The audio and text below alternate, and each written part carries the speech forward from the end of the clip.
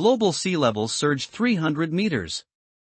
The old world sank into the abyss, and humanity became nothing more than floating duckweed. Starting from a single floating door plank, they struggled to survive. Raft building, fishing, port construction, steelmaking, shipbuilding, they rose from scavengers in a sea of garbage to maritime superpowers commanding massive warships. But the truth hidden in the underwater ruins is darker than the abyss itself. This flood was deliberately set. This was Su Chen's first thought after regaining consciousness. His lips were cracked in several places, and his tongue felt like a piece of dried salted fish, with every breath. The fishy stench of seawater filled his nostrils. He lay prone on a concrete slab near the shore, half his body submerged in the water. He looked up. There was no sunlight in the grayish-white sky. The heavy layers of clouds were like an inverted iron pot, pressing down until it was hard to breathe. Various debris floated on the sea surface, broken utility poles, overturned refrigerators, swollen and deformed car tires, and a section of a concrete wall that likely belonged to either a hotel or an office building. In the distance, a single pillar from a viaduct stood lonely in the water, like a tombstone without a cross. The seventh day of the Great Flood. This number popped into Su Chen's head automatically. He didn't know why he could be so certain. Perhaps it was because of that faint, current-like heat in his body reminding him. It had come suddenly, without warning, as if someone had stuffed a battery into the back of his head. He remembered things that didn't belong to the present. Fragmented, dreamlike images, the surging sea swallowing the city. Crowds crying out on the rooftops of skyscrapers, helicopter rotors snapped by high winds and crashing into the water. Then came the long period of drifting, radiation, hunger, and finally, death. Then, he woke up again. Waking up on this damned concrete slab. Stop thinking about it, he whispered to himself. His voice was as raspy as a file scraping against sheet metal. Of these memories, or past life memories, if you will, only one part was useful. In 3 days, the first wave of the black tide would surge from the southeast. It was a radioactive tide that accompanied the Great Flood. Contact with bare skin would cause burns and nerve damage.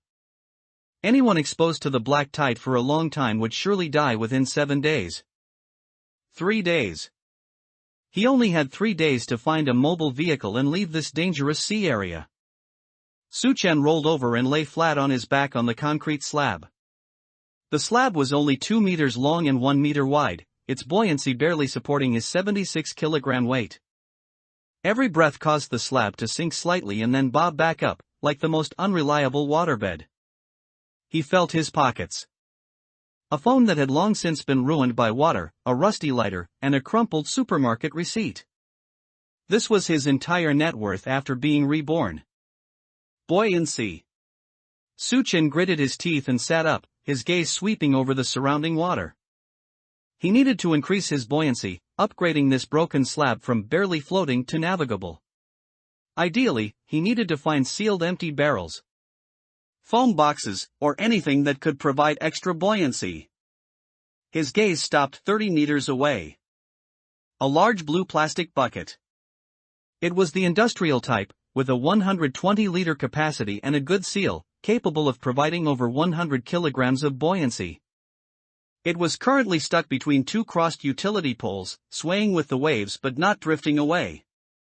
Perfect. But the problem was 30 meters. 30 meters of open water with no cover. And he didn't know what was beneath the surface. His past life memories told him, in the first 2 weeks after the Great Flood, mutations had not yet broken out on a large scale. But sporadic mutants had already appeared. The most common were mutated seagulls, their bodies swollen to 3 times the size of a normal seagull.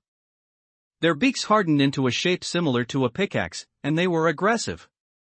He hesitated for 3 seconds. Then, he entered the water.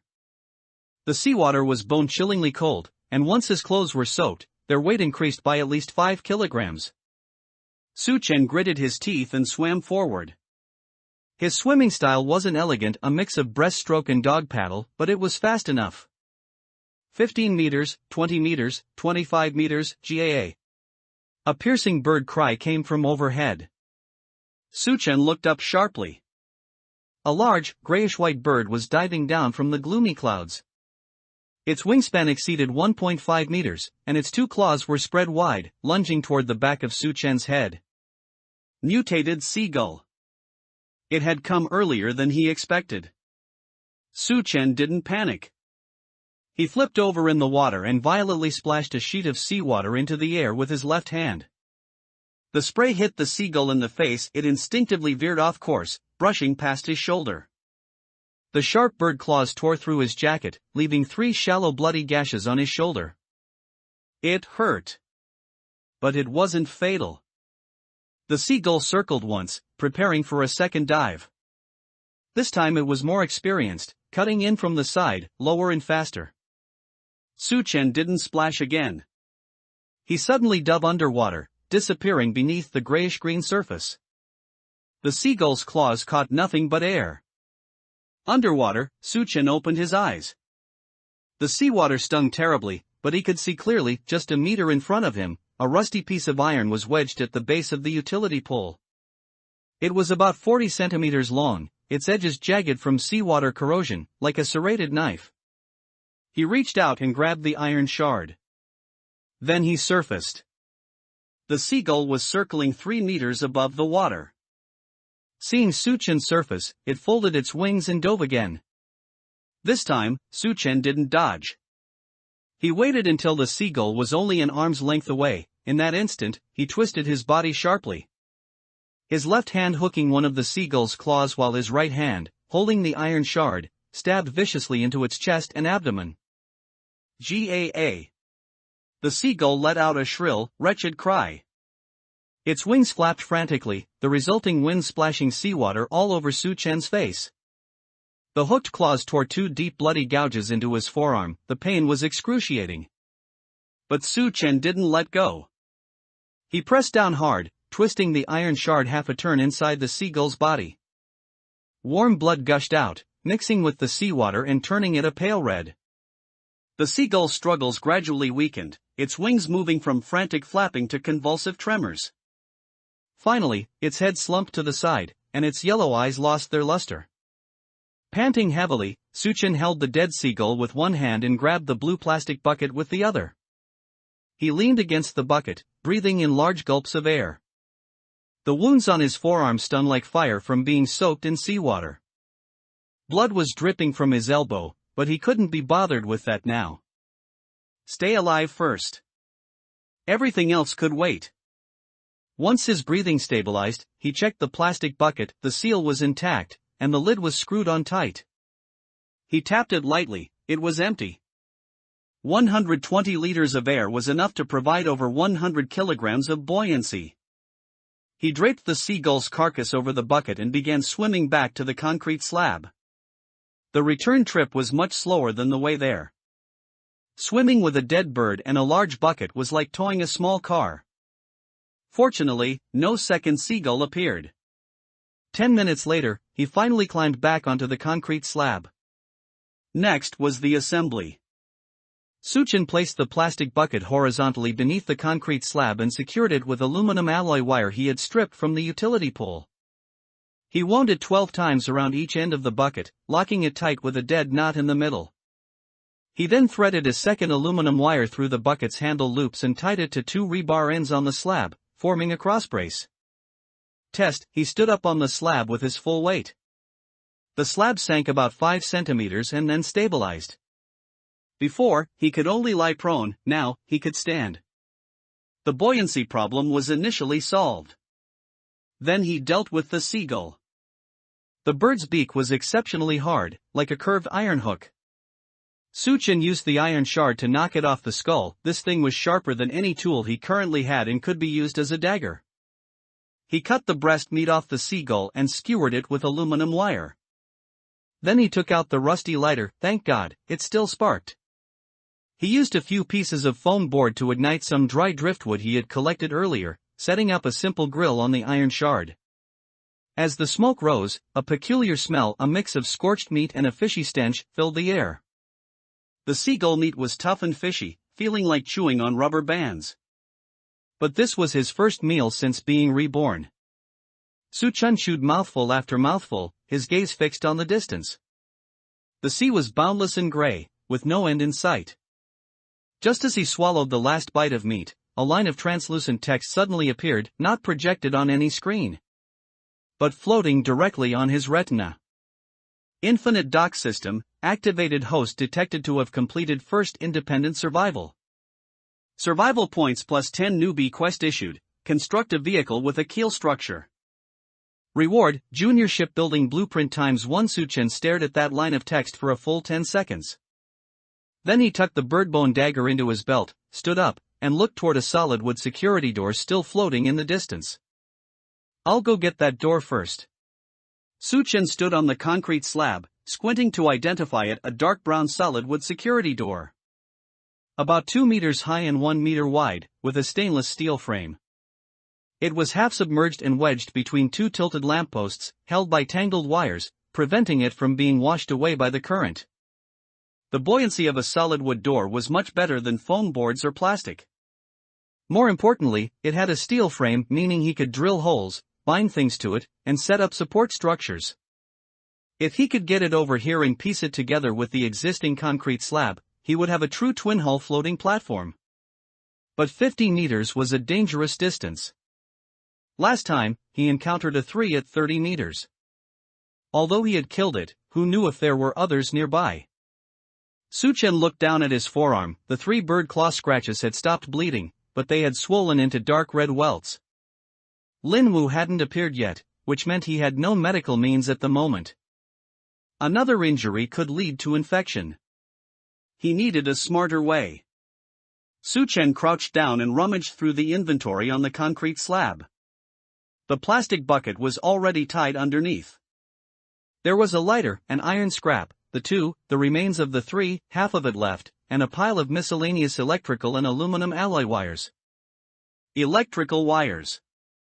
He pulled out the longest one, about 7 or 8 meters long, with a cracked outer casing but an intact copper core.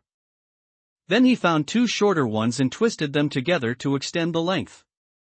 After connecting the 3 sections, the total length barely reached over 20 meters. Not enough. He was nearly 30 meters short. Su-Chun looked up and surveyed his surroundings. Around that lonely overpass pillar, various floating debris were scattered on the water. He noticed a tangle of nylon rope not far away. It looked like the mooring line of some fishing boat that had been swept away by the waves. He needed that bundle of rope. Fortunately, the distance was much closer this time, less than 10 meters. Su-Chun lay on the edge of the slab, using a piece of rebar bent into a hook shape as a simple gaff. After 4 or 5 attempts, he finally hooked the edge of the rope bundle and pulled it over. Nylon rope was much stronger than electrical wire. He untangled and straightened the rope. The total length was about 40 meters. Combined with the previously connected wires, it was more than enough. The plan took shape. Su-Chun tied one end of the nylon rope to the rebar on the concrete slab and tied a fist-sized piece of broken brick to the other end as a weight. He swung his arm twice to test the throwing feel. The brick would fly out dragging the rope. It definitely wouldn't reach if it was too far. He needed to get within 20 meters first. So he lay flat on the concrete slab and began to paddle with his hands. The icy seawater surged through his fingers, and with every stroke, his palms turned white from the soaking. But the slab was indeed moving. The extra buoyancy provided by the plastic bucket made it much more maneuverable than before. 10 minutes later, he had approached to a distance of about 15 meters. Enough. Heave. Su-Chun let out a shout and threw the rope tied to the brick with all his might. The brick traced an arc in the air and fell into the gap between the security door and the lamppost. The rope draped over the steel frame of the door panel. He carefully tightened the rope. The brick wedged into the handle hole on the back of the door, a natural anchor point. Pull.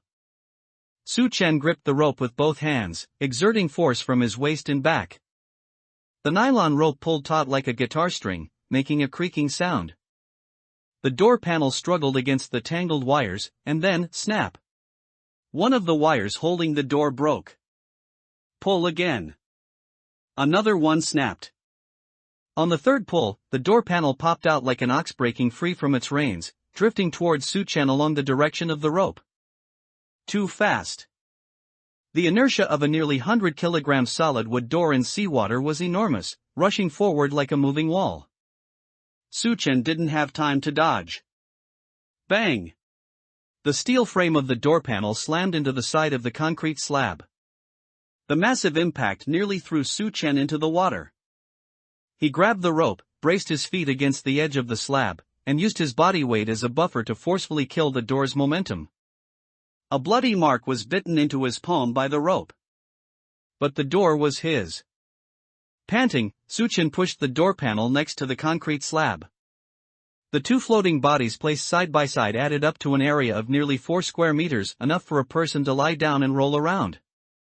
Next was the most critical step, the merger. He couldn't just tie the two slabs together with rope, the waves would constantly tug at them. And even the strongest rope couldn't withstand repeated bending. He needed a method to form a rigid connection between the two slabs. Suchen crouched at the edge of the door panel, thinking. His gaze fell on the hinges that came with the door. This was a solid wood and steel frame security door, and there were 3 heavy-duty hinges on the frame, each consisting of 2 steel plates and a pin. Hinges. He could remove the hinges and use them in reverse, using the 2 steel plates of a hinge to sandwich the edges of the concrete slab and the door panel. Then tightening them with aluminum alloy wire through the screw holes. This way, the 2 slabs would be connected like a joint, being both firm and allowing for a certain degree of movement. No sooner said than done. Using the 2 as a screwdriver, the tip of the beak happened to fit into the cross slot. He spent half an hour unscrewing the 3 hinges from the door frame. His fingers were cut twice by the rusted screws, but he didn't care. Then came the installation.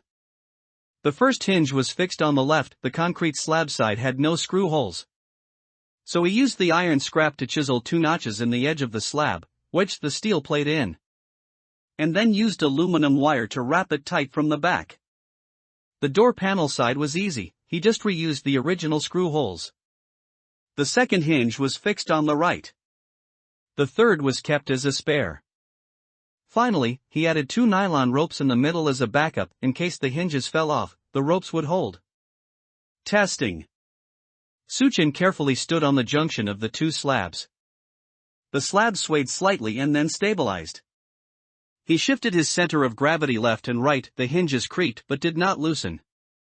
The 2 floating bodies were like a pair of conjoined brothers, rising and falling in sync. With stability improved at least 3-fold compared to the single slab. He could even jog on it. Raft No. 0 Suchen gave his creation a name. Although calling it a raft was a bit of a stretch, it was more like a floating floor made of 2 slabs tied together. But compared to the broken concrete slab he could only lie flat on 2 hours ago, this was a qualitative leap. Just as he leaned over to organize the remaining ropes, his peripheral vision caught a movement. A figure. 80 meters away, a scrawny man was drifting toward him, clutching half a piece of foam wood. The other person's eyes were fixed on Suchen's raft No. 0 specifically, on the supplies piled on the raft, half a seagull's meat, a bucket of air, ropes, and tools. For someone who had survived 7 days drifting in the ruined sea, the instinct to live had overridden all moral boundaries. "Let me up," the man shouted hoarsely. "I won't take anything, I just want a rest." Suchen gripped the 2 tightly. He didn't answer. Seeing that he didn't speak, the man began to accelerate his paddling to get closer. At the same time, his right hand pulled a sharpened wooden stick from under the water. "If you won't let me, I'll get on myself." His tone had changed. A plea for help had turned into a threat. Suchen took a step back and crouched down, his left hand finding the spare aluminum wire he had pre-wrapped around the edge of the slab. He quickly pulled out 2 strands of aluminum wire and pulled them taut toward the water. It was a tripwire he had set up while assembling raft No. 0. Originally it was just to secure tools, but now it was his last line of defense. The man had already swum to within 3 meters. He climbed onto the edge of the door panel with one hand while holding the wooden stick with the other. About to flip himself onto the raft, his left foot stepped onto the taut aluminum wire below the water's surface. Ugh! In a situation where it was hard to find leverage in the water, the aluminum wire caught his ankle, causing him to lose his balance. The center of gravity of his upper body pressed entirely onto the edge of the door panel. The door tilted sharply to that side, but the concrete slab connected by the hinges acted as a counterweight, pulling the entire raft's center of gravity back. The man was thrown back into the water by the rebounding buoyancy. The wooden stick slipped from his hand. Su-chan didn't give him a second chance. He grabbed the other end of the long aluminum wire and yanked it to the right. The tripwire tightened like a chain, cinching around the other's ankle. The man struggled in the water, choking on a few mouthfuls of seawater. Listen up. Su-chan crouched at the edge of the raft, his voice calm, but his hand holding the dagger did not loosen. I can let you go, or I can drag you to those two lampposts. You choose.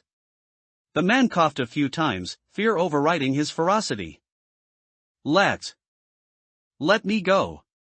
Su-chan let go. The aluminum wire fell away, and the man kicked the water desperately, swimming in the opposite direction. He didn't even want that piece of foam board anymore, only caring about escaping with his life. Su-chan watched him disappear into the gray sea mist and did not pursue. He looked down at his hands. The blood marks from the rope and the scratches from the seagull overlapped. The pain was already somewhat numb. On his retina, the system panel flickered slightly. Survival points +5, resource defense, obtained, basic structural blueprint ×1, unlocked feature, hull reinforcement, increases hull durability by 5%, ***. Su-chan was in no hurry to study the system. He fished back the foam board the man had left behind, another piece of buoyant material. Then he sat on raft No. 0 and recounted all his belongings. A twin-hull raft composed of a concrete slab and a solid wood door. Extra buoyancy provided by a 120-liter sealed plastic bucket.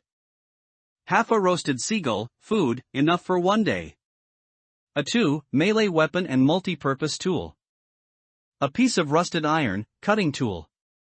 A bundle of nylon rope and some aluminum alloy wires, binding materials. A lighter, remaining fuel unknown. A waterproof notebook, Great Flood countdown data, undeciphered. And an invisible, untouchable, but very real system. He was still alive. And he was more than a little stronger than when he woke up. Su-chan sheathed the two and checked all the knots again. This was a lesson learned with his life in his previous world. Everything on the sea is moving, and things not tied tightly enough will be gone. After a sleep. After confirming everything was in order, he took one last look in the direction the man had disappeared. Next time, I might encounter more than just someone with a wooden stick. He needed a real weapon. He also needed more hands. But that was for later. Now, the most important thing was to give Raft No. 0 true sailing capability before the black tide arrived. Su-chan opened the system panel and clicked on the basic structural blueprint. Translucent blue lines unfolded before his eyes, depicting a simple cross-sectional structure of a hull, a longitudinal load-bearing beam in the middle. A keel. So that's how it is, he muttered to himself. It's not a ship just because things are tied together. A ship must have bones. It was a hunger that seeped from the very marrow of his bones. The calories from half a roasted seagull had lasted 6 hours. Now, his stomach felt like it was stuffed with fire, not from overeating, but because eating just a little after being empty for so long had instead fully awakened his dormant appetite. Su-chan crouched on 5 and licked his chapped lips. His fresh water was also hitting rock bottom. The bit of rainwater he had scraped off the iron sheet during the storm, about half a liter, was stored in a scavenged plastic bottle. If he drank sparingly, it would last one more day at most. Food and water, these were the true deadlines. The black tide would arrive in 3 days, but dehydration could kill in just 2. He stood up, positioning himself at the highest point of 5, the solid wood door side was a few centimeters higher than the concrete slab, and gazed as far into the distance as possible. Across the grayish-white sea, floating debris was everywhere. An overturned refrigerator floated lonely 30 meters away, like a white coffin. Further off, the silhouettes of 2 or 3 items, either crates or furniture, loomed indistinctly in the sea mist. No sign of food. Just as he was about to give up his lookout, a movement caught his attention. A seabird skimmed across the water at a low altitude, a normal-sized seagull, not the mutated kind. It held a shimmering object in its beak, silvery white and exceptionally conspicuous under the gloomy sky. A silver packaging bag. Su Chen's pupils constricted sharply. That was aluminum foil packaging. He had seen it countless times in his past life: compressed biscuits, military rations, energy bars, they all used the silver aluminum foil vacuum packaging. It was waterproof, moisture-proof, and had a shelf life of over 5 years. If that seabird had flown from a food source, it would go back. Birds have fixed foraging routes. It had flown in from the southeast, carrying its prize. After eating, there was a high probability it would return along the same path to continue transporting more. Su Chen didn't give chase.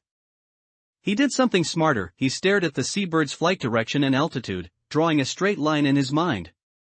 South-southeast, at an elevation of about 30 degrees. Then he waited. 20 minutes later, a second seagull flew in from the same direction. It also held a small silver bag in its beak. Direction confirmed. Su Chen crouched and untied the nylon rope secured to the edge of 5. He stuffed the scavenged foam board into the front of the door to act as a wavebreaker. Then used a steel pipe as an oar and began rowing toward the southeast. He rowed for about 20 minutes. The combination of concrete slab and solid wood door wasn't particularly agile in the water. But the buoyancy provided by the plastic barrels kept the waterline low, resulting in little resistance. The sea mist ahead gradually thinned. Then, he saw it. A half-submerged building. To be precise, it was a convenience store, or it used to be. Most of the white-tiled exterior walls were still intact, and the large characters for 24 hours on the sign had faded from being soaked in seawater. The first floor of the store was completely submerged, with only parts of the second floor and the roof exposed above the sea. The roof was covered in seagulls. There were at least 20 or 30 of them. They were pecking and fighting there, occasionally flapping their wings to take off or land. Several had silver packaging bags in their beaks. They were bringing them out from inside the convenience store. Su Chen took a deep breath. A convenience store. Before the Great Flood, convenience stores were never short on food: compressed biscuits, instant noodles, ham sausages, mineral water, and various canned goods. If the second-floor warehouse of this shop hadn't been completely flooded, a large amount of the stock inside might have survived. The problem was how to get in. The first-floor entrance was at least 2 meters underwater. He could dive in, but the internal structure of a convenience store was complex: shelves, counters, and refrigerated cases formed a maze-like obstacle course in the water. If he got snagged or couldn't find an exit, he would die once he ran out of breath. Moreover, there might be other things underwater. Su Chen slowly rowed 5 to the side of the convenience store and tied it with a rope to a window frame protruding from the second floor. The raft was stable. He stood up and observed the second floor. One window was broken. Most of the glass was shattered, but the frame remained. The vertical distance from the raft to the window frame was about 1.5 meters. He could reach it with a jump. But the question was whether the window frame could support his weight. Su Chen hesitated for 3 seconds. Then he jumped. His hands gripped the bottom edge of the window frame. The rusted metal made a tooth-grinding sound, but it didn't break. He performed a pull-up, hauled his body over the frame, and tumbled into the second floor. His feet landed on a damp tiled floor. The water level was just a dozen centimeters below the second floorboards, meaning most of the second floor space was still dry. Or rather, it used to be dry. The air was thick with a mixed odor of mold and decay. Sunlight slanted in through the broken window, illuminating a scene of utter chaos. Half the shelves had collapsed. Snacks, daily necessities, and tissue boxes were scattered everywhere. Some packaging had already been bitten open by rats or seabirds, and the contents had gone moldy. But some, Suchan's eyes lit up. A set of shelves against the wall was actually still standing. On the top layer, military green tin boxes were neatly arranged, field rations. He walked over quickly and picked up a tin box. The lid was printed with MRE-24H tactical rations, shelf life 8 years. The production date was 2 years before the Great Flood. Still within the shelf life. He opened the tin box. Inside were 4 packs of vacuum compressed biscuits, 2 packs of dehydrated vegetables, a pack of instant coffee, a tube of concentrated cheese, a small bottle of water purification tablets, and even a pack of windproof matches and a miniature heating pack. This one box was enough to feed an adult for an entire day. And on the shelf, there were 6 boxes. His hands were shaking. Not from fear, but from adrenaline. After drifting in the ruined sea for 7 days, which for the reborn him was actually only a few hours, he had finally found a security reserve in the truest sense. 6 boxes of MREs were enough for 6 days. In those 6 days, he could complete the raft upgrade, search for companions, and even begin moving toward a safe zone. Suchan moved all 6 tin boxes to the window. Then he began searching the other shelves. The harvest was as follows: for unopened bottles of mineral water, 500 milliliters each, these were true life-saving supplies. A box of disposable lighters, 12 total, no more worrying about fire sources. 3 rolls of packing tape, universal repair material. A folding knife, army knife style, hidden in the cash register drawer, much more refined than the Zero. 2 AA batteries and a small flashlight, though he didn't know if they still had power, they were worth a try. Then, he discovered an unexpected item under the cash register. A notebook. It wasn't a supermarket ledger, but in a 5-sized hardshell waterproof notebook, its cover sealed with tape. Suchan tore off the tape and flipped to the first page. The handwriting was small and dense, written in pencil. Pencil was more durable than ballpoint pen in humid environments. And the writing wouldn't bleed. The first line read, Great Flood. Countdown record. Dr. L***** below was a dense set of data, D180, sea level rising 0.3 m/week, media still reporting it as seasonal high tides. D120, Antarctic ice shelf collapse accelerating, speed exceeding model projections by 400%. Internal documents claim this is not a natural trend. D60, confirmed it is man-made. Repeat, it is man-made. The activation sequence of the anchor nodes perfectly coincides with the timing of the ice sheet collapse. D30, Phase 3 approval passed. They know how many people will die. They don't care. D7, the final broadcast was interrupted. There's no time for anything. D0, the seawater has come. The following pages were blank. Dr. L hadn't continued writing. Perhaps he was dead, or perhaps he had given up. But the information recorded in this notebook sent a chill down Suchan's spine. Man-made. The Great Flood wasn't a natural disaster. Someone had activated something called anchor nodes, artificially triggering the ice sheet collapse and the sudden rise in sea levels. And all of this had gone through approval, meaning an organized, hierarchical power was behind it. They knew how many people would die. They didn't care.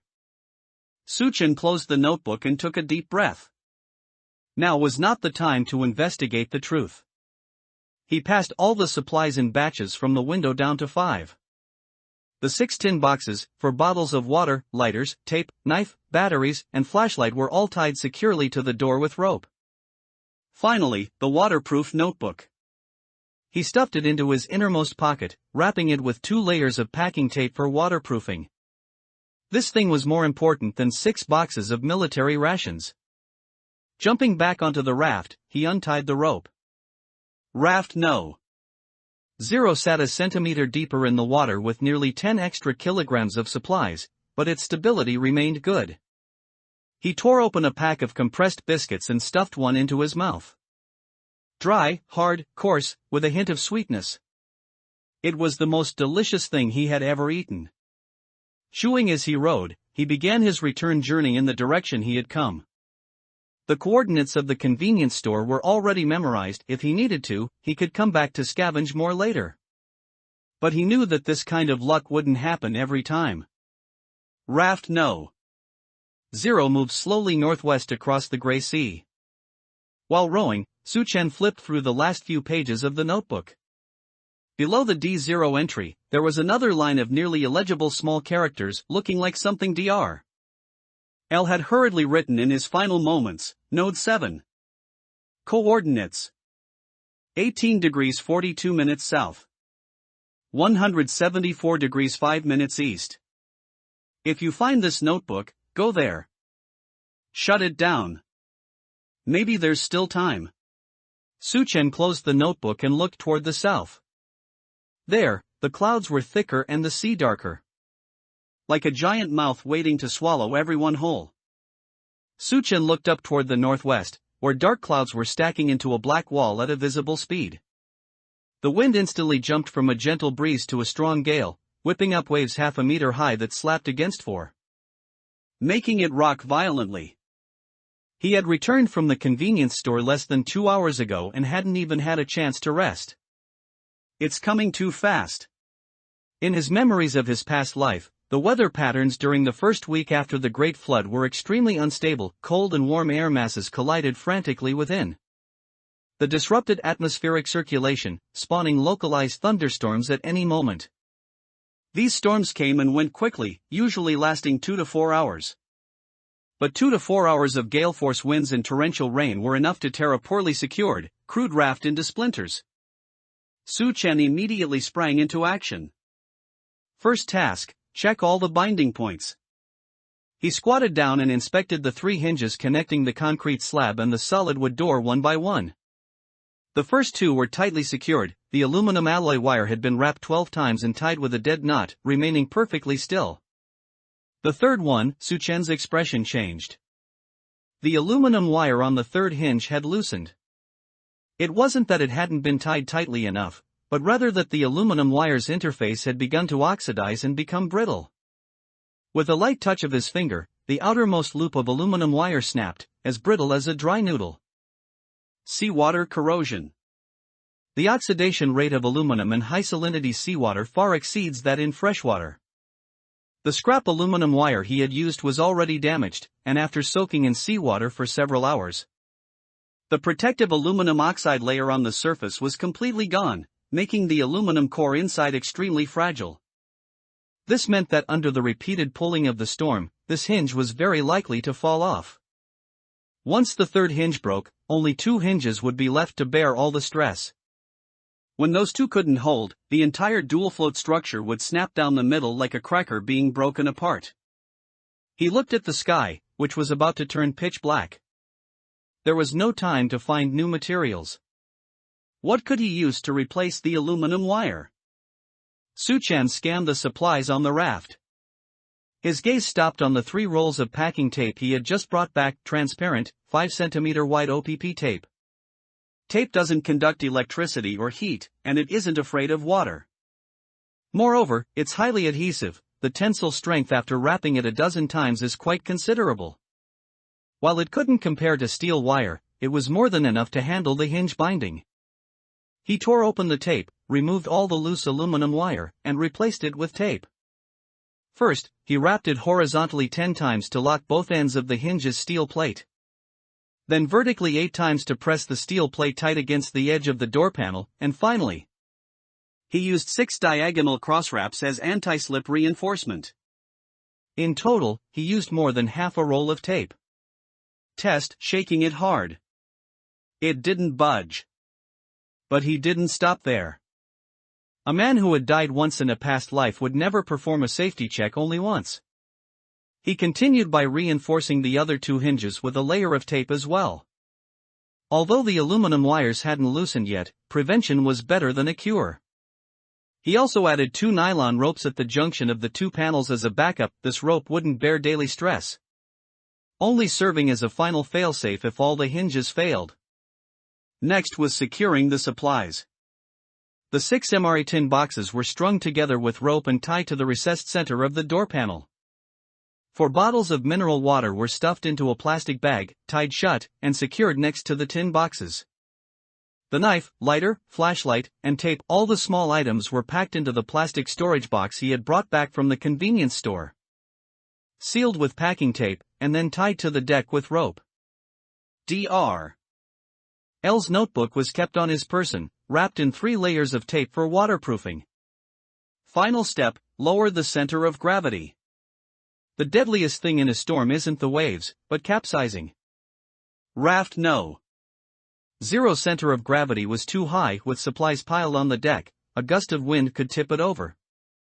Su-chen untied the plastic barrels from the bottom, moved them to the very center of the raft, and then wove a net around the barrels with rope. Securing the heaviest supplies, the tin boxes and water bottles, tightly against the barrels. In this way, the raft's center of gravity was lowered from the deck surface to a position near the waterline. Stability was significantly improved. By the time he finished all this, the wind had already begun to howl. The first bolt of lightning struck the distant water surface. A flash of white light was followed 7 or 8 seconds later by muffled thunder. The center of the storm was likely still 10 kilometers away, but it was approaching rapidly. The rain arrived. It wasn't a light drizzle. It was entire buckets of water pouring from the sky. Raindrops the size of beans pelted the deck, hitting Su-chen so hard he could barely keep his eyes open. Within minutes, the sea surface transformed from rolling waves into a boiling pot. Churning spray was everywhere. The waves began to grow. 0.5 meter, 1 meter, 1.5 meters. Raft No. 0 was pushed to the crest of a wave by a swell, then dove down like a roller coaster. Su-chen was thrown into the air and slammed back onto the deck. His tailbone hit the steel frame of the door panel, sending a piercing bolt of pain straight to his brain. But he couldn't stay lying down. He had to crawl. His hands gripped the rope knots on the deck with all his might, his entire body pressed tight against the deck, making his own weight part of the ballast. A second wave struck. This one was even more violent. Seawater surged onto the deck from the side, soaking Su-chen from head to toe. He felt as if he had been stuffed into a washing machine. Water was everywhere, above, below, left, and right, making it impossible to tell sky from sea. The rope. The rope in his left hand slipped from his palm during the struggle. Su-chen's body lost half its anchor points, and he was pushed by the waves toward the edge of the raft. His feet were already dangling in the air. 1 more inch, and he would be swept into the sea. What did falling into the water during a storm mean? No need to think about it. It meant death. Craff! He let out a roar, his right hand death gripping the last rope while his left hand clawed frantically at the slippery deck, breaking 2 fingernails. Finally, his fingers hooked into the handle hole on the door panel. That door handle hole, which had previously been used to hang ropes, saved his life. He pulled his entire body back to the center of the deck, clinging tightly to the plastic barrels like he was embracing a life-saving partner. The storm lasted for 3 hours. During those 3 hours, Su-chen never let go once. His knuckles were so stiff they lost sensation, and his forearm muscles cramped and twitched from the constant exertion. Rainwater poured into his mouth, nose, and ears. He spent most of the time switching between choking on water and holding his breath. 3 hours. It felt as long as 3 years. When the last bolt of lightning exploded in the distance, the wind finally began to weaken. The waves dropped from 1.5 meters to 1 meter, then down to 0.5 meter. The rain turned from a downpour to moderate rain, and then to a pitter-patter drizzle. Su-chen lay on the deck, facing the sky, his chest heaving violently. He checked his body. He was soaked to the bone, his tailbone was badly swollen where it had been hit. 2 fingernails on his left hand were broken and bleeding, and his mouth was filled with the salty taste of seawater. But his limbs were intact, and his mind was clear. He had survived. Then he checked the raft.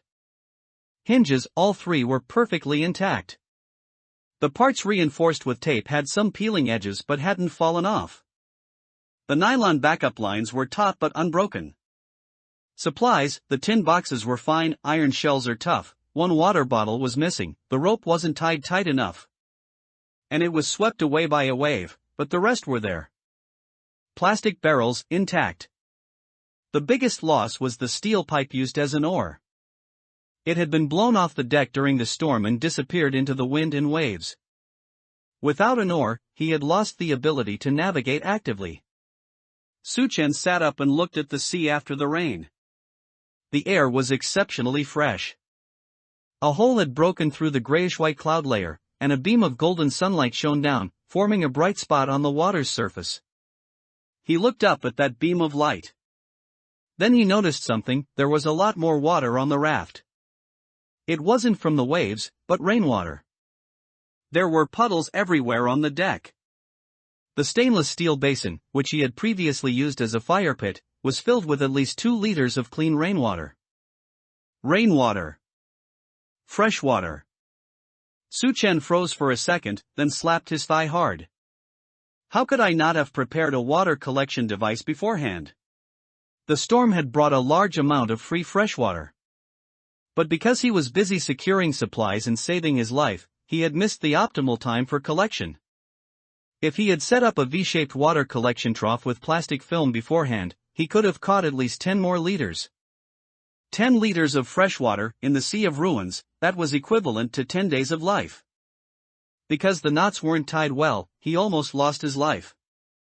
Because water collection wasn't prepared, 10 liters of water were wasted. This was the cost of the lesson. Suchen silently poured the 2 liters of rainwater from the basin into a plastic bottle and capped it tightly.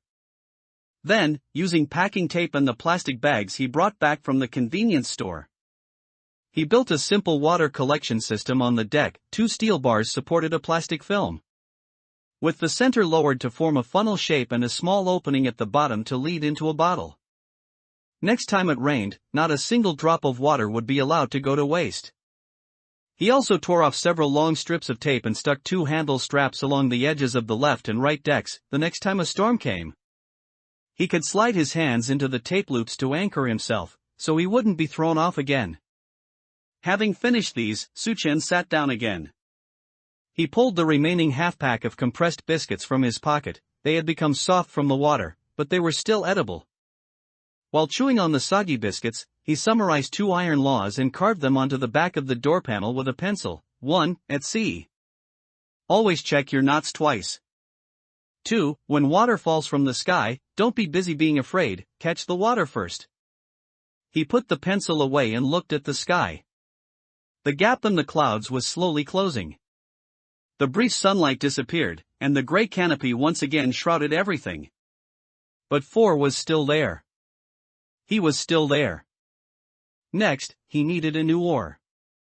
More importantly, he needed a complete knot system. He couldn't just improvise every time. He had to set up permanent mooring cleats and safety locks at every critical point on the raft. And the prerequisite for all that was knot tying. Real, professional marine knots that wouldn't be torn apart by the waves. In his past life, he had died in a capsizing accident. The rope hadn't been tied properly, and he had been thrown out. In this life, knots were no longer just a technical issue. They were his life. Twilight surged from all directions, the gray sea turned leaden, then ink black. The temperature plummeted by at least 8 degrees within 20 minutes.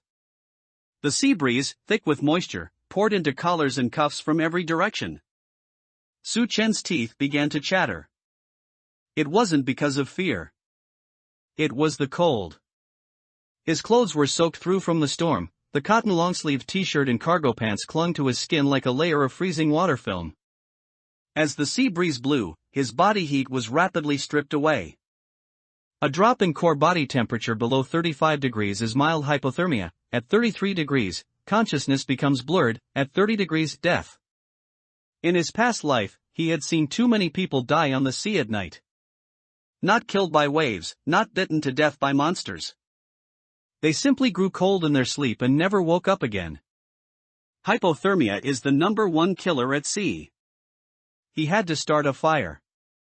Suchen pulled a lighter out of the storage box. With a click, it didn't light.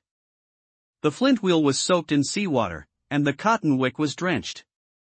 The second one. Still nothing. The third one, a spark flashed, but it failed to ignite. He took out the windproof matches included in the MRE tin. These were theoretically waterproof. The match head contained an oxidant, allowing it to ignite through friction even in damp environments. SSHSH, the match head emitted a puff of white smoke and then flared up. The orange-red flame flickered in the sea breeze like a small flag that could be extinguished at any moment. Now he needed tinder. The problem was, the storm had soaked everything. The driftwood fragments he had stored earlier were all wet: bark, paper, cloth strips. Nothing could be ignited directly. What to do? Su Chen's gaze swept over the supplies on the raft and stopped on something, that half-roll of used packing tape. The base material of OPP tape is polypropylene film. Polypropylene has an ignition point of about 320 degrees, but once ignited, it can burn continuously and release considerable heat. Moreover, it's not afraid of water. He tore off a section of tape about half a meter long and crumpled it into a loose ball. It couldn't be pressed too tightly, or air wouldn't get in. Then he brought the windproof match close to it. The edges of the tape began to melt and bubble, and then poof! A ball of blue flame flared up. Polypropylene doesn't produce a large flame when burning, but the temperature is high, and it's accompanied by a pungent smell of plastic. With tinder ready, he next needed primary fuel. Wet wood couldn't be burned directly, but it could be roasted dry before burning. Su Chen flipped the stainless steel basin over, placing it upside down on the deck to serve as a furnace base, and put the burning ball of tape on the bottom of the basin. Then he propped several pieces of wet driftwood around the basin, using the heat from the burning tape to evaporate the surface moisture. The process was very slow. The tape burned for nearly 5 minutes before white steam began to rise from the surface of the driftwood. Su Chen constantly rotated the driftwood so that every side could be roasted by the heat.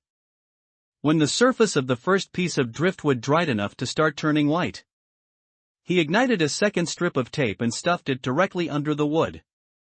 The dry bark of the driftwood ignited. First smoke, then a small cluster of hesitant flames, and finally whoosh! The flames leaped up over 10 centimeters, engulfing the entire surface of the driftwood.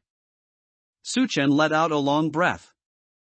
At this moment, the most beautiful thing in the world was neither diamonds nor sunsets. It was fire. He turned the basin right side up to use as a brazier. He placed the burning driftwood inside and then continuously added new pieces of wood. The fire grew stronger, and the orange-red light illuminated an area of 2 or 3 meters around him. Heat began to radiate outward. Su Chen took off his soaked shirt and hung it on a rack propped up with rebar to dry. The clothes emitted white smoke in the heat as the moisture evaporated bit by bit. He squatted bare-chested next to the brazier, feeling the sensation of the heat waves hitting his skin. His frozen fingers slowly regained feeling, first a stinging pain, then a warm glow.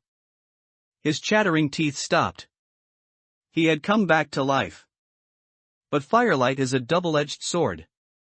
On the pitch-black sea, a fire is like a lighthouse. All eyes drifting in the darkness would be attracted to it, whether they were human, bird, or something else. Sure enough. About 20 minutes later, Su Chen heard the sound of water. It wasn't the sound of waves, it was the splash-splash of something paddling in the water. And it was approaching.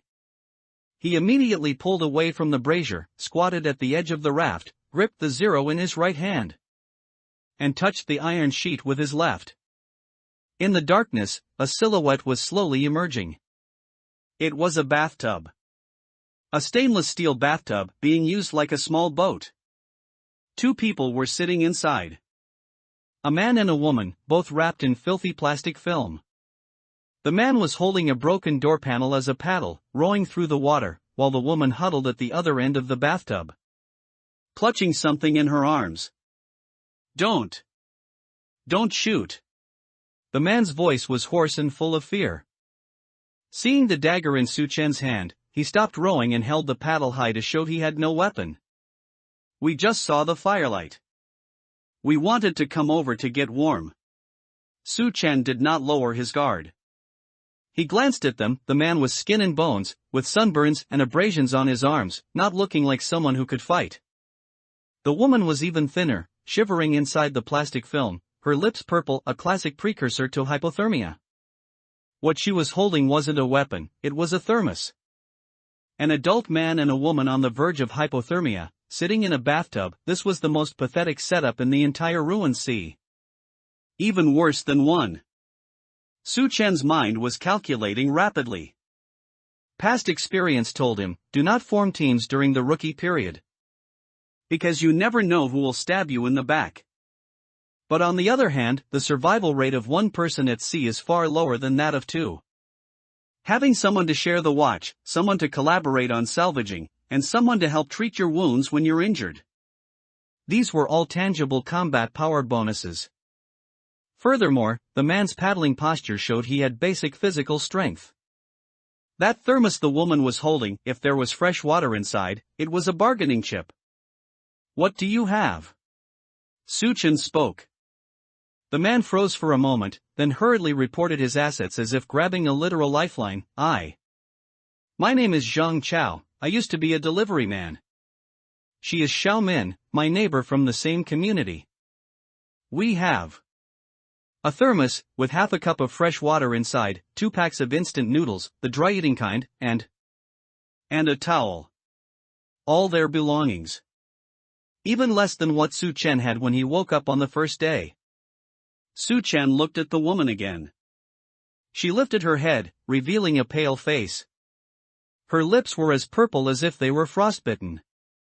Her fingers stiffly gripped the thermos, her fingertips white. If she didn't get warm, she would die tonight. And that half cup of fresh water and 2 packs of instant noodles in her hands were worth next to nothing to Su Chen. He had 5 boxes of MREs and 3 bottles of mineral water.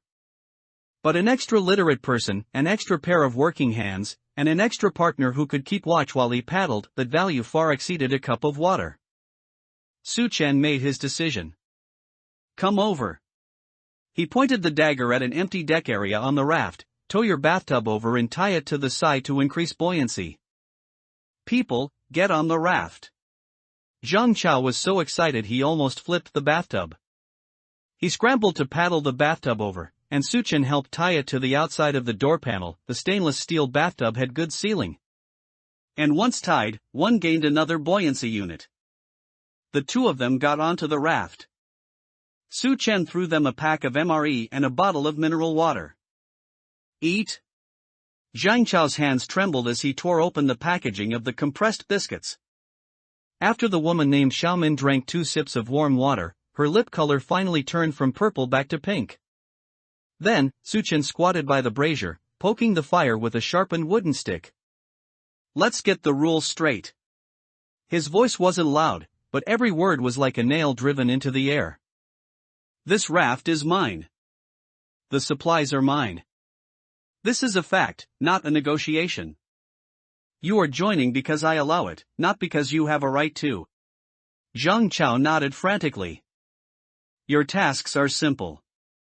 Zhang Chao is responsible for paddling and carrying, Xiaomin is responsible for keeping watch and record keeping. 8 hours of work a day in exchange for food, fresh water, and safety. If you want to leave, you can leave anytime, and take your bathtub with you. If you steal or betray me, he raised the 0. The firelight reflected off the blade, glinting with a dark red light. I'll throw you into the sea. No one spoke. The firewood in the brazier crackled. In the distant darkness, who knew how many more pairs of eyes were staring at this lonely firelight? But at this moment, there were 3 shadows under the firelight. Raft no. 0 was no longer occupied by just one person. There was no romantic sunrise on the sea in the early morning, only a grayish-white mist. The temperature remained low, but it was much better than the deadly storm last night. Su Chen opened his eyes. He was wide awake almost instantly, his left hand immediately pressing against the 2 at his waist. This was an instinct developed in his past life. Opposite him, Zhang Chao and Xiaomin were still curled up asleep in that stainless steel bathtub. The 2 huddled together for warmth like 2 frightened quails. That tattered plastic film covered them, rising and falling slightly with their breathing. Su Chen didn't wake them. He first checked the supplies. The MRE tin was still there, and the water bottles were all accounted for. It seemed these two had indeed behaved last night, or perhaps they were too tired and cold to have the energy for any little tricks. Get up and get to work. Su Chen kicked the edge of the bathtub. There was a dull thud. Zhang Chao jerked awake, nearly jumping out of the bathtub. Seeing it was Su Chen, he finally breathed a sigh of relief, a fawning smile appearing on his face. Morning, Brother Lu. It's not early anymore. Su Chen pointed toward the sea surface. Today's task is to clear that. Looking where he pointed, a massive pile of trash was floating about 20 meters away. This was a common sight after a storm. Currents swirled various floating debris together, forming trash clumps like floating islands.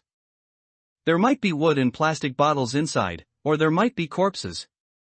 Normally, Su Chen wouldn't dare approach such a trash clump alone. Once entangled, it would be difficult for a single person to break free. But now there were 3 people. Untie the bathtub, row over there, and use a rope to drag that mass back, Su Chen ordered. Zhang Chao froze for a moment, looking at the dark, heavy seawater with some hesitation. Brother Lu, there won't be monsters in there, right? There might be. Su Chen toyed with the dagger in his hand, his gaze calm. That's why I'm sending you. If you don't go, I'll throw you in and make you swim over. Zhang Chao swallowed hard, not daring to say another word. He and the woman named Xiaomin struggled to untie the bathtub's tether and, rowing that broken door panel, cautiously approached the trash clump. 10 minutes later, the massive clump of trash was dragged alongside 4. The main component was a large, tangled mess of fishing net, wrapped around styrofoam, rotten wood, and a dead sea turtle, which already smelled putrid. Clear the net out, Su Chen commanded. This thing is worth more than your lives. For the entire morning, the 3 of them rummaged through the stinking pile of trash. Zhang Chao was responsible for using brute force to tear apart the tightly knotted sections, while Xiaomin picked out useful plastic bottles and foam to wash. Su Chen focused on the fishing net, untying its dead knots bit by bit. This was a nylon net used by coastal trawlers. Although it had several large holes and the edges were severely worn, the main structure was still intact. In the Great Flood era, a usable net meant a passive source of food. You didn't need to stare at the sea every day, as long as you cast the net. There would always be a harvest the next day. Brother Lu, is this also a good thing? Zhang Chao suddenly shouted. He was holding up an orange waterproof bag, pulled from beneath the belly of the dead sea turtle. Su Chen's eyes lit up. That was the standard color for a marine first aid kit or toolkit. Give it to me. He reached out his hand. Zhang Chao hesitated for a split second. In that instant, a flash of greed crossed his eyes. In the wasteland, orange often represented high-value supplies. But he looked at the dagger at Su Chen's waist and obediently handed the bag over anyway. Su Chen took the bag. It felt heavy in his hand. The opening used a roll-top seal with a buckle, and it was perfectly sealed. He opened it. Inside were no medicines, but a set of tools, a pair of heavy-duty pliers with rubber handles, 2 screwdrivers, Phillips and flathead, a roll of incredibly precious waterproof electrical tape, and a small box of unrusted self-tapping screws. A system prompt popped up at the right time. Obtained, basic maintenance toolkit, tool level upgraded, bare hands - basic tools, construction/repair efficiency increased by plus 20%. The corners of Su Chen's mouth curled up slightly. With the pliers and screwdrivers, he could dismantle more complex mechanical structures instead of just prying them with iron shards like before. That box of self-tapping screws was even more of a godsend, combined with the solid wood door panels. He could build extremely sturdy structures without relying solely on rope bindings. Good job, Su Chen praised, a rare occurrence, as he tossed Zhang Chao half a pack of compressed biscuits. This is your bonus. Zhang Chao held the biscuits, his hands shaking with excitement. Beside him, Xiaomin also swallowed her saliva. Is the net fixed? Su Chen turned to ask Xiaomin. This usually silent woman was currently holding a shuttle made from sharpened wire, which she had found herself in the trash pile, skillfully mending the holes in the fishing net. Almost. Her voice was very quiet, but her movements were fast. I used to work in a hosiery factory, I know how to tie these knots. Su Chen gave her an extra look. There were no useless people in the wasteland, only people who hadn't been put in the right position. The seemingly frail woman was 10 times better at mending than Zhang Chao. By noon, a mended fishing net was cast back into the sea. Although it was only a third of its original size, it was more than enough for catching fish. Lunch consisted of 2 biscuits and a sip of water per person. After eating, Su Chen took his newly acquired pliers and began reinforcing 4. He cut all the previous joints wrapped with aluminum wire. With screws and pliers, he could secure them in a more scientific way. He drilled holes directly into the hinge plates, using a red-hot nail to burn through the wooden door, and then locked them tight with self-tapping screws. The stability improved by more than just one level. Zhang Chao and Xiaomin huddled in the bathtub, watching Su Chen work. Brother Lu is really amazing. Zhang Chao muttered softly. If only we could follow him forever. Xiaomin didn't speak, just lowered her head to look at the remaining half biscuit in her hand. Her eyes flickering. Although Su Chen was working, his ears were always pricked. He heard Zhang Chao's mutterings and saw the look in Xiaomin's eyes.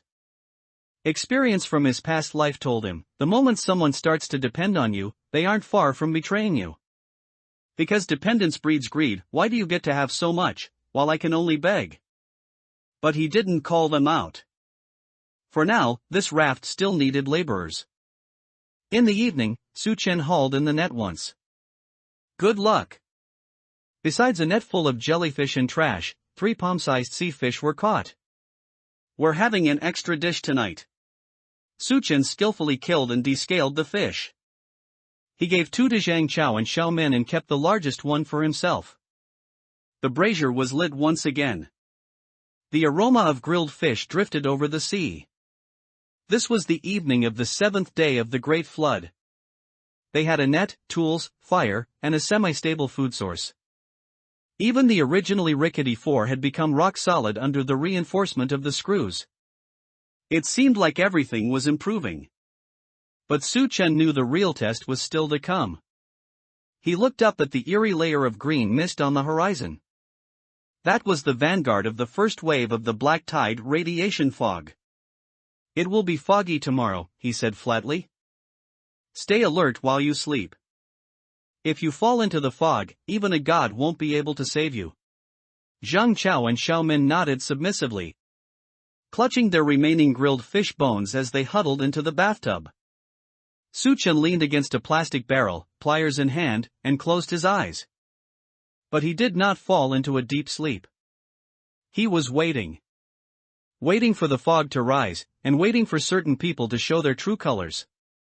At first, it was just a thin veil on the sea surface, like the white steam clinging to glass during 2. In less than half an hour, it turned into a thick, damp white wall. Visibility rapidly dropped from 1 kilometer to 50 meters, then 20 meters, finally stabilizing at around 5 meters. Once it exceeded 5 meters, the world ceased to exist.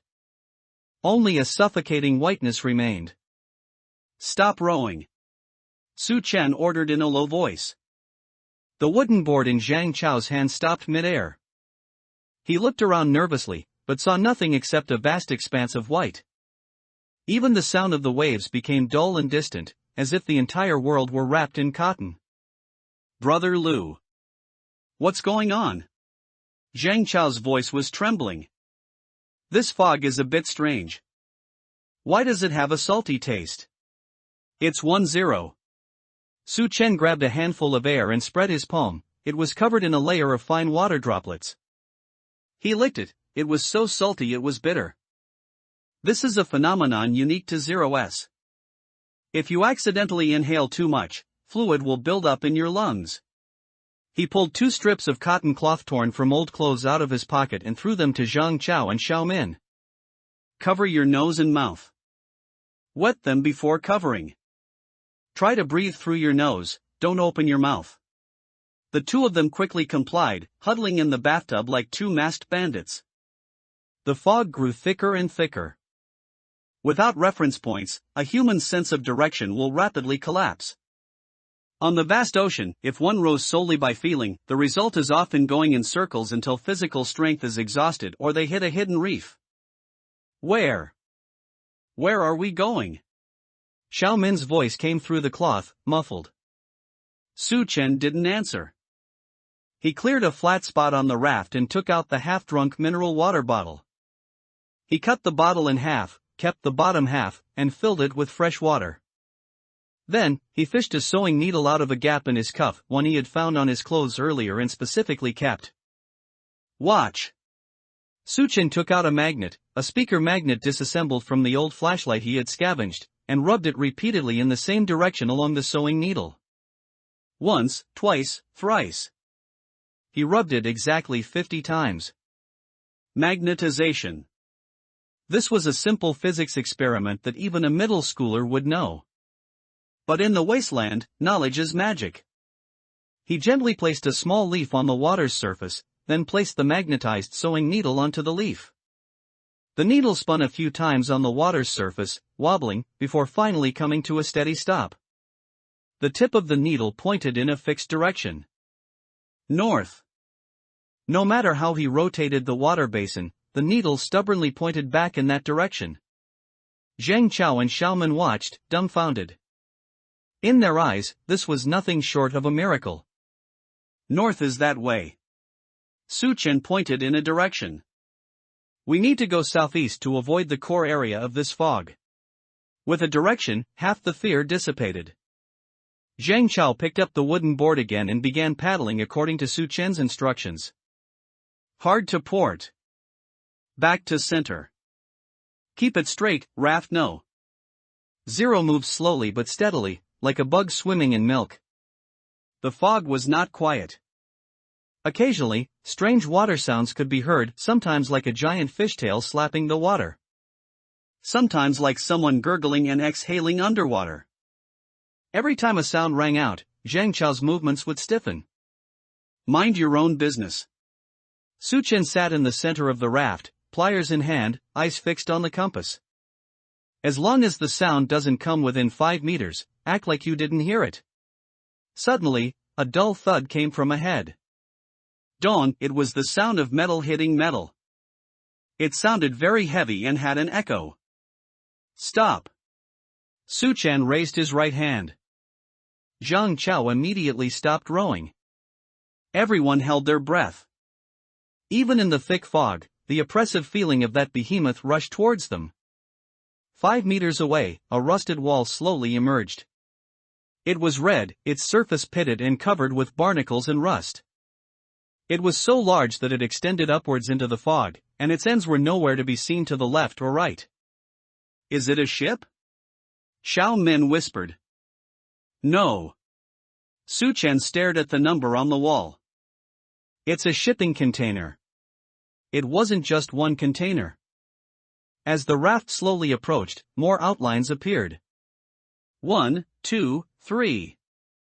Dozens of giant shipping containers floated on the water, some drifting alone, others still connected like building blocks. They must have been cargo left behind by a sunken ultra-large freighter. These containers were like giant mystery boxes. Some might contain useless plush toys, while others might contain priceless canned food or medicine. We're rich. Zhang Chao's eyes instantly glazed over. He subconsciously wanted to row over. Don't move. Su Chen's voice was as cold as ice. Look underwater. Zhang Chao lowered his head. Between the gaps of those containers, the seawater appeared in eerie deep black. Countless tiny ripples spread across the surface. Long, dark shadows could be seen faintly darting beneath the containers. They are associated fish schools.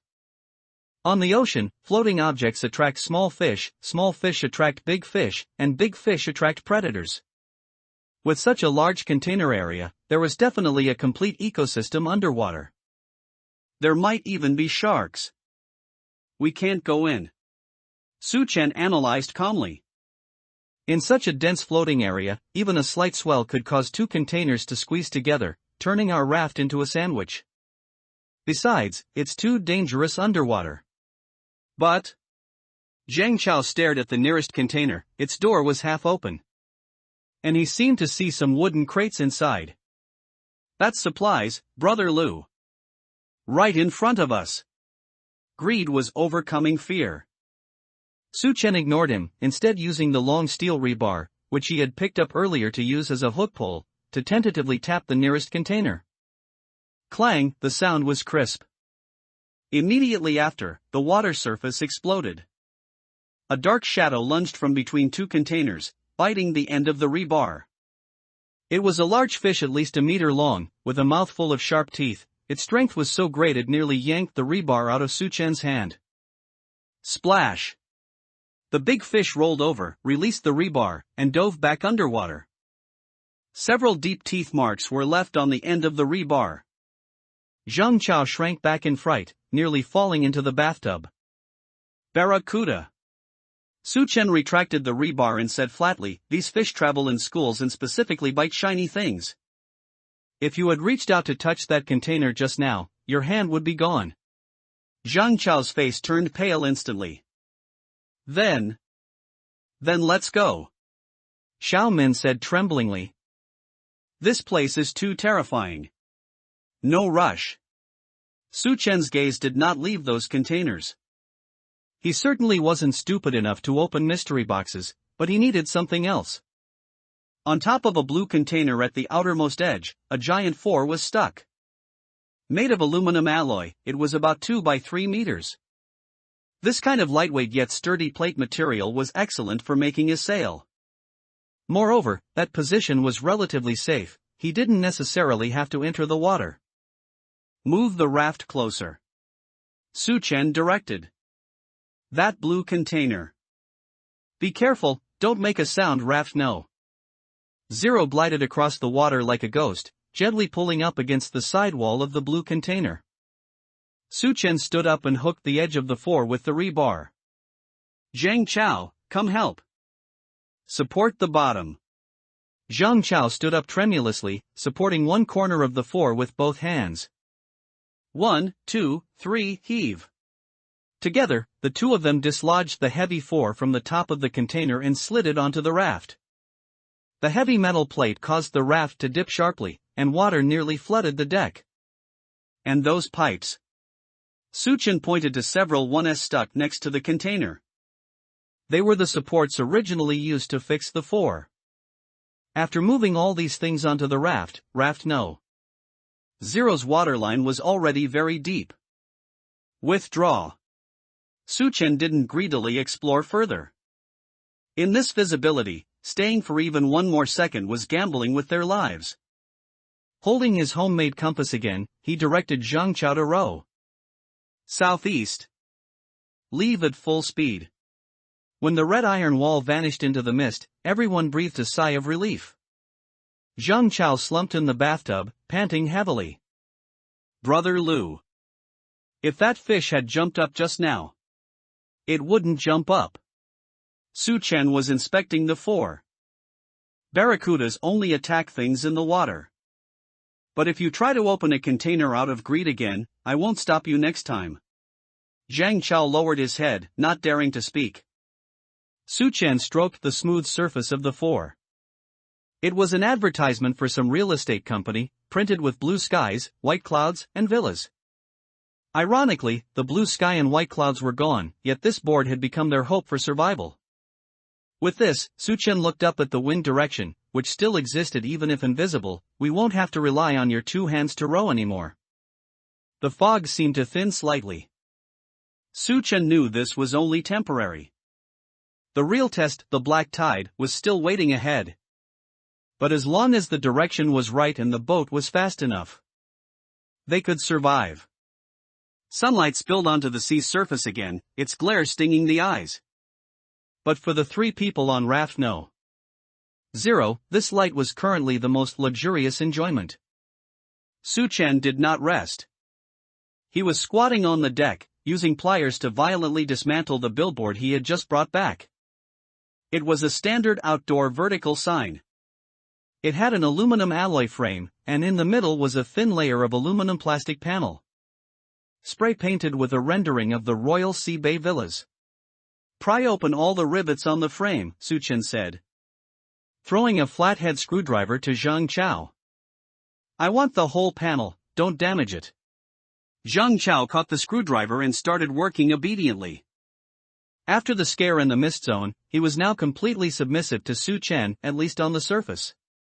Su Chen himself was dealing with those few galvanized steel pipes. The thickest one was 2.5 meters long with a diameter of 5 centimeters. It was originally the billboard's support pillar. This pipe would become the main mast of Raft No. 0. The lack of a base is a problem. Su Chen frowned. Erecting a steel pipe over 2 meters high on a rocking raft meant that if the base wasn't stable, the wind would pry the entire deck apart. He needed a structure that could distribute the stress. His gaze fell on the stainless steel bathtub tied to the side. "Bail out all the water in the bathtub," Su Chen ordered. Xiaomin immediately picked up half a plastic bottle and began bailing water. "Zhang Chao, insert the steel pipe into the bathtub's drain. See if it can be wedged in." Zhang Chao picked up the heavy steel pipe and aligned it with the drain hole at the bottom of the bathtub, pushing it in. There was a clang. The steel pipe passed through the drain hole and pressed directly against the water surface beneath the bathtub. The hole's diameter was slightly larger, so the pipe wobbled inside. "That's enough," Su Chen nodded. He planned to use the bathtub's own structure as a base, flipping the bathtub over and securing it in the center of the deck, though that wasn't realistic, as it took up too much space and the structure was complex. No, there was a simpler way. Utilize the rebar ends already present in the concrete slab. Su Chen directed the two of them to push the bathtub to the seam between the concrete slab and the solid wood door. He used the pliers to forcibly bend 2 exposed rebar pieces on the concrete slab, forming a ring that secured the bottom of the steel pipe. Then, he used 4 thin steel wires, cables dismantled from the back of the billboard, to pull toward the 4 corners of the raft, forming a stable triangular support. Finally, he used self-tapping screws to fix the middle section of the steel pipe to the side frame of the solid wood door. 3 points of force. This mast was as stable as if it had grown out of the raft. Next was the sail. The Royal Sea Bay Villa's aluminum plastic panel was completely dismantled. Su Chen used a red-hot iron wire to burn 2 neat rows of small holes along the edge of the panel, then used nylon rope to tie it to the mast. This wasn't a limp cloth sail, but a rigid sail similar to those on ancient junk ships. Although it couldn't be furled, the angle of the wind could be adjusted by rotating the mast. "Raise the sail!" Su Chen shouted. He and Zhang Chao worked together to right the mast with the billboard attached, then used a wrench to tighten all the screws. The wind came. The afternoon sea breeze was about a level 3. This billboard, nearly 6 square meters in size, was instantly filled with wind. The aluminum plastic panel made a muffled thump and bulged slightly. Raft No. 0 shuddered violently, and then it moved. It was no longer drifting with the current, but moving forward through the water with a distinct sense of acceleration. The speed was at least 3 times that of rowing. Whoa! Zhang Chao stood on the deck, feeling the wind blowing against him, his eyes wide. This actually became a boat? Xiaomin also covered her mouth in surprise. In the wasteland, speed was survival. To be able to run faster than the waves, faster than the fish, and faster than others meant living. The system panel popped open in front of Su Chen's eyes. Vehicle upgrade, simple floating object dash, junior sailing raft, current attributes, speed, 4 to 6 knots, affected by wind. Force, ***, wind and wave resistance level, 3, evaluation, now that you have a sail, perhaps you can go further. Unlocked blueprint, hand-cranked freshwater distiller, ***, Su Chen did not feel wild joy because of the system reward. He remained calm, checking every load-bearing point, especially the tension of the steel wire cables. From now on, this mast is the life of the raft, he said to the two of them, patting the cold steel pipe. If the wind is too strong, untie half of the panel's ropes and let it turn sideways to shed the force. Otherwise, the boat will capsize. Understood? Understood, Zhang Chao nodded repeatedly.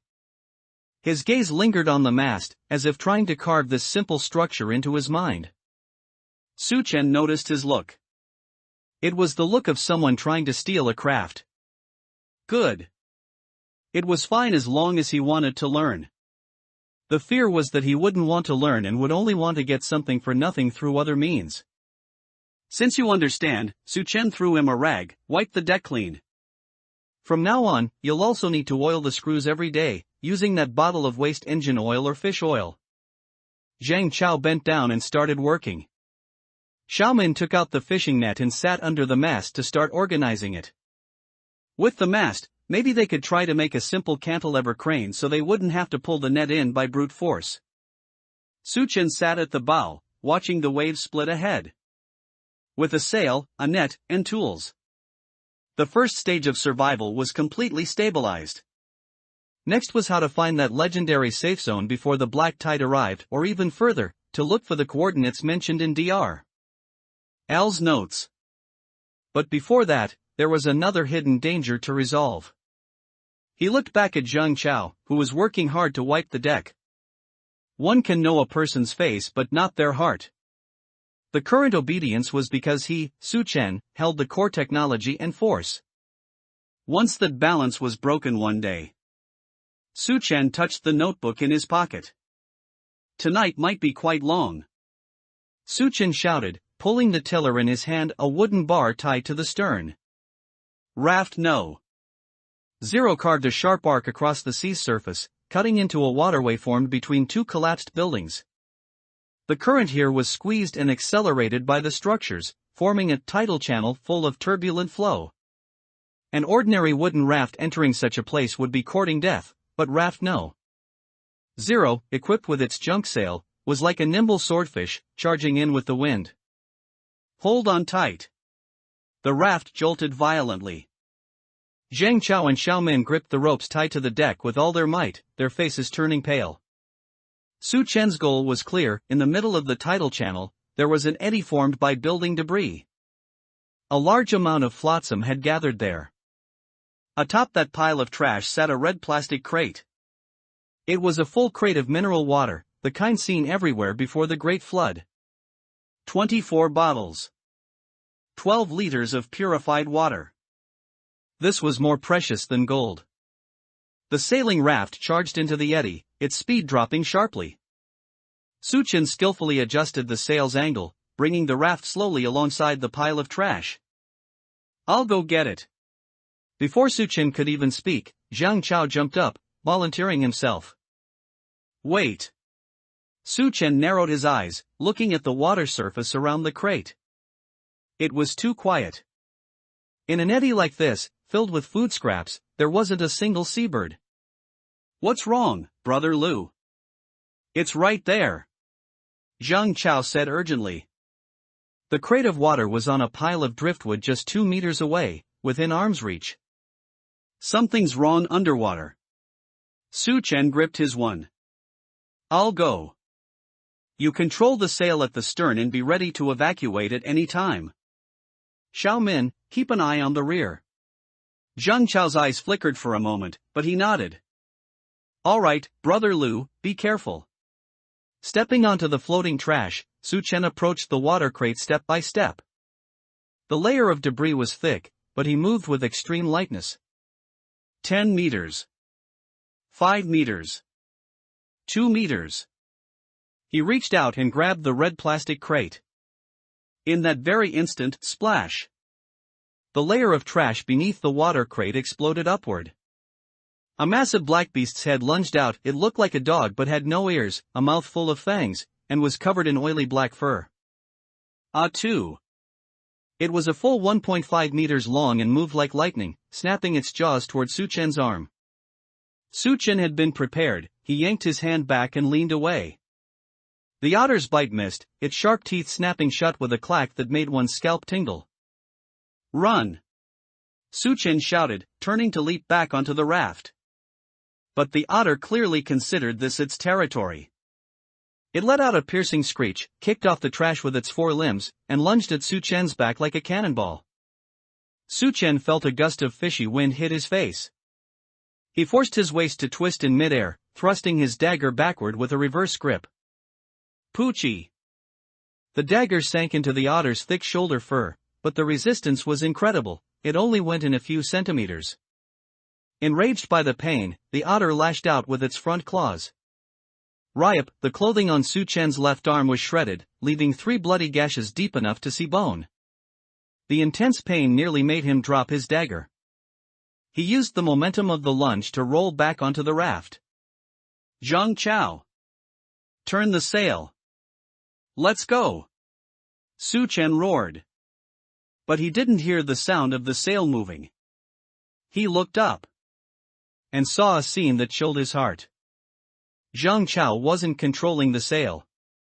He was holding the flathead screwdriver Su Chen had given him for work, frantically prying at the ropes connecting the Zero. The ropes were mostly severed, and the bathtub was about to break away from the raft.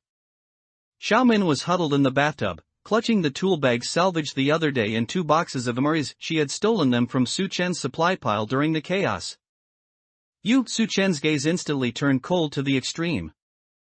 Sorry, Brother Lu. Zhang Chao's previously timid face was now distorted by extreme fear and greed. That monster is too fierce. You hold it off while we get away. Your boat is too conspicuous, we only want this bathtub. Snap. The final rope snapped. The bathtub, filled with stolen supplies, detached from the raft and drifted outward with the current. Zhang Chao was already paddling desperately. Meanwhile, the wounded 2 had already climbed onto the bow of raft No. 0. It stared at Su Chen, its eyes flashing with a cruel red light. A beast in front, betrayal behind. A dead end? No. Su Chen didn't give the drifting bathtub a single glance. He took a deep breath, the blood from his left arm dripping onto the deck from his fingertips. Beast. He stared at the otter, his left hand slowly reaching for the half bottle of used engine oil at his waist. The otter growled and lunged again. This time, Su Chen didn't dodge. The moment the otter reached him, he threw the half bottle of engine oil into its face while sliding on his knees to the side, avoiding its frontal impact. The oil didn't just block its vision, more importantly, the volatile smell caused the otter to lose its sense of smell instantly. It slipped on the deck and crashed into the mast. In that second of paralysis, Su Chen stood up. He gripped the one with both hands and used all his strength to drive it into the gap in the beast's neck, the junction of the spine. Die. This time, there was no fur to block it. The sharp bird beak easily severed the central nervous system. The otter's body twitched violently once, then went limp like a sack of cement. It was over. Su Chen pulled out the dagger, bringing with it a spurt of black blood. He gasped for air and slumped onto the deck. Then he turned his head to look at the water 20 meters away. The Zero was spinning in circles. This was a tidal channel. The current was swift and full of hidden reefs. Without a rudder or a proper oar, Zhang Chao only had a broken wooden board. Paddling blindly here was suicide. Help! Help! Zhang Chao's scream rang out. The bathtub struck a semi-submerged concrete beam. The air bottles tied to the side for buoyancy, if there were any, came loose. Losing its balance, the bathtub instantly flipped over in the rapids. The 2 of them, along with the bag of stolen tools and food, were instantly sucked underwater. Su Chen could see Zhang Chao's hands struggling on the surface for a moment before being pulled into a whirlpool. Xiao Min vanished without even a cry. The overturned bathtub, however, floated back up, looking like a silver piece of irony. Falling into the water here, not even a god could save them. Moreover, there might be more of the otter's companions beneath the surface. Su Chen watched the scene coldly, his face devoid of expression. Since they chose betrayal, they had to bear the cost. He didn't go to save them, nor did he try to retrieve the bathtub. He simply treated the wound on his left arm, tightening it with tape to stop the bleeding, then used his remaining hand to control the sail, bringing the raft back to the trash pile. He moved the crate of mineral water onto the boat. Then he dragged the dead two up as well. This fur was excellent insulation, the meat was edible, and the bones could be made into arrowheads. Covered in blood, Suchen sat at the bow and raised the sail once more. It's better to be alone after all, he whispered to himself. Raft no. Zero turned its bow and sailed out of the tidal channel that had swallowed both humanity and life. The setting sun was like blood, dyeing the entire sea red. He parked the sail raft in a relatively calm backwater and used a hook pole to snag that overturned stainless steel bathtub. The person inside the bathtub was long gone, leaving behind only a pool of murky seawater. But he was in luck, or rather, because the toolkit was waterproof and buoyant, the orange bag was snagged on the handle at the edge of the bathtub. Suchen fished it out. In addition to the toolkit, there were also those 2 boxes of stolen MREs. Greed leads to a grave. Suchen tossed the dripping tool kit back onto the deck without the slightest emotional fluctuation.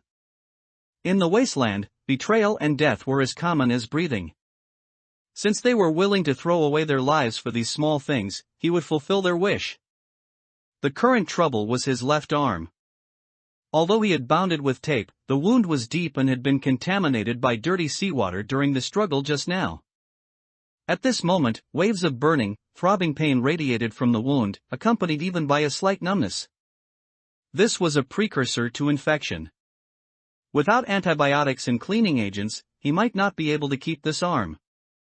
Suchen looked down at his watch. It was a waterproof electronic watch he had stripped from the wrist of the dead Zheng Chao. The 8th day of the Great Flood, 7 p.m. Less than 24 hours remained until the first wave of the black tide. Just as he was preparing to forcibly cauterize the wound with a lighter to stop the bleeding, a faint but rhythmic tapping sound reached him. Clang. Clang. Clang clang. 3 long, 2 short. SOS. The sound was coming from the roof of a floating bus ahead. It was a double-decker sightseeing bus with only its roof exposed above the water. A figure was crouching at the edge of the skylight, holding a stone and rhythmically tapping the metal of the roof. No waving or screaming, no crying for help. Just calm tapping. Suchen narrowed his eyes. In the past, he might have ignored it. But now he needed a doctor, or at least first aid supplies. And these double-decker buses were usually equipped with emergency medical kits. He adjusted the sail, letting 3 slowly drift closer. As the distance closed, he saw the person clearly. A young woman. She wore a dirty white coat, or perhaps a lab coat, her hair was cut very short, and she wore a pair of glasses with only one lens remaining. She didn't show an expression of wild joy like Zhang Chao and Xiaomin had before. Instead, she pushed up her glasses and calmly sized up Suchen, focusing on his boat and his still bleeding left arm. You need to treat that wound. Those were the first words she spoke. Her voice was raspy but steady. Are you a doctor? Suchen asked. A graduate student in biology. But I can do sutures and debridement. She pointed to the skylight beneath her feet. There's a first aid kit on the first floor of this bus. I've seen the floor plan. But I can't reach it. A trade. No need for nonsense. The two sides instantly reached a tacit understanding. Name. Lin Wu. Suchen. After a brief introduction, 3 pulled up alongside the bus roof. Lin Wu jumped onto the raft. Though her movements were somewhat stiff, a weakness caused by prolonged hunger, she didn't hesitate at all. She first glanced at Suchen's wound. Scratched by a 1? There's residual toxin. If left untreated, you'll have a high fever by tomorrow morning and total body paralysis within 3 days. A professional assessment. Suchen handed her the 0. There are a few wandering 7s down there. I'll handle the clearing, you go get the kit.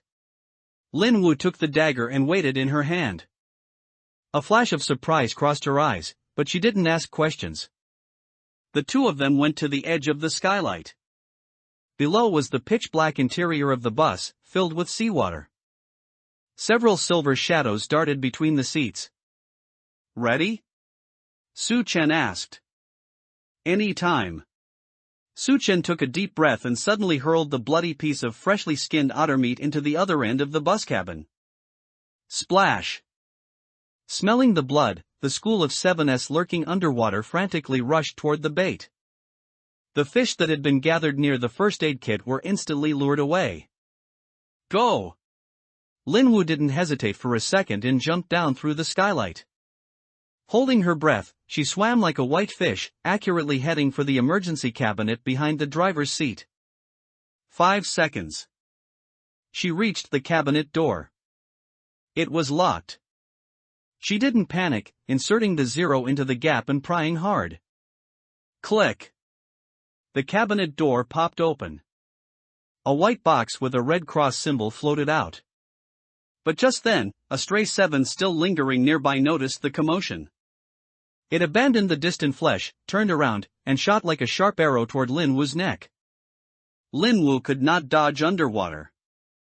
Just as the fish's teeth were about to touch her skin, swish! A steel spear, which Su Chen had previously made by sharpening a steel pipe, shot down from above the skylight, accurately piercing the 7's body and pinning it to the seat back. Linwu looked up. Su Chen was crouching by the skylight, holding a rope wrapped with tape, his eyes like a hunting hawk.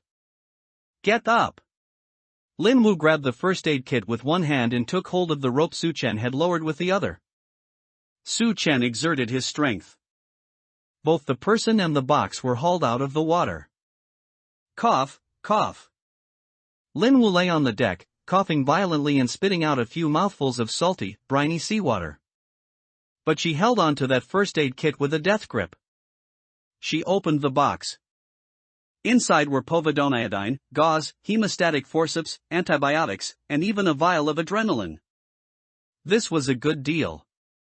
Su Chen looked at the box, the corners of his mouth turning up slightly. Linwu caught her breath and adjusted her single-lens glasses. "Sit still. I'm going to give you stitches now." She went straight to work. Without anesthesia, she directly rinsed the wound with povidone iodine.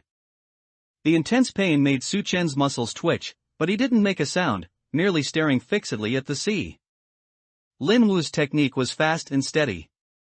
Cleaning the necrotic tissue, suturing, and bandaging were all done in one smooth motion. "You're lucky." She snipped the gauze. "The toxin from this kind of otter is mainly in its saliva, there's not much on its claws. With the antibiotics, you should live.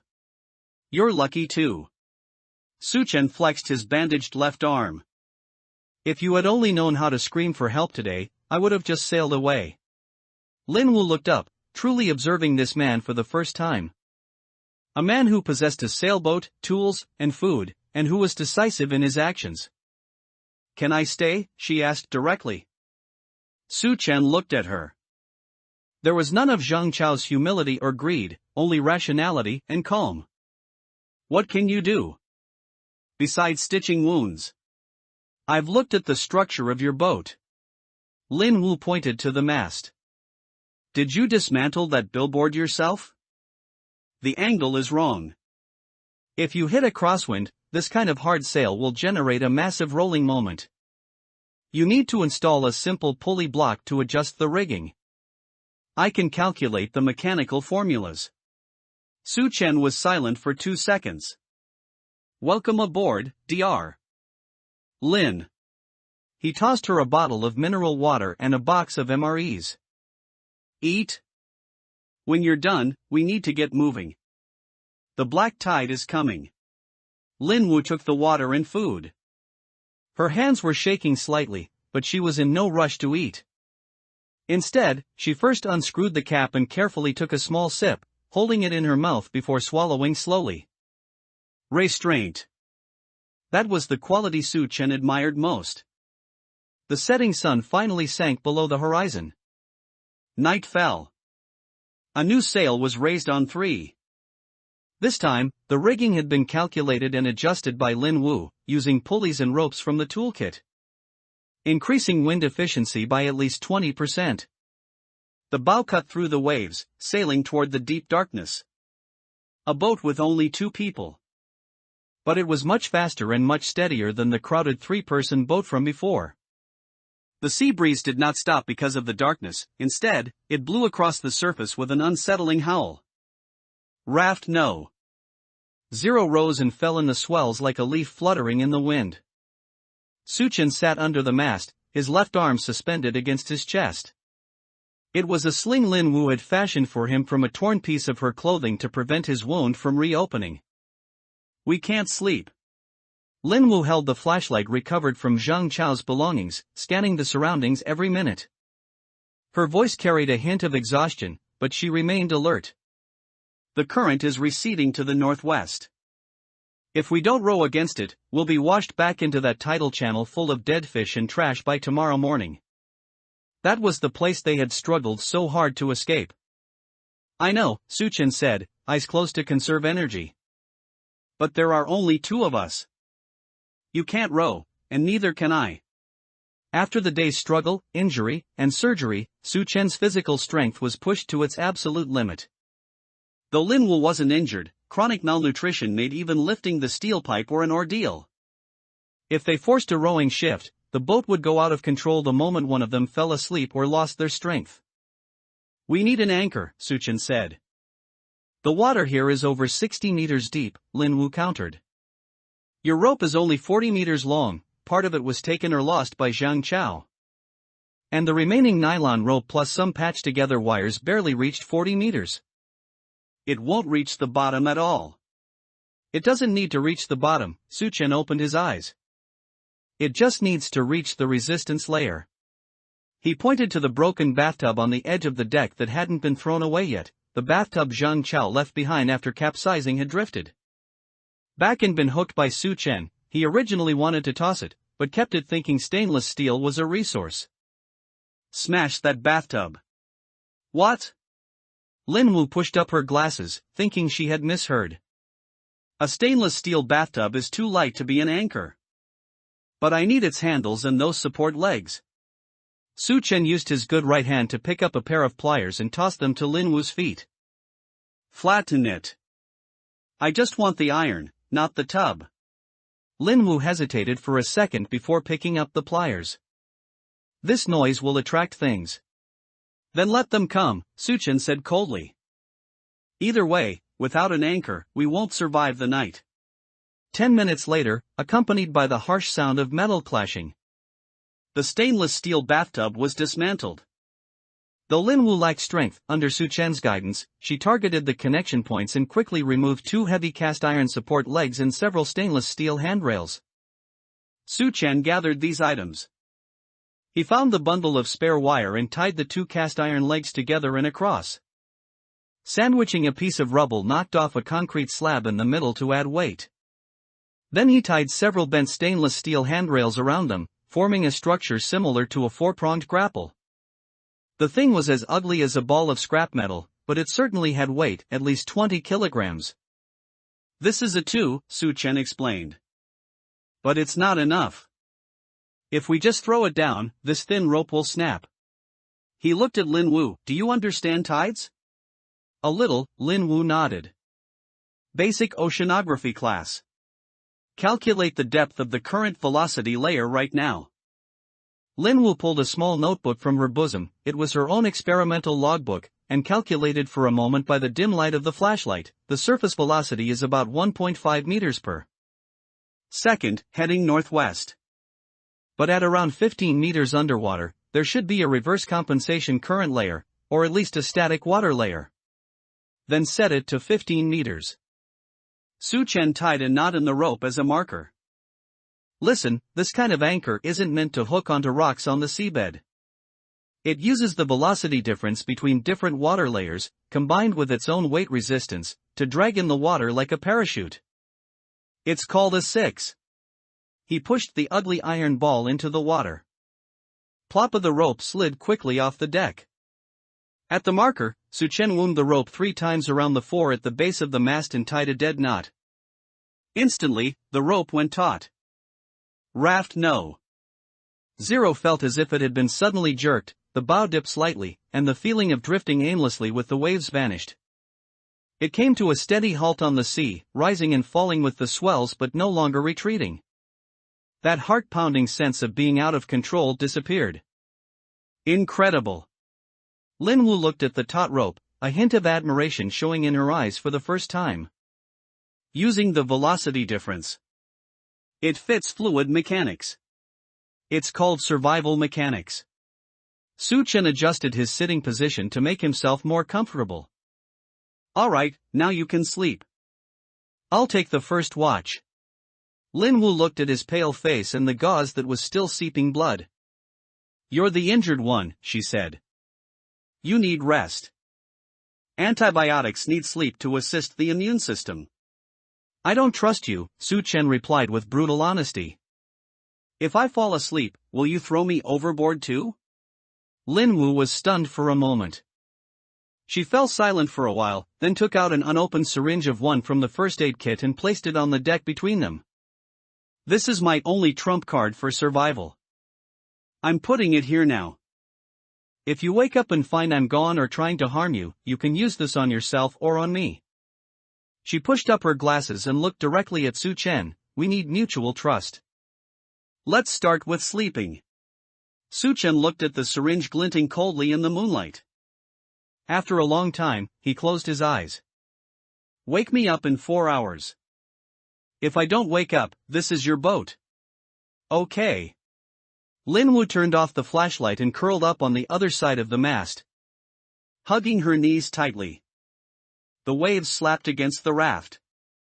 That simple anchor rope made a dull humming sound underwater, like an umbilical cord connecting life and death.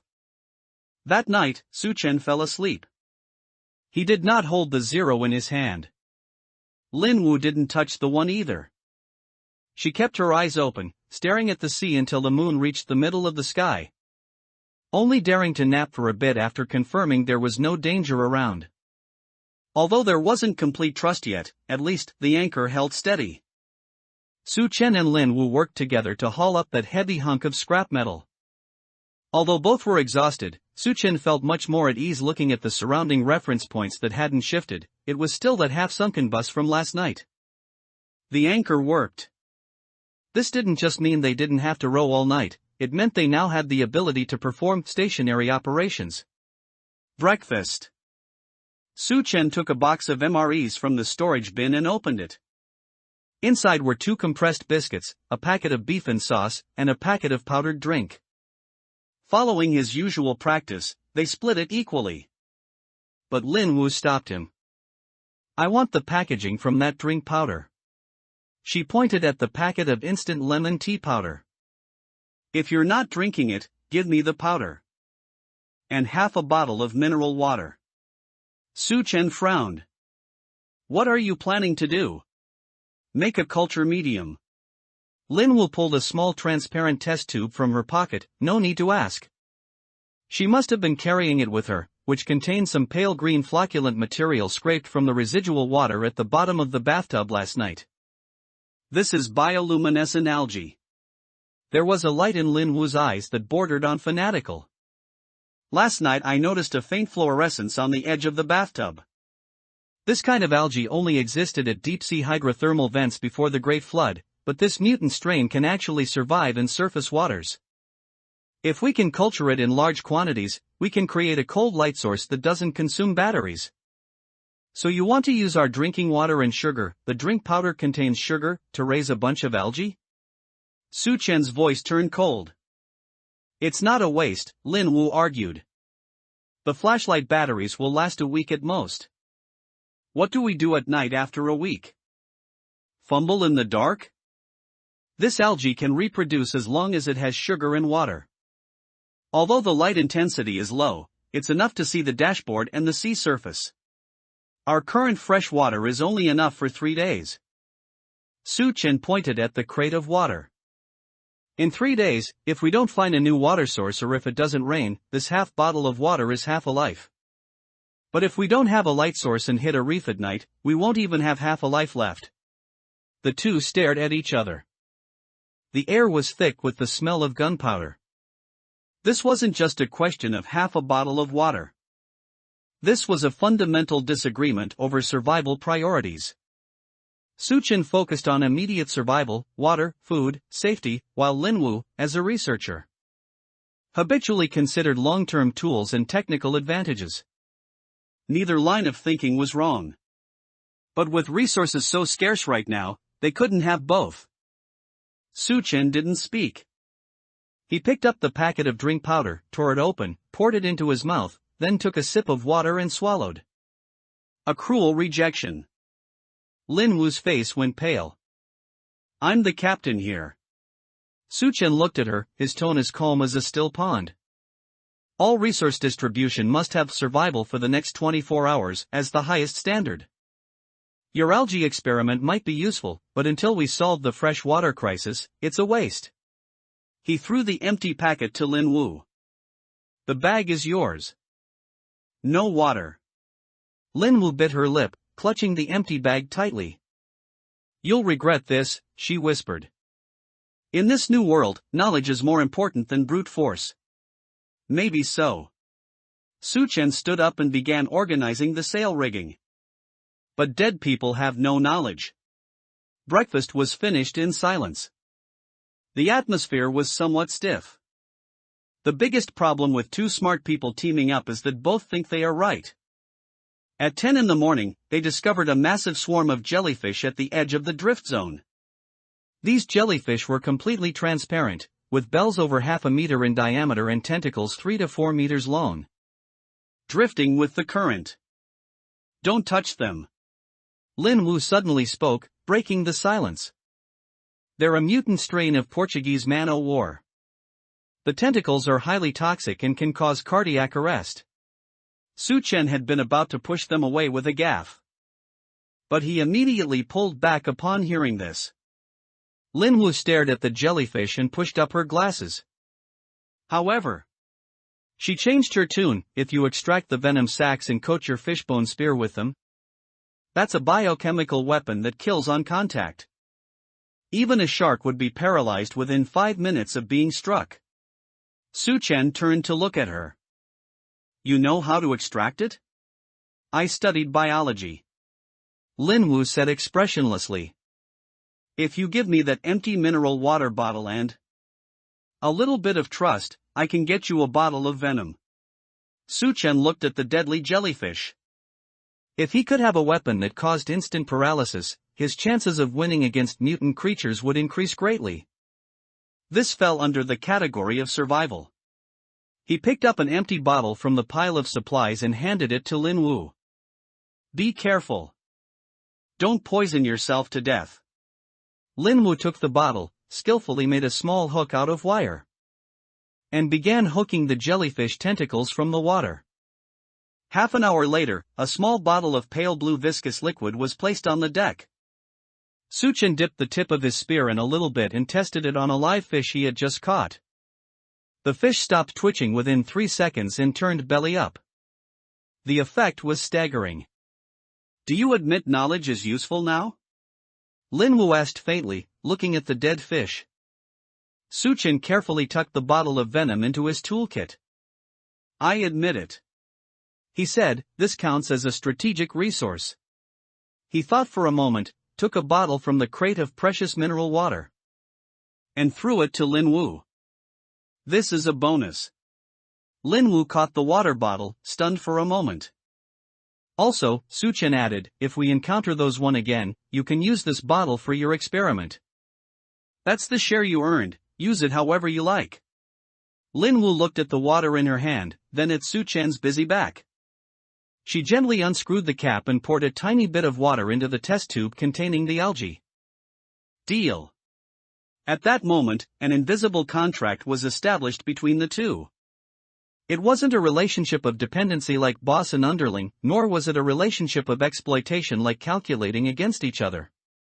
It was something much more stable, built on the foundation of value exchange, a partnership. You provide the brawn, I provide the brains. As long as we can survive, everything is negotiable. Lin Wu squatted at the bow, directing Su Chen to adjust the angle of the sail. However, 3 did not turn in the expected direction. Instead, it swayed from side to side and spun with great difficulty, as if stuck in mud. It's too heavy. Su Chen set down the rigging and wiped the sweat from his forehead. With 2 people and all these supplies, the waterline is pressed to the limit. Even a slight crosswind makes the raft unstable. He glanced at the fully loaded deck. An area of 4 square meters.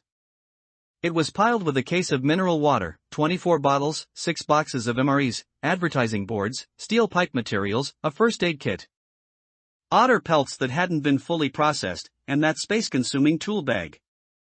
Add to that 2 adults. This led to an awkward situation. When sleeping, Su Chen had to pull his feet back or he'd kick the water tank. While Lin Wu could only huddle by the mast with her knees hugged to her chest, if she straightened her legs even slightly, she'd bump into Su Chen. This wasn't just uncomfortable, it was dangerous.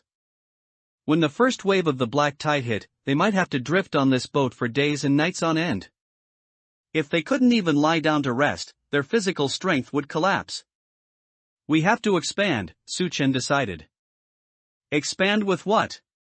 Lin Wu looked around. There are no more door panels nearby. We don't need door panels. Su Chen pointed at the massive amount of white fragments floating on the sea. We'll use those. Foam boards. The Great Flood had destroyed countless construction sites and cold chain warehouses. These white polystyrene foam boards were the most common trash at sea. Even a palm-sized fragment could provide several hundred grams of buoyancy, and there were thousands of pieces floating here. Foam boards are too brittle, Lin Wu expressed her doubt. They shatter at a touch and are easily bitten through by fish. 1 piece is indeed brittle. But what if 10 pieces are pressed together? Su Chen picked up the hook pole and began salvaging those foam boards. He only selected high-density boards with a thickness of over 10 centimeters. Half an hour later, a mountain of white foam half the height of a person was piled on the deck. The next part of the work was a bit like skewering candied haws. Su Chen lit the brazier. He took a meter-long thin steel rod, dismantled from a concrete slab, and heated it red-hot over the fire. Hold this board and stand steady. He handed a foam board to Lin Wu. Sizzle, the red-hot steel rod pierced through the side of the foam board as easily as cutting through butter, leaving a charred but smooth round hole. The high temperature melted the foam on the walls of the hole, which formed a hard shell after cooling, actually increasing its strength. 1 piece after another. Su Chen burned 3 holes into the side of each foam board. Then, using nylon rope to thread through these holes, he tightly strung a dozen foam boards together, forming a long, rectangular pontoon 2 meters long and half a meter wide. To prevent the foam from breaking, he also wrapped the outermost layer of the pontoon in a thick plastic sheet salvaged from the trash, binding it with tape like a zongzi. This is the port side pontoon. Su Chen pushed the giant white sausage into the water and tied it to the outside of the concrete slab. Then he followed the same process for the starboard side pontoon. The 2 massive foam pontoons clamped onto the original 3 like a pair of arms. Go up and try it, Su Chen said to Lin Wu. Lin Wu stepped onto it cautiously. It didn't budge an inch. With the previous 3, it would wobble as soon as someone moved. Now, with these 2 side pontoons providing a total buoyancy of over 200 kilograms, 3 was as stable as a piece of land. It's simply miraculous.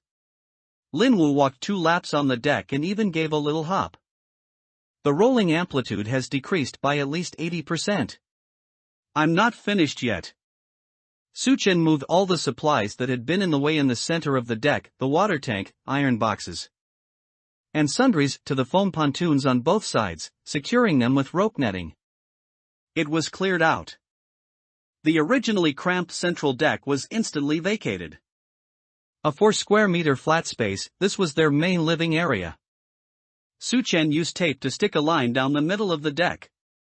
The left side is yours, the right side is mine. He pointed to the solid wood door panel area on the left, which was relatively flat. You can sleep here and do your experiments here. Just don't spill your venom onto my side.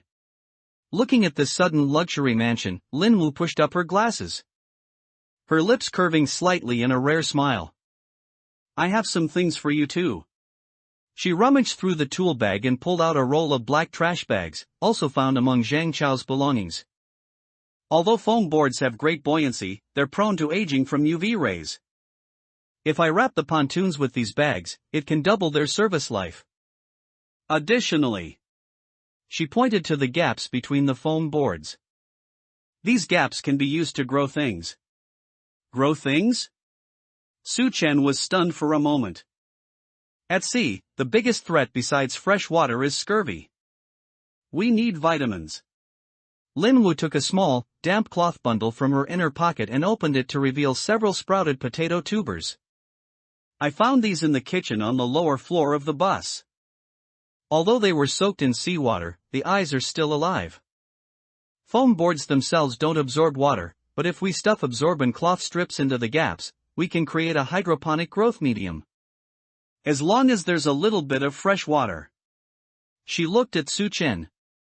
Su Chen looked at the potato sprouts. If they could grow potatoes, even if it was just the potato leaves, which are slightly toxic but edible if cooked, it would be fresh vegetables. 50 milliliters of water a day. Su Chen gave an allowance. If you can keep them alive, your water allowance will double in the future. Deal. For the next hour, 3 became a construction site. Linwoo carefully placed the potato sprouts into the gaps of the foam pontoons. Su Chen adjusted the rigging to adapt to the vessel's new center of gravity. 4 p.m. The upgraded Sailing 3, which should now be called a Zero, rested quietly on the sea. Spacious, stable, and clearly partitioned. It even had a slight touch of life to it. Linwoo's few potato sprouts brought a dash of tender green to this gloomy boat. Now this feels like a home, Linwoo whispered. Su Chen did not object to the word. He sat on his half of the deck, his hand rubbing the one. 4 hours left. He looked at the green mist growing thicker on the horizon. The black tide is coming. Could this newly upgraded boat withstand the impending doomsday tide? No one knew. But at the very least, they had done their absolute best under the current conditions. Linwoo pointed at the half-submerged double-decker bus. The bus's body was somewhat faded from being soaked in seawater, but on the window glass, there was a clear white salt line. It was the mark of the highest water level left from the previous high tide. Now, the water level was more than a meter below that mark. The tide is receding, Linwoo said, adjusting her glasses. And it's receding very quickly. This isn't normal. Since the Great Flood, the tides haven't been normal at all. Su Chen was checking the foam pontoons he had just installed. No, I mean, Linwoo pulled out a simple tide chart she had hand-drawn. According to my observations, every day around 6 in the evening, the low tide here triggers a 4. A massive amount of seawater flows back into the low-lying areas over there. She pointed toward the southeast. About 800 meters away, a massive roof protruded from the water. It was once the Hongda building materials city. Usually, the current there pushed outward because it was filled with trash and ruins. But when the 4 occurred, the current would reverse and suck floating debris inside. If you want to go in, this is the only chance. Linwoo looked at Su Chen. Everything you need might be inside: nails, glue, waterproof tarps. Su Chen narrowed his eyes. If he didn't go, this too could barely withstand the black tide. But with more professional waterproofing materials, the survival rate would increase by 20%. How long is the window? 10 minutes at most. Linwoo did the math. The water flows in for 5 minutes, a slack tide for 1 minute, and then the water level will plummet. If you're still inside then I'll just wait to be stranded and then drown when the tide comes back in. Su Chen finished her sentence. 10 minutes. Take a gamble. Su Chen stood up and gripped the long steel pipe he used as a punting pole in his hand. Raise the sail. The wind was just right, blowing in their favor. Combined with the suction of the current, 6 shot toward the building materials city like an arrow from a bow. The 800-meter distance took only 2 minutes. The entrance was a massive rolling shutter door already smashed, leaving only a twisted frame. Seawater surged in like a waterfall, carrying white foam. Raft No. 0 followed the current inside. Inside was a vast, semi-enclosed space. The light was dim, with only a few beams shining down from holes in the roof. Countless wooden boards, plastic buckets, and renovation materials floated on the water. To the left. The hardware section. Lin Wu pointed at a sign that was still recognizable. Su Chen slammed the pole into the water, forcing a change in course. The raft drifted sideways and bumped into the top of a shelf. Move fast. Su Chen jumped onto the shelf. The water here was only a little over a meter deep, and beneath his feet were countless rusted iron cans. He saw it. Rows of unopened red and blue boxes, stainless steel self-tapping screws. And next to them, crates of yellow ones, heavy-duty construction adhesive. Further in, there was an unopened roll of black and white striped waterproof tarp. This was practically a treasure trove. Su Chen frantically stuffed these items into his arms and threw them back onto the raft. Take these.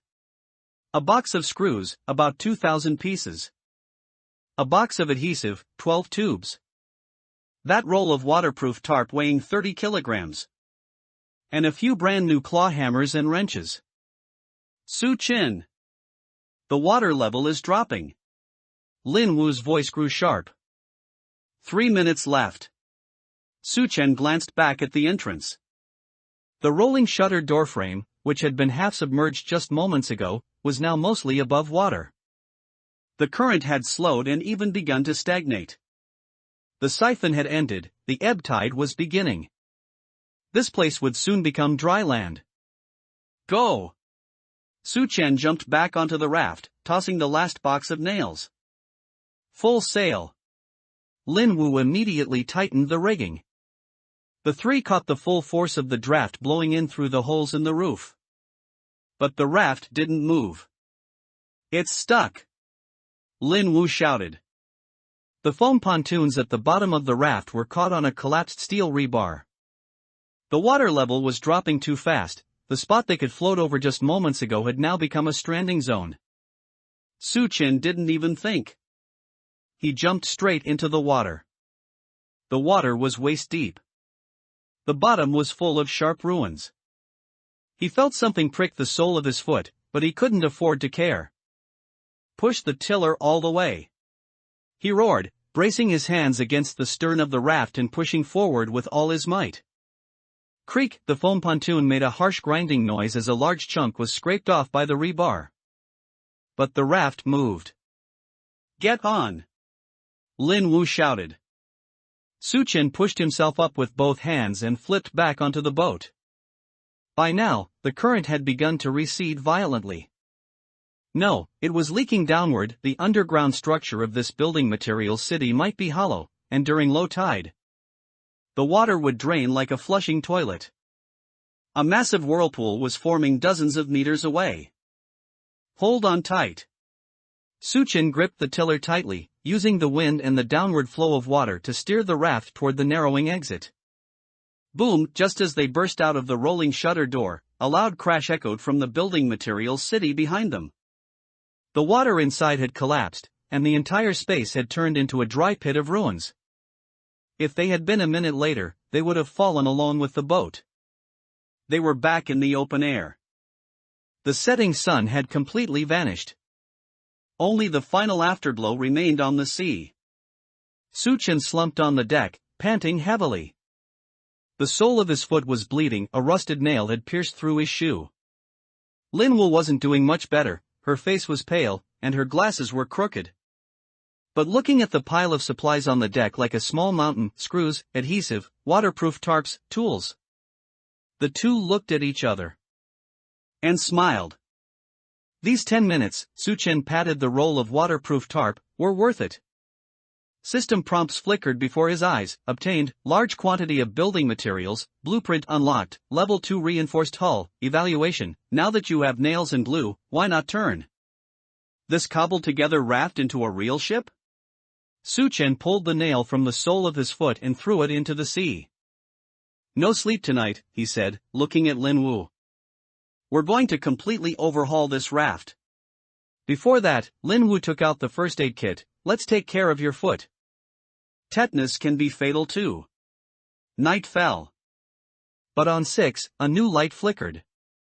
This time, it was for a new beginning. A thin mist rose from the sea. This time, there was no salty tang in the fog. Instead, it carried a nauseating smell of rust. The color of the seawater was also changing. Even under the moonlight, an unnatural deep green fluorescence was visible. Radiation was precipitating. We have about 6 hours left. Lin Wu glanced at her watch, her expression grim. Based on the current radiation increase, in the 2 hours before dawn, any skin exposed to the air will blister as if it had been scalded by boiling water. In other words, we need a lid. Su-chen sat on the deck, his feet wrapped in thick gauze. Even though he was injured, his movements remained swift. Holding the new claw hammer, he was pounding a piece of wet wooden board. It was the back panel of an old wardrobe salvaged from the sea. Saturated with water, it was as heavy as iron. Wet wood won't hold nails, Lin Wu reminded him. The moisture will cause the wood fibers to swell, and the nails will loosen in a few days. I know. But this glue is special. Su-chen picked up a tube of yellow construction adhesive. The packaging read, high-strength polyurethane expanding foam blue moisture curing type. This stuff was practically tailor-made for a water world. Not only was it unafraid of water, it actually used moisture to catalyze the curing process. Once fully dry, its hardness was comparable to foamed concrete. We don't need it to hold forever. It just needs to last through the few days of the black tide. Su-chen squeezed out the glue and applied it to the edge of the board. As the glue met the wet wood, it made a faint sizzling sound and began to expand and change color rapidly. Hand me that square timber. Lin Wu handed over a salvaged table leg.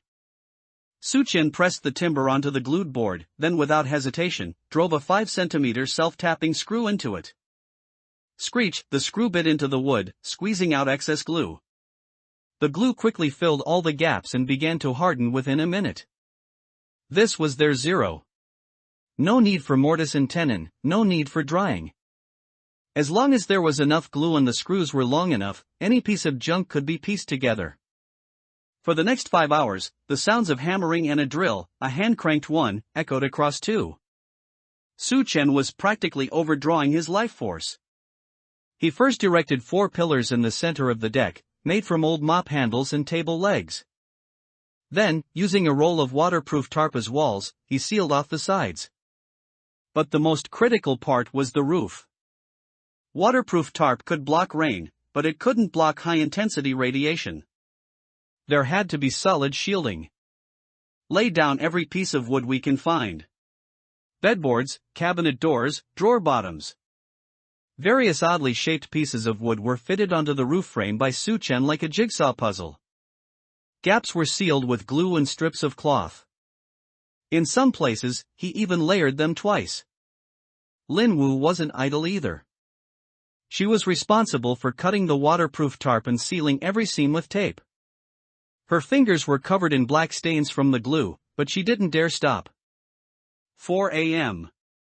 The smell of rust in the air was so thick it made one want to vomit. The green fluorescence on the sea was already bright enough to see each other's faces without turning on a flashlight.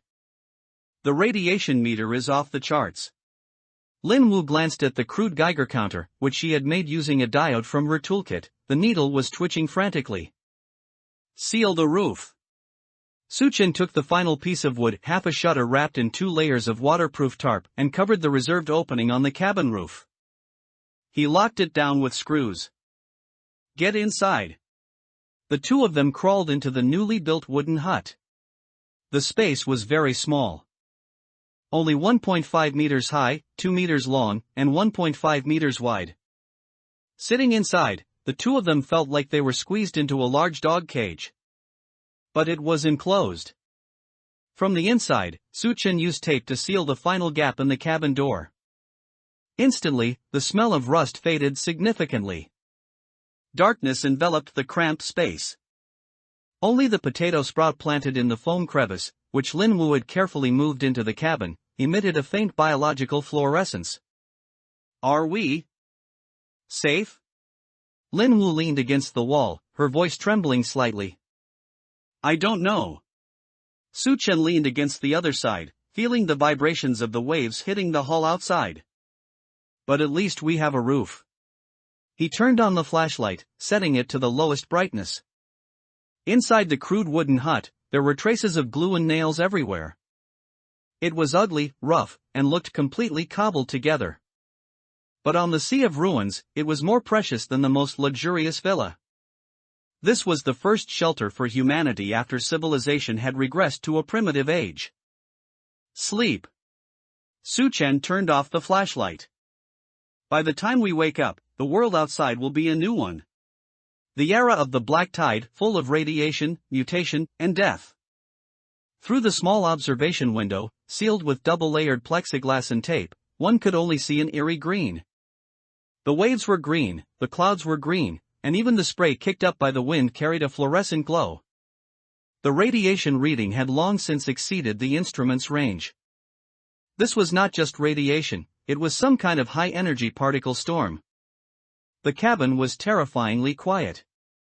Only the potato sprout stretched its leaves under the faint fluorescence. The plant seemed to enjoy this environment. But humans could not. Suchen leaned against the wooden wall, toying with the broken Geiger counter in his hand. He had changed the dressing on his foot injury, but it was still swollen like a bun. Listen. Lin Wu suddenly looked up. Amidst the howling of the storm, there was a crisp sound, like a broken guitar string. Snap, the sound came from overhead, right at the mast. It's the guy cable. Suchen's expression changed. To secure the heavy galvanized steel pipe mast, he had used 4 old cables scavenged from a building materials market as guy cables. The outer sheaths of those cables were aged, but he thought the steel cores could hold on for a while longer. Snap, another sound. Followed immediately by the harsh sound of metal grinding. The mast began to sway, causing the entire cabin to tremble. The cable cores are also galvanized steel wire, but in a high radiation environment, the corrosion rate of metal accelerates tenfold. Lin Wu quickly assessed. That's electrochemical corrosion.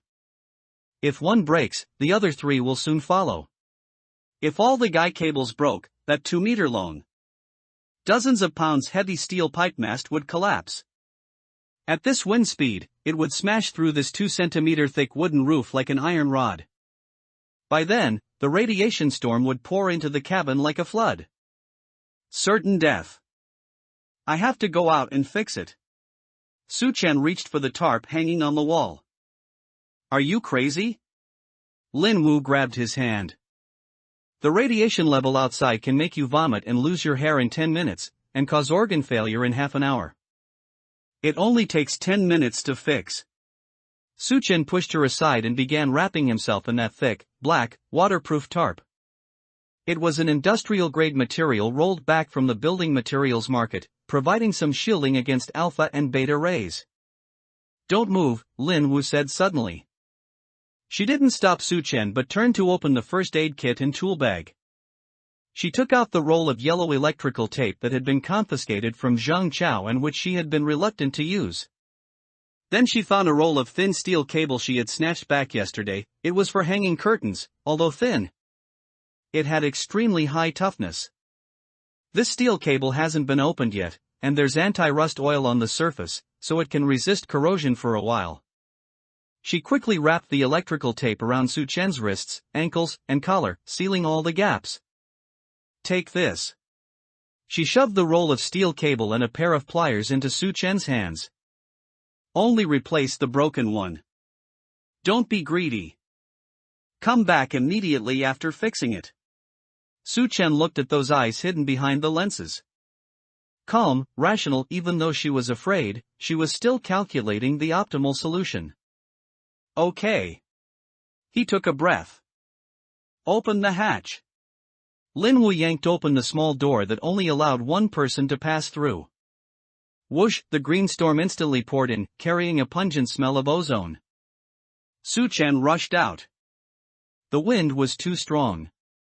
As soon as he poked his head out, his whole body was blown into the mast. The layers of waterproof tarp billowed like a sail, almost carrying him away. He hugged the mast. Sure enough, the guy cable on the rear right had broken and was whipping around in the wind like a lash. If it weren't for the other three supporting it, the mast would have already collapsed. Suchen gritted his teeth, enduring the sharp pain from his foot, and pulled the new steel cable from his chest. He wrapped it around the mast's hook twice and tied a dead knot. Then he pulled out the pliers from the hem of his clothes and cut the broken cable that was dancing in the air. The next step was the hardest, pulling the new cable to the anchor point at the corner of the raft. It was only a 3-meter distance. But on such a swaying deck, those 3 meters were an impassable chasm. A huge wave hit. Raft no. 0 tilted sharply to the left. Suchen slid out. Grab it! A scream came from the hatch. A rope flew over. It was a safety line Linwoo had made by connecting her belt and backpack strap. Suchen grabbed the end of the rope. With that force, he steadied himself and nailed himself to the deck like a spike. 2 minutes. Maybe 3. The new steel cable was locked tightly to the anchor point. To be safe, he wrapped all the remaining steel cable around it. Come back! Linwoo shouted from the hatch. Half of her body was also leaning out, her face covered in green rain. Suchen scrambled back to the hatch. Bang! The door was slammed shut from the inside and locked.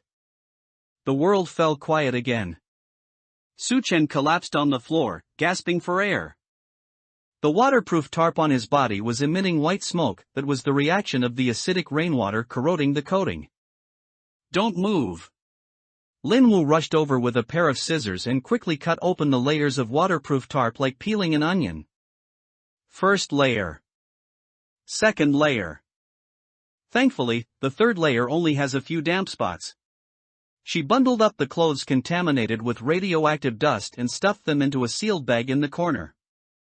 Then, holding a bottle of iodine, she began to wipe the exposed skin on Suchen's hands and face. Do you feel a stinging sensation? A little. Like being bitten by ants. That's a mild beta burn, Linwoo said while wiping. Fortunately, it's only the surface of the skin. It would be troublesome if you inhaled it into your lungs. After treating his injuries, they both leaned against the wall, listening to the wind outside, which had become steady again. The mast hadn't fallen. Supported by that new steel cable, it stood firm in the storm. Thanks. Suchen glanced at his hand, which was wrapped like a mummy. Mutual rescue agreement, Linwoo pushed up her glasses, although her hands were also trembling. If you die, I can't sail this boat alone. She paused and added, and you're not bad either. On this green, rainy night filled with death, this was probably the highest praise. This wasn't the kind of gentle pitter-patter that calmed the mind, it was as if someone were pouring sulfuric acid over the ocean. Every drop that hit the wooden cabin's roof made a faint sizzle. It was highly acidic 5. The atmosphere inside the cabin was somewhat oppressive. Suchen glanced at the crate of mineral water. There were 18 bottles left. It seemed like a lot. However, in this high radiation environment, the human body's demand for water was triple the normal amount to flush out radiation toxins through metabolism. If they continued drinking at the standard 500 milliliters per day, both of their kidneys would soon fail. We need to collect rainwater, Linwoo said, looking out at the vast green curtain of rain. Even though it's toxic, it's currently one of only 2 water sources. Drinking it directly is suicide. Suchen was changing the dressing on his foot wound. After 2 days of rest, the swelling had subsided slightly, but it still couldn't touch water. I know. We need distillation. Linwoo took out a blueprint. It was the system reward blueprint, simple distiller, that Suchen had previously drawn with charcoal. The principle is simple, boiling and condensation. Linwoo pointed to an empty metal toolbox in the corner, previously used for screws. This can serve as the boiler. It seals well. What about the condenser pipe? That. Suchen pointed to the thin copper pipe used for the curtains, decorative scrap picked up from the building materials city. Copper has good thermal conductivity. We can bend it into a spiral and extend it outside the cabin to dissipate heat using the cold air, or wrap it in wet towels. No sooner said than done. This was a race against death. Suchen handled the metalwork. He used pliers to drill 2 holes in the toolbox lid, one for water intake and one for gas output. The intake hole was connected to a hose extending outside, and 4 tube from the first aid kit. And the output hole was connected to the bent copper pipe. Linwoo was in charge of collection. Risking corrosion, she reached out the window and hung a waterproof cloth folded into a V-shape below the frame. Rainwater gathered in the center along the cloth and dripped through a hose into a plastic bottle serving as a simple sedimentation tank. First stage of filtration. Linwoo stuffed the plastic bottle with gauze and crushed charcoal, taken from the brazier. Charcoal can absorb most organic toxins and radioactive dust particles. The gauze filters out sediment. The filtered rainwater became slightly clearer, but it still had a faint green tint. Then, this water was poured into the boiler. Now it was Suchen's turn to feel the pinch. To boil the water, he had to dismantle a floorboard from his bed.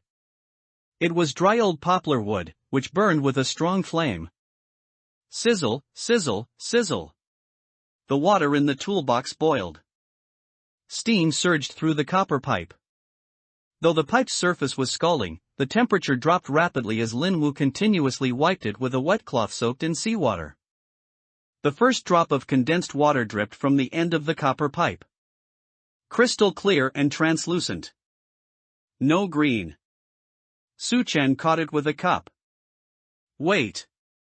Linwoo stopped him and added a pinch of white powder, crushed sodium bicarbonate tablets from the first aid kit.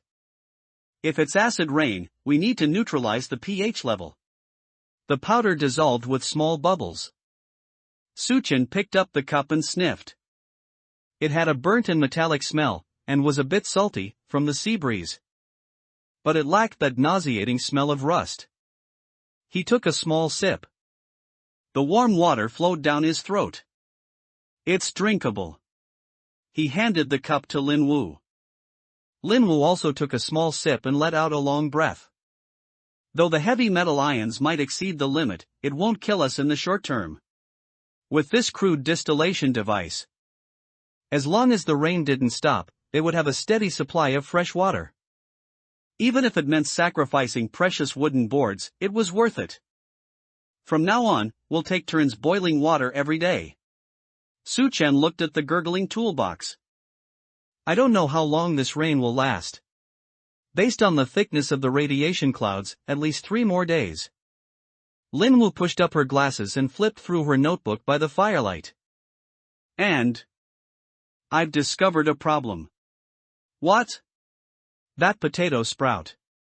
Linwoo pointed to the corner. It's growing like crazy. Suchen turned to look.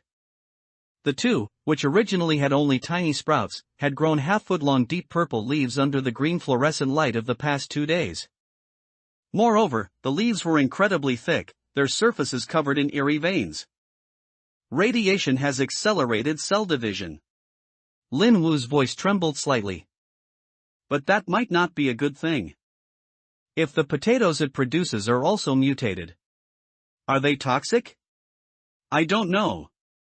They could be extremely toxic, or... Linwoo paused. They could be high-energy food. Suchen stared at the eerie plant. In this crazy world, if you want to survive, sometimes you have to eat crazy things. Keep growing it, he said. When it bears fruit, we'll try feeding it to the fish. Outside, the wind and rain continued to roar. But in this small space, with water, fire, and a sprout of hope growing wildly. The night of the 10th day of the Great Flood didn't seem so unbearable anymore. 38.5 degrees. For someone surviving in a radiation zone, this wasn't a high fever, but it was enough to dull his reaction speed. The back of his right hand was covered in small red spots, beta ray burns, and while the wound on the sole of his left foot hadn't festered. The surrounding skin was red, swollen, and hard. "You need to sleep for 12 hours straight," Lin Wu said, looking at him with the nearly empty tube of antibiotic ointment in her hand. "Otherwise, this hand might be ruined, and your foot too." "The net hasn't been pulled in yet." Su Chen leaned against the wooden wall, his voice raspy. "The current is very fast today. If we don't pull it in, it'll be torn apart by the trash." "I'll go pull it in." Su Chen glanced at her. Lin Wu was very thin, although she had eaten a bit better these past few days. That kind of long-term malnutrition couldn't be remedied in just a few days. Her arms weren't even as thick as the fishing net's rope. "That net weighs 70 catties once it's full of water." Su Chen shook his head. "You can't pull it. Since I'm saying it, I have a way." Lin Wu pressed Su Chen back onto his bunk, a makeshift bed made of 2 foam boards, and placed a bottle of freshly distilled warm water by his hand. "Just watch." Lin Wu put on her homemade protective suit, 2 layers of raincoats plus plastic bags plus tape, and opened the cabin door. The wind outside was still strong, but it was a bit calmer than the previous 2 days. She didn't go directly to tug on the taut fishing net rope. Instead, she first tied a pulley, a spare part found in the toolkit, to the base of the mast. Then, she took out the long steel pipe, fixed it horizontally between 2 cleats, and wrapped the fishing net rope around the pipe 3 times. The principle of a capstan. Lin Wu grasped one end of the steel pipe and slowly turned it using the principle of leverage. Creak! Creak! As she turned, the heavy fishing net was winched up bit by bit. Although slow, it was steady. It didn't even require much strength, only patience. Su Chen watched the scene through the observation window, a flash of admiration in his eyes. This was the power of science. Half an hour later, the fishing net was dragged to the edge of the raft. Something very large was struggling frantically inside the net, splashing water everywhere. It was a fish. But it wasn't an ordinary fish. It was a full meter long, its entire body covered in unsettling dark green scales, with a dorsal fin as sharp as a saw. Mutated green-scaled fish. This kind of fish was extremely active in the black tide and was full of aggression. "Don't grab it with your hands," Su Chen shouted from inside the cabin. "Its scales have barbs." Lin Wu was clearly startled by the ferocious fish as well. The fish thrashed about in the net, its immense strength nearly snapping the winch rope. What should she do?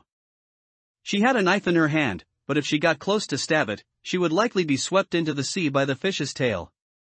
Just then, the fish gave a sudden leap, actually jumping onto the deck with half the net. Thud! It flopped frantically on the slippery deck, its dorsal fin carving deep gouges into the wooden boards. It was struggling toward the cabin door, the heat source it sensed, where Su Chen was located. Lin Wu was backed into a corner. Su Chen tried to stand up, but a wave of dizziness nearly made him fall. "Lin Wu! Venom!" he roared. "Use that bottle of one." Lin Wu snapped out of it. She pulled the small plastic bottle, the one extracted last time, from the sealed bag in her bosom. But how to use it? The fish was jumping around. Pour the venom on it? No, it had to enter the bloodstream. She glanced at the Phillips screwdriver in her hand that she was using as a crowbar. She had sharpened the tip of this screwdriver. She poured a tiny bit of the venom onto the tip of the screwdriver. Then, she took a deep breath and stared at the strange fish on the deck, which was gathering its strength to ram the cabin door. Calculate the trajectory. Predict the landing point. The moment the fish leapt, Lin Wu gripped the screwdriver with both hands. Instead of stabbing, she slammed it down like she was driving a nail, aiming for the lateral line behind the gills. Put! The screwdriver pierced through. The fish twitched violently. The neurotoxin took effect almost instantly. Its muscular body went rigid as if the power had been cut, then it went limp. It was dead. Linwoo pulled out the screwdriver, her entire body trembling. This time it wasn't because of the cold, but from the exhaustion following the adrenaline rush. Good job. Su Chen's voice came from inside the cabin. Come in. Don't just stand there like an idiot soaking up radiation. Linwoo dragged the dead fish, which was heavier than she was, back into the cabin. The presence of a giant dead fish made the cramped space even more crowded. But it also meant food. This kind of fish. Linwoo looked at the metallic-looking scales. Is it edible? Discard the internal organs and the skin. The meat is edible once cooked. Su Chen glanced at the bottle of barely used venom. Besides, its bones are good stuff. Bones? Your screwdriver is still too short. Su Chen leaned back against the head of the bed. When my fever breaks, I'll teach you how to make a real weapon. Using this fish's spine. Okay. Linwoo began to process the fish. In this moment, the traditional pattern of the strong protecting the weak was broken. On this raft, there were no absolute strongmen, nor were there any eternal weaklings. There were only two complementary people, meshing together like gears, continuing to turn in this broken world. Su Chen closed his eyes and finally fell asleep with peace of mind. Because he knew that the current sentry on shift was reliable. When Su Chen woke up, his throat felt as if he had swallowed a handful of sand, but the sensation of weak, high heat had vanished. He glanced to his side. Linwoo was squatting on the floor, the one in her hand, laboriously processing the carcass of the green-scaled fish. The floor was covered with newspapers, he didn't know where they came from, piled high with fluorescent internal organs. The fish meat had already been carved off and was boiling in a pot, filling the air with a strange aroma. You're awake? Linwoo didn't look up. This fish's bones are as hard as iron, the dagger's edge is about to curl. Su Chen propped himself up and looked at the fish's spine. It was a perfect piece of natural material for a weapon. Each vertebra had 3 barbs arranged in a triangular pattern. Moreover, the bone material had a translucent, jade-like quality, faintly shimmering with a green light. Don't cut it through, Su Chen spoke, his voice still a bit raspy. Extract the spine in one piece. This thing will be more useful than rebar. Linwoo paused for a moment, then carefully removed the attached muscle as he instructed. Half an hour later, a dark green spine about a meter long was completely stripped away. It's a bit soft. Linwoo tried bending it. The flexibility is great, but it's not hard enough for a spear. Then reinforce it. Su Chen pointed to a galvanized steel pipe in the corner, a leftover section from the mast they made earlier, about 1.5 meters long. Insert the spine into the steel pipe. Only leave the front foot exposed. Fill the rest with glue to secure it. It was a unique handicraft lesson. Su Chen leaned against the headboard to give instructions while Linwoo did the manual work. First, they cut off the sharpest front section of the spine, keeping the barbs. Then, they heated one end of the steel pipe until it was red hot, using the principle of thermal expansion and contraction to force the bone inside. Next, they poured in construction glue to fill the gaps. Finally, they wrapped the joint tightly 20 times with a roll of thin steel cable. A terrifying weapon was born.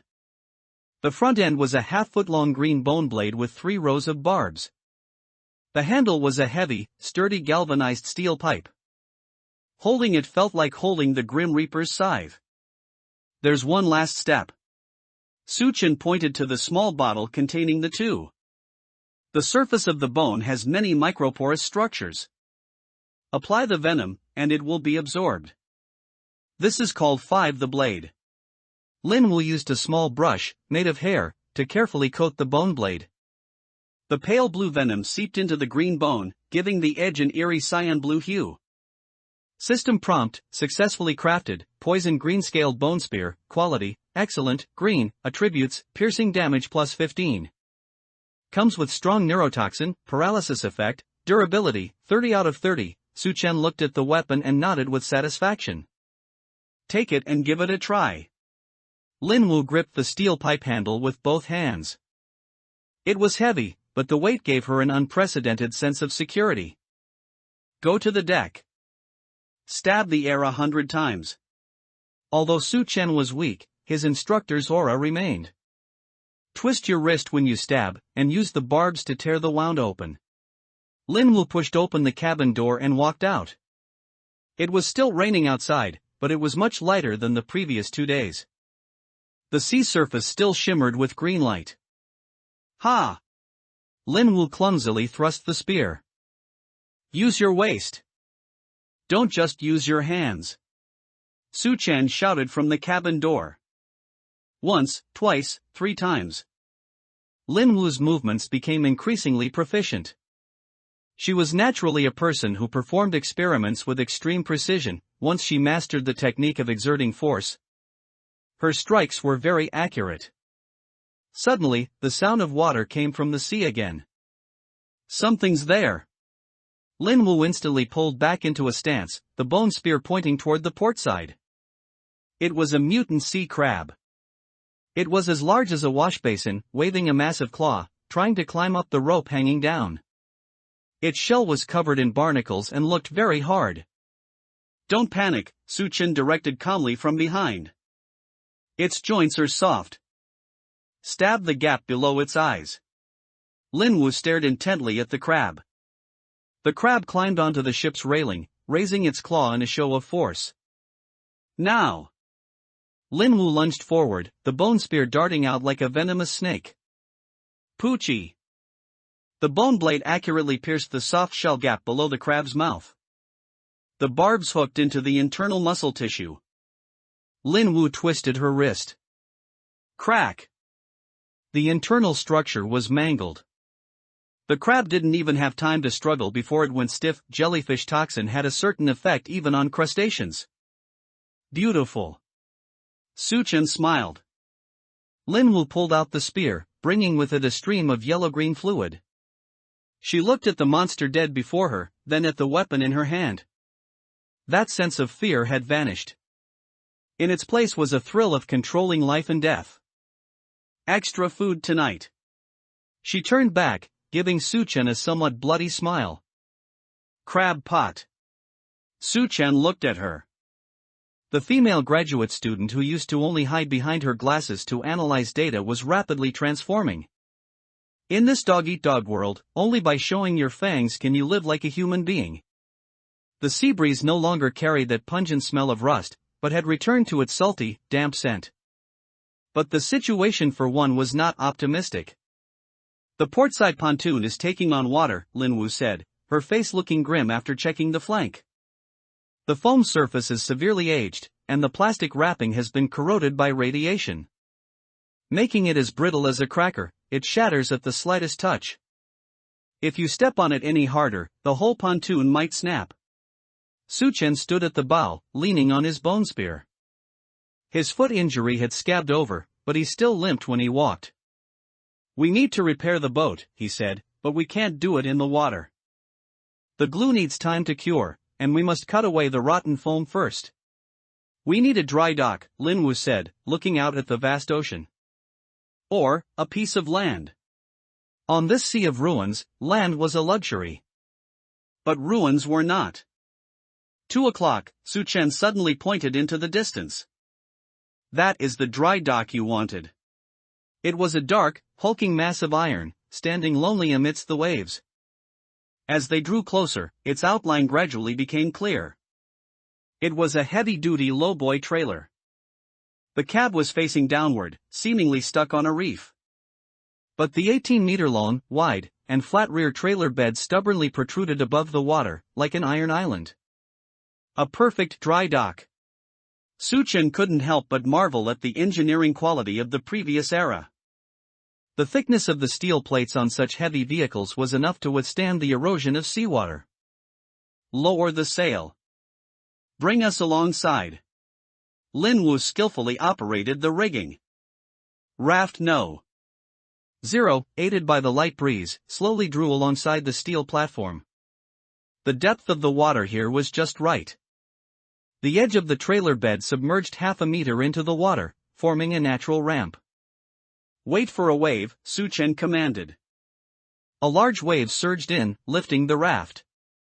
Push. Working together, using the force of the surge, they forcefully pushed the heavy trimaran sailing raft onto the steel platform, which was covered in rust and barnacles. As the water receded, one settled firmly in the middle of the trailer bed. Since setting sail, this makeshift, broken boat had completely left the water for the first time. Phew! Linwoo plopped down onto the scorching steel plate, spreading her limbs without a care for her image. The feeling of having solid ground under my feet is so good. Su-chen did not rest.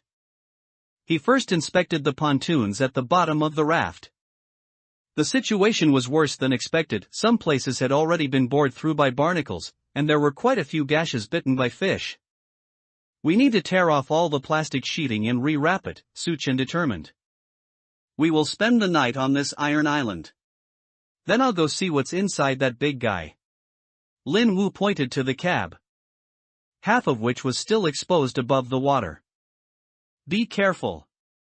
There might be dead people." "I'm already used to it." Lin Wu shrugged and walked over with her bone spear. 10 minutes later, she returned dragging a heavy tarpaulin bag. "You guessed right. There was a driver inside, already swollen like a balloon. I pushed him off." Lin Wu said this while untying the oilcloth bag, her tone as flat as if she were talking about throwing away a bag of trash. "Any loot?" 2 barrels of diesel. Unopened. Probably from the reserve fuel tank. Lin Wu pointed to the 2 yellow plastic barrels. "And this." She poured out a rusty iron box. Opening it. A set of heavy-duty socket wrenches. A pipe wrench. And a jack. And 2 cartons of cigarettes, wrapped tightly in oil paper. "I don't smoke, this stuff is bad for the lungs." Lin Wu tossed the cigarettes to Su-chen. Su-chen caught the cigarettes. He didn't smoke before the Great Flood either, but in the wasteland, this was top-tier hard currency. 2 cartons of cigarettes could trade for a life on the black market. And this. Su-chen picked up the jack. "With this, we can not only repair the boat but also add something to it." He glanced at the discarded tires, trailer spare tires, scattered around the trailer bed. "Cut these tires open and lay them on the bottom of the raft as a crash-proof layer. Or." His gaze fell on those 2 barrels of diesel. "Or, if you can find this vehicle's generator, we might be able to get some electricity." Lin Wu's eyes lit up. "I'll go strip it. As long as it hasn't been completely rotted by the water, I can fix it." The sun set. Golden sunlight spilled over this iron island. Su-chen was repairing the pontoons, while Lin Wu was covered in grease, stripping parts from the cab.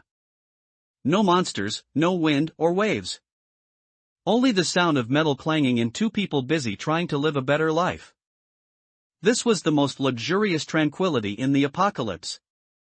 Su-chen's voice suddenly became extremely low, as if squeezed out from between his teeth. Lin Wu was sitting on the edge of the truck's flatbed, holding hot water in her hands. Hearing this, she didn't hesitate for a moment and poured that cup of precious hot water directly into the brazier in front of her. Sizzle, white smoke rose. The firelight was instantly extinguished. The world plunged into a deathly silent darkness. There was only the sound of waves lapping against the steel plates. "What is it?" Lin Wu lowered her voice, her body pressed tight against the cold side wall of the container. 3 o'clock direction. Su-chen didn't look back, his eyes fixed on the sea. "Don't look with your naked eyes, use that." He handed a monocular, found in the truck's cab toolbox, to Lin Wu. Lin Wu raised the telescope. At the pitch-black horizon where the sea met the sky, a bean-sized point of light was flickering. "Is it a glow stick?"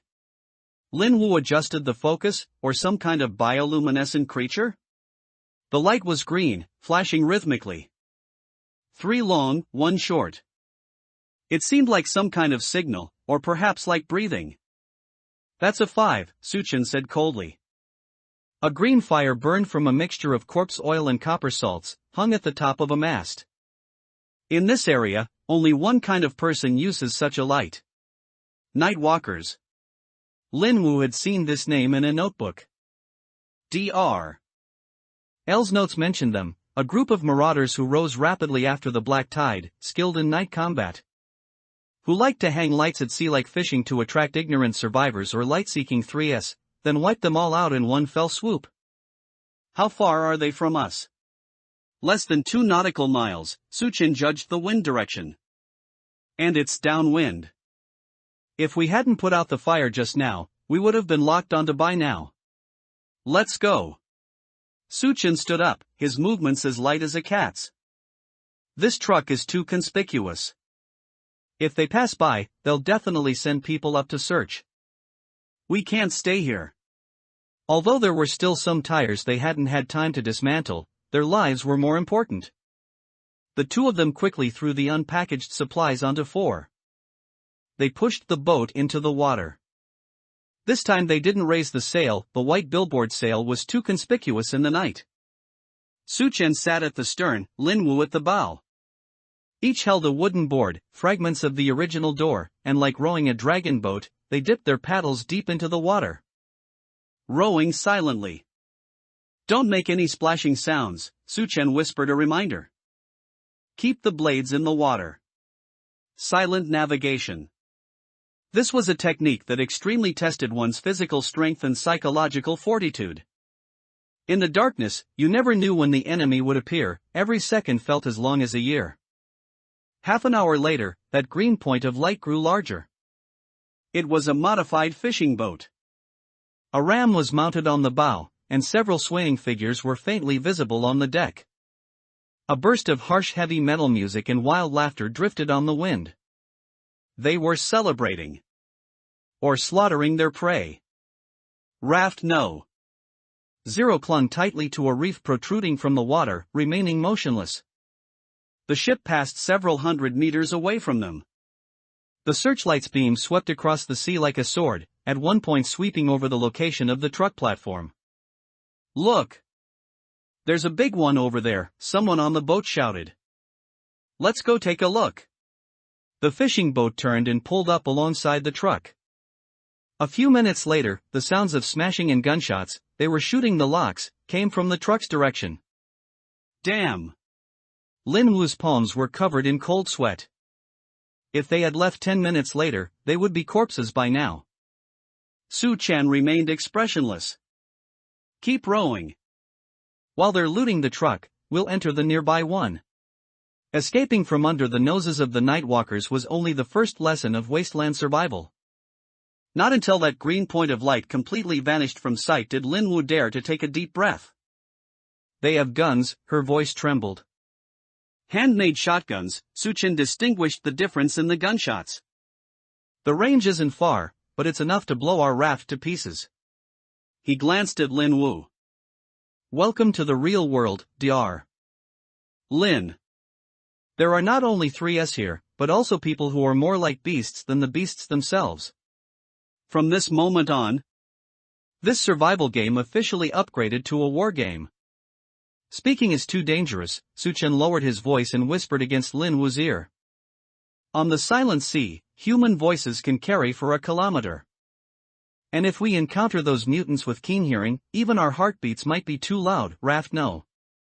0 continued to drift with the waves. To avoid exposing their position, they had even taken down the conspicuous white sail, relying entirely on ocean currents. Then how do we communicate? Lin Wu replied in a whisper as well. Sign language is invisible at night. Use this. Suchin placed his fingers to his lips and blew a short, sharp whistle. Chirp, the sound wasn't loud, but it had great penetrating power in the sea breeze. It sounded exactly like a lost seabird calling out. A gray-backed tern.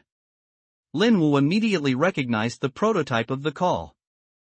This kind of bird makes this warning sound when disturbed at night. You want to imitate it? Yes. On this sea, birdsong is the most natural sound. Predators and monsters are accustomed to it, their brains automatically filter it out. Suchen began to teach this bird language code he had figured out in his previous life. Remember a few basic commands. 1 long whistle, flat tone, safe, or maintain course. 2 short whistles, rapid, stop, or watch out ahead. 3 continuous rapid whistles, high frequency, enemy detected, everyone be silent/dive. Rising tail tone, turn left. Falling tail tone, turn right. It sounded simple, but it wasn't easy to make it sound authentic. Lin Wu tried to whistle once. Phew, the sound was thin and leaky, like a broken whistle. Don't blow with your lips, Suchen corrected. Press the tip of your tongue against the roof of your mouth and squeeze the airflow out from the sides of your tongue. Use your abdomen to generate power, not your lungs.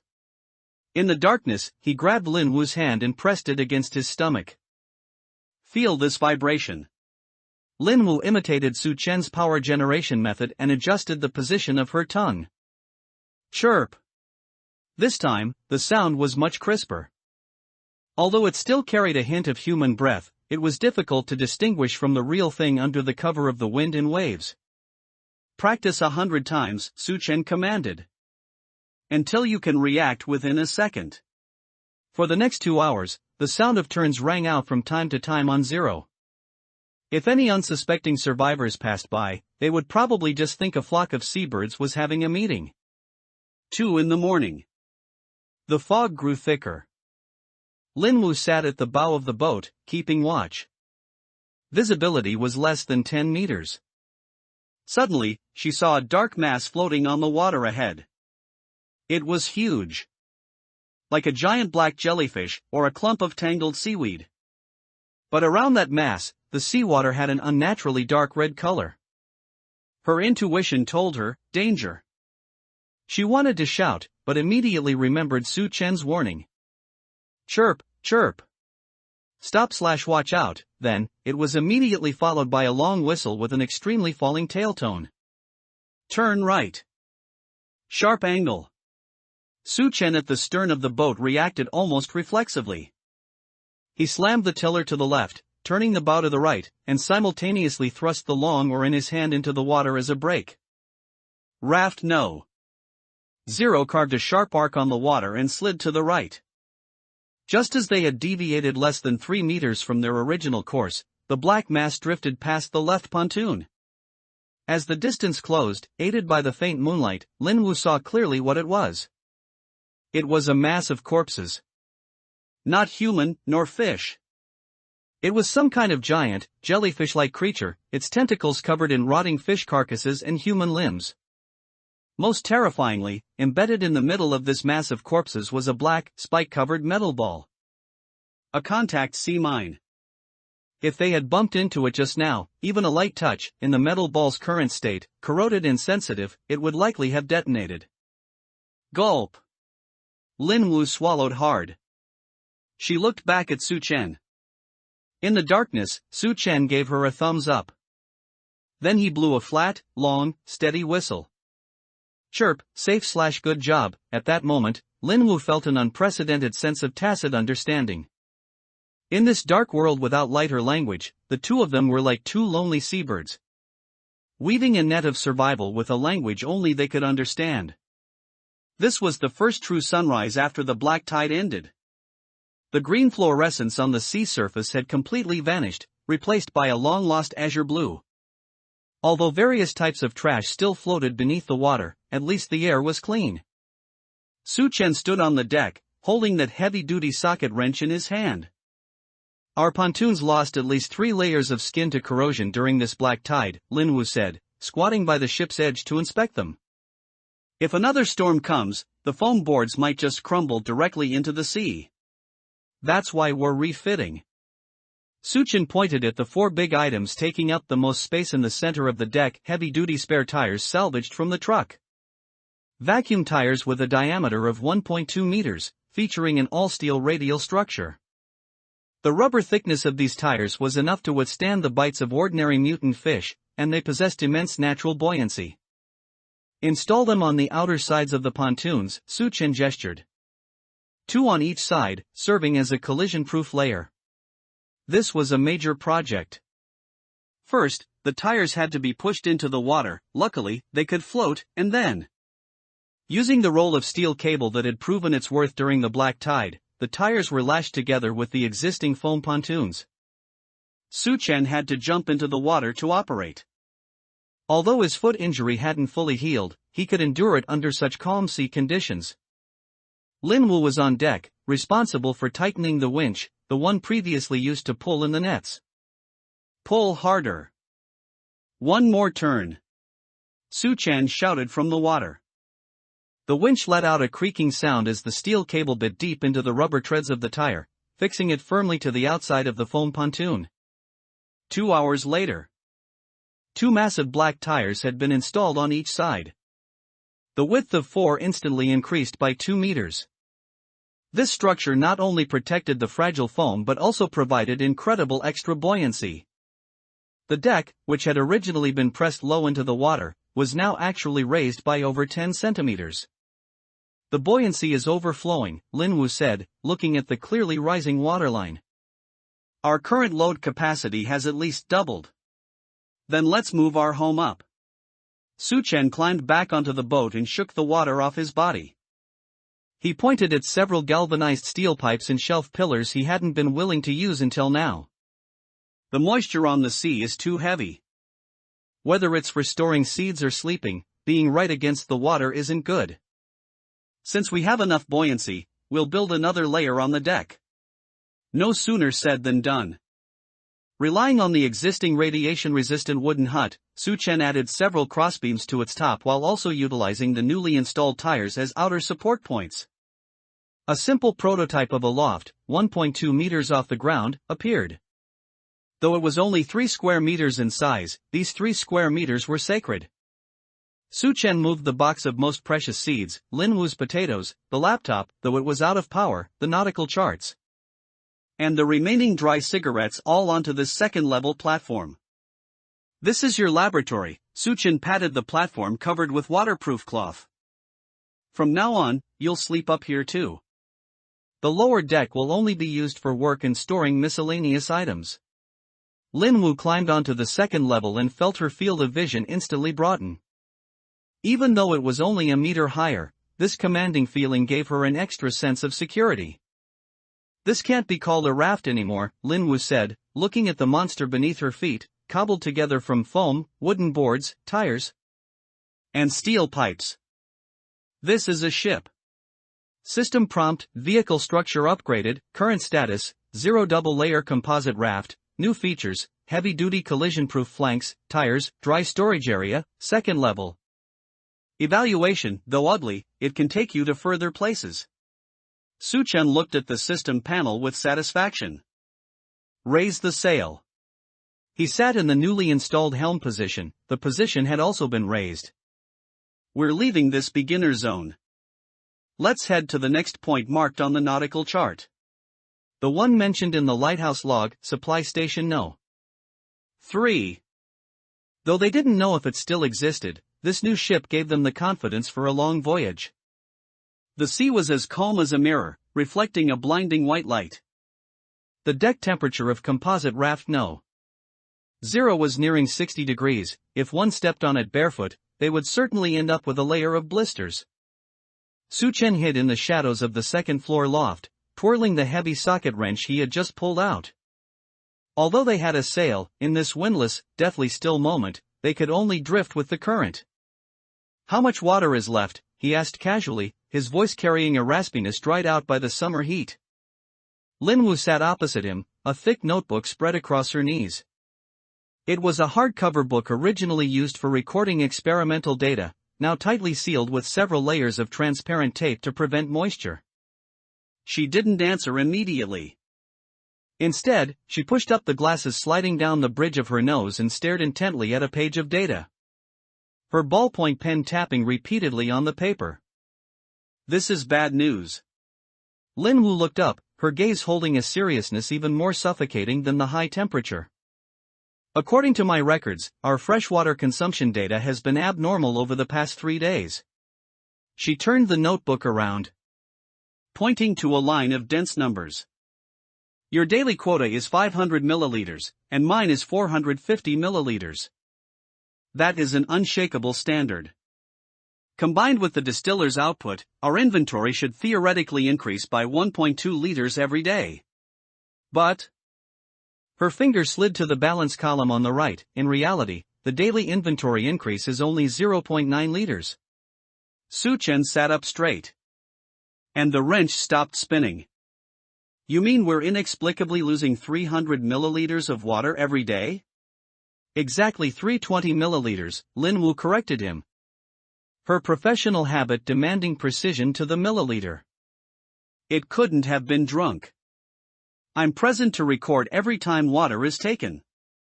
It couldn't be evaporation either, all the storage containers are sealed with screw-on caps. Su-chen's expression became solemn. At sea, fresh water is life. 300 milliliters might not seem like much, about the amount in half a bottle of mineral water. But in the ruined sea where there are no supplies, this represented an invisible bleeding wound. If left unchecked, it would be 3 liters in 10 days and 9 liters in a month. And that wasn't even the scariest part. If the cause wasn't found, who knew if this gap would suddenly collapse and become 3 liters, or even 30 liters a day? Troubleshoot. Su-chen flipped over and descended to the first deck, ignoring the floor's scorching temperature. Check the distiller first. That simple solar distiller was their source of life. The two of them crouched before the device made of plastic wrap and plastic basins, inspecting it as carefully as bomb disposal experts. No damage. The condenser tube was intact. The catch basin was dry. Exclude the distiller. Lin Wu checked it off in the notebook. Next are the distribution bottles. They took out all the dozen or so mineral water bottles used for daily drinking and performed squeeze tests on each one. All were well sealed with no sound of leaking air. Then there's only one possibility left. Su-chen's gaze fell toward the shadows at the stern. Fixed there was a blue chemical water storage barrel. This was their largest freshwater reservoir and a trophy salvaged from a previous shipwreck. It could hold about 50 liters of water, and currently contained about 30 liters of the family savings they had painstakingly gathered over the past few days. The barrel body appeared perfectly intact, the blue plastic shimmering in the shadows. Su-chen walked over and untied the ropes securing the barrel. Give me a hand, lift it up. Together, they carefully lifted the heavy blue barrel off the deck. The moment the bottom of the barrel left the ground, a crystal-clear water droplet slid along the edge of the base and fell silently onto the scorching steel plate. Sizzle, the droplet evaporated instantly, leaving behind a ring of white salt stain. Damn it! Su-chen flipped the barrel over. By the sunlight, they finally saw the culprit.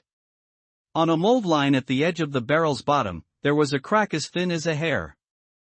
It was very well hidden and couldn't be seen without pressure.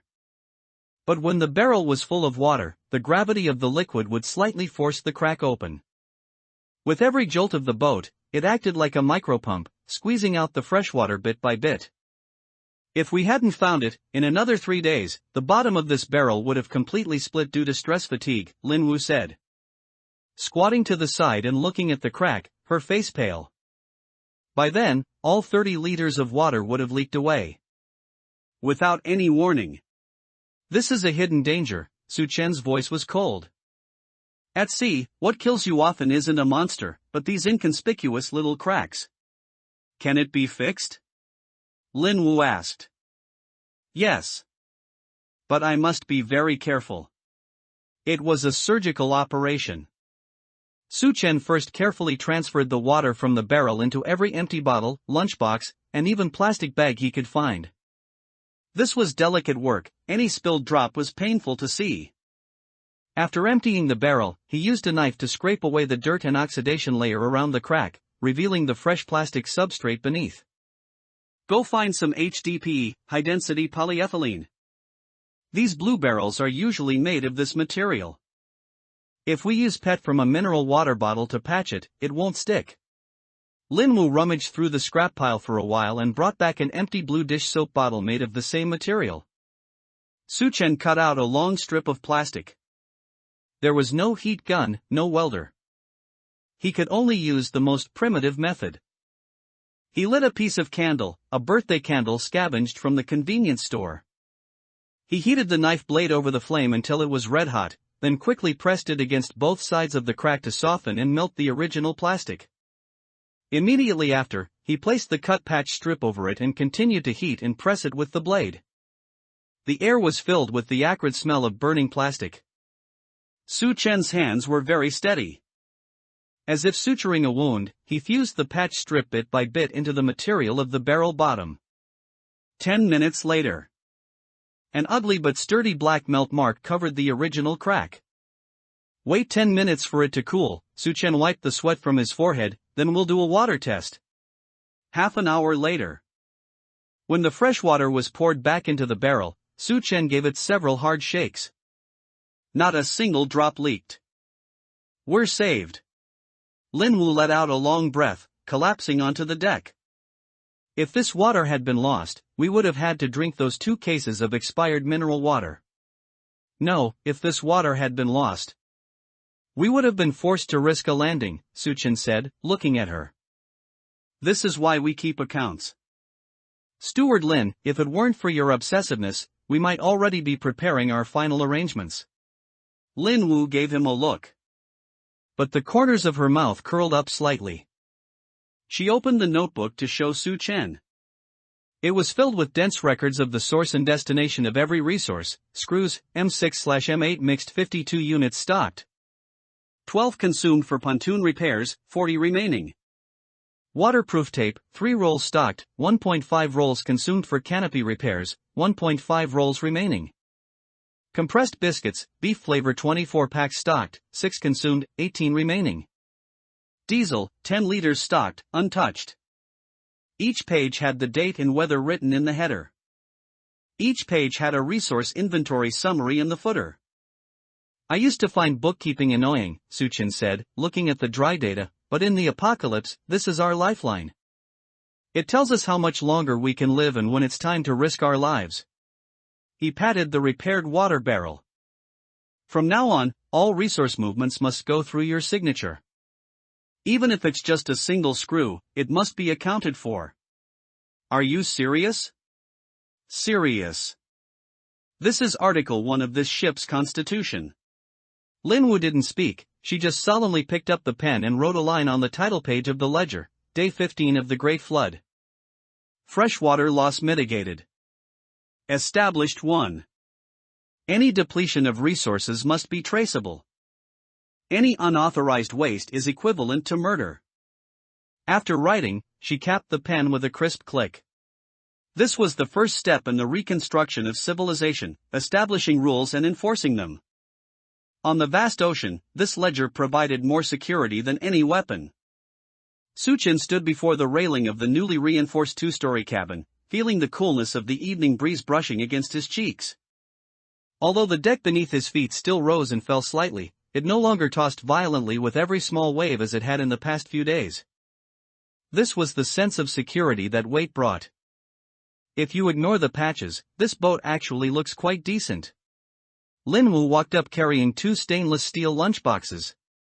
Inside the lunchboxes was steaming hot mixed fish soup, with a few pieces of dried kelp salvaged from the seabed floating in it. This was one of their few sources of vegetables. This is the final form of raft no. 0. Suchen took the lunchbox, his gaze sweeping over the vessel that had accompanied them for half a month. From the initial single door panel and a few plastic barrels to the current double-layer composite structure. The outermost part of the bottom layer had even been fitted with those 4 heavy-duty truck tires as anti-collision side wings. Those thick black rubber tires stood like guards, protecting the fragile foam pontoons. The main deck in the middle had been laid with non-slip grating, dismantled from shelves. The mast stood tall in the center, and the white sail, modified from billboard fabric, was somewhat worn but still caught the wind fully. At the back of the deck was the core area, wrapped tightly in tarpaulin, the freshwater distiller and the supply storage. Even at the bow, a simple rack had been set up to secure spears. This was a real boat. System prompt: current survival duration has reached 15 days, core functions of the vehicle are complete. Novice protection period ended. Entering the chaotic sea area. These lines of pale blue text, visible only to Su Chen, floated silently in the air. The novice period was over. This meant that from the next second, this ocean would no longer show any mercy to survivors. The extreme weather, fiercer deep-sea monsters, and crazed raiders from other regions that had been temporarily suppressed by the system would no longer be restricted.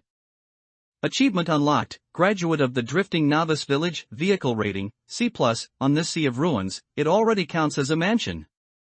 Reward settlement: all attribute resistance plus 5%, maximum vehicle durability plus 100. Although it's a C+, I think it's worth an A. Su Chen took a sip of the fish soup, the warm liquid flowed down his throat, dispelling the damp chill of the sea. The system did not provide meaningless material rewards, but instead offered a choice of 3 development paths. 3 flickering icons unfolded before his eyes. A. Predator. Description: obtain resources by killing survivors. Each kill yields a random loot box. Bonuses: combat skill damage plus 10%, intimidation plus 20%. Cost: all faction affinity is forced to negative. B. Merchant. Description: obtain resources through trade. Unlocks: remote trading channel, requires building a communication tower. Bonuses: bargaining ability plus 10%, appraisal skill level plus 1. Cost: must pay taxes to the system periodically.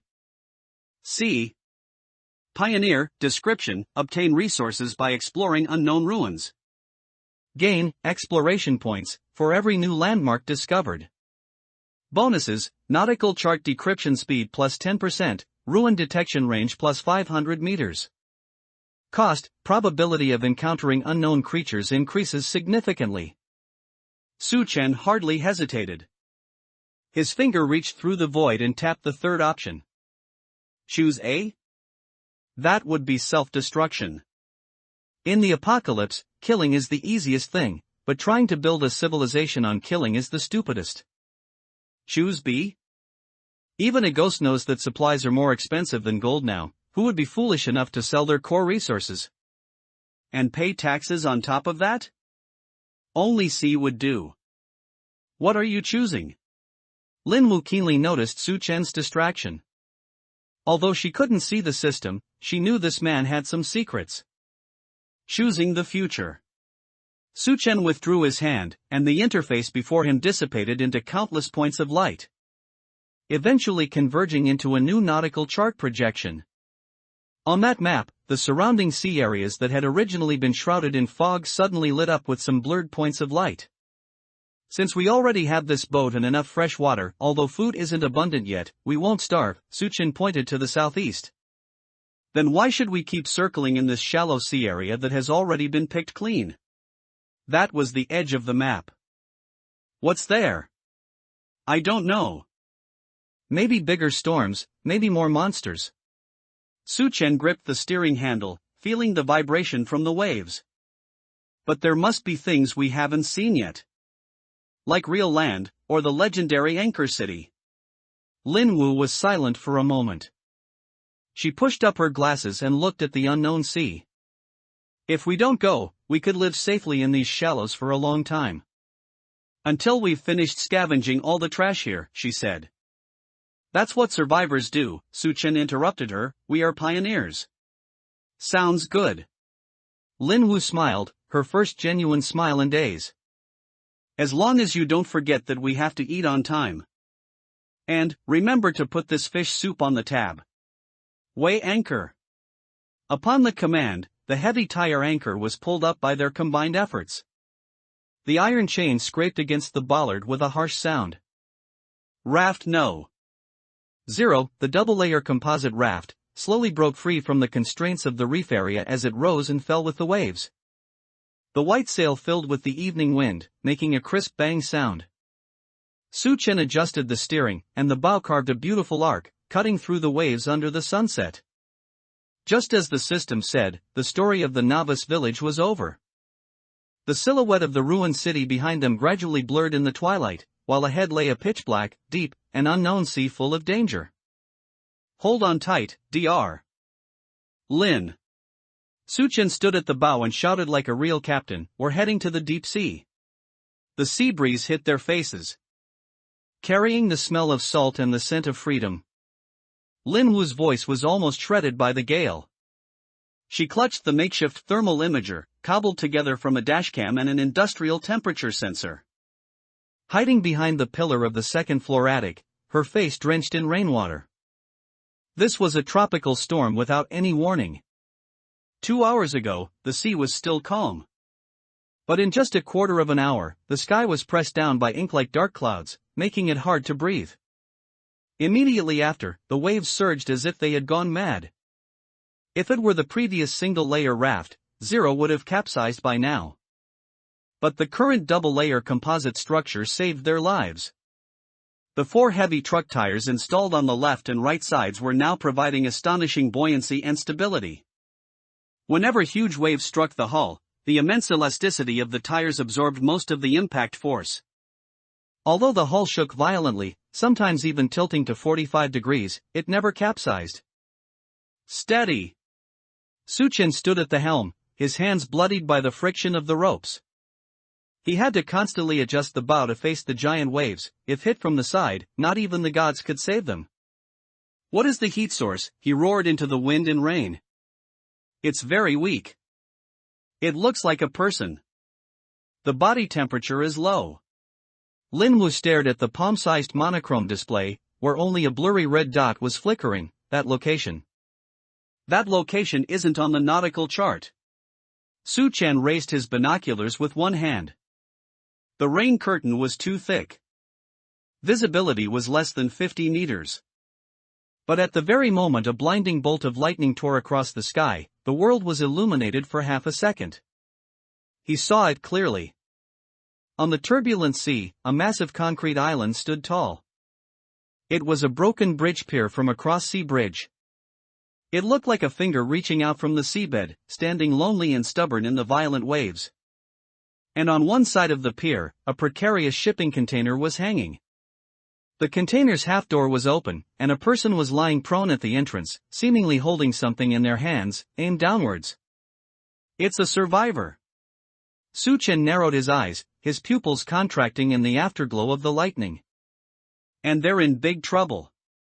Because on the base of the pier below the container, several massive black creatures were climbing up. Mutant monitor lizards. This type of amphibious predator, which was the most troublesome in the early stages of the ruins, possessed crocodile-like scales and gecko-like climbing abilities. They were even more active in the rainstorm, their sharp claws capable of easily gripping the slippery concrete walls. "Should we save them?" Lin Wu climbed down from the attic, sliding to Su Chen's side while gripping the handrail. Reason told her that in this kind of devilish weather, even approaching that pier carried the risk of hitting a reef. Dying for a stranger did not align with survival logic. "Wait." Su Chen did not rush to steer. He was observing. The person lying at the container entrance, faced with this certain death situation, did not call for help, nor did they wave. The next second, a dull sound pierced through the noise of the rain. Twang! It was an extremely unique metallic vibration. It sounded like a snapped string, or perhaps some kind of high-tension mechanical energy being released. Immediately after, a monitor lizard that had climbed to within less than 2 meters of the container suddenly let out a shrill, miserable scream. Its massive body seemed to pause in mid-air, then it fell backward. Splash! Water splashed everywhere. Even at such a distance, Su Chen could still clearly see the miserable state of the monitor lizard as it fell into the water. A black arrow was deeply embedded in its eye socket, piercing directly through its brain. A compound bow. Su Chen's eyes lit up instantly. On this ocean filled with ruins, firearms were an extremely scarce luxury. And a well-maintained, hydroweight compound bow was no less valuable than a rifle. Silent, reusable ammunition, and massive lethality. Most importantly, to be able to shoot through the eye of a moving target at this medium range in such a storm. This wasn't just a good bow. This was a top-tier archer. Worth saving. Su Chen made his judgment. Not just for that bow, but for that person. He shoved the tiller, deflecting the course of Zero by 30 degrees. Prepare the fishbone spears. Lin Wu. In this weather? Lin Wu looked at the mountain-high waves outside, her face pale. Yes. Exactly this weather. Su Chen laughed, the excitement of a hunter seeing top-tier prey. Hold onto the railing. We're going to snatch that person, Raft. No. Zero carved a thrilling arc between the wave crests and troughs, like a beast charging into the battlefield. Rushing towards the lonely bridge pier without hesitation. There, the last two monitor lizards had already climbed to the container entrance. Hunter and hunted, it was all on a razor's edge. Su Chen roared and slammed the rudder handle to the limit. The no. Zero composite raft was like a furious rhinoceros, using a 2-meter-high wave to slam hard into the black figure climbing the bridge pier. Bang! A dull thud echoed. The heavy truck tires on the port side provided perfect cushioning and impact. The mutated giant lizard, which was hanging on the concrete wall less than half a meter from the container, lost its balance from the massive impact. It let out a hoarse, strange cry, its sharp claws scraping sparks against the wall, before falling heavily into the sea. Lin Wu. The spear. Lin Wu, who had been ready, raised the poisonous green-scaled bone spear with both hands, but her hands were trembling. The waves were too high, and the boat was shaking too violently to aim properly. Throw it. Don't worry about accuracy. Lin Wu gritted her teeth and threw the bone spear with all her might toward the black shape rolling in the water. The bone spear didn't hit a vital spot, but its sharp barbs snagged the giant lizard's tail. The giant lizard was enraged. It flipped over in the sea and charged at the raft with its mouth full of fangs. Perfect. Su Chen drew the spare Zero, originally intended for self-defense, from the deck. Hard to port. Lin Wu pushed down on the rudder handle with all her might. The raft performed an extreme, stationary drift on the surface of the sea. The giant lizard missed. Its head slammed hard into the hard side of the tire, leaving it dazed and confused. In the split second it was dazed, Su Chen jumped down from the second-level platform. He didn't jump into the sea but landed on the tires. The dagger in his hand thrust without hesitation into the giant lizard's softest underbelly. Die! Black blood gushed out. But this monster didn't die immediately. It thrashed its body wildly, the immense force nearly throwing Su Chen into the sea. Just then, a whistle came from overhead. Move! Su Chen instinctively leaned back. A black figure jumped down from the 5-meter-high bridge pier. It was a person. The short-haired woman wearing a camouflage jacket. Her left leg was clearly injured, but it didn't affect her balance in the air. In her hand, she held a steel bar removed from the container door, its tip sharpened to a bright edge.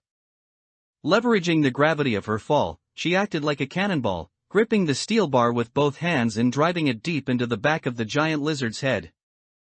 Squelch! The steel bar pierced through the skull, pinning the giant lizard firmly into the gap between the tires. The monster twitched a few times and then stopped moving. The heavy rain continued to fall. The woman knelt on the tires, gasping for air. Rainwater streamed down her short, capable hair, revealing a face that was pale but extremely cold and hard. Her left lower leg was splinted with 2 wooden boards, and blood was seeping through the bandages. Thanks. Her voice was hoarse, revealing little emotion. Even after just experiencing a life-or-death struggle, her hand remained steady, gripping the blood-stained steel bar. Su Chen looked at her. This was a true warrior. The kind of tough character who, even with a broken leg, could tear a piece of flesh off the enemy in a desperate situation. The fare is expensive, Su Chen said, looking at the black compound bow on her back, which, although empty, still exuded a sense of intimidation. The woman looked up, her eyes showing no plea for mercy, only assessment. She was evaluating the combat prowess of Su Chen and Lin Wu, as well as the value of this strange raft. 2 cases of Type 90 individual combat rations. 500 steel balls, can be used as projectiles. A damn peninsula nautical chart that hasn't completely rotted away. She untied a waterproof bag from her waist and tossed it to Su Chen. And this lizard skin, it's yours. What about that bow? Su Chen asked. That's my life, the woman said, standing up while leaning on the tires, a movement that caused her to twitch slightly from pain. Yet her back remained straight. Unless I die, I won't give it up. Su Chen smiled. He liked this kind of person. In the apocalypse, these people lived the longest and were the best suited to be teammates. Deal. He extended his hand. Su Chen. The woman hesitated, a wariness born from a long life as a lone wolf. But in the end, she grasped his hand. Tai Lan.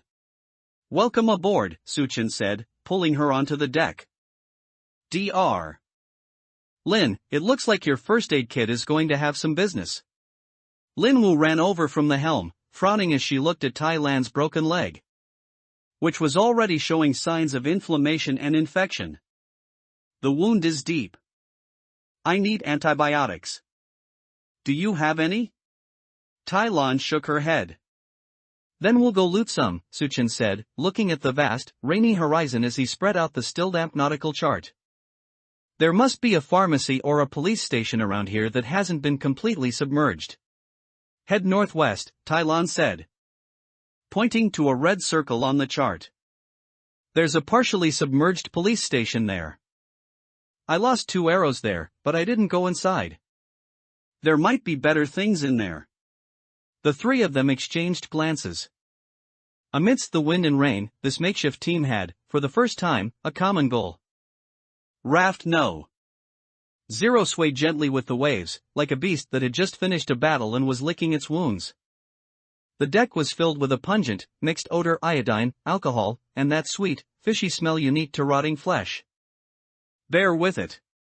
Lin Wu held a pair of surgical scissors that had been heated red-hot in a fire.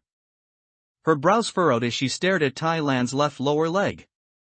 2 wooden splints used for stabilization were tied there, already swollen from soaking in seawater.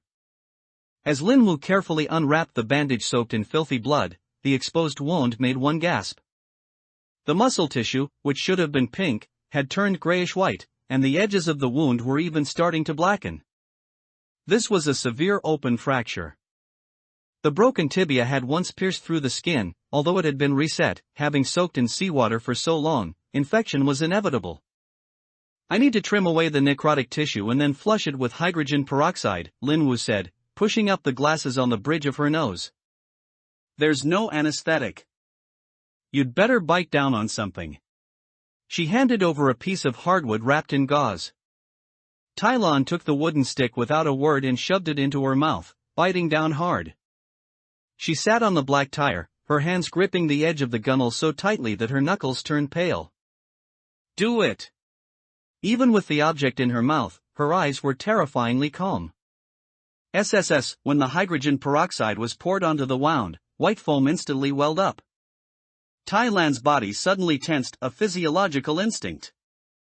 The veins in her neck bulged like earthworms, and sweat instantly soaked her neat, short hair. But from beginning to end, she didn't make a sound. She didn't even lose the rhythm of her breathing. This was the caliber of a soldier. Su Chen sat to the side, fiddling with a sharp 0 in his hand, not just to keep watch, but to observe. He was evaluating this woman's willpower. In the apocalypse, willpower is more useful than muscle.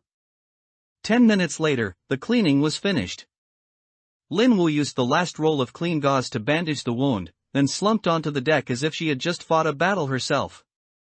The bone was set well. Did you do it yourself? She wiped the sweat from her forehead. Tai Lan spat out the wooden stick, which now bore deep indentations from her bite, and took a few deep breaths. Her voice remained hoarse. I practiced it back when I was in recruit training learning first aid. It's been 3 years since I retired, I'm a bit rusty. You were a soldier? Su Chen handed her a bottle of precious fresh water. A reconnaissance company in the army. After retiring, I was a security supervisor at the bridge toll station. Tai Lan took the water and stopped after only a small sip, a habit of restraint formed by long-term extreme survival. When the flood came, I held out on the roof of the toll station for 10 days. Until the last carbon arrow of this bow was fired. She touched the black compound bow beside her. It was her life. Your boat is very interesting. Her gaze swept across the surroundings. Foam boards for the base, tires for the wings, and there's even a second-story platform and a distiller.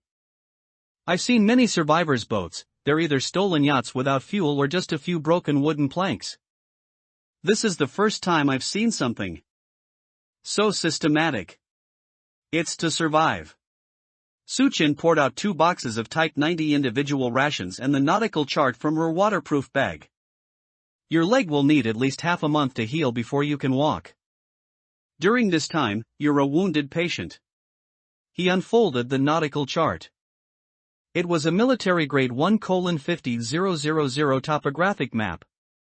Although only half remained and the corners were blurred from water damage, it was invaluable.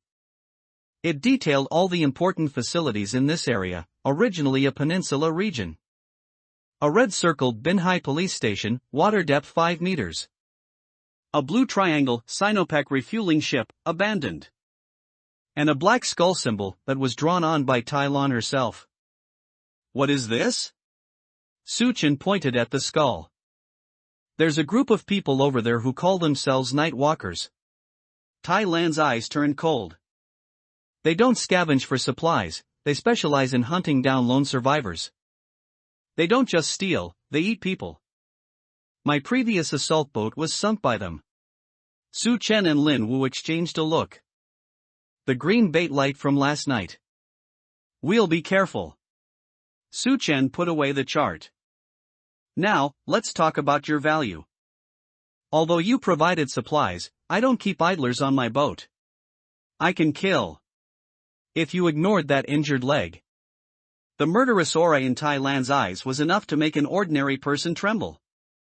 If you find me some suitable materials, I can make arrows. Just let me sit there.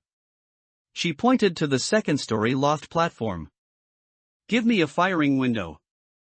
Within a 100-meter radius, no living thing can approach this boat. Whether it's a mutant beast or a human. A sniper.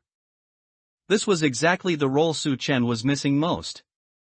Although he and Lin Wu worked well together, one leaned toward melee and the other toward support, lacking long-range suppression power.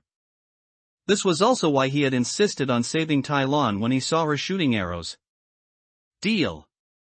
Su Chen tossed her a freshly opened pack of beef jerky. Welcome to the team, the new first mate of 1. First mate? Lin Wu pushed up her glasses, a bit surprised. And what about me? You are the ship's doctor and chief scientist. Su Chen smiled. Your status is transcendent, you don't participate in the rankings of such brutes. Tai Lan tore open the beef jerky and devoured it ravenously. It was the first meat she had eaten in 3 days. How much further is the police station? She asked while eating. Besides medicine, there might be riot gear there. If we're lucky, we might even find real guns. If there are guns, your bow will be retired. No. Tai Lan shook her head. Gunshots are too loud and will attract hordes of corpses. In the sea of ruins, silence is the best disguise. The bow will always be the perfect assassination weapon. She stroked the bowstring, just like caressing a lover's hand. Help me find some steel rebar. 6 millimeters or 8 millimeters. I need to make heavy arrows. In weather with wind and waves like this, light arrows won't fly steadily, only heavy arrows can pierce the scales of those monsters. Su Chen glanced at the pile of scrap materials in the corner of the deck that they had salvaged from the building materials market. There's plenty. Night fell. The sea after the storm was exceptionally calm. The 3 of them sat around the distiller, sharing hot fish soup and beef jerky. The warm firelight illuminated each other's faces. It used to be 2 people, now it was 3. Although there was one more mouth to feed, Suchin clearly felt that the aura of the small boat had changed. It had become tougher, steadier, and more confident. With a doctor to handle logistics and injuries, a warrior to be responsible for guarding and killing, and a craftsman to handle navigation and construction. This was what a proper expedition team looked like. Suchin looked at the nautical chart in his hand, his finger gently sliding over the police station mark. Tomorrow morning, we head here. Grab your gear. We're going shopping. Since the first rays of morning sunlight pierced through the mist, those 3 floating piles of trash had been trailing behind the wake of raft No. 0, maintaining a distance of about 300 meters. Can't shake them off. Lin Wu lowered the monocular in her hand, her brows furrowed as she looked behind them. They look like rafts lashed together from hundreds of large cola bottles, very lightweight. Plus, there are 3 people taking turns rowing, so they're faster than us. Although raft No. 0 was sturdy and stable, it had a deep draft due to the added double-deck, heavy tires, and full load of supplies. In this breezy weather, the sail's thrust was negligible, and it mainly relied on the ocean currents to drift. Wasteland wanderers, Tylon said, sitting on a tire in the center of the deck, sharpening the newly made steel rebar arrowheads with a whetstone. Her voice was as cold as ice. Or maybe sea hyenas. Groups like this usually don't have a fixed base, they rob wherever they go. Once they latch onto you, they won't let go until they've torn off a piece of flesh.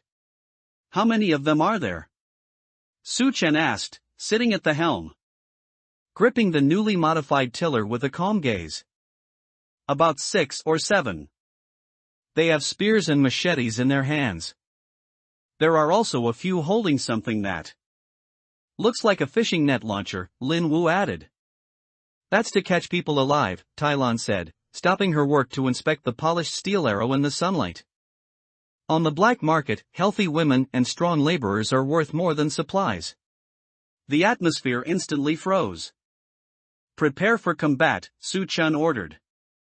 He didn't accelerate, instead, he lowered the sail that was already of little use. Raft No. 0 slowed down and came to a gradual stop in the middle of the ocean. This was an invitation. It was also a provocation. The 3 plastic rafts behind them reacted as expected. Thinking their prey had given up resistance or broken down, they immediately increased their rowing frequency, circling in like sharks that had smelled blood. The distance closed rapidly. 250 meters. 200 meters. They could even hear the greedy and manic roars coming from the other side. On the leading raft stood a shirtless man covered in black tattoos and festering sores. He waved a rusted fire axe and even dropped his pants to make obscene gestures toward raft No. 0, drawing a burst of laughter from his companions. Disgusting, Lin Wu said, turning her head away, feeling a bit nauseous. 150 meters left. Tai Lan remained seated. She didn't stand up because her leg injury wouldn't allow it, but her upper body was held straight, like a statue. The black compound bow in her hands was already raised. Wind speed level 3, southeasterly wind. Adjust for crosswind on the left by half a mil. She muttered to herself. It was a sniper's habit. Su Chen watched her.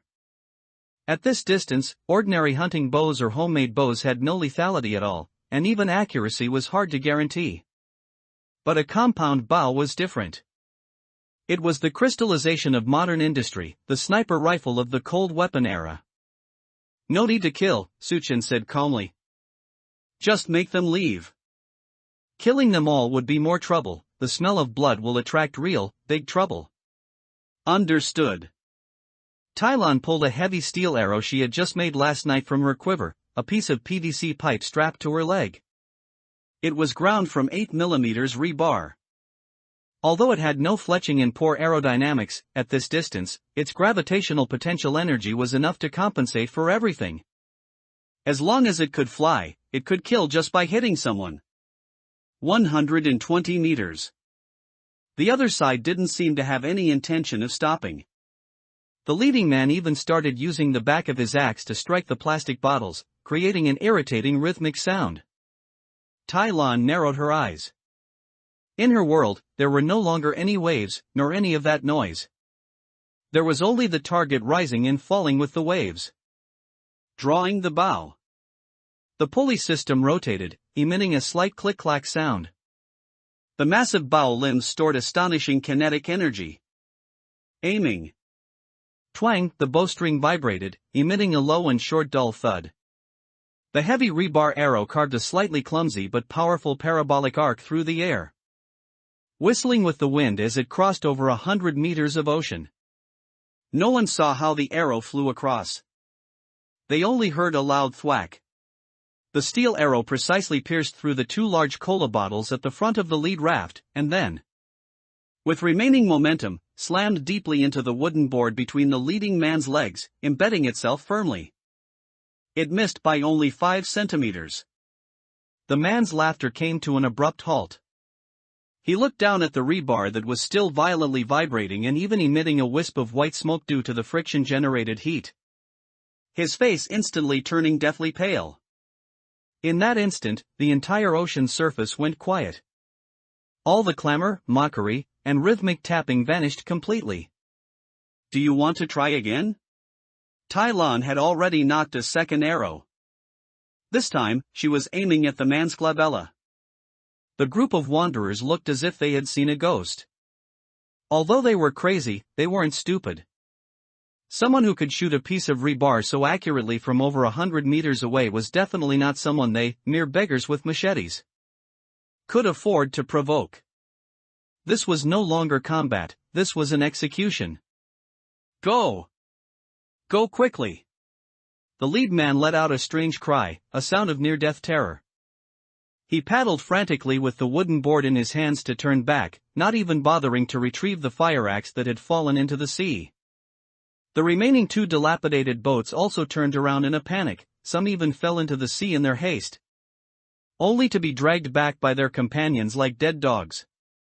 Watching the backs of those people fleeing like stray dogs, Lin Wu let out a long breath, her palms covered in cold sweat. This is the charm of ranged weapons. She turned back to look at Tai Lan. Tai Lan was slowly returning the arrow she hadn't fired back into the quiver, having to carefully release the tension of the bowstring. There are only 6 arrows, Tai Lan said calmly. Trash like that isn't worth wasting my handiwork on. That piece of rebar took a full 2 hours to grind. Su Chen laughed. He looked at the few black dots in the distance that were getting smaller and smaller, then glanced at Tai Lan, who was sitting on a tire with her eyes closed, resting. What if they had come any closer, he asked. Then I would have shot through his throat, Tai Lan said without even lifting her eyelids. I never joke. Su Chen nodded and raised the sail again. Continue forward. Destination, the police station. This was the rule of the wasteland. Your range is the scope of your truth. And today, they had defined a truth circle with a radius of 150 meters. Binhai New Area. Station. Half of the characters on the sign had fallen off, covered in green seaweed. This is it. Tai Lan glanced at the nautical chart and then at the familiar roof. I lost 2 arrows in that vent, but I didn't dare go down. The water was too dark. It was indeed dark. This place was in an eddy of the ocean current, where a large amount of silt and trash had accumulated. An iridescent layer of oil slicked the surface, leaking from some unknown abandoned oil depot. If you get injured, soaking in water like this for 5 minutes will lead to gangrene infection. Lin Wu took out a bottle of povidone iodine. Remember to disinfect your whole body when you come up. Don't worry, I don't plan on skinny dipping.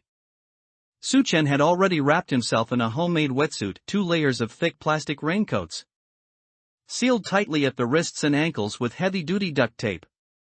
Although it couldn't protect against pressure, it was enough to keep the dirty water out. He strapped a crowbar and a bone spear to his back, and in his hand, he held a rearview mirror salvaged from a truck, used for checking blind spots. Splash! He entered the water. The underwater visibility was poor.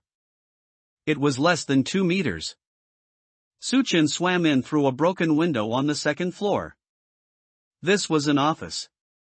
Several desks floated like ghosts against the ceiling, because they were made of wood. A few corpses wearing uniforms were trapped between the table legs, swaying slowly with the current. They were the former occupants of this place. Suchen did not disturb the deceased. His goal was clear: the equipment room and the duty room. He walked through the corridor. The bulletin board on the wall was still there, the photos on it bleached white from being soaked. At the end of the corridor, he found the iron door with a sign that read Police Equipment Room. The door was locked. And the electronic lock had long since failed. Suchin pulled out the crowbar, inserted it into the door gap, and pushed hard with his feet against the wall. Clang!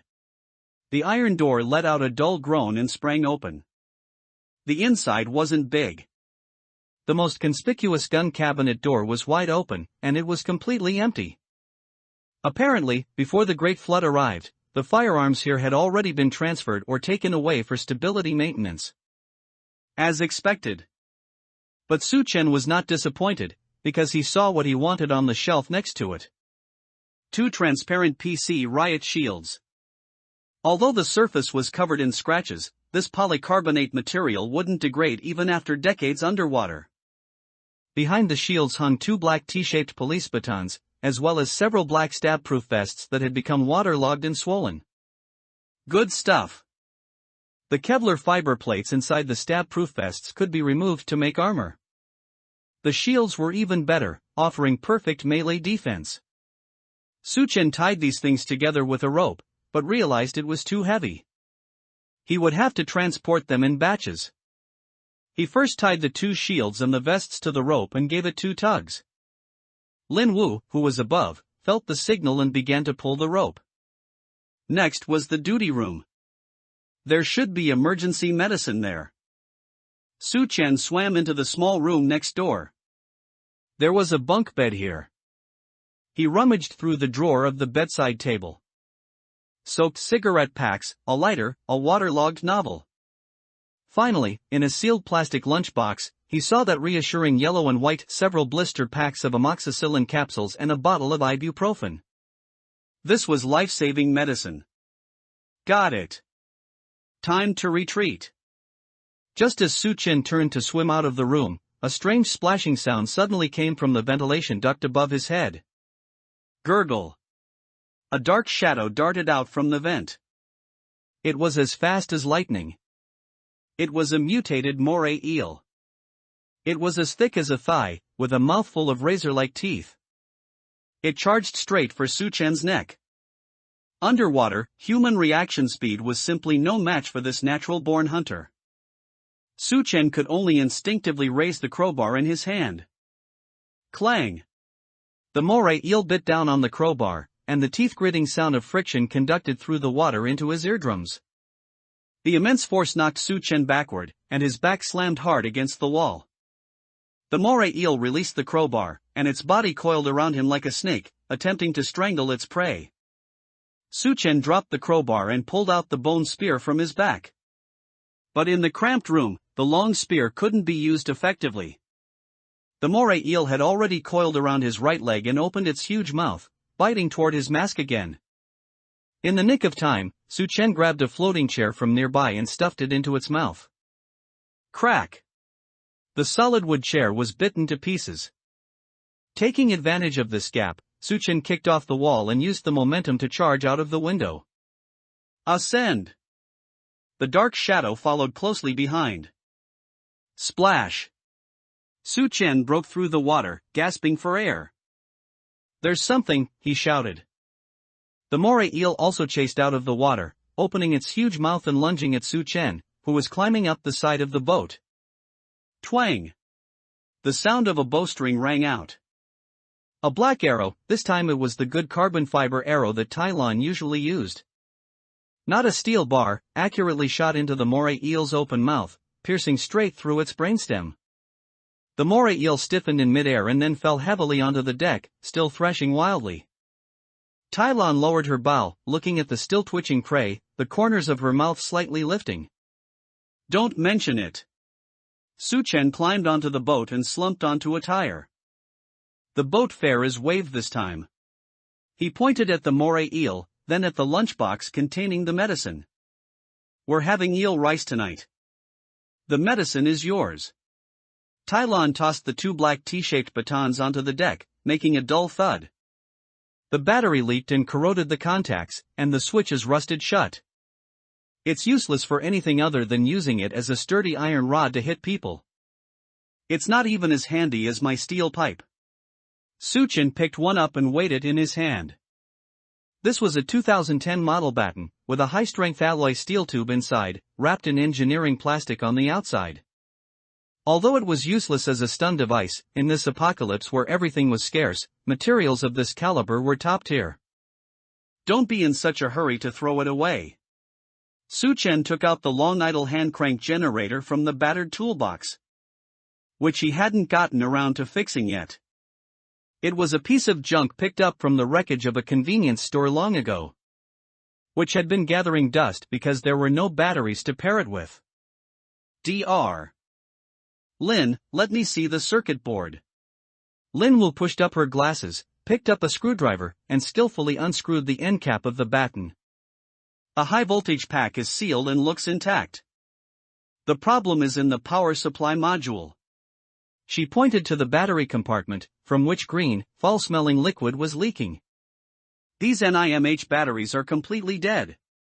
It's impossible to fix them unless you have new rechargeable batteries. What if we don't need batteries?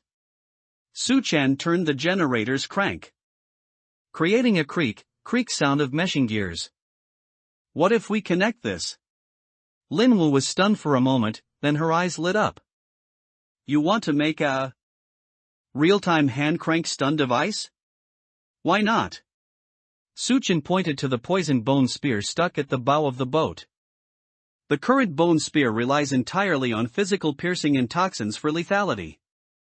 But against those thick-skinned mutants or those without pain receptors, the toxin takes too long to take effect. In those few seconds of struggle, they could easily flip our boat. We need a form of crowd control. Su-chen gestured. A strong control effect that can cause instant paralysis, even if it's just for 1 second. Electric current.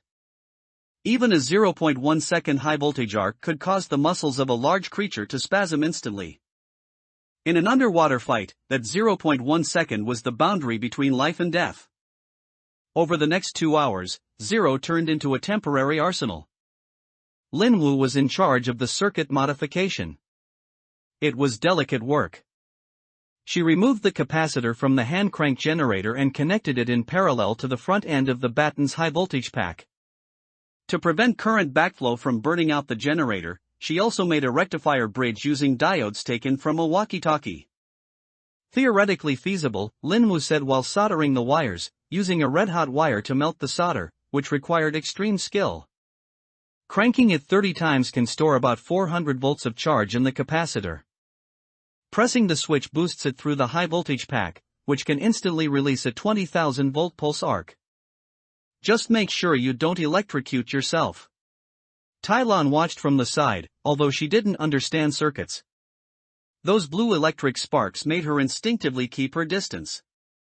Su-chen was responsible for the structural integration.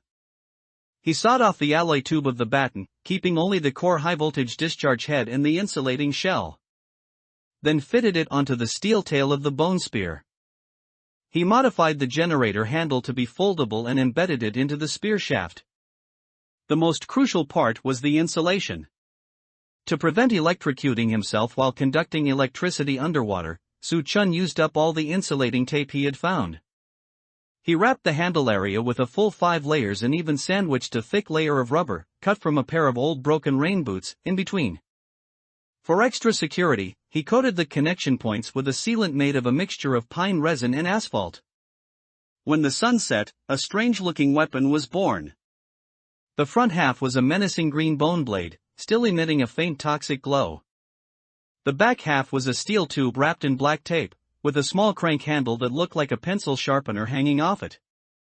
Shall we call it Thunder's Fury? Lin-Wu joked. Too edgy. Su Chen shook his head. Just call it the stun spear. Want to try it out? Tai Lan pointed to the dead moray eel in the corner of the deck. Su Chen dragged the dead moray eel over. He gripped the insulated handle and turned the crank. Creak! Creak! It felt heavy, indicating the generator was doing work. As he turned it, a small indicator light on the handle, an LED lens specifically added to show the capacitor status, glowed faintly red. 10 turns. 20 turns. 30 turns. The red light became glaring. Su Chen took a deep breath, gently poked the spear tip against the moray eel's wet back, and pressed the red trigger button with his finger. Snap! A crisp, explosive sound. A blue-white electric arc exploded between the spear tip and the fish skin. There weren't any spectacular sparks, just that instantaneous release of energy. But the effect was astonishing. The moray eel, which had been dead for 2 hours and was already stiff, suddenly acted as if it had come back to life. The entire fish jolted up, its muscles contracting violently, straightening out like a stick on the deck. And then it twitched crazily for a full 5 seconds. A faint smell of burning filled the air. Damn! Tai Lan instinctively pulled her injured leg back. This thing is a bit fierce. If it were a living creature, this hit would definitely paralyze it. System prompt, weapon upgrade successful, obtained, modified hand crank stun bone spear, quality, blue, rare, attributes. Piercing plus 15, poison plus 10, comes with active skill, high voltage arc, requires charging, 30-second cooldown. Description, although it's ugly as hell, like something picked up from a trash heap, its power is enough to make anything that wants to bite you regret being born. Remember, do not use it when you are soaked. Su Chen touched the still warm coils with satisfaction. Now, we not only have a sniper, but also a melee mage. He hung the new weapon in the most convenient spot, right next to the helm. With it, the next time he encountered those clingy deep-sea monsters, he wouldn't need to shove a chair into its mouth. He could just give it a free electrotherapy treatment. Let's prepare dinner. The electric eel is pretty good. Su Chen tossed the fish, which had a patch of burnt skin, to Lin Wu. Lin Wu held the laminated manual, which was still dripping with water, and pushed up her glasses. Her tone was uncharacteristically excited. Her voice trembled slightly. This was the reaction she only displayed when discovering a new species or making a major breakthrough. This was an operating manual for a Type 03 individual portable seawater desalination unit. In the emergency supplies cabinet at the police station, this item had been stuffed into the bottom interlayer. Wedged between a pile of tattered documents and moldy duty rosters that looked like they had been fished out of a shipwreck. If not for Su Chen's habit of thoroughly rummaging through trash, it might have been thrown away as waste paper forever. But in the era of the Great Flood, this piece of paper was the Bible. Reverse osmosis, RO, technology. Lin Wu pointed to the core components on the blueprint: no heating needed, no distillation needed. And no need for that damn wood fire that fills the whole boat with smoke. As long as we use a high-pressure pump to force seawater through the semi-permeable membrane, we can get pure water. Directly. She pointed to the parameters on it. This military model is designed to be extremely compact and is hand-cranked. It can produce 80 milliliters of water per minute. That's nearly 5 liters in 1 hour. 5 liters of water. This meant that as long as a few people took turns cranking the handle for an hour, they could satisfy the entire team's daily drinking and washing needs. They might even have extra water to clean wounds or water those few potato seedlings that were about to dry out and die. They wouldn't have to be like they were now, having to chop up precious wood or even hard-to-find solid wood furniture just to boil a little water. The problem is the materials. Su Chen looked at the system panel appearing before him. The blue light screen looked somewhat eerie in the dim candlelight. Unlocked blueprint, hand-crank desalination unit, required components, high-pressure plunger pump, 0/1, RO reverse osmosis membrane module, 0/2. Activated carbon prefilter, 0/1. These were not things that could be hammered out of scrap metal or plastic bottles. Especially that RO membrane, it was a high-precision industrial product capable of filtering salt at a molecular level. In this collapsed world, such things were non-renewable resources. Where can we find them? Su Chen asked. Tai Lan spread the torn nautical chart on the deck and, by the faint moonlight, pointed to a location with her finger, which was still throbbing with pain. Here. That was about 15 nautical miles to the southeast. The chart was marked with a golden anchor symbol, and there were even a few small squares around it that looked like a resort. Blue Bay Yacht Club. Tai Lan's voice carried a hint of nostalgia. I had a comrade who served as a security supervisor there after retiring. That club was full of multi-million-dollar luxury yachts. The life rafts on those boats come standard with this kind of hand-cranked desalination unit. There might even be more advanced electric models. A yacht graveyard. Su Chen narrowed his eyes. When the Great Flood came, that place must have been in total chaos. Countless yachts might have collided and sunk, or run aground on the breakwaters. The rich scrambled to get on board to save their lives, but in the end, they likely became trapped like turtles in a jar. That was also the most dangerous place. Because where there are supplies, there will be survivors. Where there are corpses, there will be scavengers. It might be a trap now, Tai Lan added. If there are so many good things there, we definitely aren't the only ones eyeing it. It might even have been occupied by some major faction. Wealth is sought amidst danger. Su Chen put away the nautical chart, his gaze resolute. The current raft No. 0 already possessed basic armaments and long-range sailing capabilities. Double decks, anti-collision tires, modified electric shock spears, and a compound bow. If they didn't take a big risk, were they just going to keep living in these shallows, relying on salvaging trash and distilling rainwater? He didn't want to be the kind of scavenger who just barely clung to life.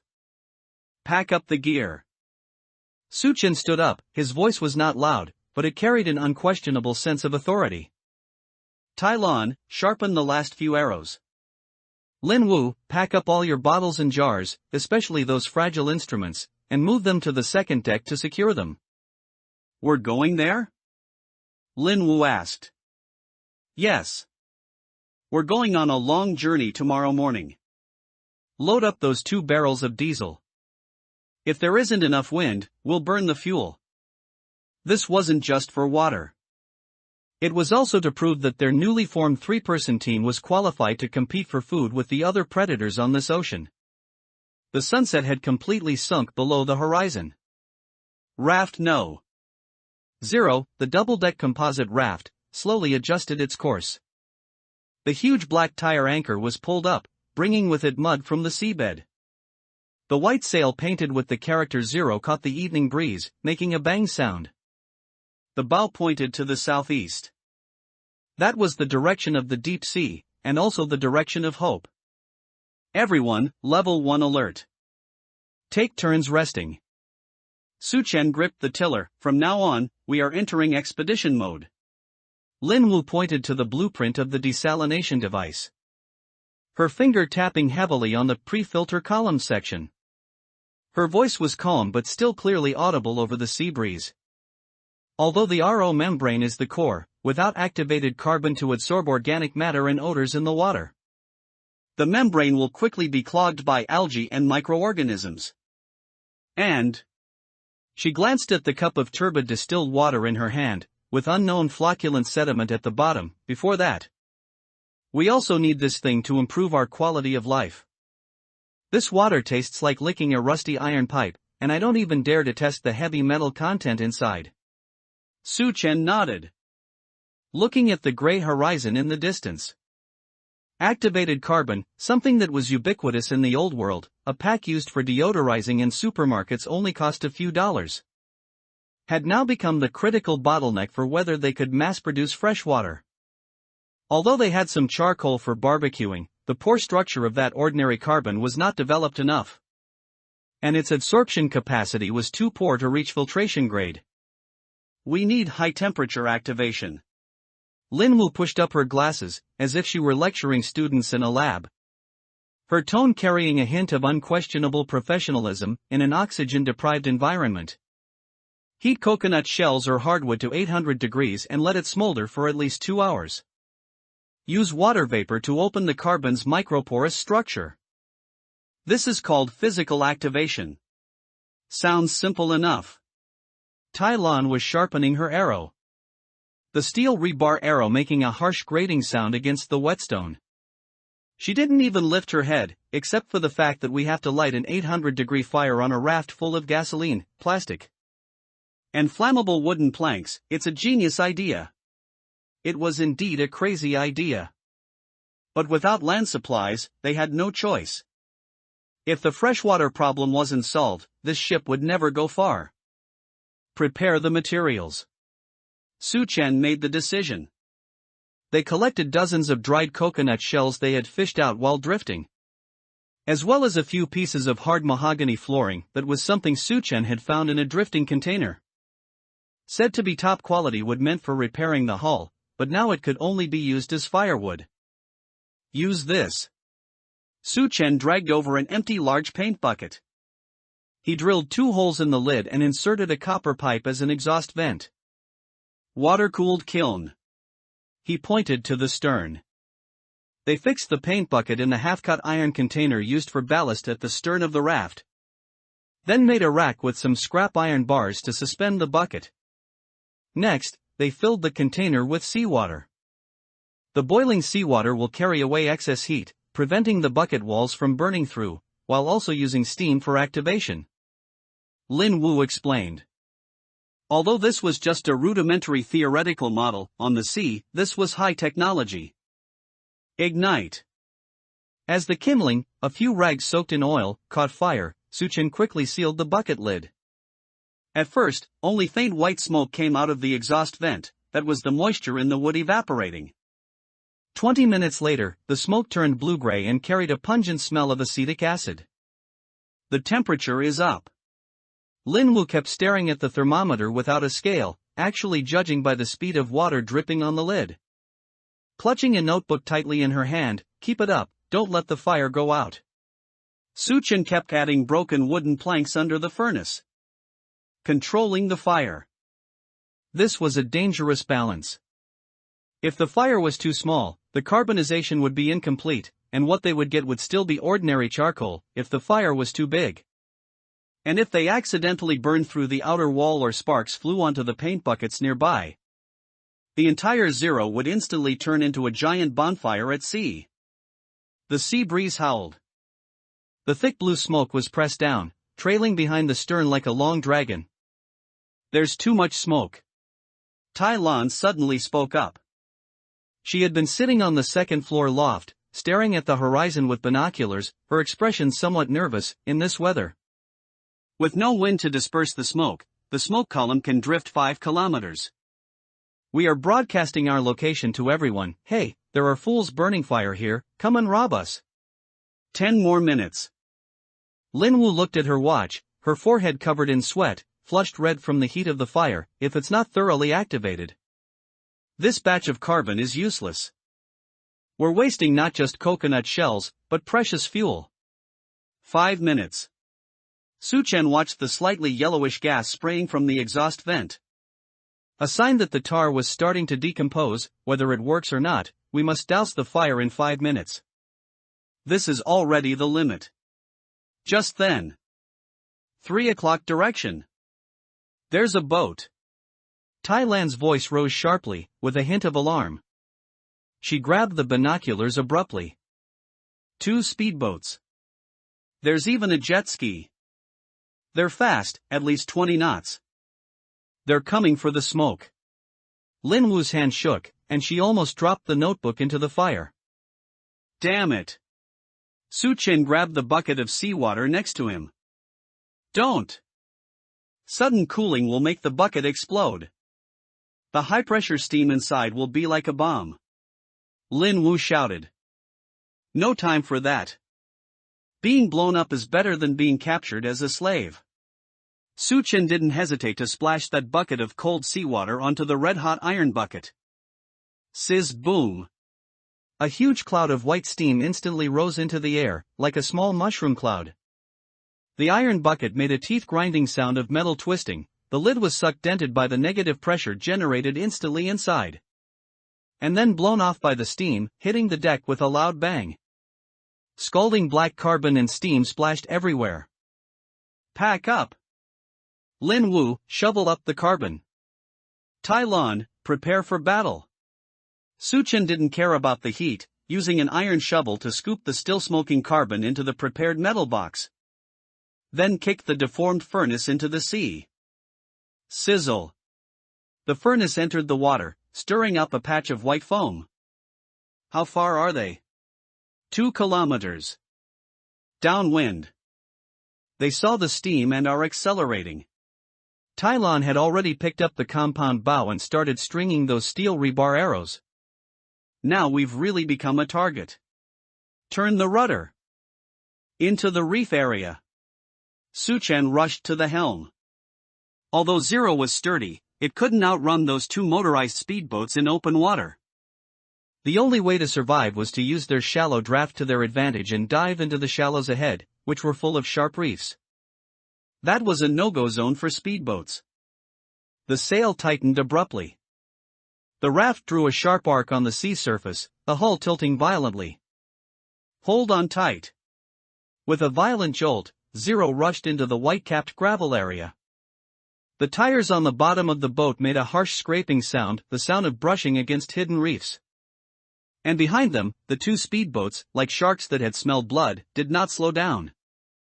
Although this charcoal burning operation ended in semi-failure, with less than 2 pounds of qualified granular activated carbon left in that metal box, this wasn't just for that cup of clean water.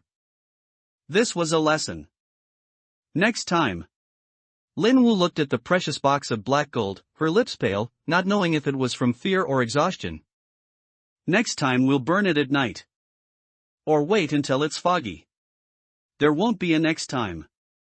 Suchen looked at the black reefs getting closer, his eyes cold, the eyes of a hunter. Next time, we'll go and take ready-made ones. Because he didn't just want the carbon, he wanted the engines of those 2 speedboats. Prepare to engage, he pulled out the newly modified stun spear. Since they're here, they're not leaving. The one-eyed leader stood on the modified FRP speedboat, brandishing a rusty fire axe in his hand and roaring at the front. In his mind, the wooden raft ahead, which looked like it had been cobbled together from trash, was already a sitting duck. To think it had panicked and fled into this Hell's Reef area, it was practically asking for death. Boss, it looks like they're stuck. The lackey steering the boat pointed ahead. The 2-story wooden raft was wedged diagonally against a black reef protruding from the water, its sail hanging limply. And there seemed to be no one on board. Only thin wisps of smoke were still rising from the stern. They probably abandoned ship, the one-eyed man spat. Junk tied together with foam boards falls apart the moment it hits a reef. Go on, pull up close and see if there are any survivors. Keep the women, feed the men to the fish. The speedboat's engine noise died down. This was a small raiding group called the Scavenger Dogs. They had no heavy weapons. Relying instead on these 2 light speedboats and tactics like those of persistent hyenas. They were even towing a rubber dinghy behind them, with 2 skinny guys holding homemade harpoons sitting on it. There were 5 people in total. 50 meters away. Slow down, don't scrape the hull. The lackey driving the boat carefully navigated around a sharp rock. Just then. Twang, a faint sound of a bowstring, masked by the sound of the waves. In the next second, the lackey driving the boat didn't even have time to scream before his whole body jerked backward. A black rebar heavy arrow pierced straight through his neck, pinning him to the gunwale behind him with immense kinetic energy. Enemy attack. The one-eyed man reacted extremely quickly, instantly ducking behind the windshield at the bow of the boat. But the boat had lost control. The out-of-control speedboat continued to surge forward due to inertia, crashing straight into a sharp reef. Bang! The hull shook violently, and the 2 people on board were thrown around, dazed and confused. Now! A roar came from the stranded wooden raft. Su Chen, like a leopard, leaped out from his hiding spot at the stern. Holding the transparent PC riot shield in his hand, he took advantage of the height difference and jumped directly onto the speedboat's deck. "You're asking for death." Although the one-eyed man was bloodied from the crash, his ferocity remained. He pulled a sawed-off double-barreled shotgun, or perhaps a homemade firearm, from his waist. The dark muzzle was raised. At this distance, buckshot could turn a person into a sieve. But Su Chen was faster. Or rather, he had already anticipated it. Su Chen raised his shield the moment he landed and crouched down sharply. Bang! The deafening gunshot made eardrums ache. Countless iron pellets hit the polycarbonate shield, creating a dense barrage of explosions. The surface of the shield was instantly covered in white cracks, but this level 1 defensive gear, which had once withstood rocks and Molotov cocktails during riots, did not shatter. It blocked the fatal blow. And in the gap while the one-eyed man tried to reload, a green spear struck at him like a viper. The spear tip didn't pierce his body but tapped against his chest. Su Chen pressed the red button on the spear handle. ZZZZT. Blue-white electric arcs exploded between the two. The one-eyed man's body instantly stiffened, his eyes rolled back, and even his scream was stuck in his throat. His hand holding the gun twitched violently, and the homemade gun clattered onto the deck. "Get down there!" Su Chen kicked him in the stomach, sending the still-twitching man into the reef-filled sea. The fight ended too quickly. The two people on the rubber dinghy behind were completely terrified.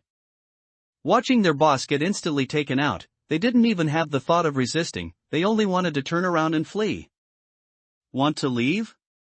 On the second-story loft, Tai Lun coldly knocked a second arrow. Whoosh! The arrow accurately pierced the air chamber of the rubber dinghy. The rubber dinghy instantly deflated. The two skinny guys fell into the water in terror, struggling in the swift undercurrents. "Don't kill them! Keep them alive!" Su Chen shouted. He stood on the now-controlled speedboat, holding the still-smoking electric spear, his eyes icy. Not out of mercy, but because he had seen the Yamaha 25-horsepower engine hanging on the stern. Although the casing was a bit damaged, the sound had been powerful. "We need to know where there's fuel around here." He looked at the three captives splashing in the water, one had already sunk to the bottom. "And if there's any other scum nearby." Half an hour later. The cleanup after the battle was finished. Raft no. Zero hadn't actually run aground, that was just an illusion Su Chen had created using ropes. At this moment, Su Chen sat on the captured speedboat, holding the homemade shotgun. Unfortunately, it only had that one round. Watching the captives shivering on the deck. "I ask, you answer." He lightly tapped the electrified spear tip against the other person's wet shoulder. And just that trace of residual electricity made the man scream. "If you lie, I'll throw you down to feed the fish. There are plenty of moray eels down there that have been hungry for days." The captive nodded desperately, like a pestle pounding garlic. "Good. First question, where do you get your fuel from?" Su Chen held a grease-covered screwdriver in his hand. Busy dismantling the Yamaha 25-horsepower outboard motor he had removed from the salvaged boat. The machine had seen better days. Most of the blue enamel on the casing had flaked off, revealing the oxidized, white aluminum alloy beneath. The propeller was wrapped in dead seaweed and fishing nets, with even a few broken steel wires tangled in it. Two-stroke, twin-cylinder, water-cooled. He removed the carburetor and placed it on a rag. Simple structure, sturdy and durable. As long as it has ignition, compression, and fuel, it can run. The problem is, it has none of those right now. Lin Wu crouched nearby, cleaning the carbon deposits off the spark plug. She scraped away the hard black lumps with a small knife, as if performing delicate surgery. The intake is full of carbon deposits, and the fuel lines are clogged with gum. Worse, this thing drinks gasoline. Lin Wu sniffed the shriveled fuel line. The kind mixed with engine oil, too. "We only have diesel," Tai Lun interjected. She was guarding the captive tied to the mast, a thin, small man known as Rat. So we need to go find fuel. Suchen put down the screwdriver and turned to look at Rat. You said you found this boat near a refueling barge? Rat nodded frantically, his face still pale from the electric shock. Yes, boss. It was a barge that used to refuel fishing boats, stranded behind the breakwater to the west. That is where we salvaged the speedboat. Is there any fuel left? The tanks were drained long ago, Rat swallowed hard. But when I crawled into the bilge, I smelled strong gasoline. That bilge is sealed, there might still be some residual fuel. Residual fuel?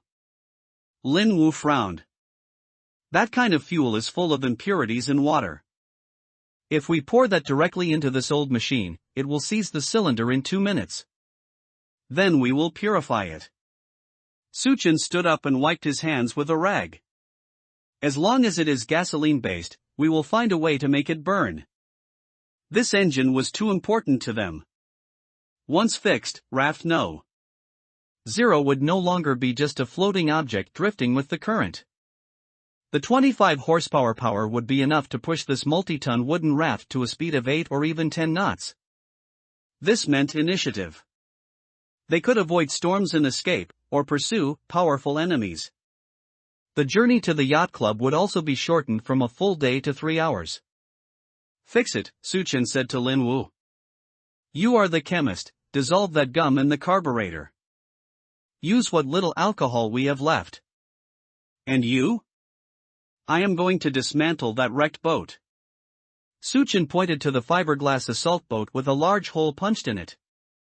Although the hull was ruined, it was made of top-tier FRP, fiberglass reinforced plastic. Lightweight, sturdy, and corrosion-resistant. We are going to upgrade raft no. 0. A flicker of fanaticism flashed in Suchen's eyes. We will cut that assault boat open and use it as the central main structure. We will hang the original foam pontoons on both sides. That way, we will have a trimaran structure with a streamlined hull. A trimaran? Lin Wu pushed up her glasses. That will reduce drag and increase stability. Exactly. Once we have power, this boat will become a true fortress at sea. For the next 3 hours, the sound of harsh cutting and hammering echoed across the deck. Using a rusty fire axe and a crowbar, Suchen violently dismantled the superstructure of the assault boat, keeping only the intact hull. He then secured it under the central keel of raft no. 0 using thick ropes and bolts. It was a massive project. Thanks to the buoyancy of the water, they barely managed to complete the attachment. By sunset, the boat had changed completely.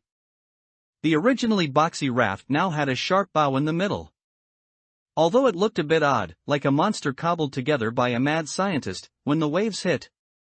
The V-shaped hull easily sliced through them instead of being tossed around like before. Vehicle upgraded. Suchen patted the new bow. System prompt, vehicle structure optimized. Current form, composite trimaran raft, unpowered. Navigation resistance reduced by 30%, wave resistance increased by 20%.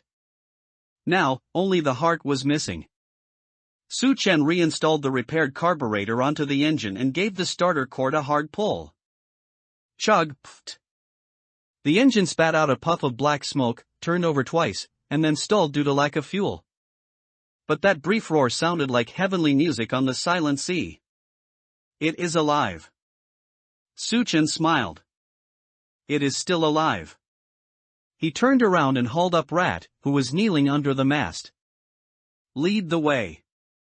To your fuel depot. This is it. Rat knelt on the bow, pointing at the rusty barge ahead, his voice trembling. This used to be a transit station for supplying passing fishing boats. It was looted in the first week of the Great Flood. Even the oil tanks were cut open. The No. 03 raft slowly approached. The seawater here was a deathly black, with a thick oil film and the rotting corpses of unknown creatures floating on the surface. The air was filled with a nauseating mixed odor, hydrogen sulfide, rotting seaweed, and the lingering smell of gasoline. Put this on.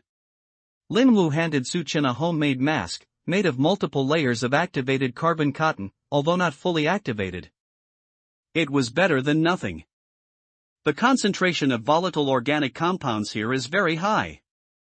If we stay in an enclosed space for too long, we'll get poisoned.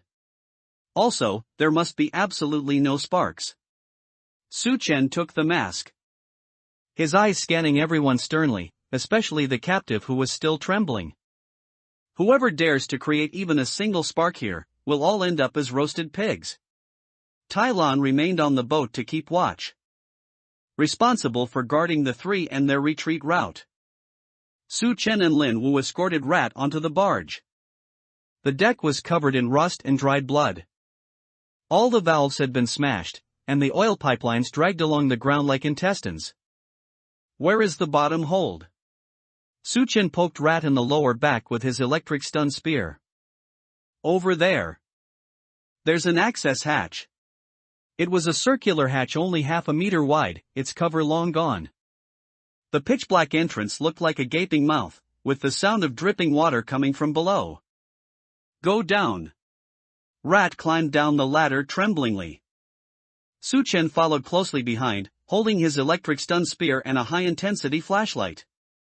The bottom hold was darker and the smell was even stronger. The flashlight beam cut through the darkness, illuminating the space that had once stored hundreds of tons of fuel. The huge oil tanks had been cut open with cutters, and they were completely empty, with even the oil sludge scraped away. Where is it? Su Chen's voice echoed in the empty hold. In that corner, there's a sedimentation tank. Rat pointed to the deepest darkness. It's used for filtering impurities. No one usually cleans it, so there might be some residue. Su Chen walked over. It was a small tank, only a meter square, covered by an iron plate. He pried open the iron plate with force. A pungent smell of gasoline rushed towards him. The flashlight shone inside. Floating on top of the black oil sludge was a layer of pale yellow liquid about 10 centimeters thick. Although murky, it was true industrial blood. Gasoline. Lin Wu used a sampling tube to suck up a little and dropped it onto a test strip. Although it's mixed with quite a bit of water and rust, the octane rating is still there. It can be used as long as we filter it. How much is there? About 20 liters. Lin Wu estimated. Enough for our engine to run for 100 kilometers. This was nothing short of a treasure. Start working. Pump the fuel. Su Chen took out a manual fuel pump, dismantled from that speedboat, and connected it to several empty plastic barrels. Glug. Glug. The murky liquid flowed into the barrels along the tube. This was the most beautiful sound in the world. Just as the barrel was about to be filled, ripples suddenly appeared on the water surface in the corner of the bottom hold. Watch out! Rat let out a scream and shrunk behind a pipe. A basin-sized swimming crab crawled out of the oil sludge. Its carapace had an eerie metallic sheen, and its two large pincers were as strong as hydraulic shears. Mutant oil sludge crab. This creature lived in heavily polluted areas for a long time, and its carapace was extremely hard. Plus, it had a bad temper. It seemed to be angered by the sound of the fuel pump, waving its large pincers as it charged over at high speed. Don't shoot! There are oil vapors here. Lin Wu shouted, stopping Su Chen from drawing his gun, although the gun didn't have any bullets anyway. And he couldn't use the electric stun spear either. If it created an electric spark and ignited the oil vapors, they would all be finished. It had to be hand-to-hand combat. Su Chen dropped the fuel pump and raised the riot shield. Clang! The huge impact force made him step back twice. The large pincer clamped down fiercely on the edge of the shield, actually leaving a white mark on the polycarbonate. This thing is really strong. The damned crab didn't let go, and its other pincer went straight for Su Chen's thigh. Move! Lin Wu suddenly rushed up. She had no weapon in her hand, only a bottle of gasoline that had just been collected and was still unsealed. Catch! She didn't splash the oil out, that would be suicide, but instead poured the bottle of oil fiercely into the crab's mouth, if it had a mouth. Actually, it was a feeding orifice. High-concentration gasoline was highly toxic to this kind of marine creature. The crab instantly seemed like it was drunk, its movements became stiff, its large pincers let go of the shield. And it waved them around wildly on the ground. Suchin seized the opportunity, but he didn't use the electric shock, instead. He used the sharpest bone blade on the tip of the spear and stabbed it fiercely into its eye stalk. Squish! Green fluid splattered. The crab struggled a few times and then stopped moving. Don't waste it. Suchin panted, kicking the crab to the side. This shell is hard enough, it'll be perfect to add armor to the bow. Let's go, quickly. Lin Wu glanced around. The concentration of oil vapors here is getting higher and higher. 10 minutes later. The three of them returned to the three with 2 barrels of roughly filtered fuel, about 15 liters. Besides gasoline, they also found half a bottle of unused engine oil in a corner of the engine room. This was the key to making the 2-stroke engine run. 50-to-1 ratio. Lin Wu mixed the fuel precisely. Add it in. Suchen filled the fuel tank. He pressed the primer bulb until it became firm. He pulled the starter cord. This time, it didn't stall. Virum, the one let out a crisp and powerful roar. The propeller churned the seawater, kicking up white spray. The entire boat was trembling. That was power. Rat watched this scene with eyes full of envy and fear. He knew that these people, now having power, were completely different. Let's go.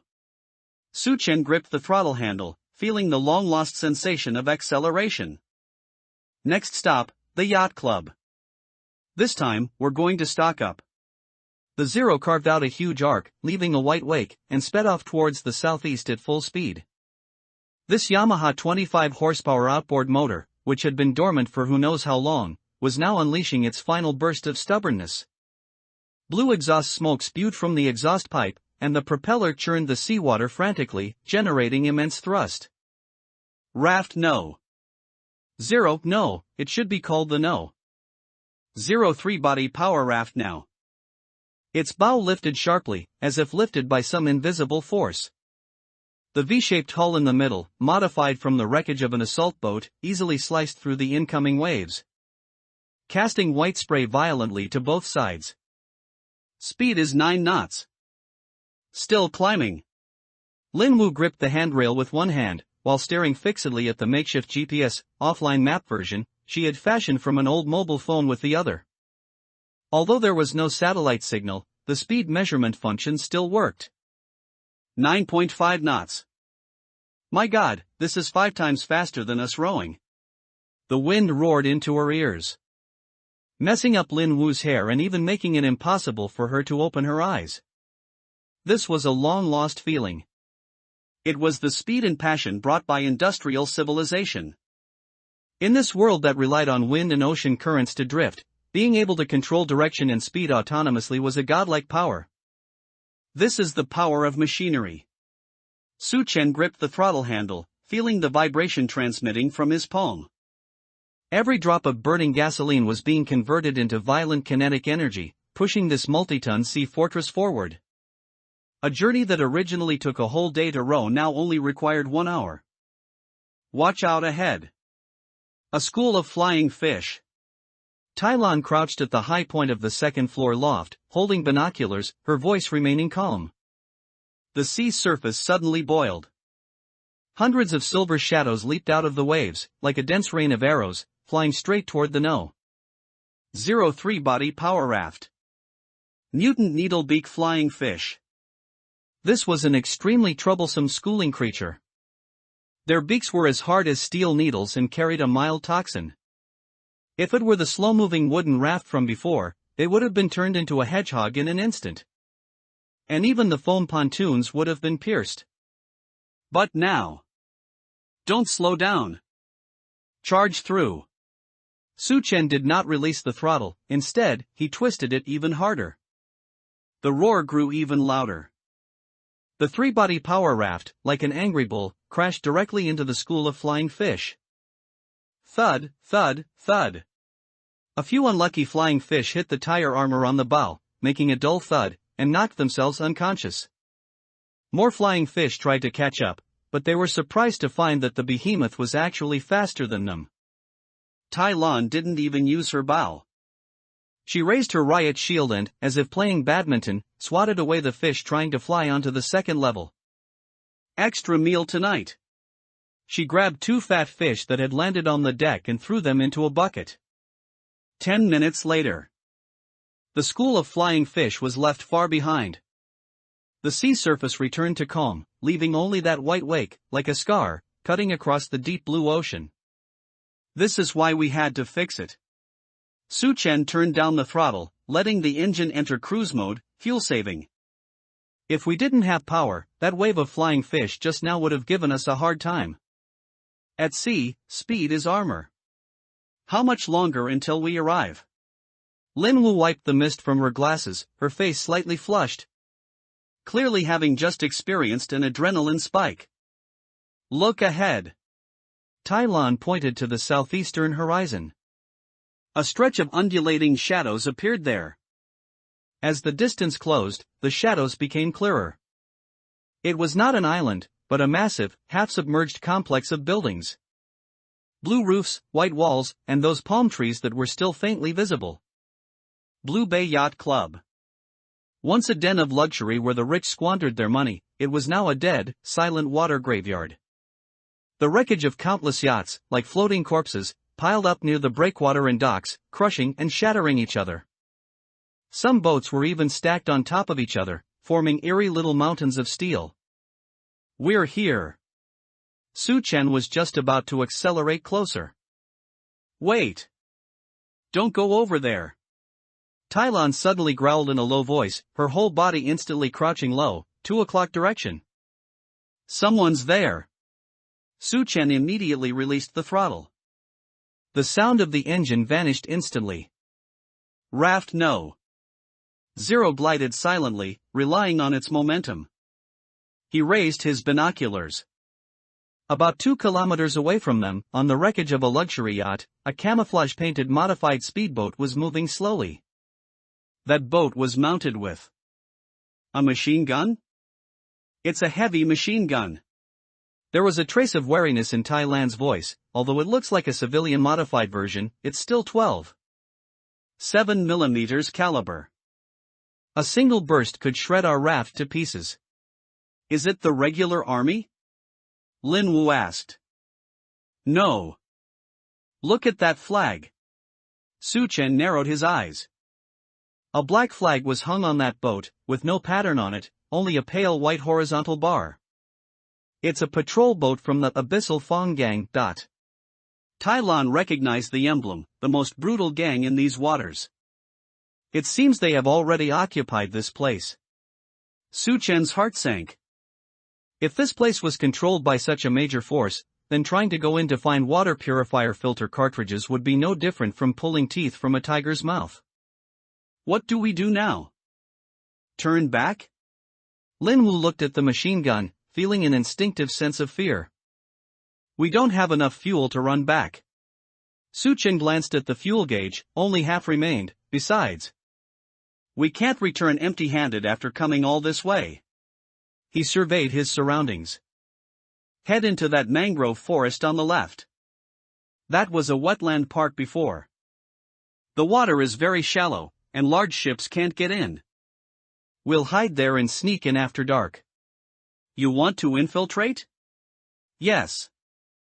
They have guns, but we have night vision goggles, albeit simple ones, and silent bows.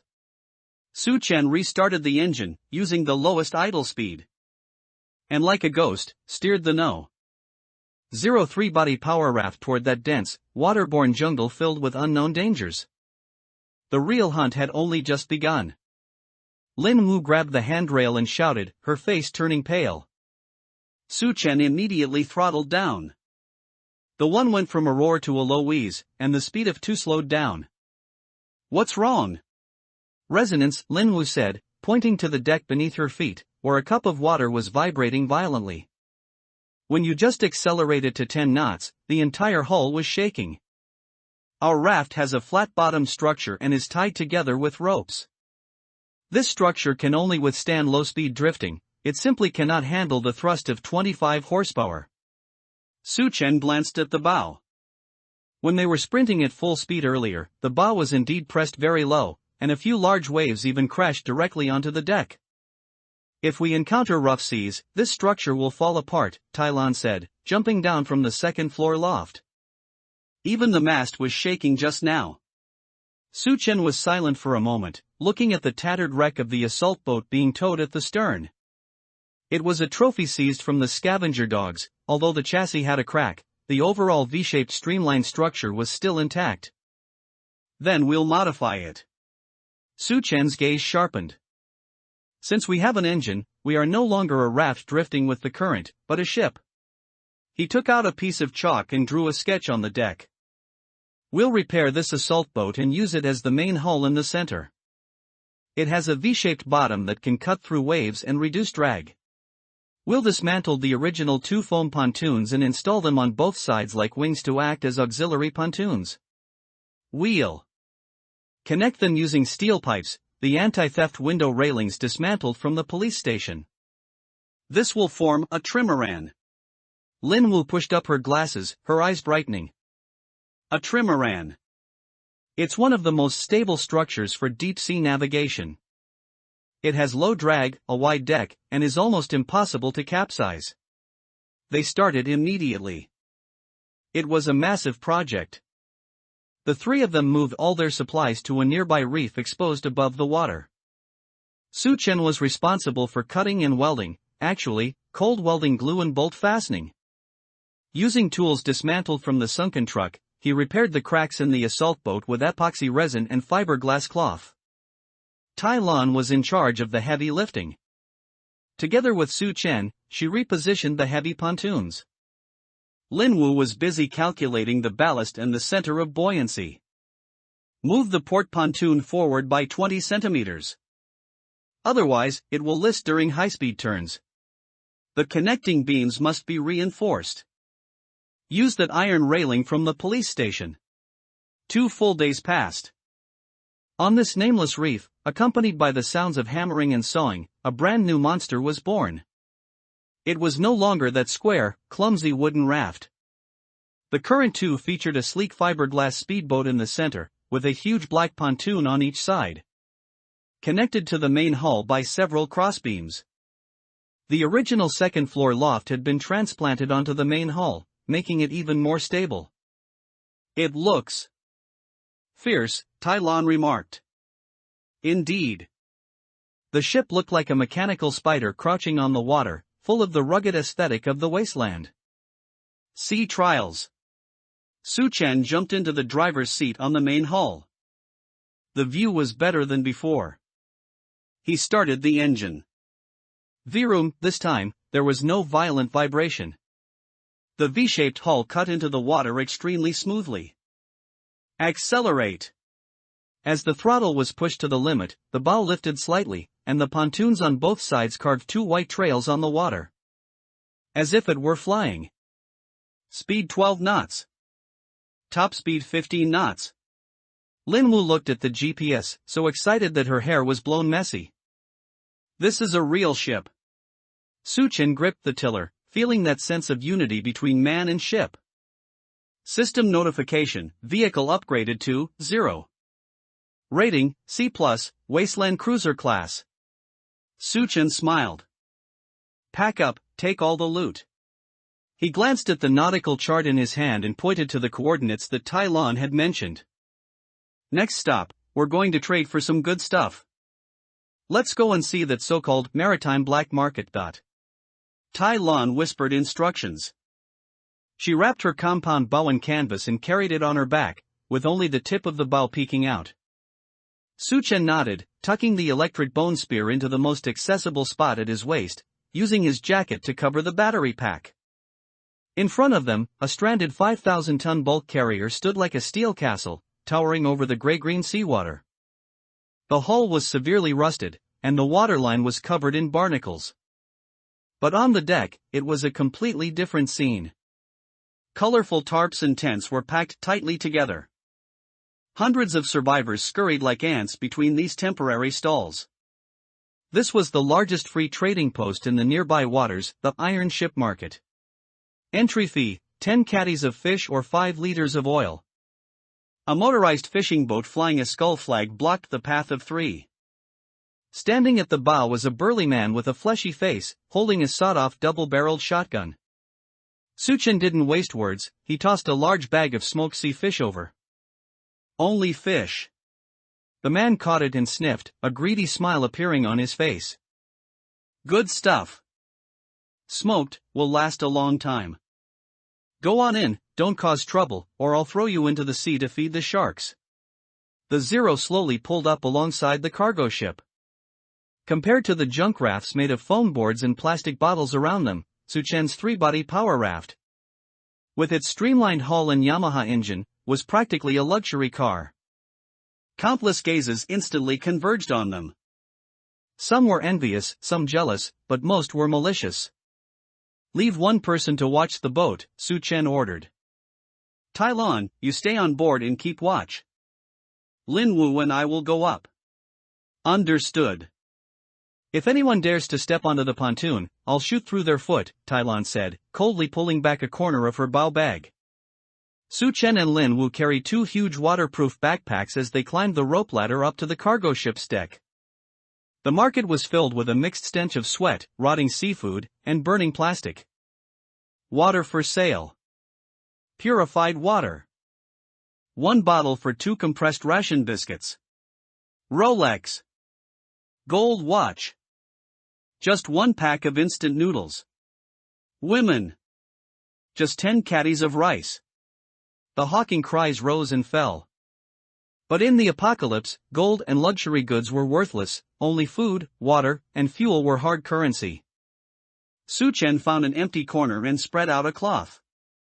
He laid out 3 items, high-quality activated carbon in a sealed bag, golden smoked dried fish, and 2 bottles of fresh water filled with purified water. What is this? Coal? A passing scavenger stopped. This is life, Lin Wu said, pushing up her glasses. Activated carbon. Put it in a filter, and it can absorb toxins. If you don't want to drink that dirty water and die of diarrhea, you need this. The crowd around them began to stir. On this vast ocean where medical care was scarce, diarrhea often meant death. How do you trade it? Antibiotics. Batteries. Or gasoline, Suchen stated his price. I have batteries. Taken from a radio, still half-charged. I have cephalosporin. Half a blister pack. Business was exceptionally brisk. Suchen's activated carbon and smoked fish became hot items. In less than half an hour, they had traded for 3 boxes of urgently needed amoxicillin, although expired for half a year. Who cared at a time like this, 2 sets of AA batteries, and even a few cans of precious canned yellow peaches. Just as they were preparing to pack up, several men wearing wetsuits with machetes tucked into their waists pushed through the crowd. This carbon is not bad. The leader, One-Eyed Dragon, grabbed a bag of activated carbon and weighed it in his hand. I'll take it. All of it. He pulled a handful of rusty nuts from his pocket and threw them onto the stall. This is the deposit. From now on, you will deliver 50 caddies to me every day. Not just the carbon, but also this kind of fish, and this boat. He pointed to the 3-body power raft parked below, revealing yellow teeth. That boat is also quite nice. It belongs to me now. Suchen narrowed his eyes. And if not? If not, don't even think about leaving this ship alive. One-Eyed Dragon sneered, and the thugs behind him drew their knives. The surrounding crowd instantly scattered, afraid of getting splattered with blood. This was the rule of the black market, forced buying and selling, the law of the jungle. The 4 thugs behind One-Eyed Dragon slowly closed in, holding rusty pipes and machetes in their hands. The crowd of onlookers not only didn't disperse but instead crowded closer, like a flock of vultures waiting to be fed. "Kid, I'll say this one last time." One-eyed dragon toyed with a nut in his hand, his eyes cold. "Leave the goods and hand over the boat key. I can leave you a way out and let you swim back." Suchen smiled. He slowly raised his hands, appearing to surrender. But his right hand quietly reached into the hem of his jacket, gripping that black handle. "Fine. The goods are yours." Suchen handed over the bag of activated carbon. Just as One-Eyed Dragon reached out to take it, Suchen's wrist flipped violently. ZZZZT. The 1-meter-long electric bone spear hidden under his jacket snapped straight. And the pair of sharp titanium alloy electrodes jabbed fiercely into One-Eyed Dragon's ribs. "Press the switch. Maximum power." "Ugh, ah. One-Eyed Dragon let out a scream that didn't sound human, his whole body convulsing violently like a frog that had been electrocuted. White foam spilling from the corners of his mouth. Within 2 seconds, he lost consciousness and collapsed to the ground like a pile of mush. "Boss!" The nearby thugs were stunned for a moment, then roared and rushed forward with their knives raised. Swish! A sharp whistling sound rang out. The thug in the lead screamed, and his machete clattered to the ground. A black carbon arrow had precisely pierced his forearm, pinning his hand firmly to a wooden crate nearby. The next one goes through the throat. It was a woman's cold voice, coming from the sea below. Everyone looked down. On that strange one, the short-haired woman had already fully drawn that compound bow, which looked very high-end. Its arrow pointing at everyone who tried to move. Who's next? Suchen kicked the unconscious One-Eyed Dragon aside, dragging the waterproof bag full of medicine with one hand while holding the crackling electric spear in the other, scanning his surroundings. Those onlookers who had been eager to make a move backed off. In a place where people could only fight with rusty iron pipes, electric weapons and long-range bows were absolute force multipliers. Let's go! Taking advantage of the crowd's momentary daze, Suchen grabbed the pale-faced Lin Wu, vaulted over the railing, and jumped onto the raft below. Trying to run? Chase them! The thugs on the boat finally reacted. Some started untying the ropes of the nearby speedboats, while others threw stones and wrenches down below. Hold on tight. Suchen pulled the starter for the 0V room. The pre-warmed one spewed a plume of black smoke and, like an enraged bull, violently surged out of the encirclement. The modified fishing boats behind them that were trying to give chase hadn't even started their engines before they were left far behind. 15 knots. Faster. On the rough, surging sea, for displayed fearsome maneuverability. In just 10 minutes, that noisy, filthy iron ship market, filled with greed and violence, had turned into a tiny black dot. Only when the pursuers were completely out of sight did Suchen slowly slow down. That scared the life out of me. Lin Wu slumped onto the deck, still clutching the bag of medicine she had traded for tightly. I thought we were going to die there. Welcome to the real world. Suchen wiped the cold sweat from his forehead and glanced at Tai Lan beside him. Nice shot. Tai Lan lowered her bow, the corners of her mouth curling up slightly. They were too slow. And too stupid. However. Suchen looked at the medicine in his hands. We've messed with the local thugs. We can't stay in these waters. Where are we going? North. Suchen recalled the snippets of conversation he had heard at the market. Some say the garbage sea to the north is dangerous, but actual large ships pass through there. Maybe that's the legendary Anchor City. More importantly, no one knows us there. Fleeing is for the sake of better survival. The No. 03 power raft raced across the pitch-black sea, its Yamaha outboard motor at the stern spraying a long white wake that looked like a swimming silver snake under the faint starlight. The roaring of the engine broke the deathly silence of the sea, signaling the urgency of this escape. Are they still chasing us? Suchen gripped the tiller tightly, his knuckles turning white from the excessive force. The wind howled like a knife blade in his ears. He had to shout at the top of his lungs to make his voice penetrate the wind resistance. Lin Wu curled up in the observation position behind the console, clutching the second-hand night vision monocular she had traded for at the iron boat market. The edges of its eyepiece were worn, and the reticle was a bit blurry, but on this sea filled with shadows, it was their only eye. 6 o'clock.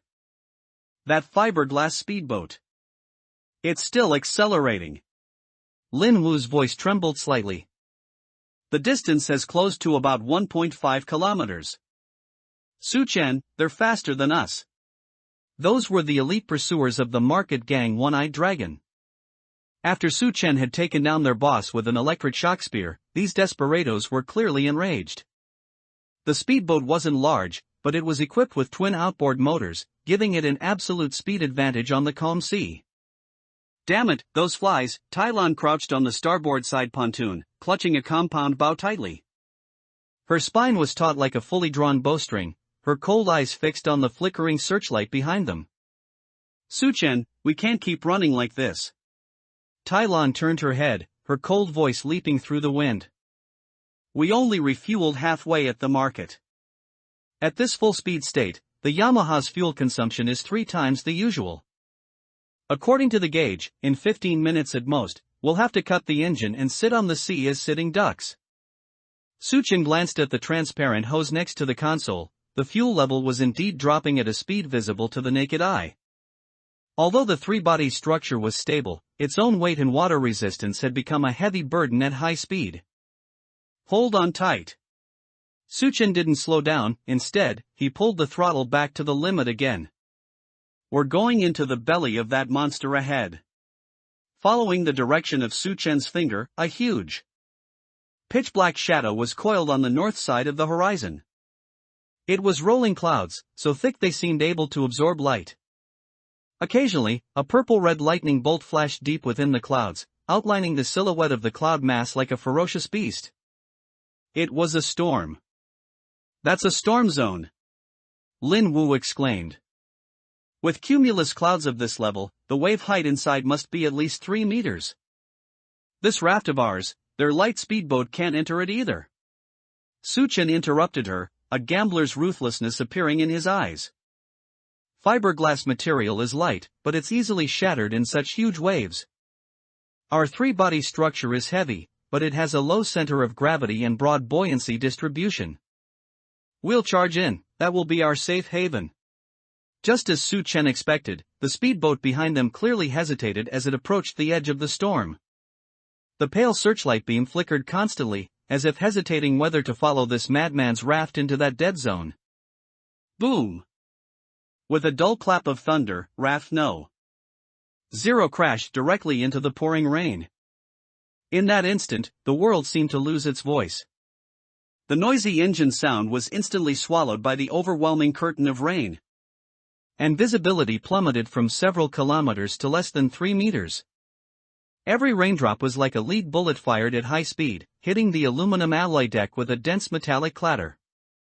Everyone, grab the securing ropes. Lower all rain covers. Su Chen roared. The waves changed from their original undulations into roaring giant walls. The three-body raft leaped on the crests of the waves, and the gravitational acceleration during the descent made Lin Wu scream in despair. Lights off! Kill the engine! About 500 meters after entering the center of the rain curtain, Su Chen made a crazy decision. He abruptly cut off the LED lighting on the head of the three-body craft and pulled the emergency kill cord of the Yamaha outboard motor. The roaring stopped abruptly. The world plunged into a pitch-black chaos where one couldn't see their own fingers.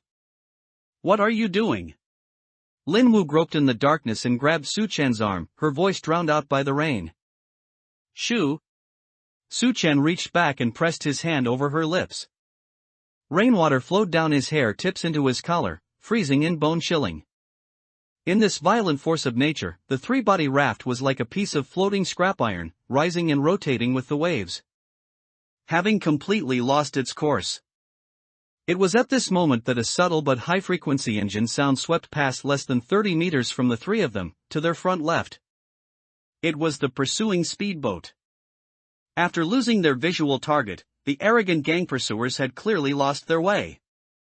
Because they had their high-power searchlights on, they instead formed a conspicuous halo of light in the fog like rainstorm. They circled in place twice, and there was even a shot from a musket fired blindly at the sea to test the situation.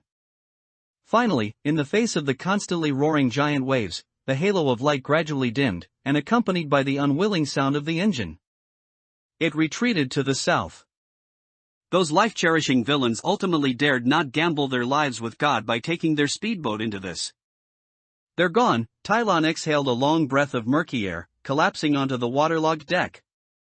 We're completely lost too. Linwoo looked at the compass on the console, which was swinging left and right due to magnetic interference. Her voice filled with a sense of powerlessness. No fuel, no direction, and we're in the center of a storm. Su-chen, what should we do now? Su-chen wiped the water off his face and looked up at the pitch-black sky. Just then, in the depths of the thick rain curtain that seemed like it would never disperse, a pale, highly penetrating beam of light cut through the darkness. The beam was rhythmic. 3 long, 2 short. Repeating over and over. It was like a giant prosthetic eye opened in the dark forest, coldly looking down at this violent sea area. That is, Su-chen stood up, letting the waves wet his boots. With another lightning flash illuminating the scene, the source of the beam finally appeared clearly before them. On the surging sea, a massive black steel tower stood.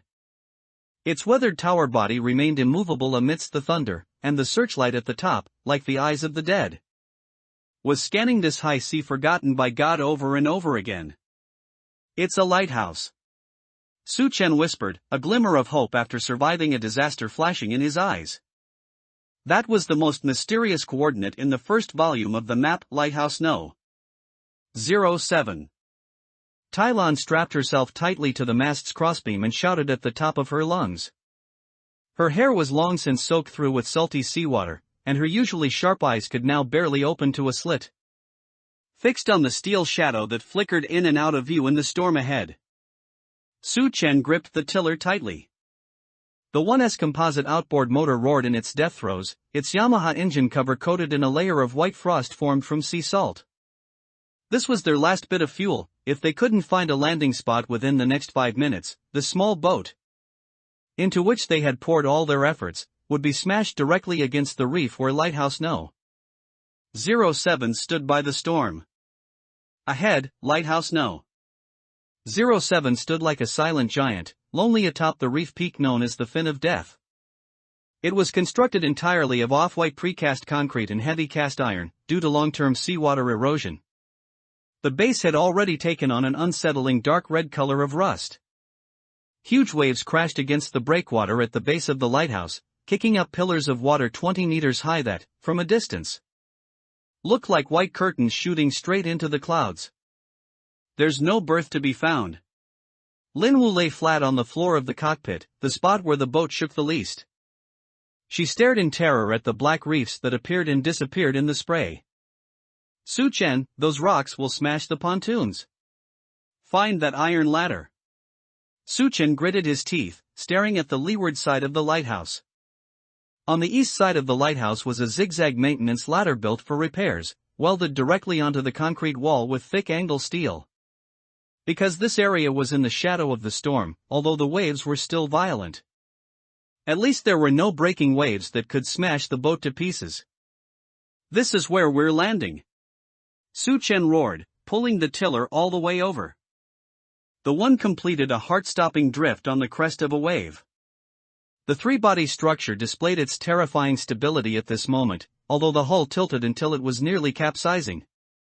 The wide secondary pontoons held firmly against the water, like a water strider gliding across the surface, deftly cutting into the leeward eddy zone of the lighthouse. Tylon, get ready to throw the rope. Watch me. Tylon unbuckled her safety straps, and the moment the one slammed toward the lighthouse due to inertia, she leaped onto the gunwale like a nimble cheetah. She swung a half-section of rusty iron chain in an arc. It was a heavy-duty cable hook she had pilfered from the market. Click.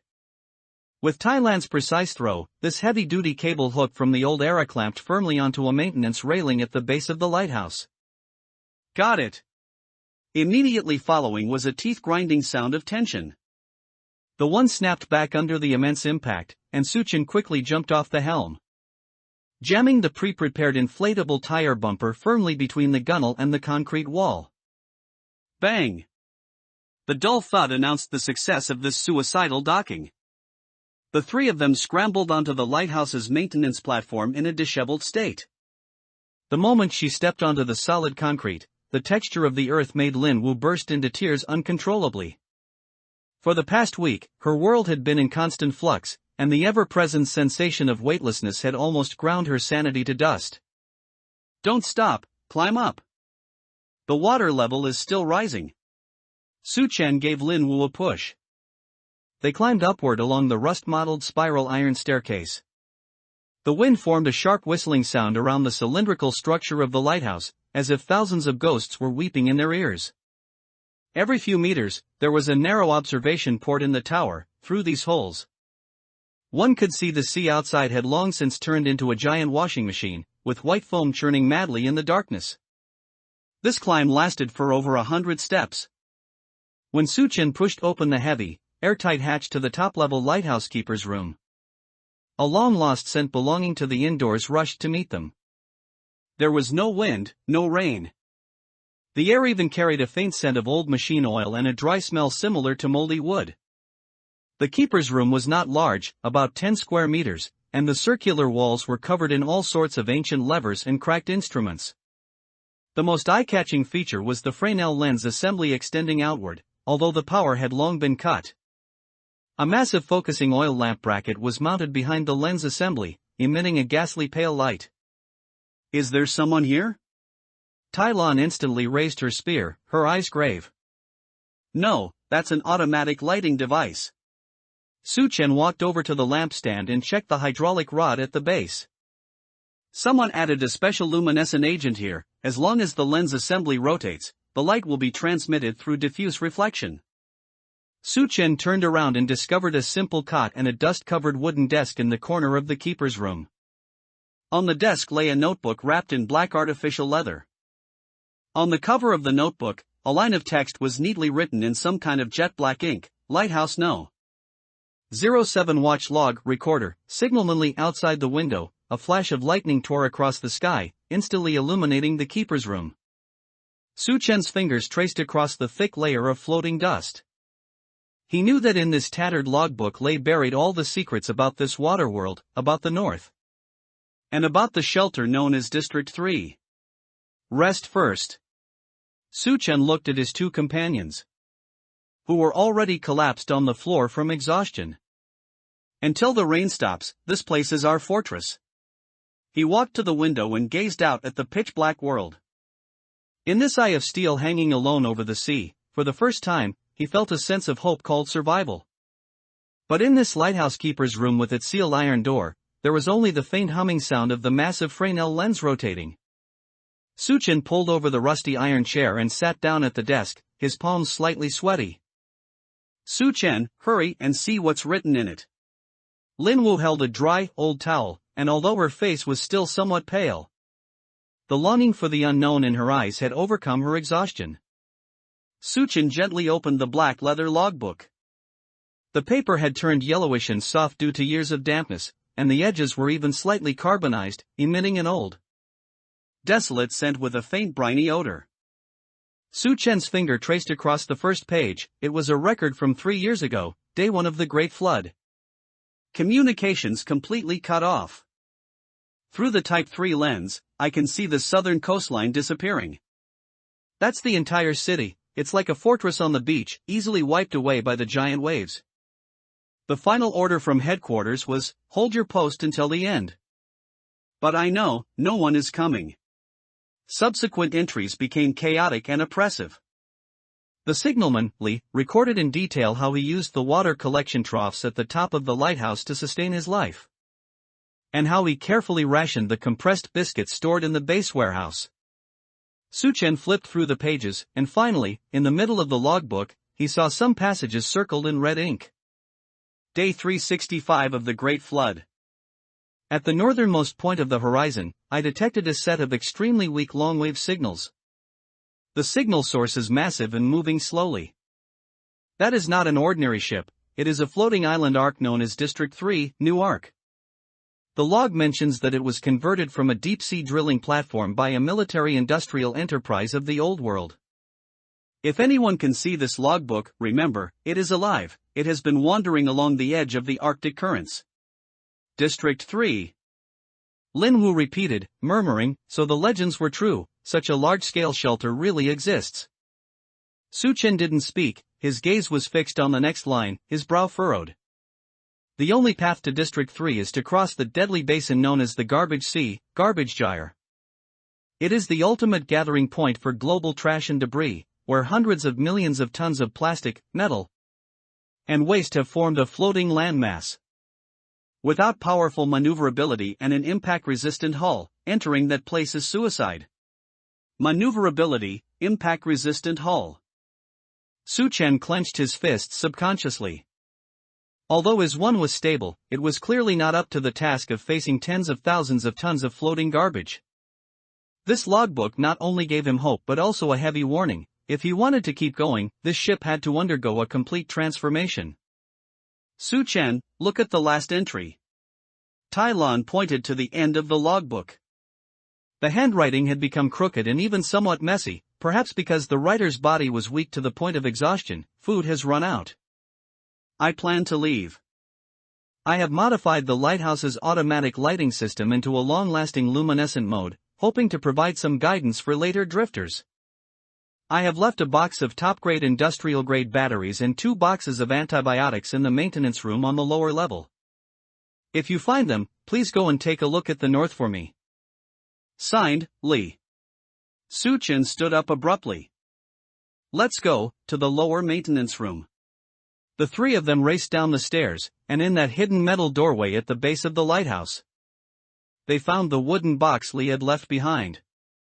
The moment the wooden box was pried open, Lin Wu couldn't help but let out an exclamation of surprise. These weren't ordinary lead-acid batteries, but 6 high-energy nickel-metal hydride battery packs coated with bright yellow paint and equipped with shock-absorbing armor. In the old era, these were used to power deep-sea probes. They were not only extremely stable in discharge but also highly corrosion-resistant. Besides that, in the mezzanine of the box, 12 boxes of amoxicillin and 3 bottles of broad-spectrum anesthetic spray were neatly stacked. This is truly life-saving loot. Lin Wu carefully tucked the medicine into her first aid kit, her eyes filled with gratitude. Su Chen crouched down and pulled out something even more substantial from the bottom of the box, a complete set of stainless steel socket wrenches and a heavy-duty hydraulic shear. For this one, these advanced tools often meant more efficient repairs and more complex modifications. Late at night, the storm finally ceased completely. Su Chen stood on the lighthouse terrace, and the first ray of morning sunlight pierced through the darkness of the horizon. On the distant sea surface, countless colorful fragments of garbage rose and fell in the shimmering light, stretching to the very edge of his field of vision. Although the environment remained harsh, Su Chen knew that under Li's guidance, they had already obtained the ticket to the new world. Northward. Su Chen turned back and reached out his hand to his companions, his tone carrying an unprecedented sense of certainty. We are going to see the north that Li could not see. On the top terrace of Lighthouse No. 07, Su Chen spread out the creased sea chart, which had been remarked with a black pen, onto the stone railing. Lin Wu and Tai Lan gathered on either side of him, the shadows of the three were stretched long by the rising sun, extending all the way onto the still undulating sea surface. This is the iron ship market where we previously stayed, and here is Lighthouse No. 07, where we are now. Su Chen's finger moved across the chart, finally pointing to an intersection of shadows in the north that had been marked as the mist zone by the signalman, Li. The garbage sea mentioned in Li's log is roughly at this latitude. If we want to find District 3, we must cross this death zone that spans over 300 nautical miles. 300 nautical miles. Lin Wu gasped, quickly calculating in her supply ledger. With our current 2, our average speed under favorable wind is about 4 knots. If we don't account for wear and tear or freshwater replenishment, we would need to sail continuously for at least 3 to 4 days. And we don't have nearly enough fuel to cover the whole journey. Fuel isn't the biggest obstacle, sea conditions are, Suchen said, looking up at the white foam being smashed against the reef area. You've seen it yourselves, the storms here are just a prelude. Once we enter the garbage sea, we will have to face tens of thousands of nylon fishing nets capable of cutting off propellers, as well as abandoned shipping containers that can easily smash through our pontoons at night. So, is that why you tore down those railings? Tai Lon glanced at her feet. The high-quality stainless steel railings that had originally belonged to the lighthouse's rotating platform had been neatly cut by Su Chen using that high-strength hydraulic cutter. That's right. We're going to give this ship a body of steel. Su Chen pointed to the two docked below, which was swaying slightly with the tide. Although the original wooden structure is light, its impact resistance is too poor. I want to use these 50 mm diameter thick-walled stainless steel pipes to weld a stable triangular reinforcing truss between the main raft body and the two auxiliary pontoons. There was an engineer's fanaticism in Su Chen's eyes. Besides strengthening the structure, we also need a real ramming bow. The angle steel from the lighthouse base is the best material.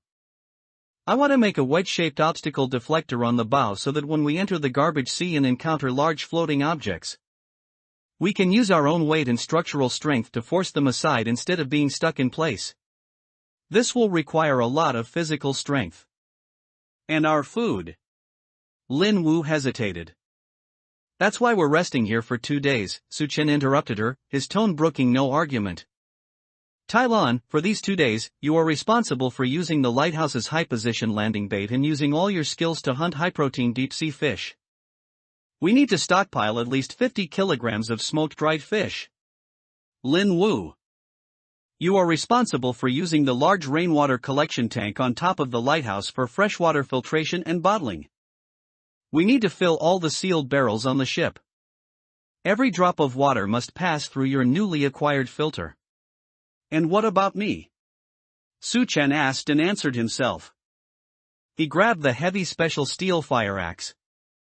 I'll be responsible for taking all the metal parts in this dead lighthouse that can be dismantled, used, or sold, and grafting them onto our ship over these 2 days.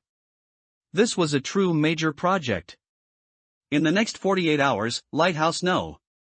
07 turned into a bustling shipyard. The screeching sound of metal cutting replaced the sound of the bell. Using a few bottles of low-quality blowtorches traded from the market and special adhesive found in Lee's storage room, Su Chen locked those sturdy stainless steel pipes onto the skeleton of the two through physical nesting and reinforcement parts. The form of the two began to change subtly. If it previously looked like a pieced-together 3-body wooden raft, now, with those silver-glinting steel pipes crisscrossing over it, it looked more like a steel crab covered in a metal exoskeleton. Tai Lon built a makeshift fishing cage below the lighthouse. It had to be said that this former Navy sailor's survival skills were astonishing. Using broken nylon ropes captured from pirates and old iron hooks from the lighthouse, she managed to catch 3 mutant swordfish over a meter in length within a single day. The rich aroma of fish oil permeated the lighthouse. This was not just a reserve of physical strength, it was a reshaping of their mentality. When Su Chen tightened the last fastening bolt on the crossbeam and looked at this one, which had been reinforced to an almost luxurious degree, he knew that they had finally evolved from their initial state of drifting with the current to truly taking the initiative. We set off tomorrow morning. Su Chen looked at his completely worn-out fireproof gloves, his tone carrying an unprecedented solemnity. Target, the garbage sea. After the rainstorm, the sea surface presented an eerie, satin-like smoothness. But Su Chen knew clearly that it was merely a siren's trap, beneath this layer of calm. The shipping lane to the garbage sea was rife with undercurrents. The last bucket, pull it up. Su Chen stood at the edge of the water collection platform at the top of the lighthouse, gripping a thick hemp rope. As the pulley system emitted a series of slightly rusty squeaks, a large plastic bucket filled with clear fresh water landed steadily on the terrace. Lin Wu didn't bother to wipe the sweat from her forehead and immediately opened the reagent kit at her waist. These were old-era pH test strips and a few chlorine dioxide effervescent tablets she had traded for a box of expensive chocolate at the market. Because the rainwater at this level passed through the glass of the lens room, there are very few impurities, but the acidity is still a bit high. Lin Wu muttered softly, skillfully dropping 2 white tablets into the bucket. As a flurry of tiny bubbles churned, the water quality gradually became clear. This is our most important asset right now. Su Chen glanced at the 6 large buckets neatly stacked in the shadows, each containing 30 liters of fresh water. In the water world, this is life. Meanwhile, on the low-lying stone platform below the lighthouse, Thailand's smoking workshop was emitting wisps of blue smoke. It used a few pieces of dry wooden internal framing dismantled from the lighthouse as fuel, mixed with a little fresh sea salt. On that grill, which had been fashioned from an old protective net, dozens of deboned and sliced mutant bighead fish were undergoing their final dehydration. This kind of fish has a high fat content and can be stored for a month after being smoked without spoiling. Tylon poked at the charcoal fire with a spear. Her face was flushed red from the heat of the fire, but her eyes were exceptionally focused. In this resource-scarce sea area, this kind of high-protein, high-calorie food reserve was the key to preventing the crew from collapsing under long-term physical exertion. And Su Chen was engaged in a dirtier task. Carrying that heavy hydraulic cutter, he crawled into the mechanical room at the very bottom of the lighthouse. It was once the location of the giant gear assembly that drove the rotation of the lens. Although the power system had long been scrapped, inside this metal chamber that had been sealed for 3 years, there still remained a treasure Su Chen dreamed of: industrial lubricating oil. Due to an oil leak, about a centimeter of thick black grease had accumulated in the oil collection sump at the bottom. Mixed with rust and dust, it looked absolutely disgusting. But for that high-load operating Yamaha outboard motor, this viscous, high-temperature resistant grease was practically its vasodilator.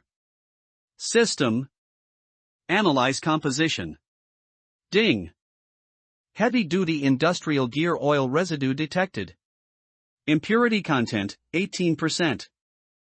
Preliminary physical filtration recommended. Attribute, can effectively mitigate bearing wear on the engine in high-salt corrosive environments, extending continuous operational life by over 30%. Su Chen patiently used a plastic shard to scrape the grease bit by bit into a small canister. For an entire afternoon, he crawled around in that dark, narrow chamber like a scavenger, eventually collecting about a liter of high-purity lubricating grease. In the evening, the 3 of them had a final meal before departure in the cabin. Starting tomorrow, we won't have hot food. Su Chen held a stainless steel cup in his hand, the steaming mist blurring his vision. Before entering the garbage sea, we must maintain silent navigation, try not to use fire, and avoid using high-power lights. I've checked all the battery packs. The 6 high-energy nickel metal hydride batteries have all been fully charged using the lighthouse's manual crank generator. Lin Wu pointed to the sealed box. Placed at the bottom of the main raft body, combined with our repaired solar panel, as long as there are 4 hours of sunlight a day, our communications and sensors can maintain basic operation.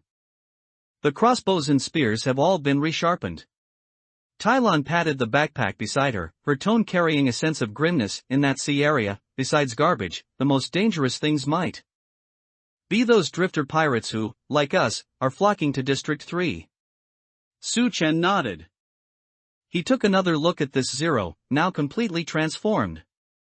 The external stainless steel truss shimmered with a cold light in the setting sun.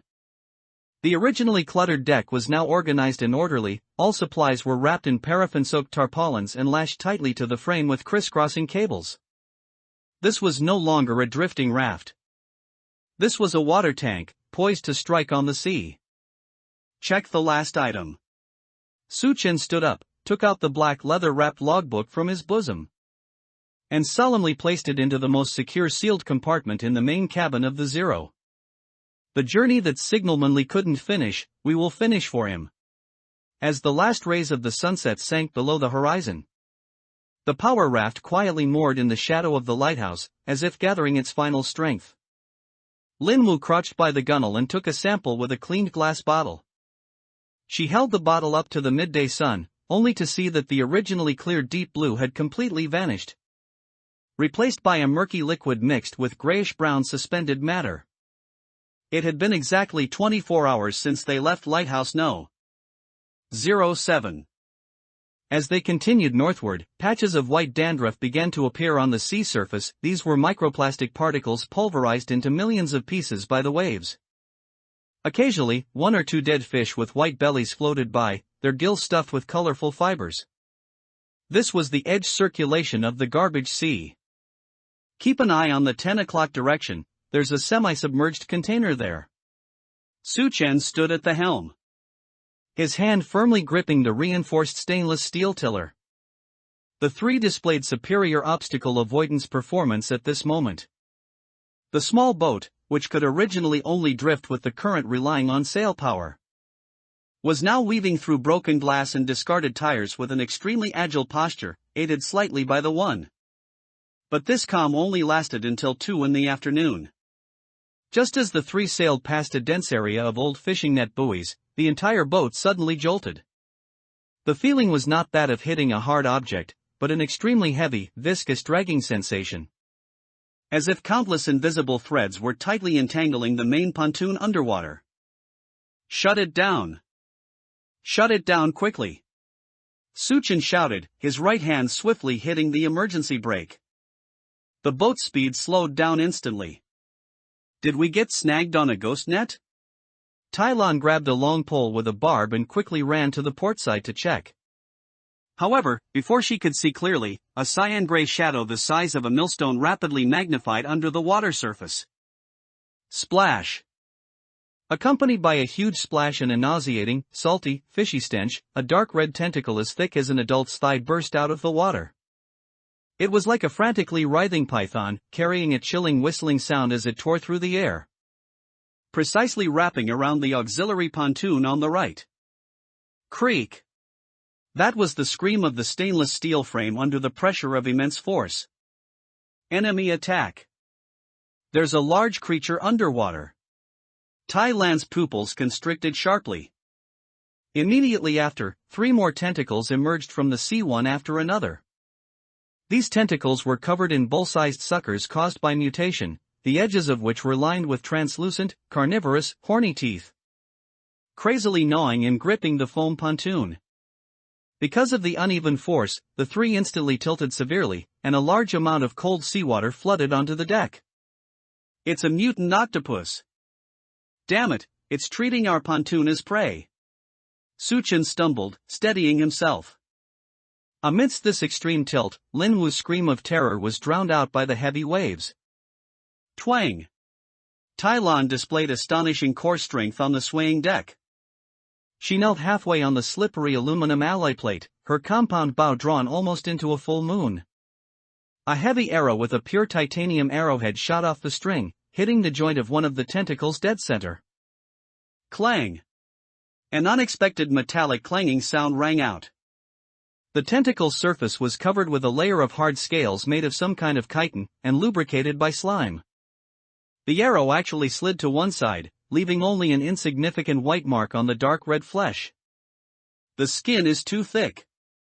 Ranged weapons are ineffective. Tai-lan shouted in a deep voice. At this moment, the starboard pontoon had already begun to emit muffled sounds of structural failure under the strangling force.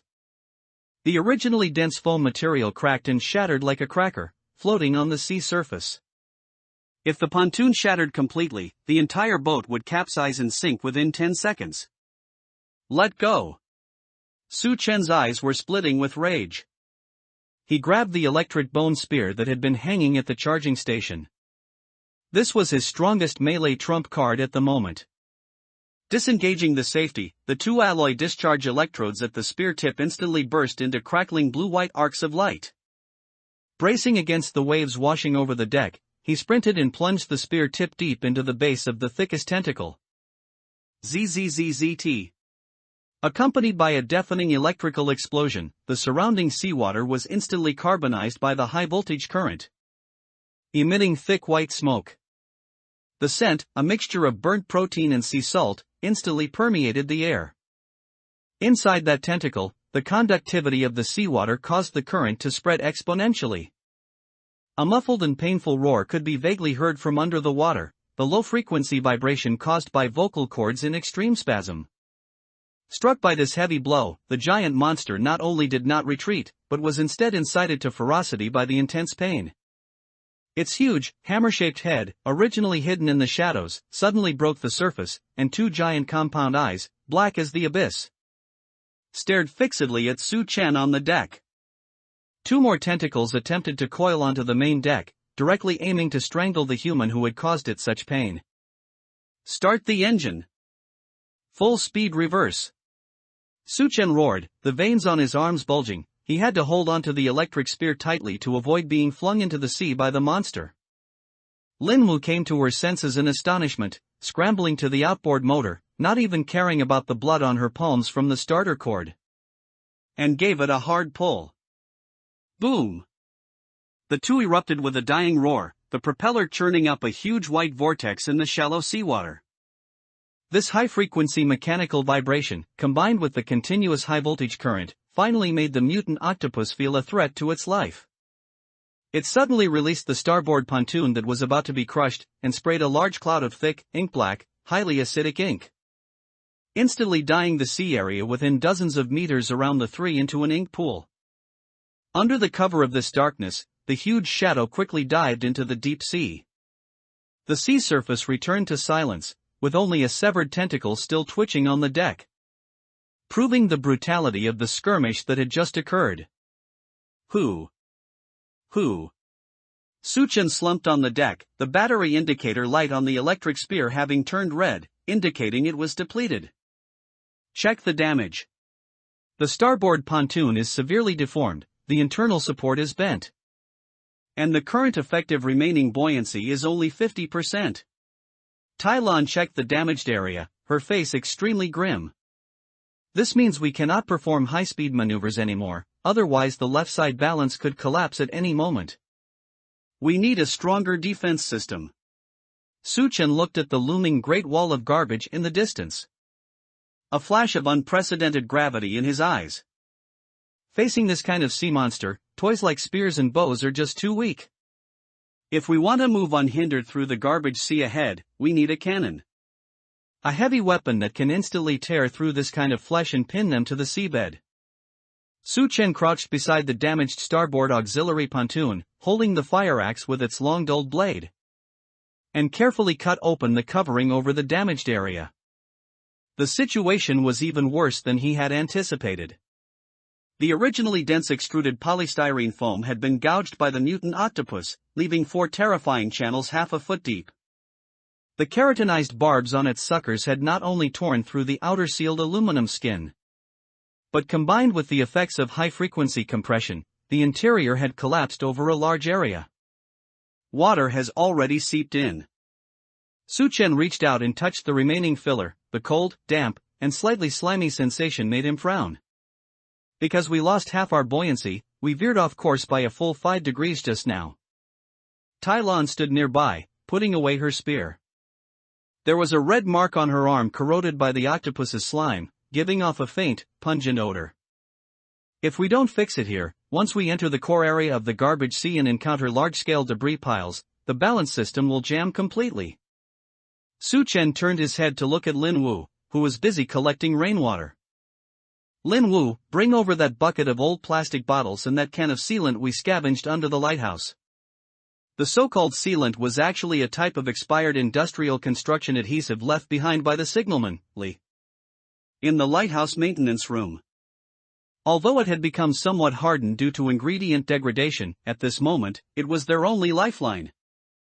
Su Chen, half of the solvent in this glue has evaporated, the tackiness might not be enough. Lin Wu crouched nearby, struggling to stir the grayish-white glue with a small wooden stick.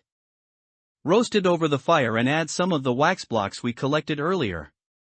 Su Chen pointed to the makeshift brazier in the center of the deck, which had been fashioned from a stainless steel basin. We need to perform curing treatment. For the next hour, a strange fragrance drifted over the sea. Using the principle of hot melting, Su Chen broke and melted the scavenged plastic bottles, turning them into globs of viscous liquid. Then mixed them with the liquefied adhesive to fill the giant tentacle gouges bit by bit. This was an extremely meticulous and tedious task. Su-Chen had to quickly press the filler into the gaps before the adhesive solidified. Then used the remaining scraps of aluminum alloy plating to perform a patch-up seal. Su-Chen, with this repair method, the buoyancy is back, but can the structural integrity withstand the next attack? Tai Lan was on guard duty. She kept her eyes fixed on the ink-stained sea. No one knew if the injured octopus might return with reinforcements. It has to withstand it whether it can or not. The scraper in Su-Chen's hand moved rapidly up and down, his sweat dripping onto the hot aluminum plate with a hissing sound. This is just an emergency repair. In this water world, perfect repairs don't exist, all we can do is advance while wounded. To reinforce the balance on this side, Su-Chen made a bold decision. He used the 2-meter-long stainless steel handrails dismantled from the lighthouse, spanned them horizontally across the main hull, and inserted them directly into the center of the starboard pontoon's frame. This was like driving 2 massive steel nails into a broken leg. Although this made the entire ship look even more chaotic and full of an industrial wasteland aesthetic. When he finally gave the new truss a hard shake, the sturdy resistance gave him a slight sense of relief. Alright, put it back in the water. The Zero was pushed away from the reef that had been used for temporary mooring. Although the starboard pontoon looked swollen, much like a cripple covered in medicinal plasters, the buoyancy test results showed that it had recovered to 80% of its prime state. We still need to put a layer of armor on it. Su-Chen looked at the thin aluminum plate over the damaged area. Once we reach the garbage sea, if we can salvage old shipping container shells or waste car hoods, we'll weld them all on. Now, everyone, stay alert. Enter silent navigation mode. As the last light of the setting sun sank below the horizon, the battered No. 0 power raft restarted. Because the outboard motor bearings had been damaged during the previous overload and reverse, the sound emitted by the Yamaha became somewhat harsh and heavy, as if it were the unyielding gnashing of teeth from this small boat in the cruel ocean. But at this moment, at the center of the large raft's deck, another sound, an extremely sharp metallic cutting noise, completely drowned out the sound of the waves. Su-Chen crouched on the reinforced connecting rod between the 2 auxiliary pontoons, holding a miniature hand grinder forcefully driven by old batteries. Amidst the spraying sparks, a thickened hydraulic steel pipe, over 30 millimeters in diameter and about 2 meters long, was being painstakingly fashioned by him into a flared base. Are we really going to use this?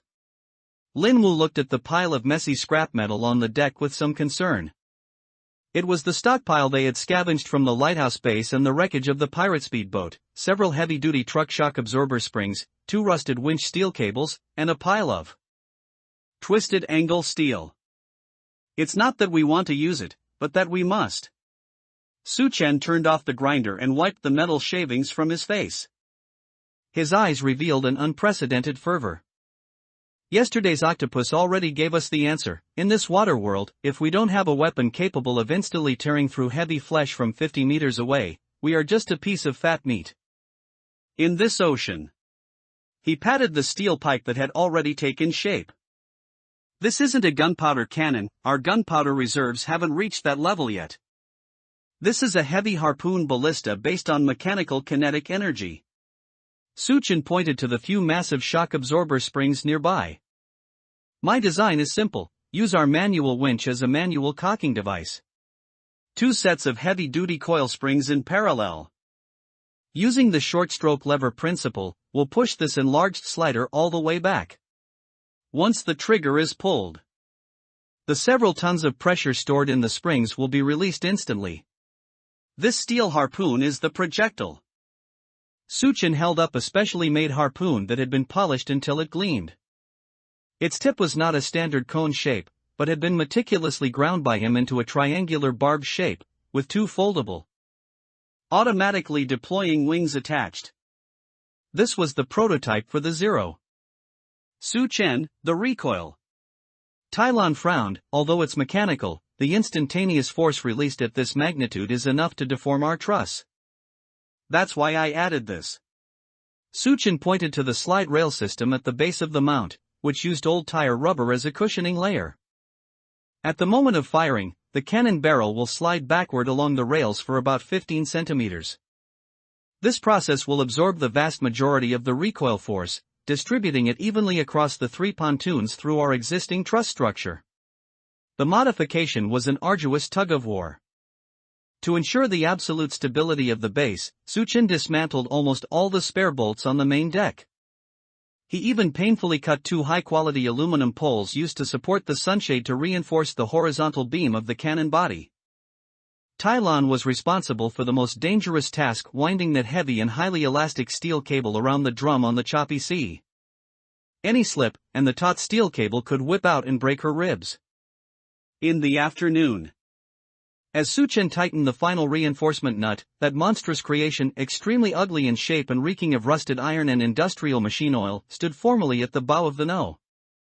0 power raft. It looked like a massive mechanical arm reaching toward the sky. The rough welds, the piecing together of various scrap metals, and that cold, lethal-looking heavy harpoon instantly added an air of grim ferocity to the entire elegant little boat. Give it a name. Lin Wu stood to the side. Although this thing looked terrifying, the sense of solidity it brought truly put her at ease. Let's call it the Zero. Suchin stood up and slapped the cold cannon barrel hard. I hope its first shot can achieve a resounding start in this garbage sea. Suchin was not in a hurry to test-fire it. He knew very well that in such an environment of extreme resource scarcity, every steel core harpoon was a non-renewable strategic reserve. They had to use the most precise strike to declare war on death when the real prey appeared. It was a garbage island formed by various seaweeds, plastic bottles, and rotting timber entangled together, with a diameter of about 10 meters. Looking from afar like a giant malignant tumor. That's the one. Suchin stood at the bow, his right hand resting steadily on the firing lever of the one. To save the only steel core harpoon. He did not aim at the garbage pile itself, but instead stared at the few black shadows violently fluctuating at the bottom of the pile. Through the keen perception brought by the deep-sea navigator achievement, he could sense that under the cover of this garbage, several massive armored black sea bream with highly toxic dorsal spines were prowling. This type of fish was the most troublesome predator on the edge of the garbage sea, with thick skin and tough meat, and an extremely ferocious temperament.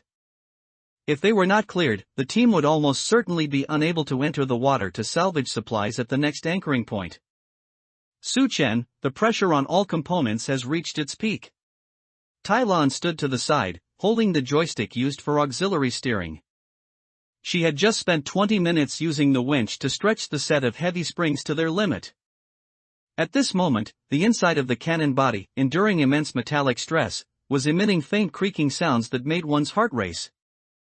Everyone, get into the cabin to take cover and protect your ears. Lin Wu immediately retreated beneath the console. Suchin took a deep breath, his line of sight passing through the simple iron sight twisted from stainless steel wire.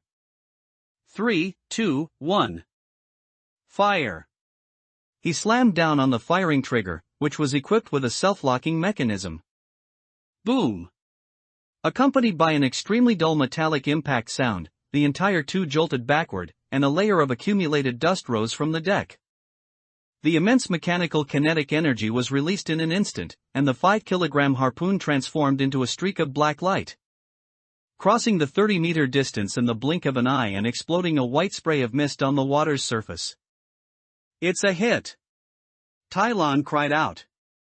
The garbage island ahead jolted violently, and immediately after, the nylon steel cable used as a recovery line was instantly pulled into a straight line, emitting a buzzing vibration. Beneath the water's surface, a massive cloud of crimson blood rapidly spread. It was a giant black sea bream over 1.5 meters in length. It had been pierced directly through the spine by the harpoon's triangular barb and was pinned firmly to the wreckage of a heavy wooden door panel behind it. At this moment, it was frantically thrashing its tail, attempting to escape into the deep sea, but could only drag the two forward with it. System, force analysis. Ding. 1 kinetic energy output stable. Armor penetration depth, 45 centimeters. Effective lethality, rating A. Suggestion: the recovery mechanism has a 15% drag rate when retracting the cable, it is recommended to add lubrication to the roller. Pull. Drag it up. Suchen did not use brute force, instead, he utilized the idle speed of the Zero, coordinating with the rhythm of the waves to slowly pull the entangled prize toward the side of the ship. Tylon grabbed the hook and chain, precisely hooking the fish's gills, and with the combined effort of the three, the heavy creature finally slammed heavily onto the deck. The scales on its body were an incredibly terrifying blue-purple, each the size of a coin and as hard as metal plates. The harpoon had passed completely through its body, scattering pieces of its internal organs across the deck, and the fishy sweet scent drew several mutated seabirds circling in the sky in the distance. Can this meat be eaten? Linwu walked over, emboldened, looking at the ferocious fish head. The dorsal spines are poisonous, just remove them. Although the spine meat of this fish is tough, it is full of high-calorie protein. Suchen deftly chopped off the fish head with a fire axe and threw it back into the sea. This would lure away other predators that might be prowling nearby. A sumptuous fresh fish meal was the best reward for this successful test firing. When the first bite of the seared, fragrant fish meat entered her mouth, the furrowed brow of Lin Wu finally relaxed. This joy of victory did not come solely from the food. More importantly, through this successful hunt, the three-person team finally confirmed one thing: they possessed the capital to fight back on equal terms against the terrifying monsters of this ocean. In the future, when we encounter that kind of octopus, I'll be able to blow a big hole in it directly. Suchen looked at the returned harpoon cannon. His eyes filled with determination. In the sunset, the two, trailing a long wake made of blood and garbage, officially sailed into the dense fog area of the Garbage Sea. Suchen stood at the stern of the two, quietly watching the light as it flickered in and out of sight amidst the waves. Although it was daytime, in his peripheral vision, the searchlight that had once brought them hope was still there, cycling through its pattern of 3 long and 2 short sweeps. What are you thinking about? Tylon walked over and handed Suchen half a kilogram of smoked, golden-brown dried salted fish. Thinking about how we started. Suchen took the dried fish and pointed at the massive vessel beneath his feet, which gleamed with an aluminum alloy luster and was covered in stainless steel trusses. Back then, we only had a rotten door panel. Even a slightly larger wave could have capsized us. We almost risked our lives against a pack of scavenger dogs for just 2 bars of compressed biscuits. Tylon fell silent as well. She recalled how, when she had first joined the team, she had been full of wariness towards Suchen, this mercenary captain. Now, however, she had grown accustomed to standing behind that harpoon cannon, and trusting their lives to each other back to back. The boundary is just ahead, Lin Wu, who was monitoring the compass from the helm, suddenly called out. Suchen snapped out of his thoughts and turned to look due north. An extremely eerie white line had appeared on the surface of the sea there. It was a belt of foam created by the collision of ocean currents, several kilometers wide. Behind the white line, the seawater was no longer azure, but a thick, murky, soy sauce purple. This was the blood of garbage, a concoction of countless rotting organic matter, oil remnants from the old era, and hundreds of millions of tons of microplastics. There, a city wall composed of scrapped car shells, twisted shipping containers, broken utility poles, and thousands of tons of domestic waste lay quietly across the horizon where the sea met the sky. That was the Garbage Sea. It was the paradise of the truly strong in this water world, and the graveyard of the weak. Once we cross that line, we will officially leave this sea area known as the Shallow Water Novice Zone, Suchen said, his voice calm and heavy. Beyond that, there are no lighthouses, no relatively safe harbors, and every night we could encounter sea monsters beyond our comprehension. We weren't planning on going back, were we? Lin Wu turned her head. Although a trace of fear remained in her eyes, it was overshadowed by a newfound, tempered resilience. Suchen smiled and yanked the engine's starter cord. V-room. The one let out a cheerful roar. As if sensing its master's will, the two surged forward, the ferocious harpoon cannon at its bow pointing due north as it sliced through the first of the murky waves.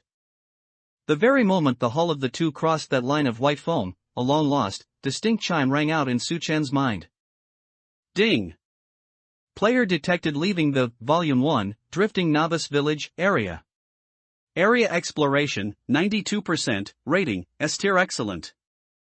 Calculating Volume I rewards, in recognition of successfully constructing the first self-built 3-body ship in this area equipped with heavy long-range firepower, you have obtained the Permanent Achievement, Small Boat Craftsman, Achievement Reward, Total Hull Structural Integrity plus 5%, Freshwater Consumption Efficiency for all crew minus 10%, Physical Optimization, Volume I Final.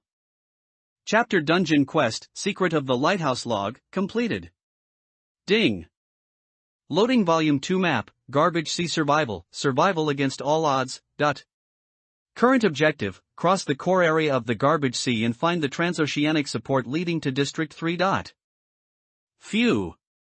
Su-chen exhaled a long breath, feeling a warm current instantly surge through his body. This was the physical enhancement brought by the achievement, allowing him to feel rejuvenated after 3 consecutive days of exhausting labor. He turned back and took one last look at the clear waters gradually disappearing into the thick fog. In some corner of that place, perhaps new refugees were still clinging to door panels and weeping on the sea. Perhaps pirates were still fighting tooth and nail over a bucket of rusty canned goods. But none of that had anything to do with them anymore. Lin Wu, record the waypoint. Tai Lan, check our spare sails. Su-chen called out his orders. We're going to take back the new world that the old era owes us. The two sliced through the thick, dark red seawater, which reeked of pungent chemicals. Like a bolt of lightning, it plunged straight into that steel forest, a place filled with despair, yet also pregnant with infinite possibilities. The Zero was sailing through a pure blue-black expanse. Here, there were no longer any buoys, broken bridges, or half-submerged rooftops commonly seen near the shore. The seawater was no longer a murky light gray, but a depth so profound it made one's heart race. Is this the open sea? Lin Wu gripped the cabin handrail tightly, her face so pale it was almost translucent. Ever since crossing that so-called boundary line, the rhythm of the waves had changed. It was no longer a choppy splashing, but a long period, wide-spanning swell. The entire boat felt like it was sliding along an invisible, giant spine, with every descent accompanied by a dizzying sense of weightlessness. You'll feel better if you throw up. Su-chen sat in the driver's seat, his hand steady on the helm. Due to the rough sea conditions, he had already lowered the sails. Now they were in full-speed maneuver mode, the one emitting a dull, low growl as it fought against the crosswind slapping from the diagonal front. I couldn't hold it. Bleg. Before Lin Wu could finish, she leaned over the gunwale and vomited violently. Su-chen sighed. Although Lin Wu was a capable hand in the laboratory, her physical constitution was clearly a weak point in the face of this truly turbulent deep sea. Tai Lan, go take care of her. And while you're at it, tighten the main deck's ropes again. Don't worry about me. I can still keep watch. Tai Lan's voice came from above the mast. Compared to Lin Wu's weakness, Tai Lan showed an amazing adaptability. She had lashed herself securely to the second-floor observation platform of the stainless steel mast with 2 belts. That was the place where the whole boat swayed the most. An ordinary person would have vomited their breakfast within a minute of going up there. But she had been on guard there for 3 hours. The sea conditions at 6 o'clock are bad, the waves are over 3 meters high. Tai Lan shouted, the wind scattering her words. The wind pressure is continuing to rise. Su-chen, should we change course? Su-chen glanced at the compass on the console. System, calibrate target. Ding. The Deep Sea Navigator achievement is in effect. Currently in the peripheral circulation of the Garbage Sea. There is a strong countercurrent 30 degrees to the north. Suggested course correction, turn 15 degrees to the left to enter the warm current trough. Su-chen could feel a strange pressure differential. It was a passive ability granted by the achievement. He could vaguely sense the direction of the currents beneath the surface, like seeing a glowing network in the dark. No turning. We're cutting through this wind wall. Su-chen slammed down the steering lever. The Zero let out a crisp metallic clank as the stainless steel frame creaked under the pressure of the giant waves. But it steadily sliced through the crests. Time became blurred in this monotonous and dangerous confrontation. 4 hours later. The gale on the sea finally subsided a bit, but it was followed by something even more terrifying. Silence. Aside from the roar of the engine, everything around them was as silent as death.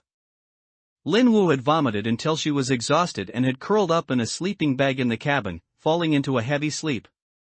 Tai Lan had also jumped down from the mast, her expression looking quite poor, the fatigue of extreme tension.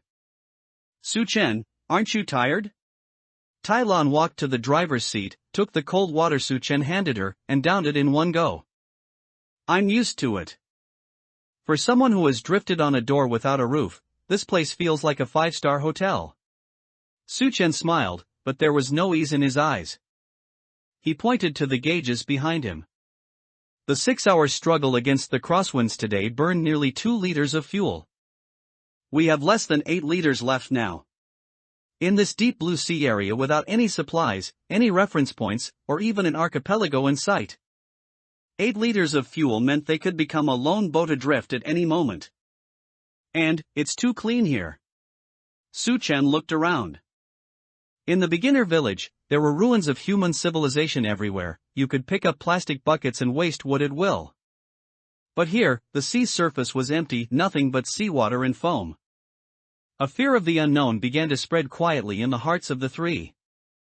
This fear didn't come from monsters or enemies, but from this boundless emptiness. You didn't know how far away the nearest land was, how deep the water beneath your feet was, or even if you were actually moving. I have a feeling. Tai Lan looked at the bottomless seawater, her hand unconsciously gripping the dagger at her waist. It's like we're sailing through the digestive tract of some giant beast. Then let's get out of here quickly. Su Chen readjusted the sails. Although the wind direction was still unstable, he was willing to endure another night at sea as long as it saved a little fuel. Just then, the long silence system suddenly popped up a notification. Warning, unknown floating object detected. Distance, 800 meters.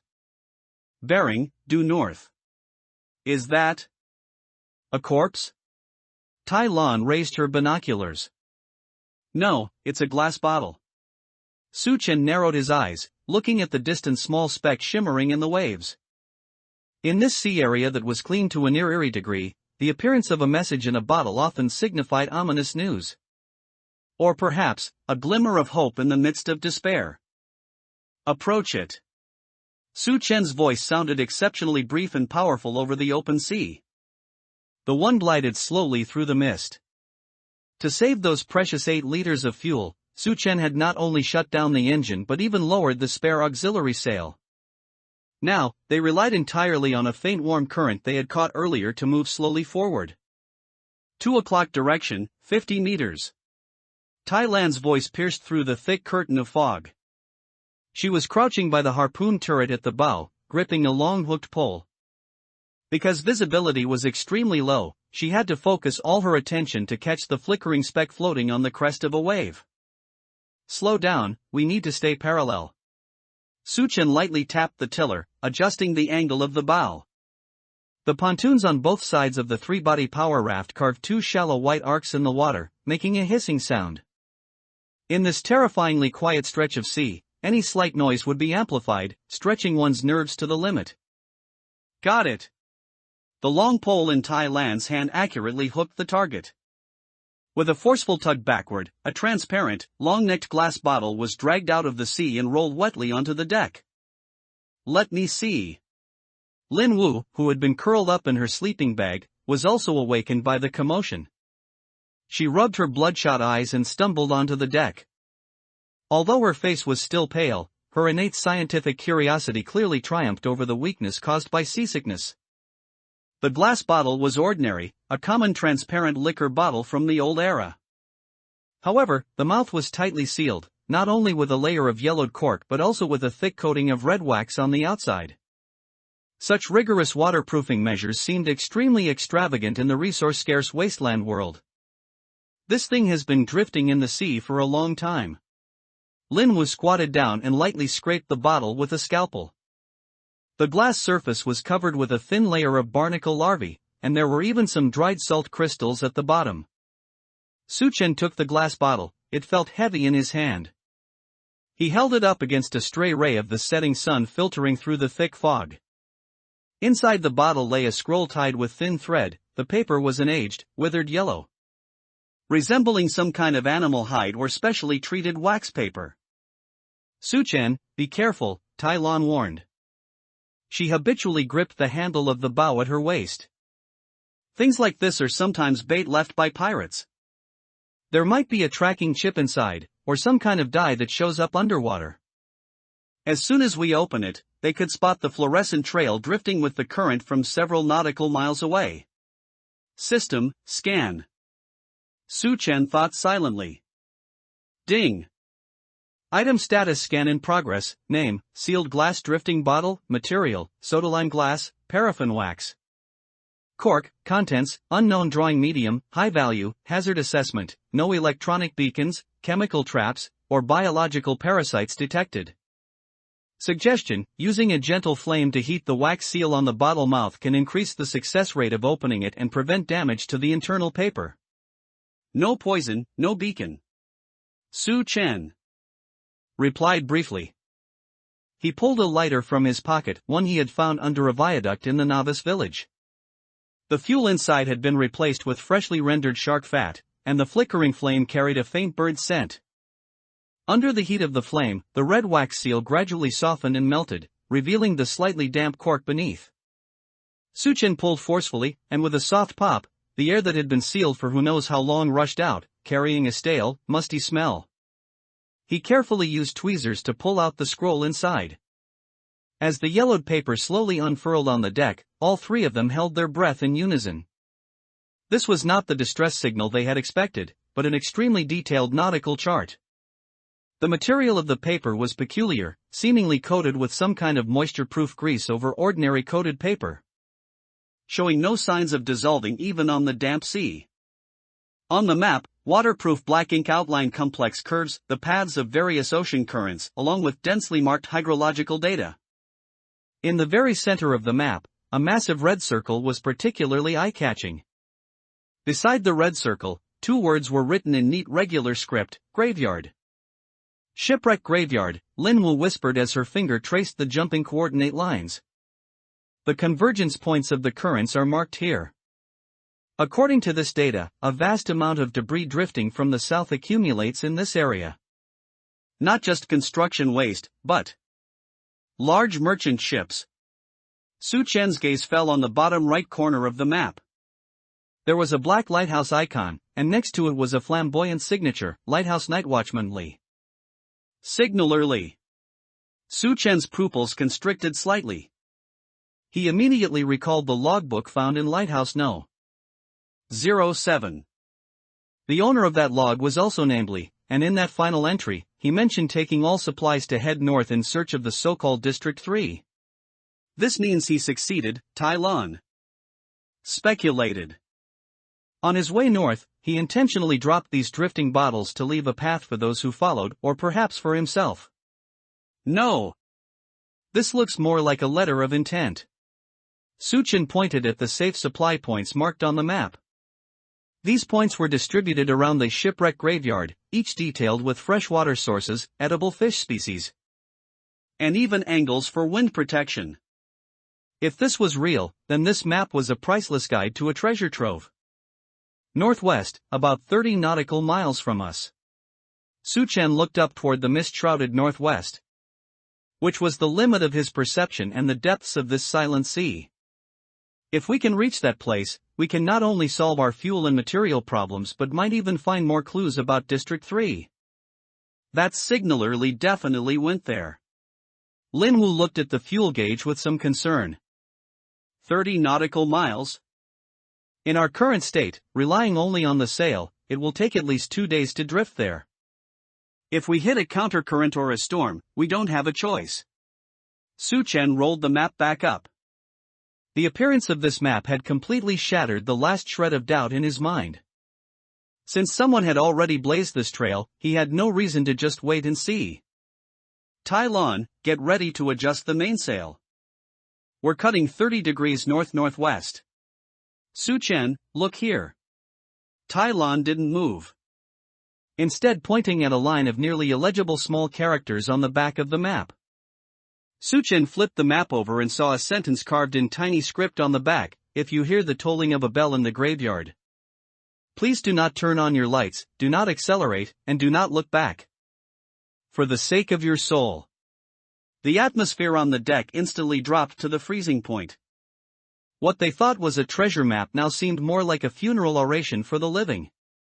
A bell in the graveyard? Lin Wu's voice trembled. In this vast ocean, where would a bell come from? Whatever it is, we'll find out in 30 nautical miles. Su Chen tucked the map into his tunic. He looked at the sea, which had turned completely dark, a color deeper than black. Rest up. Tomorrow morning, we enter the graveyard's range. The thick, viscous fog finally dissipated under the first rays of the morning sun, replaced by an unsettling, overly transparent clarity. The sea surface was as smooth as a giant sapphire, without even a ripple, save for the faint, almost inaudible sound of the water being sliced by the bow of the Zero. Under such high visibility, vision meant not only safety but also exposure. 10 o'clock direction, something's happening. Tai Lan, who had been crouching on the observation deck at the top of the mast, suddenly issued a low warning. Her voice held a tension Su Chen had never heard before, as if a man-eating beast were lying in wait on that seemingly calm horizon. Su Chen immediately raised his binoculars and looked in the direction she pointed. A few nautical miles away, at the point where the sea met the sky, a small black dot was bobbing violently. Zooming in, he could see it was a makeshift raft cobbled together from scrap wood. A blurry figure on the raft was waving their arms frantically, seemingly paddling for their life, yet also looking like they were calling for help in despair. And behind that raft, a massive and hideous shadow was rapidly approaching. It was a modified motorized single-hull vessel with a displacement of at least 200 tons. Originally a steel fishing boat used for offshore fishing, it had been transformed into a floating steel fortress. Heavy, uneven iron plates were welded to both sides of the hull, and rows of dark iron cages stood on the once flat deck. Most chilling of all, a flag with a black background and bloodstains fluttered atop its rusty smokestack. The pattern on the flag was simple and brutal, a fist locked in chains. It's a 6, Tai Lan's voice sounded particularly cold in the chilly wind. I recognize that symbol. They're a bunch of the most notorious lunatics in the southern waters. They don't kill people, at least, not immediately. They capture survivors to use as heavy labor force or sell them to large settlements for fuel and ammunition. Are we going to save him? Lin Wu emerged from the cabin, her face still somewhat pale, but her eyes were filled with compassion. Through the binoculars, the survivor fleeing for his life was clearly exhausted. His raft nearly flipped in a swell, but he still gripped the broken wooden oar, desperately slapping the sea surface. The steel deck was now less than 100 meters away from him. Su Chen didn't speak, his mind was racing. Save him? In this deep sea where resources were extremely scarce, every sip of fresh water and every grain of compressed biscuit meant a chance to live another day. One more person meant the survival pressure on 7 would increase exponentially. Moreover, saving him meant facing that motorized steel fishing boat head-on. Maintain course, don't alert them. Su Chen coldly lowered the binoculars. His logic told him this was the decision a captain should make. When one's own survival was not guaranteed, this unnecessary sense of justice would only get everyone killed. However, things did not go as hoped. The steel fishing boat did not stop its track after capturing that small fry. On the contrary, after the survivor's raft was crushed by the ship's massive hull and the person was dragged onto the deck like a dead fish by thugs with iron hooks, the enormous vessel actually carved a huge arc across the sea, its dark bow pointing straight at Su Chen's one. Clearly, compared to that scrawny refugee, the uniquely shaped, exquisitely crafted one with its aluminum alloy sheen was the real big fish. They've spotted us. Tai Lan jumped down from the mast, landing by the harpoon cannon station with a roll. Her movements were crisp and decisive, her eyes no longer hesitant, but filled with a solemnity before the slaughter. The other side is signaling with flags. Lin Wu raised her binoculars, her voice trembling. I can't read them, but they're firing flares into the sky. Su Chen, it's a bright green light. A green light means stop for inspection. In their logic, it's called tax collection, Su Chen sneered. He watched the rapidly approaching steel fishing boat. As the distance closed, he could even smell the rank, cold odor coming from the ship, a mixture of rotting blood, human waste, and cheap heavy oil. Several bare-chested men stood on the bow, holding rusty 8s and 5s, letting out nauseating shrieks and whistles. They think a beautiful fast raft like ours must belong to some rich kid out for a stroll. That's why they didn't even bother to add barges to their steel ram, fearing they might damage the cargo hold. Su Chen's hand steadily gripped the starter rope of the Yamaha outboard motor. System, evaluate the target. Ding. Hostile target evaluation in progress. Name, heavily modified steel offshore fishing boat, slave transport type, displacement, 180 tons, combat evaluation, extremely strong in close combat. Superior numbers, weak at range, mostly homemade gunpowder weapons. Warning, the opponent is equipped with a ram and heavy grappling hooks. Once within 50 meters, there is a risk of boarding. Combat. Suggestion, utilize mobility advantage to maintain distance, prioritize destroying the external rudder or propeller blades. There's only 10 liters of fuel, Lin Wu whispered, her eyes full of fear. Once a war of attrition starts, we'll become a hunk of iron on the water. Even if there's only 1 liter left, I'll use it to send these bastards to the deep sea. Su Chen's gaze instantly became cold and hard. He didn't want to be a hero, but the world was always forcing him. When you possess coveted wealth and vehicles without the claws and teeth to protect them, your very existence is the greatest sin. Tai Lan, lock 3 onto their bridge. If it were you, where would you shoot? Tai Lan's hand rested on the trigger, rotating the mount she had fashioned from an office chair base. Don't move yet. Let them get closer. Su Chen took a deep breath and actually cut the engine. This abnormal behavior was clearly seen by the pirates as a sign of panic or surrender. The fishing boat erupted in earth-shattering cheers. Thick black smoke billowed from the smokestack, and the propeller churned a massive white wake on the sea, like a greedy shark following a trail of blood. 200 meters. 150 meters, wait a bit longer, Su Chen instructed in a low voice. His hand already reaching for a red pull handle beneath the side deck, a hidden trump card he had prepared for this very moment. On this vast ocean, kindness might be drowned, but this hatred for predators would grow wildly in the shadows like seaweed. The shadow of the slaver ship already loomed over the port side of the 3-body raft, and the rusty skull flag was almost within reach. Now, begin. On the treacherous waves of the open sea, this distance was practically face-to-face. That massive steel fishing boat was like a rusty hill, pressing heavily against the flank of the Zero. Su Chen could even clearly see the savage, smiling faces of the thugs on the opposing deck. Their bare chests were smeared with unknown grease, and they brandished 9 on chains. Hey! A pretty chick and that tender-skinned 1-3. At the bow of the enemy ship, a one-eyed brute let out a blood-curdling laugh. With a violent wave of his hand, 5 or 6 heavy iron hooks whistled through the air, slamming into the side frame of the one. Creak! The sharp screech of stainless steel rubbing against pig iron made Lin Wu cover her ears in pain. The enemy began pulling the chains, intending to use their massive displacement advantage to drag the light motor raft into their shadow for a bloody boarding massacre. Su Chen, they're coming up. Lin Wu pointed at the gunwale in terror. The first thug stepped onto the chain, a glinting short blade clenched in his teeth, leaping into the air like a nimble macaque. Tai Lan, give him a send-off. Su Chen's voice was cold, devoid of any warmth. Twang, a crisp sound of a bowstring snapping.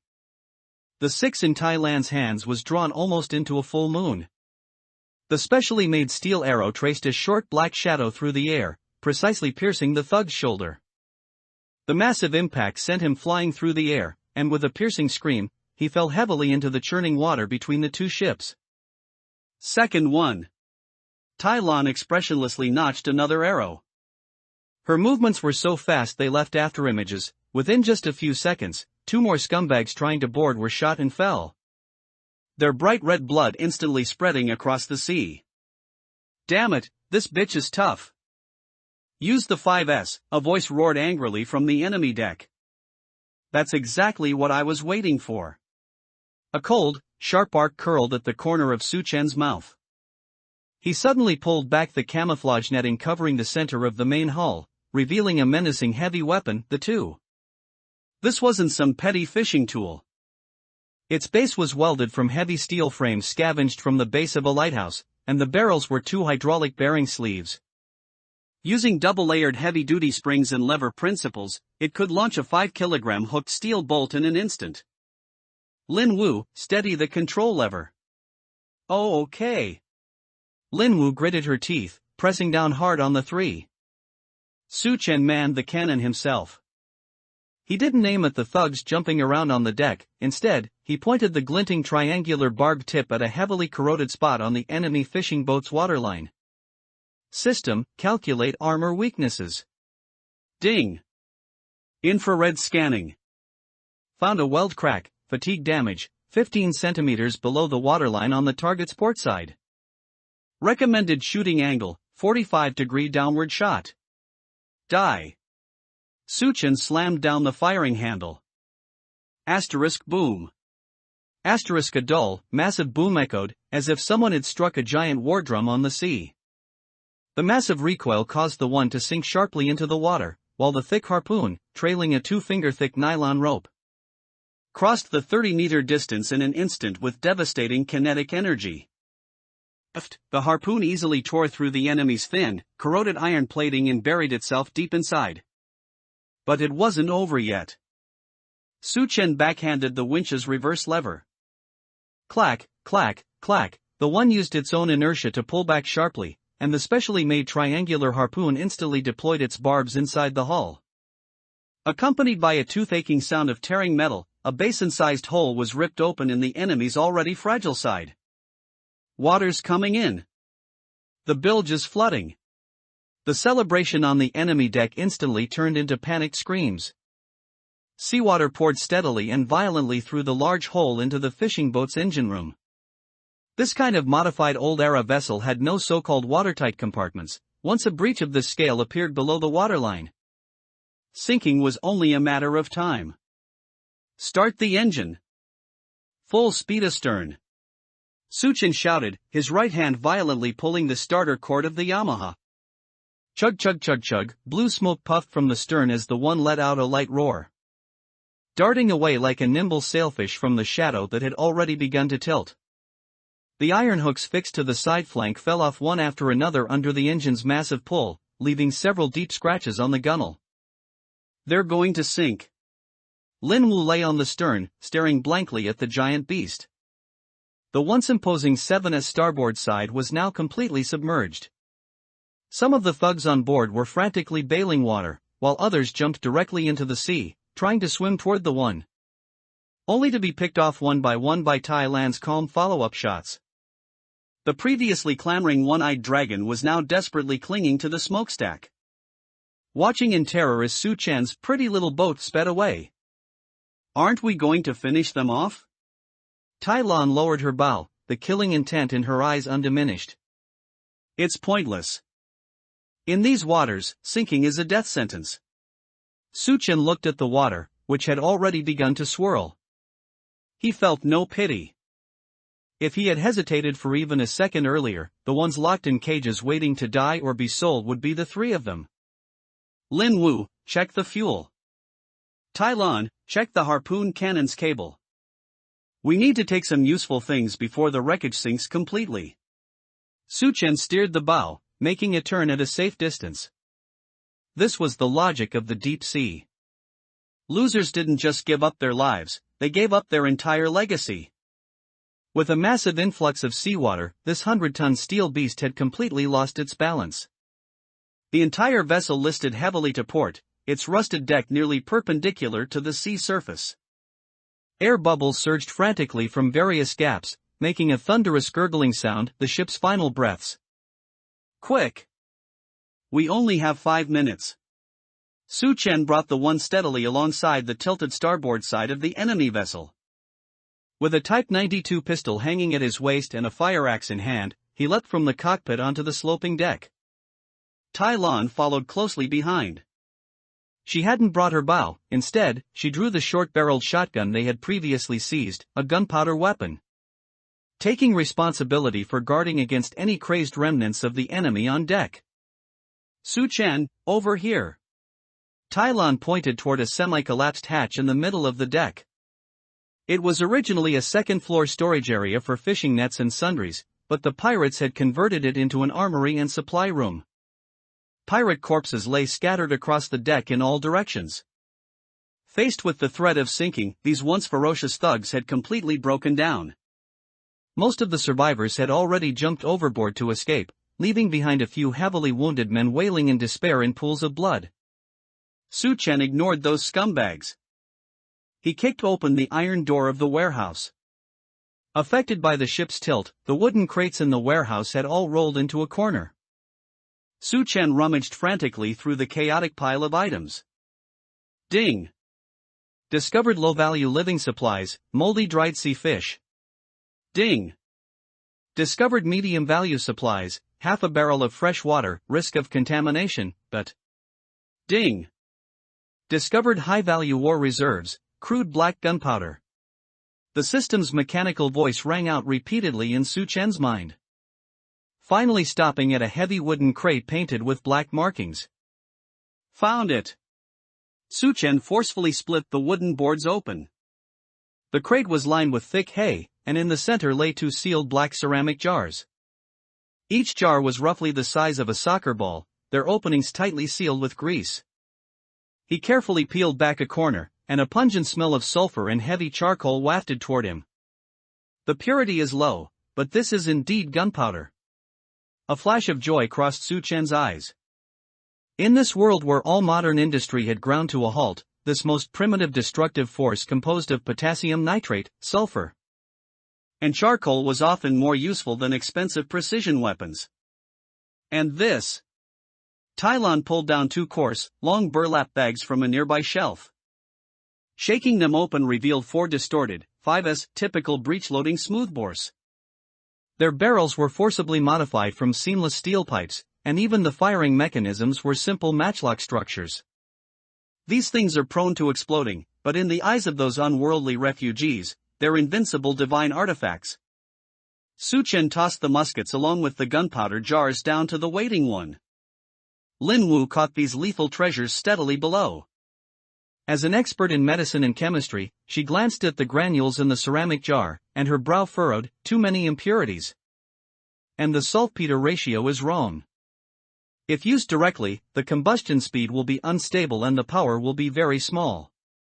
I'll leave it to you. I know you have a way to purify it, Su Chen shouted from the already crumbling deck. Give me some time. As long as I have activated carbon and a simple evaporating dish, I can turn these into real explosive reagents, Lin Wu responded loudly. Besides the precious gunpowder, Su Chen also keenly spotted a copper cabinet chained to the floor. He used his axe to pry it open with a sudden force. Bang! The cabinet popped open, revealing 2 barrels of perfectly preserved aviation grease. This kind of thing was practically a legendary resource in the novice village. For the heavily burdened outboard motor of Power Raft No. 0, this was its lifeblood. Oil, and this lubricant. Take it all. Su Chen and Tai Lan were like 2 greedy worker bees, engaging in a final frenzy during the last few minutes before the fishing boat completely sank. As the last crate of dried salted fish was dragged onto the 3-body raft, the steel fishing boat suddenly let out a thunderous boom. The heavy engine room seemed to collapse, and the originally upturned bow plunged downward. The massive suction instantly forming a dark green vortex on the sea surface. Go! Move! Su Chen took a flying leap, jumping back onto the 3-body raft just as the deck was less than half a meter from the water. He practically scrambled back to the pilot's seat and gave the starter rope a sharp pull. Vroom! The Yamaha engine spat out a cloud of hot, thick smoke. The power raft shot out of the danger zone like an arrow from a bow before the vortex could fully form. Behind them, the black skull flag finally disappeared into the churning waves. The sea surface returned to its former calm. If not for the messy pile of ceramic jars, wooden crates, and the pungent smell of gunpowder on the deck, no one would have guessed that a life-and-death battle had taken place here just minutes ago. Tally the harvest. Su-chen breathed heavily, leaning against the cockpit as he pulled out a cigarette it was scavenged from the pirate leader's corpse earlier. Although it was damp, it could still be lit. Approximately 10 kilograms of two, Lin Wu's voice carried a hint of unprecedented efficiency. For 5s, 2 bags of ammunition, actually steel balls and scrap iron. Additionally, 20 liters of fresh water, 30 kilograms of salted fish, and those 2 barrels of precious lubricant. The most important thing isn't any of that. Tai Lan pointed to a person tied up at the stern, the survivor they had rescued earlier. He was curled up in a corner, his body trembling slightly. He knows the specific entrance to the 6. Su-chen exhaled a puff of blue smoke, his gaze turning toward the northwest. In this dead and silent sea, loot was not just supplies, but a ladder leading to the next stage. Originally just a gloomy dusk, it was completely swallowed by thick, ink-like black clouds in just over 10 minutes.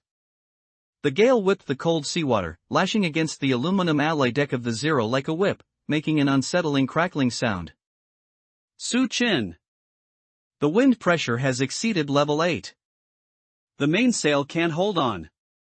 Tai Lan roared in the storm, her voice torn to shreds by the gale the moment it left her mouth.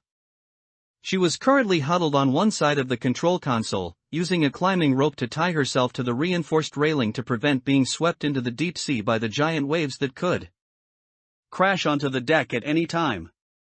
Su-chen gripped the tiller tightly. In such extreme conditions, the weak thrust of the one seemed so insignificant. The 3-body raft was like a fallen leaf struggling in a torrent. Lower the sail. Rely entirely on the outboard motor to face the wind.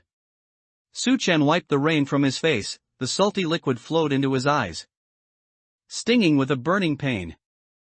He prayed in his heart that the nautical hydrological map he had just obtained was real, because according to calculations, they were now at the edge of the entrance to the shipwreck graveyard marked on the map. Just then, a blinding flash of lightning pierced the pitch-black sky. What? What is that? Lin Wu, hiding behind the observation window of the second-floor loft, let out a low cry of terror. In that instant of flashing lightning, a massive shadow beyond imagination flashed through the depths of the storm. At first, Su-chen thought it was an island risen due to crustal movements, or an iceberg floating on the sea surface. But when the next arc of light lit up again, his heart suddenly constricted. It wasn't an island, nor a mountain. It was a monster made of steel and glass, at least a dozen stories high.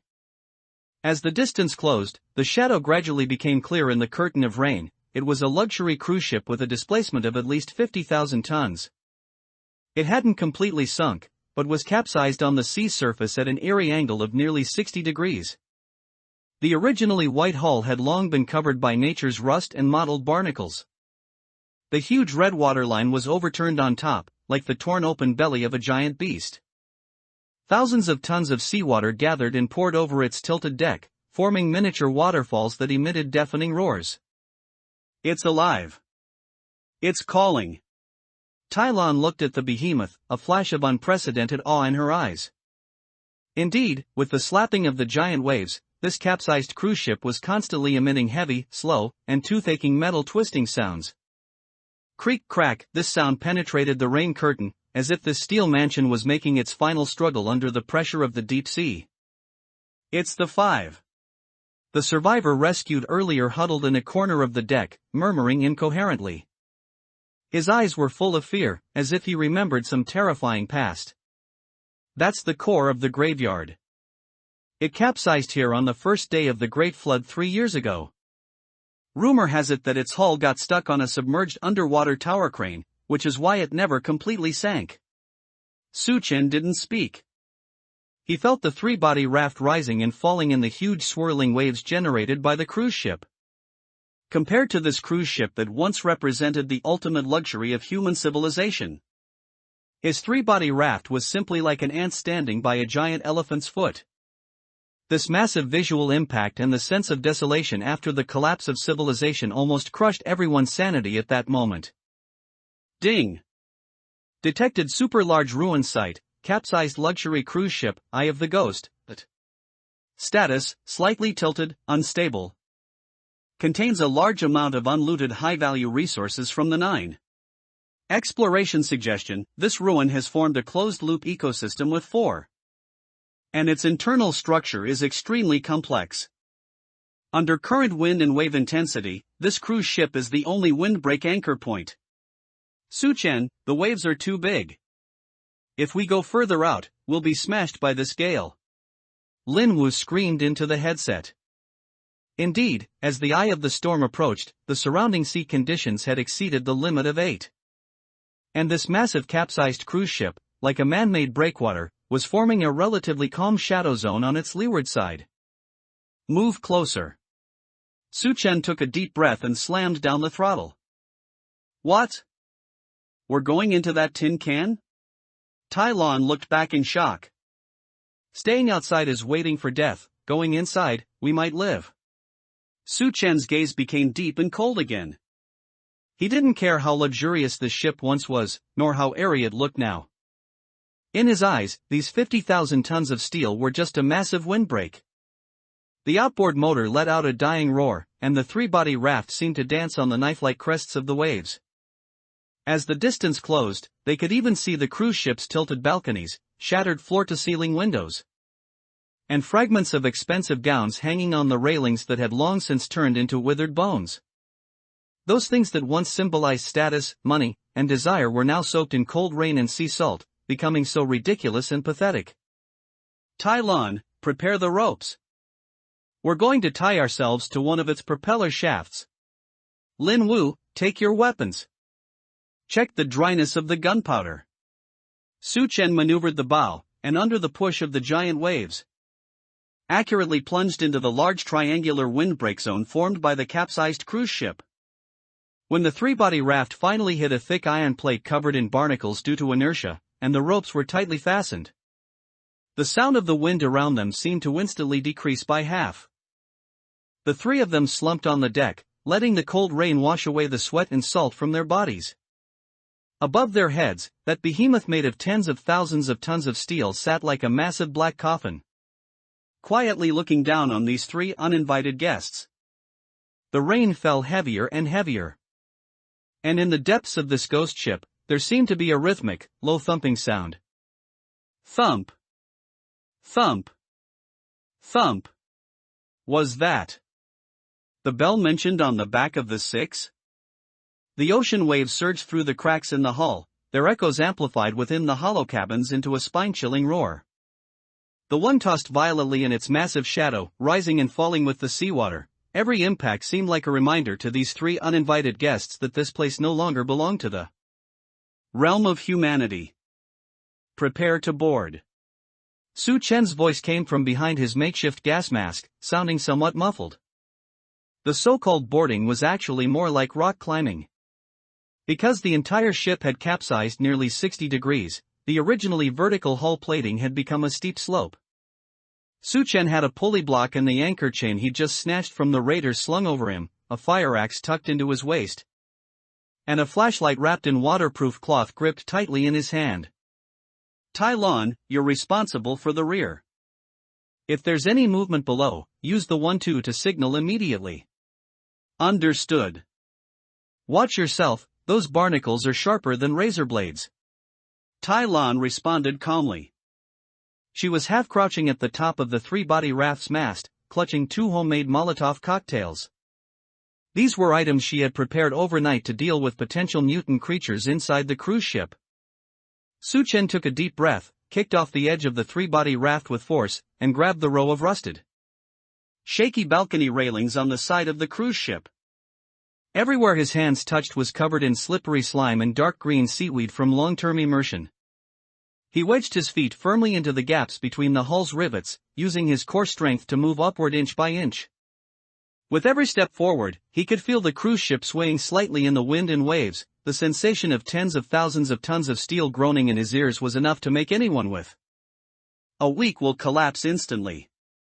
5 minutes later, Su Chen reached a shattered porthole. This was originally supposed to be the Royal Observation Suite on the top deck.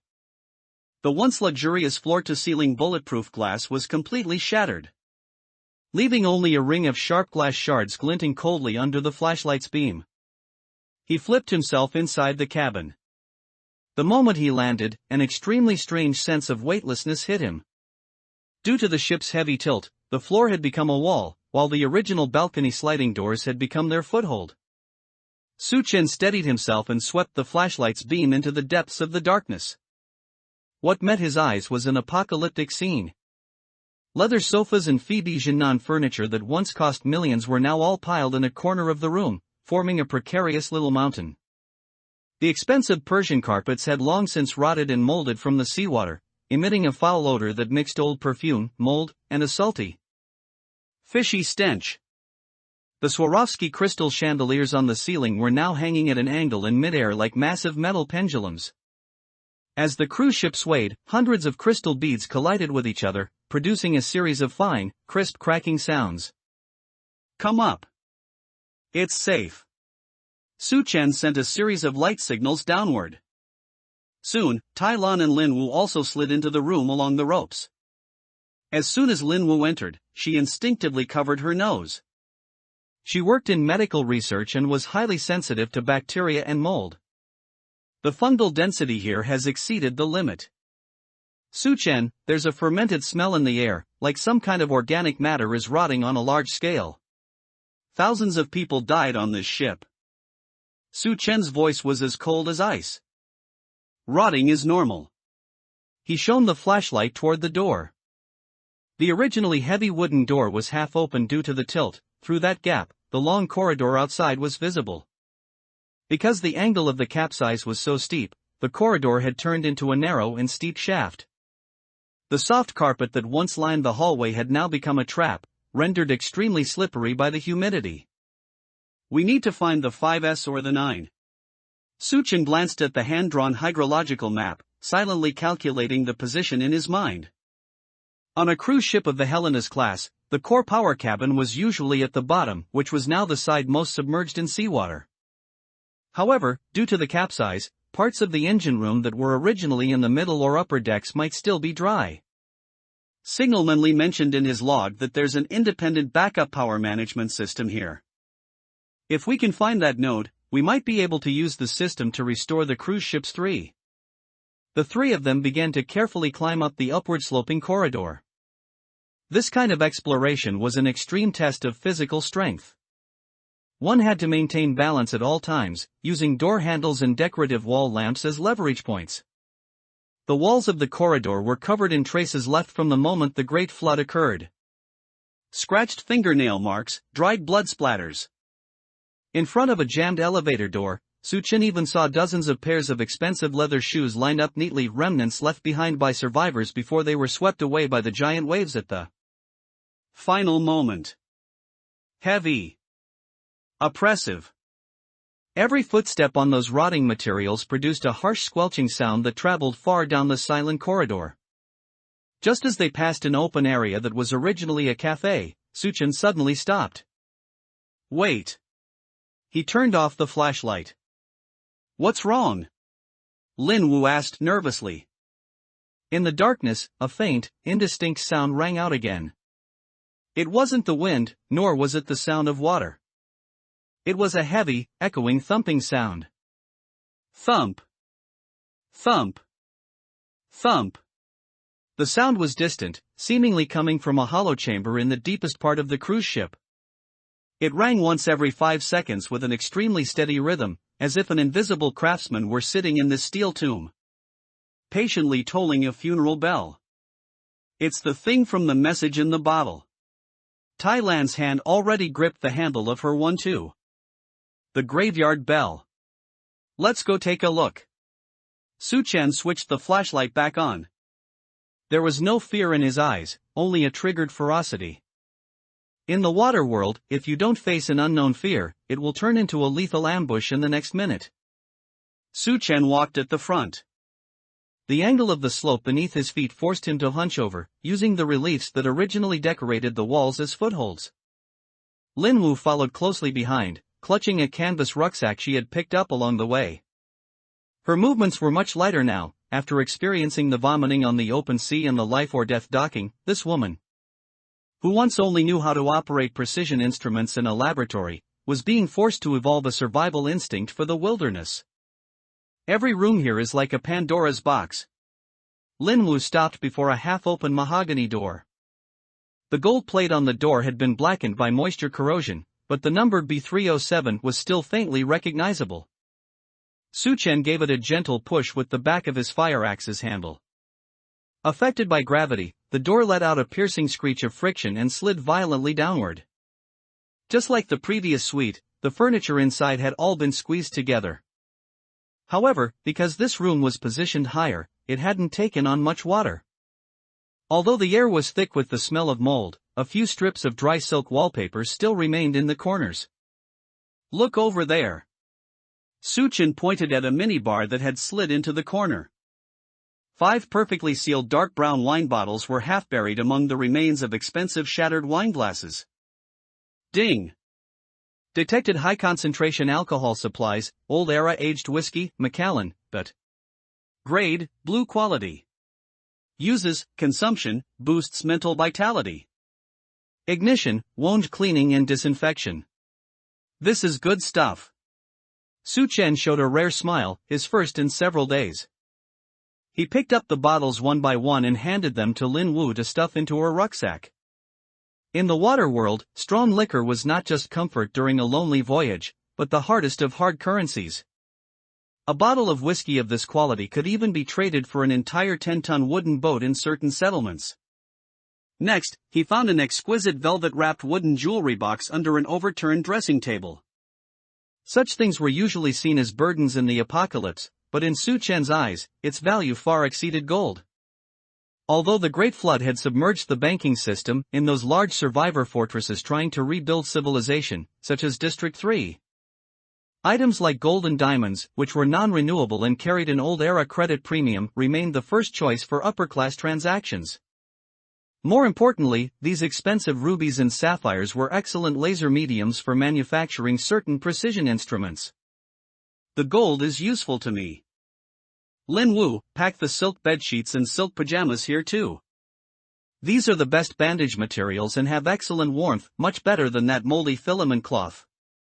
While Linwoo was laboriously dismantling the silk clinging to the bed frame, Su-chen walked over to a massive suitcase at the end of the room.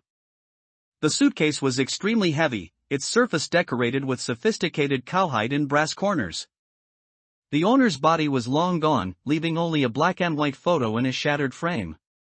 The woman in the photo elegantly held a cup of coffee, with a serene old-era snow mountain behind her. Click as Su-chen forcibly broke the lock. The moment the lid was flipped open, even the well-traveled Su-chen couldn't help but hold his breath. On top was a stack of neat, expensive handmade clothes that hadn't faded even after 3 years. But Su-chen's gaze fell directly on a specialized silver-gray metal case beneath the clothing. The case had a faint red cross pattern on it. Linwoo, come look. Linwoo dropped the silk strips in her hands and stumbled over. When Su-chen opened the silver-gray cold storage box, though the power had long since run out, Linwoo's eyes instantly turned red. It was a complete set of top-tier professional surgical tools. 24 different models of scalpel blades, hemostats, needle holders, and tissue forceps lay quietly in a deep blue velvet mold. Because the case itself had excellent waterproof and moisture-proof properties, these tools made of medical-grade stainless steel reflected a dazzling silver light under the flashlight's beam. Not only that, in the side compartments, there were several boxes of perfectly preserved titanium alloy staples, medical-grade sutures, and 2 bottles of potent antibiotic spray that had turned yellow but were still clearly identifiable by their labels. This is a Professor Cluss-level set. Linwoo's voice trembled as her fingertips gently brushed the sharp blades. With these, if Tai Lan gets injured again, I can perform real deep tissue suturing, not just stop the bleeding. It seems the noblewoman in the photo was a remarkable surgeon before the Great Flood. Su Chen closed the box and handed it solemnly to Lin Wu. Now, take your prized possession. Let's continue. The joy of the harvest diluted the oppressive deathly silence inside the cruise ship. In the following hour, like three vagrants breaking into a palace, they quickly cleared out over a dozen upper-deck cabins. Lin Wu's bag was filled with high-end liquor, dehydrated tea bags, boxes of cigars, and several types of common old-era medicines. Tai Lan even found an unopened telescopic baton with an electric shock function in the security room at the end of the corridor. But this smooth sailing did not last long. As they pushed open a double-leaf stained glass door leading to the central restaurant, Su Chen suddenly raised his hand, signaling everyone to be silent. The flashlight beam swept across. Beneath the grand ceiling of the restaurant, which was tilted at 60 degrees.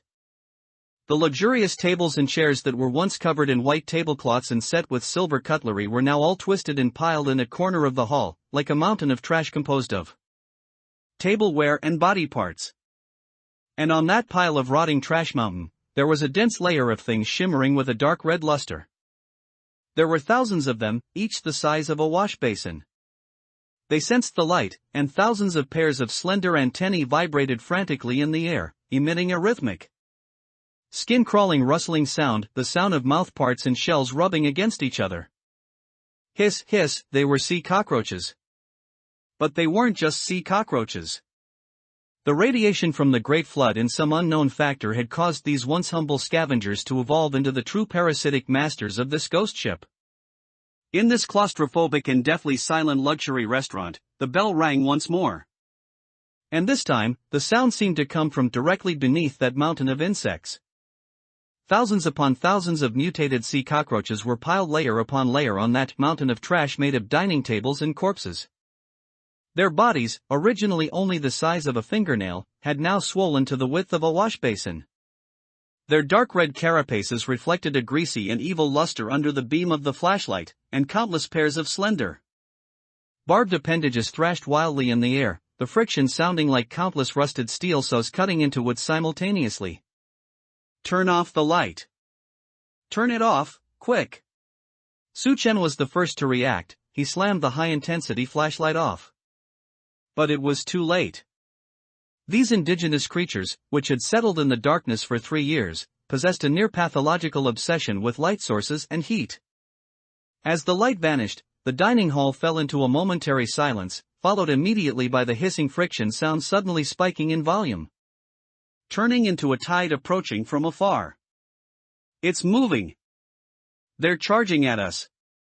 Lin Wu's voice was laced with a sob. Through the night vision goggles, although the battery was extremely low, she could still make out the outlines. She saw that red mountain collapse. No, it wasn't collapsing, these mutated creatures were launching a mass charge. They moved across the 60-degree inclined walls and ceiling as if walking on flat ground, with astonishing speed. Even more terrifyingly, these evolved sea cockroaches had retained a portion of their vestigial wings. Pushing off from the pile of rotten wood, they flew like dark red flying saucers, hurtling toward the trio's faces with a foul, fishy wind. Retreat! Back into the corridor! Su Chen shouted, swinging his fire axe in a semicircle through the air. Squelch! A sea cockroach about to bite his neck was split in two mid-air, and extremely viscous. Foul-smelling green fluid instantly splattered all over Su Chen's tactical vest. This liquid was incredibly sticky and even carried a trace of paralyzing neurotoxin, just by smelling it. Su Chen felt a wave of dizziness in his brain. Twang! Tai Lan's movements remained terrifyingly steady. Although the compound bow's effectiveness was limited in this close-quarters melee. Every steel arrow she fired precisely pinned down a string of insects attempting to surround them. However, the absolute disparity in numbers had rendered precision meaningless. More and more sea cockroaches were crawling out from the surrounding ventilation ducts and floor cracks. The ground was moving, the walls were moving, and even the giant crystal chandelier overhead was covered in dense, swarming red shadows. Tai Lan! Fire! Suchin shouted while swinging his axe frantically. Catch! Tylon pulled a Molotov cocktail, improvised from whiskey and rags, from her embrace. She didn't throw it far away, but instead smashed it hard in front of their feet. Boom! The orange-red flames instantly flared up. This high-concentration liquor burned with abnormal intensity amidst the ruins. The moment the fire lit up, the previously crazed swarm of cockroaches seemed to hear a command, shrinking back in unison. Their compound eyes stared in terror at the dancing flames. That genetic fear of light caused them to pause their advance temporarily. Go! Suchen grabbed the somewhat stunned Linwu and, under the cover of the firelight, bolted frantically toward the depths of the dining hall, the direction from which the bell tolls were coming. They had no other choice. The corridor they had come from was now impossible to climb quickly due to the tilted angle and slippery slime, and the heavy, solid steel-looking door at the end of the dining hall had become their only hope. Creak, snap, stepping on the carapaces of those sea cockroaches sounded like crushing dry branches all over the ground. The viscous, pulpy sensation transmitted through the soles of her shoes made Lin Wu almost vomit again. Dong! Dong! The bell tolls were getting closer. As the brightness of the fire began to fade and those restless monsters started launching probing attacks from the shadows again, they finally reached the edge of that door. It was a cold storage door from the old era. Designed to insulate against extreme heat or cold, this type of door utilized multi-layered composite materials and a hydraulic sliding structure. Although the cruise ship had long lost power, under such severe physical tilting, the heavy hatch, pulled by gravity, was revealing a gap wide enough for one person to pass through. Lin Wu, go in first. Tai Lon. Su Chen turned back, his electrified device grabbing the last mutated insect trying to leap up. Zzz, pop. Although the blue electric sparks were weak, they were enough to instantly char the delicate antennae of these creatures. Just as the last bug was about to bite Tai Lan's ankle, the three of them worked together to scramble through that cold door. Su Chen braced his shoulder hard against the hatch. Because the lubrication had long since dried up, he was essentially risking his life to wrestle with these hundreds of kilograms of raw iron. Push. Help me push. Tai Lan and Lin Wu also lunged forward. Bang! Accompanied by a dull, loud thud, the hatch locked completely. In that moment, the originally noisy, terrifying, and despair-inducing insect chirping vanished instantly. The flashlight beam lit up, revealing a closed space covered in white frost and extremely cold. Su Chen leaned against the door, gasping for air. He glanced at his fire axe. The originally gleaming blade was now hung with dozens of severed, still wriggling insect legs. And in the depths of the cold storage room before them, several massive, black shadows were hanging quietly on iron hooks. That was... A bone-chilling cold swept over their entire bodies like a tide the moment the hatch closed. Although the temperature inside the cold storage had risen due to 3 years of power outage, its excellent insulation and position deep below the waterline meant the air temperature remained around 5 degrees Celsius. For 3 soaking wet survivors who had just endured intense combat, this environment was nothing short of a deathbed. Don't stop. Lin Wu, move, rub your arms. Su Chen gritted his teeth, squeezing out a few words from between his trembling jaws. His current state was also terrible. The cold, green insect fluid on his bulletproof vest quickly formed a viscous, jelly-like film, rapidly stealing his body heat. The beam of the flashlight swept across the frost-covered walls. The space here was vast, originally used to store meat and high-grade ingredients required for long voyages. Rows of heavy, rail-mounted stainless steel hooks hung from the slanted ceiling, emitting faint metallic clinks as the ship swayed. Just as the light beam reached the deepest part of the cold storage, all 3 of them froze simultaneously. There, several dark figures, wrapped layer upon layer in nylon sleeping bags, were tightly bound to fixed cargo racks. That's... Lin Wu trembled, wanting to walk over, but Su Chen stopped her with a hand. Su Chen raised the fire axe and cautiously approached. The flashlight illuminated the true identities of those dark figures. They were 3 human remains, dried into mummies. They had clearly prepared meticulously before death. Not only did they wear cold weather gear, but they also tightly bound themselves together with climbing ropes to prevent falling into the deep water in case of capsizing. Due to the relatively low oxygen and low temperature environment inside the cold storage, these bodies had not completely decomposed but instead presented a bizarre deep purple color. Their faces were extremely distorted from extreme hunger and despair, and their sunken eye sockets had even become nests for several solitary sea cockroaches. A large, mutated insect slowly crawled out of the mouth of one of the corpses, its compound eyes staring coldly at Su Chen. They were the last survivors of this ship. Su Chen squatted down, suppressing the churning in his stomach, and examined the belongings next to the remains.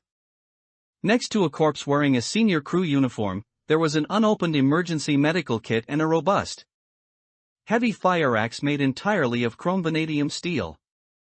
Compared to the ordinary civilian axe in Su Chen's hand, which had several chips, this axe had a thick, heat-resistant rubber grip, and its blade reflected a dim, cold light even in the darkness.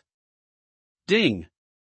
Discovered high-value individual weapon, professional marine fire axe, special steel, . Attributes, sharpness plus 15, extremely high durability. Possesses the special attribute of breaking through thick steel plates. Su Chen, look at his hand. Lin Wu pointed at the crew member. His right hand was clenched tightly around a metal pull rod connected to the wall. Whenever waves slapped against the outside of the cruise ship, causing a slight vibrational displacement of the hull, his body would pull the rod due to inertia. Dong! The other end of that rod was connected to a large manual alarm bell on the outer wall of the cold storage. That was a mechanical bell from the old era, used to call for help when the cold storage malfunctioned or someone was locked inside. So that's the bell sound. Tai Lan let out a sigh of relief, but her eyes were filled with sorrow. For 3 years, this long-dead crew member, even as a mummified corpse, faithfully rang the funeral bell of distress for this dead luxury cruise ship every night when the waves rose and fell. This isn't a ghost at all. Su Chen gave a self-deprecating smile and grabbed the brand-new fire axe. This is a story more tragic than any ghost. He stood up and swung the 3-axe through the air. The heavy resistance of the air greatly boosted his confidence. Lin Wu, get out that whiskey. We'll each have a sip, and we need to dry our clothes here. Otherwise, we'll die of hypothermia within half an hour. But those insects outside, they're afraid of fire. We'll give them a big surprise later. Su Chen looked at a corner of the cold storage. Several unopened boxes of high-grade vegetable oil and several rolls of industrial plastic film used to wrap frozen meat were stacked there. In this deathly sealed room, a certain survival instinct within Su Chen was wildly beating. Although they were trapped in the cold storage, surrounded by dead bodies, with thousands of mutated creatures outside, Su Chen felt an unprecedented sense of stability at this moment. Because he discovered that a universal access magnetic card engraved with the words Control Center was still hanging on the crew member's belt. That meant they had obtained the key to the heart of the two. Don't sleep. Lin Wu, hand out the fast-acting cold medicine from that medical kit. Tai Lan, help me twist these plastic films into fire ropes. Su Chen took off his soaked bulletproof vest, revealing his lean back covered in old scars. In the flickering light and shadows of the flashlight, the man's profile appeared strikingly stern. We've heard the graveyard bell. Now, it's our turn to make a move. They were waiting for the fresh flesh inside to yield, or for the next opening of this heavy barrier. Su Chen stood behind the door, quickly wrapping a strip of cloth torn from a high-quality silk pajama tightly around the mouth of a bottle filled with half a bottle of whiskey. One end of the cloth strip hung outside the bottle, soaked through with the dark brown liquid, emitting a pungent alcoholic odor strong enough to make anyone tipsy. Did the medicine kick in? Su Chen asked without looking back. It did.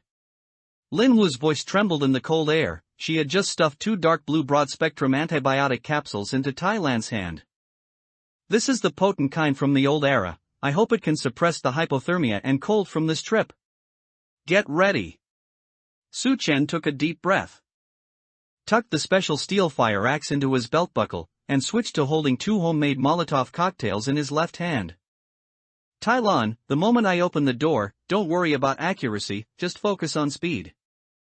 You must hit a spot 3 meters outside the threshold. I checked earlier, there's a pile of flammable silk tapestries there." Tylon didn't speak, silently knocking a steel arrow wrapped in oilcloth onto the rest of her compound bow. She pulled a lighter she had swiped from the security room from her waist, pressed her thumb hard against the flint wheel, and with a snap, a weak flame flickered to life in the gloomy cold storage, reflecting red in her cold pupils. Counting down from 3. Su-chen had already braced his shoulder against the hydraulic lever. 3. The chirping of the insects outside seemed to sense the vibration inside and suddenly grew louder. Thousands of antennae swayed wildly in the darkness of the dining hall. 2. Because the lubrication had long since failed, the hydraulic lever protested with a clack-clack sound, like a dying metal beast struggling. 1. Open the door. Su-chen's muscles bulged, veins protruding on his forehead, and with a dull metallic crash, he forced the half-done cold storage door open, creating a gap wide enough for a person to pass through. Hiss. The long-accumulated cold air gushed out, instantly forming a cloud of white mist at the entrance. Behind that mist were hundreds upon hundreds of compound eyes glinting with bloodthirsty red light in the peripheral beam of the flashlight. Fire. Tylon's actions were faster than her brain's reaction. The firelight cut through the darkness, trailing a stream of flames as it landed precisely in the pile of cluttered decorations on the dining hall floor.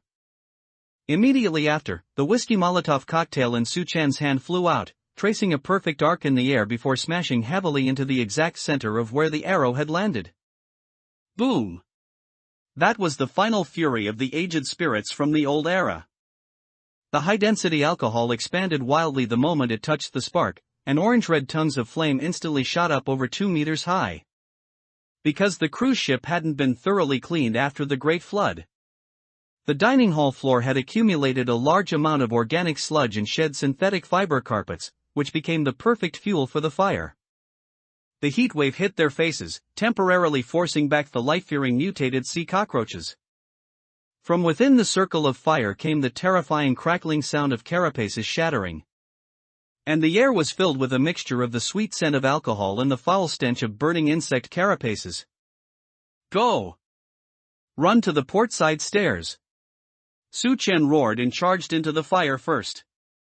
He didn't run blindly, instead, he used the heavy back of the fire axe to precisely smash away the insect bodies trying to slide down from the tilted ceiling as he ran. The mutated sea cockroaches appeared extremely chaotic under the deterrent of the firelight. And their originally tight encirclement was now torn open with a huge gap.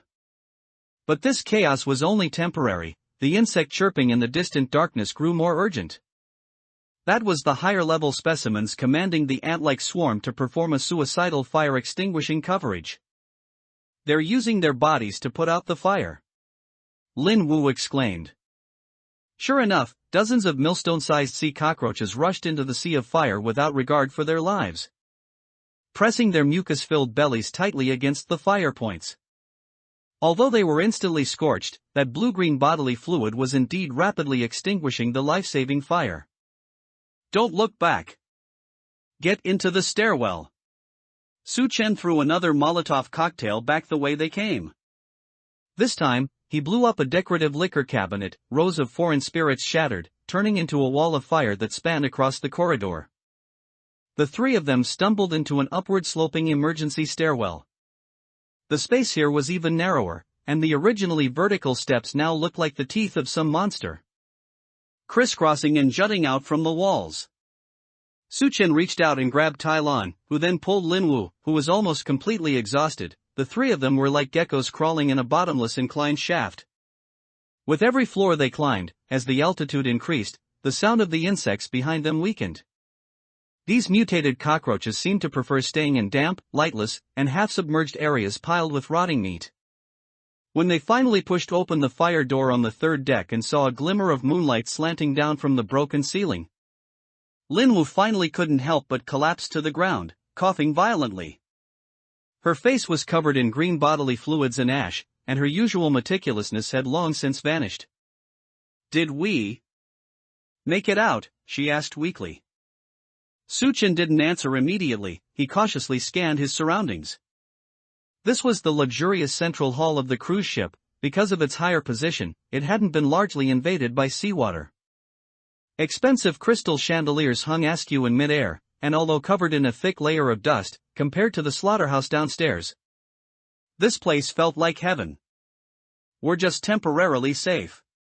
Suchin glanced at his pocket watch. The morning light of the 30th day of the Great Flood was about to break through the clouds. He walked over to a tilted sofa, casually hacked the green sludge-covered fire axe into the wooden armrest, and then pulled out the Control Center Universal Magnetic card he had snatched from the B2 level from his waist. "If we can't get the ship's backup power running before dawn, once the bugs below react, our only escape route will be to jump into that debris-filled sea and feed the fish." "Suchen, look over there." Tylon suddenly pointed toward the depths of the hall at a sign flickering with a dark golden light. That was the place most sought after by the rich on the Helena, the Poseidon Casino. According to the notes in Lee's log, passing through the VIP passage behind the casino was the fastest path directly to the top-level control center and the captain's quarters. That place might have the information we need. "Let's go, let's see if those chips from the old era can still buy our lives." This was the Poseidon Casino.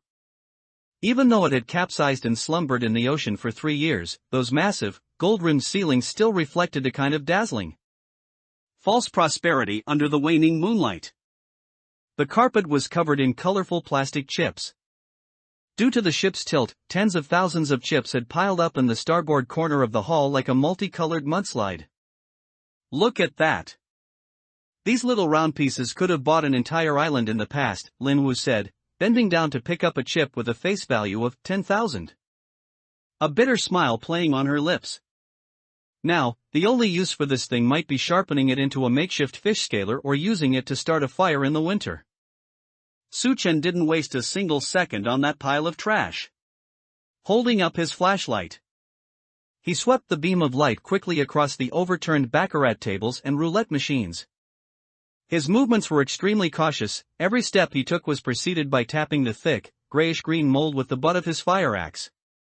"The carpet here is soaked with seawater and has started to decompose, producing methane," Suchen warned in a low voice. "Put out the fire source, Tylon. Unless it's necessary, don't use any igniters." Tylon obediently extinguished the makeshift torch in her hand. This kind of decaying gas accumulated in enclosed spaces was sometimes even more lethal than those mutated creatures. The three of them carefully traversed this former city of instant wealth. When they passed the giant gold roulette wheel in the center of the hall, Suchen stopped.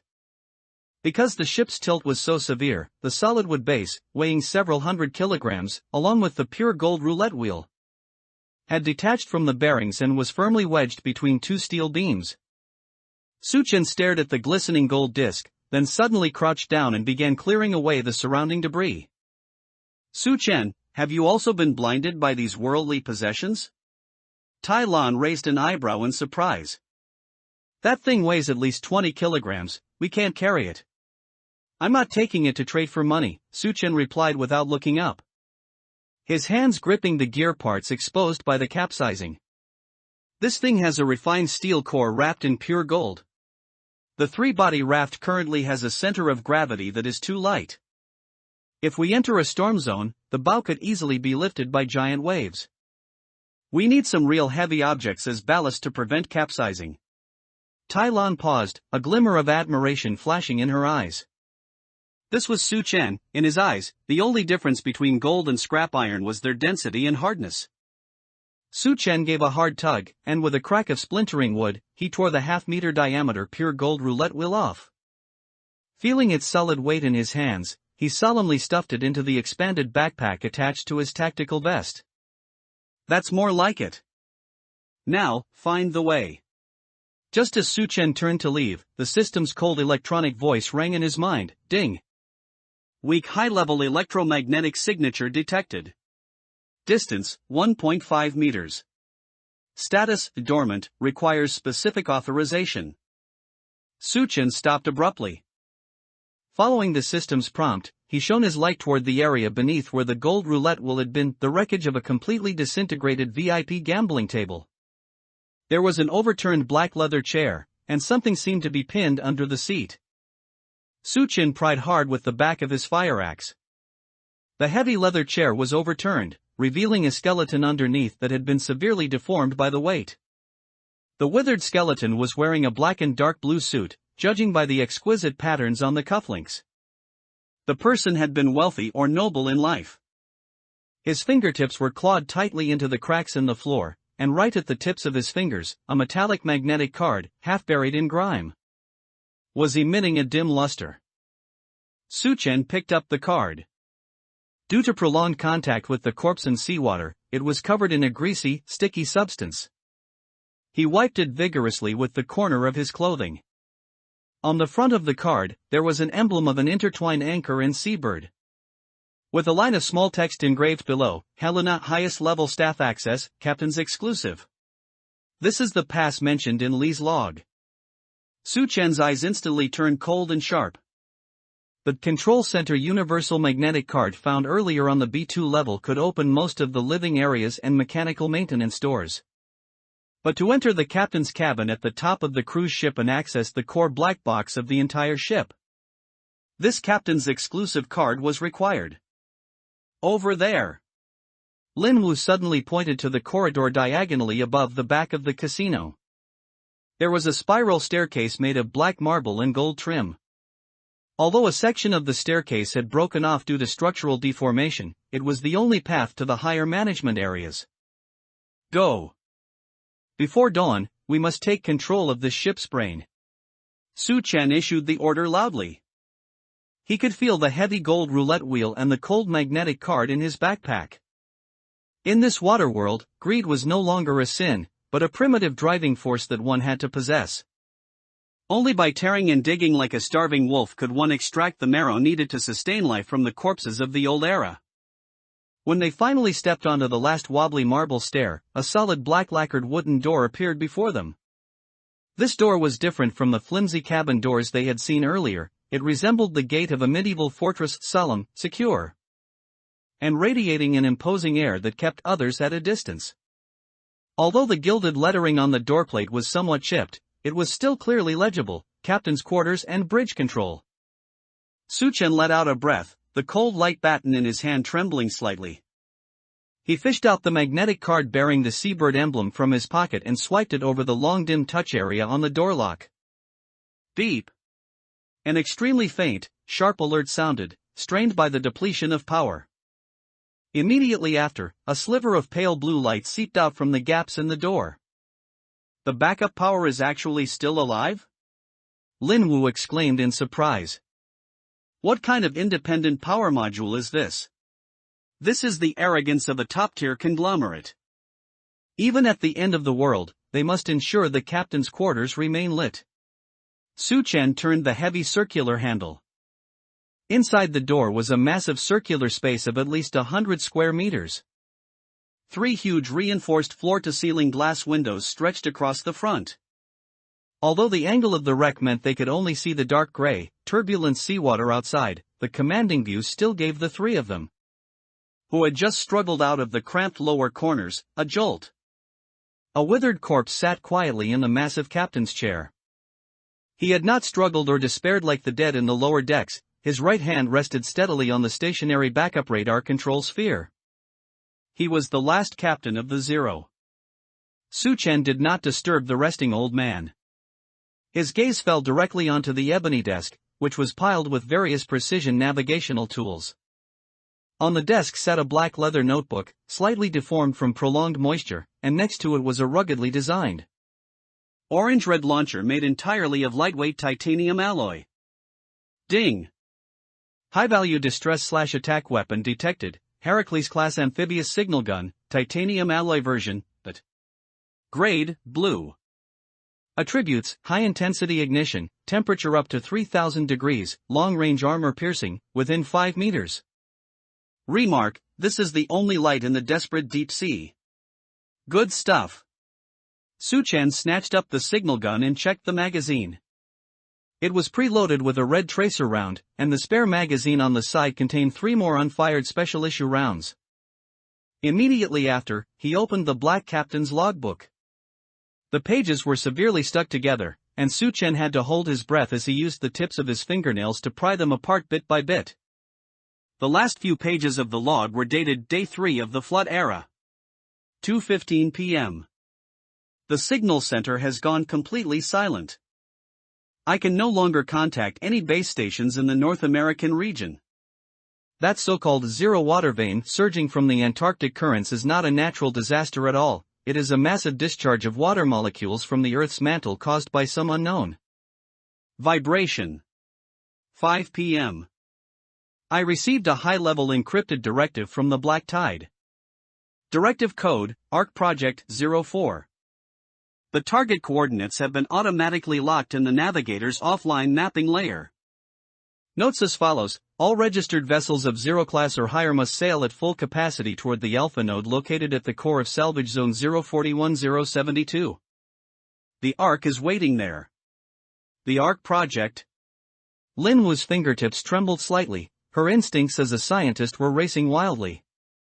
They built the ARC 3 years ago. Are these so-called apocalyptic disasters just some kind of moving ceremony to them? Su Chen's expression was unusually grim. He pressed down on the display panel next to the navigation table, which had fallen into silence due to the power outage. As he inserted the control center's universal card into the side slot, the entire screen emitted a faint static. And a complex map composed of countless green dots flickered into view beneath the dust. The garbage sea is not our final destination. Su Chen pointed to the flashing coordinates in the center of the map, which were marked as a red restricted zone. That ARC, or the core control tower left behind by the ARC, is the real starter pack we're looking for. Just as Su Chen was studying the complex offline map, Tylon behind him suddenly let out a low gasp. Su Chen! Outside. Looking through the broken floor-to-ceiling glass, on the horizon where the first light of dawn was appearing. The clouds suddenly seemed to be crumpled by an invisible giant hand, and an unsettling leaden gray was rapidly swallowing the faint light. The wind had changed. What was originally just the sound of waves lapping against the ship had suddenly turned into a low-frequency vibration, like the roar of 10,000 beasts in unison. The eye of the storm. Su Chen's pupils contracted sharply, and he slammed the logbook shut. This cruise ship is going to capsize. If we don't leave before the storm fully forms due to the central low pressure, the seawater vortex created by the entire ship will swallow our power raft like chewing gum. Su Chen pushed open the pressure-resistant bulkhead door leading to the top deck, and a violent sea breeze, carrying the scent of blood and brine, instantly rushed into his chest, making him stagger sharply. Before him lay the massive top-level helicopter landing pad of the Helena. The once flat, blue-painted deck had now become a massive slope, tilted at nearly 30 degrees due to the ship's inclination. At the edge of this slope, a search and rescue helicopter, painted in a striking bright orange with the tail number H007, was wedged firmly into the broken anti-collision netting like a piece of scrap metal. The helicopter's propeller was twisted into a bizarre, corkscrew shape, and most of its cockpit glass was shattered, through the broken cockpit. One could faintly see the long-decayed pilot's seat inside. The eye of the storm is expected to reach the core area in 3 hours. Su Chen wiped the rain from his face, the beam of his flashlight sweeping quickly over the helicopter wreckage. Due to the extremely high salt content in the air here, large areas of white rust have appeared on the fuselage surface. But the main beam is still intact. We need its plating. Su Chen, working at this angle is too dangerous. Lin Wu gripped the handrail of the bulkhead door and shouted. If the cruise ship suffers a secondary collapse, the helicopter will drag us into the sea. I need its aviation-grade aluminum and those intact bulletproof windshields. Su Chen had already pulled the special steel fire axe he hadn't used much earlier from his backpack. He took a deep breath, and with the help of a safety rope, slid toward the wreckage, sticking to the tilted deck like a gecko. Ding! Rare shipbuilding materials detected: T6 grade aviation aluminum lithium alloy skin, high pressure laminated bulletproof glass, aviation grade. Identification suggestion: an extremely excellent structural reinforcement that can significantly improve the impact resistance and defense level of small vehicles. Su Chen did not swing blindly. He avoided the support columns that might cause the entire structure to collapse, and using the extremely sharp edge of the fire axe, which had an armor-piercing bonus, he precisely cut into the side. Skin of the helicopter. Crack. The special steel axe tore a huge opening in the aviation aluminum. Su Chen braced his feet against the fuselage, concentrating all his strength in his arms, and with a teeth-grinding screech of tearing metal, he ripped off a piece of alloy skin about 2 square meters in size. This material was surprisingly light, but its hardness far exceeded the miscellaneous scrap metal he had collected in the novice village. Tai Lon used the tow rope to secure this panel. Send it back to the big raft. Su Chen roared, hooking the alloy panel onto the zipline hook. The next 2 hours were a race against death, an extreme dismantling process.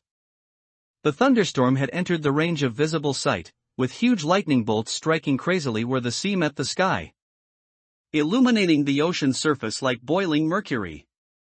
The cruise ship groaned under the pounding of huge waves, and the creaking sounds caused by the shifting center of gravity became increasingly rapid. The last piece. Su Chen was drenched in sweat, his palms numb from the violent vibrations. When the last piece of 20 mm thick bulletproof glass was completely removed by him with a crowbar, the balance of the entire helicopter could no longer be maintained. Boom! Accompanied by a loud crash, the helicopter's engine module, having lost the stability of its skin, fell down the tilted deck and smashed into the dark waves dozens of meters below. Come back! Come back quickly! Lin Wu's voice was almost on the verge of tears. At the last second, Su Chen let go of the tow rope and rolled wildly down the slope. The moment he jumped into the bulkhead door, a rogue wave nearly 10 meters high slammed heavily onto the landing pad. The helicopter wreckage, which had once carried the hope of rescue, disintegrated instantly under the immense force of the seawater and disappeared completely into the belly of the ocean. Got it. Su Chen collapsed onto the dry corridor floor. He was clutching that precious piece of bulletproof glass tightly in his arms, while beside him lay 3 almost perfect aviation aluminum plates with unique cuts. Because of these plates, our 3-body power raft won't just be a simple wooden boat anymore. Su Chen wheezed, his eyes uncharacteristically bright. These are the bones of aerial armor. Even those mutant sharks won't be able to bite through its hull again. Let's go, Su Chen. Tai Lon glanced at the sea outside the window, which was now completely pitch black. This cruise ship is already sinking. It won't last until dawn. Untie the cables, evacuate. Su Chen jumped up, and the 3 of them, carrying this last and heaviest batch of loot, rushed frantically toward the No. 03-body power raft, which was bobbing violently in the sheltered area of the cruise ship. This tremor did not come from the wind, but from the thousands-of-ton steel giant beside him, the Helena. Because its main deck was completely flooded with seawater, this former flower of the ocean had lost its final buoyancy balance and was capsizing deeply to the port side in an extremely slow yet irreversible manner. Su Chen! The cable snapped. Tai Lan's screen was torn to shreds in the gale.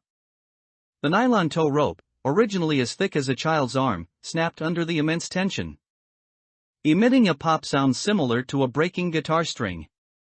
Due to the massive recoil, the broken end of the rope whipped through the air, leaving a visible afterimage before slamming hard against the water surface, kicking up a spray 10 feet high. Lin Wu, get into the cabin. Tie yourself to the crossbeam. Su Chen didn't bother to wipe the rainwater streaming into his eyes. He leaped into the driver's seat and slammed his right hand onto the manual ignition switch of the Yamaha outboard motor. Cough. Cough cough. Boom. After a weak cough, the engine finally erupted into a thunderous roar, and a puff of blue smoke was instantly scattered by the gale. System warning, current environmental wind speed has exceeded level 9. Powerful underwater suction vortex detected. Source: displacement vacuum caused by the sinking of a large vehicle, Helena. Recommendation: full power disengagement. Disengagement angle, 140 degrees. Hold on tight. Suchen slammed the throttle to the floor. The lightweight hull of the No. 03 body power raft, propelled by the blue flames from the exhaust pipe, surged upward. Like a startled flying fish attempting to break free from the gravity tightly coiled around its tail. Outside the window, the massive smokestack of the Helena was slowly tilting. Because the internal air was rapidly compressed by the seawater, countless portholes shattered simultaneously. And the exhaust and debris that had accumulated for 3 years gushed out, churning the surrounding sea into a murky quagmire. Gurgle. Gurgle gurgle. A massive, funnel-shaped vortex with a diameter exceeding 50 meters appeared on the sea surface. The lifeboats, debris barrels, and even the rotten driftwood that had been floating nearby just moments ago were all sucked into this abyss-like force at that moment. Half of the 3-body power raft's starboard pontoon had already submerged into the edge of the vortex. Due to insufficient speed, were being sucked back in. Tai Lan gripped the base of the compound bow tightly. Her body almost completely suspended in mid-air. System. Overdraw the remaining battery pack power. Initiate short-term electronic injection boost. Suchen roared in his heart. Command confirmed. Consumption, 40% power of the high-energy NIMH battery pack. Status, explosive power temporarily increased by 300%. Accompanied by a high-frequency motor hum, the propeller beneath the outboard motor emitted a roar similar to an explosion. The raft, which had already begun to slide backward, was suddenly pushed by an invisible giant hand. The bow surged upward, forcefully tearing through the deadly edge of the vortex and leaving a white wake over 10 meters long on the sea surface. Ah! Lin Wu's scream inside the cabin was drowned out by the roar of the massive motor. Just as they surged out of the vortex zone, a muffled, thunder-like sound came from behind. That was the sound of air bursting inside the hull as the cruise ship Helena completely flipped over, bottom up. Following that, there was dead silence. Under those pitch-black thunderclouds, the cruise ship wreckage, once like a small island, had completely vanished. On the sea surface, apart from the churning, white-foamed waves, not a trace of steel civilization could be seen. It sank. Tai Lan stared blankly behind her, where only endless waves remained.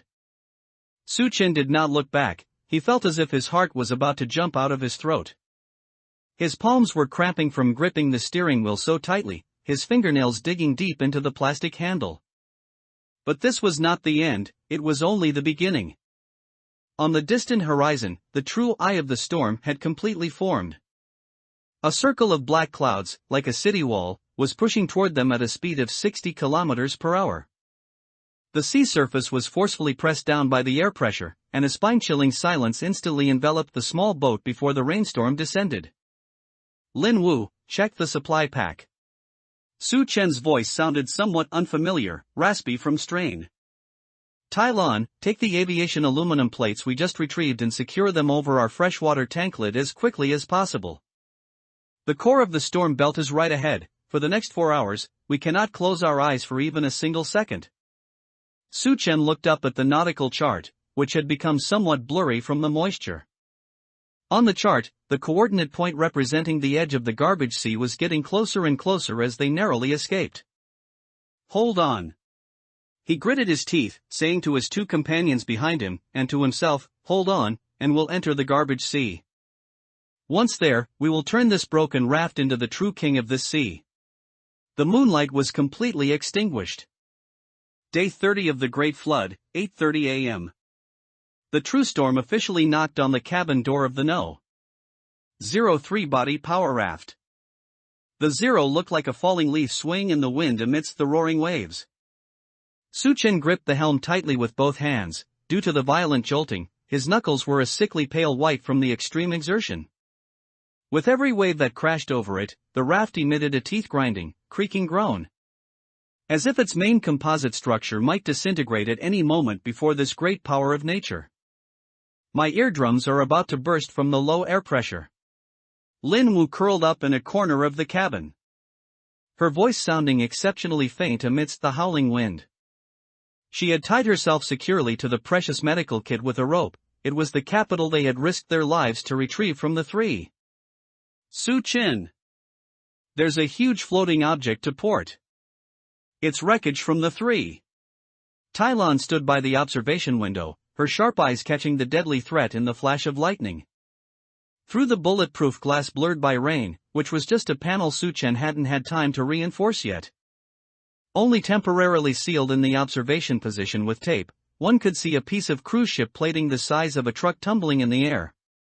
Caught in the suction of the seawater, it was a structural component blown off by an internal gas explosion before the ship sank.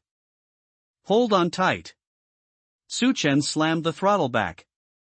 The two let out a shrill scream, and the tachometer needle instantly broke past the red line. The bow of the raft was lifted high by the pounding of the giant waves, standing almost vertically. At that moment, Su Chen felt a sensation approaching weightlessness, and the entire power raft stalled on the crest of the wave for about half a second. In that very instant, the massive piece of steel debris grazed the starboard pontoon of the raft and slammed into the sea. Boom! The massive impact kicked up a spray of water over 5 meters high, mixed with unvented fuel from the three, soaking the entire power raft. System alert, core power unit overheating. Electronic acceleration mode remaining time, 15 seconds. Note, if you cannot completely escape before the edge of the vortex collapses, the vehicle damage rate will exceed 60%. The system's notification chimed sharply in Su Chen's mind, accompanied by red warnings flashing constantly in his field of vision. Su Chen had no time to look at the complex data.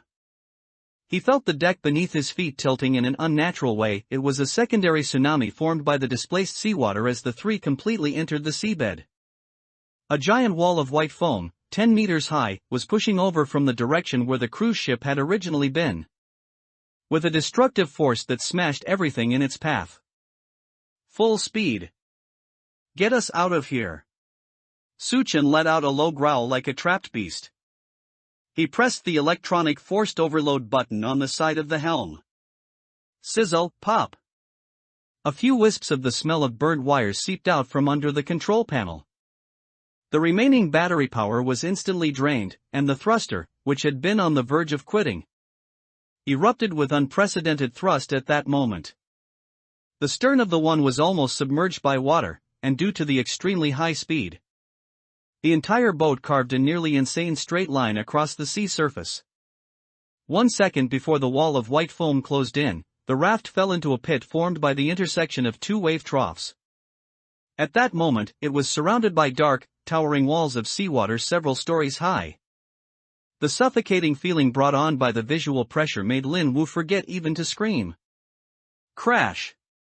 The giant waves closed in behind the raft. The massive momentum was converted into a devastating shockwave, pushing the rear of the raft directly up and performing an extremely dangerous sea drift. The raft rolled in 3 or 4 arcs across the sea surface. Fortunately, the three-body structure possessed inherently strong stability, and the heavy weight of those aviation aluminum plates, even though they were just stacked on the deck, acted as a sort of ballast, preventing it from completely capsizing. Time passed. How long, he didn't know. Perhaps it was only a few minutes, but to the three of them, it felt like a century. The roaring wind speed began to have a momentary lapse. Su Chen felt that the suction that had been tightly coiled around the bottom of the boat had finally disappeared. He glanced at the display screen again. Status: escaped danger zone. Vehicle damage: 15%, mainly cracking of the starboard plating and slight overload of the electronic control system. Crew status: slight contusions, moderate fatigue. Su Chen slowly released the helm. His palms were unable to flex freely due to the prolonged stiffness. He looked at the thunderclouds still rolling crazily on the horizon. That was the core area of the storm. And thanks to their reckless acceleration just now, they were now in a relatively calm ocean current zone on the periphery of the storm's eye. Having moved away from the shipwreck site, the debris on the sea surface had decreased, and the view had broadened slightly. Wait. Survived? Lin Wu untied the rope around her waist, her face was deathly pale, and her stomach was churning violently from the intense jolting earlier. Tai Lan didn't say a word. She first checked her compound bow, confirmed the string hadn't snapped, and then slumped onto the deck, gasping for air. Suchen looked at the backup power panel, which had gone completely dark, a slightly twisted smile of exhaustion appearing on the corner of his mouth. We survived. He turned his head and looked at the golden wheels, signal flares, and aviation aluminum plates that were still emitting cold air stacked on the deck. And, this deal was worth it. Thick, lead gray clouds still pressed heavily upon the sea, and since the eye of the storm had just passed, the once furious sea winds had eerily ceased. The entire sea presented a deathly silence, a stillness that seemed somewhat distorted by high pressure. The surface of the sea was covered in broken white foam and the final legacy left behind by the Helena, a large, spreading slick of light blue fuel. The No. 03 body power raft floated silently in the midst of this oil slick. The main engine had long since automatically shut down due to overheating protection, and it was now emitting faint cracking sounds caused by the expansion of the metal. Suchen lay flat on his back on the damp deck, letting the fine drizzle patter haphazardly against his face.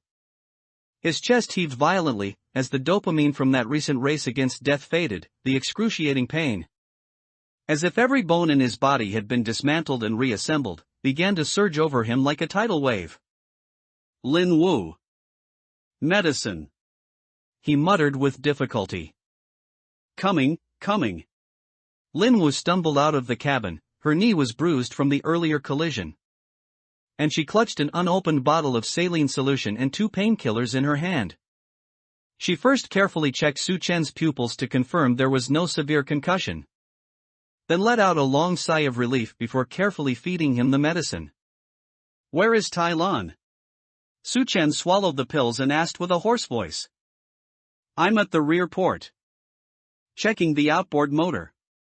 Tai Lan's voice came from the stern, also sounding hoarse from exhaustion. A corner of the propeller blade was knocked off, but since we have spare parts, it's not a big problem. However, due to the forced overload earlier, a capacitor on the main circuit board burned out, and the electric propulsion might need a rest for a while. Suchen closed his eyes, feeling the medicine's effects spreading through his body. He knew they were currently in an extremely dangerous vacuum period, their main equipment was semi-paralyzed, the crew was highly fatigued, and the core rotation belt of the storm might return in a few hours due to a shift in ocean currents. But he didn't want to think about these things right now. His gaze fell to the center of the deck where the spoils of their adventure were quietly piled together. That, T6 grade aviation aluminum lithium alloy skin, a full 2 meters long, shimmered in the bleak daylight with a cold, high-quality and reassuring silver-gray luster. Next to it was that piece of bulletproof glass, thick to the point of exaggeration, although it had a few scratches, it remained crystal clear. And there was that casino roulette wheel with a pure gold core, because of its low center of gravity and substantial weight. It now acted like a loyal deckhand, pressing firmly against the vehicle's waterline, making the raft, which had been bobbing unsteadily in the huge waves, appear much more stable. Lin Wu, look at that. Suchen pointed to the captain's log and the titanium alloy signal gun placed to the side. Lin Wu ignored her own injuries and greedily caressed the objects that represented the pinnacle of the old era's manufacturing technology. As a former elite, she knew all too well the value of these things in the present. Because of the coordinates in this log, we are no longer blindly courting death on the sea. She said softly, a certain light rekindling in her eyes. We can go look for those real arcs. Even we can build an ark of our own. Suchen propped up his body and slowly moved toward the pile of supplies. He pulled a piece of smoked dried fish from his backpack. It had become somewhat sour from being soaked in water, but he tore into it in big mouthfuls as if he were tasting the greatest delicacy in the world. This is just the beginning. Suchen chewed the tough fish meat, his gaze cast toward the north. At the edge of his vision, the color of the seawater was no longer a pure deep blue, but had turned a murky greenish-brown due to the mixture of endless microplastics, drift bottles, and industrial waste. That was the edge of the garbage sea. In that cluster of drifting islands, spanning thousands of kilometers and formed by the convergence of global ocean currents, lay all the remnants of civilization left by humanity before the Great Flood, as well as various marauders harboring ulterior motives. Due to the sinking of the Helena, the ecological niche in this sea area has opened up. Su-chen swallowed the last piece of fish, the fatigue in his eyes replaced by an extreme calmness. Once we reinforce it with the newly acquired aluminum plates, we head into the garbage sea. Tai Lan and Lin Wu exchanged a look, although they were so tired that even moving their fingers felt difficult, when Su-chen spoke those words. A kind of fighting spirit they had never felt before involuntarily appeared in their eyes. In this water world, surviving the aftermath did not mean comfort, but that you had obtained a ticket to challenge higher difficulty survival rules. Su-chen stood up and looked at the engine exhaust pipe, which had already begun to glow slightly red. Get moving. Before the next giant wave crashes over us, we are going to turn this raft into a devil of the garbage sea. The one slowly docked in a relatively calm natural harbor, sheltered by floating containers. After the wind and waves subsided, the main structure of the two emitted faint displacement sounds, which were the final stress release between the wooden bolts due to the high load vibrations generated when escaping the whirlpool earlier.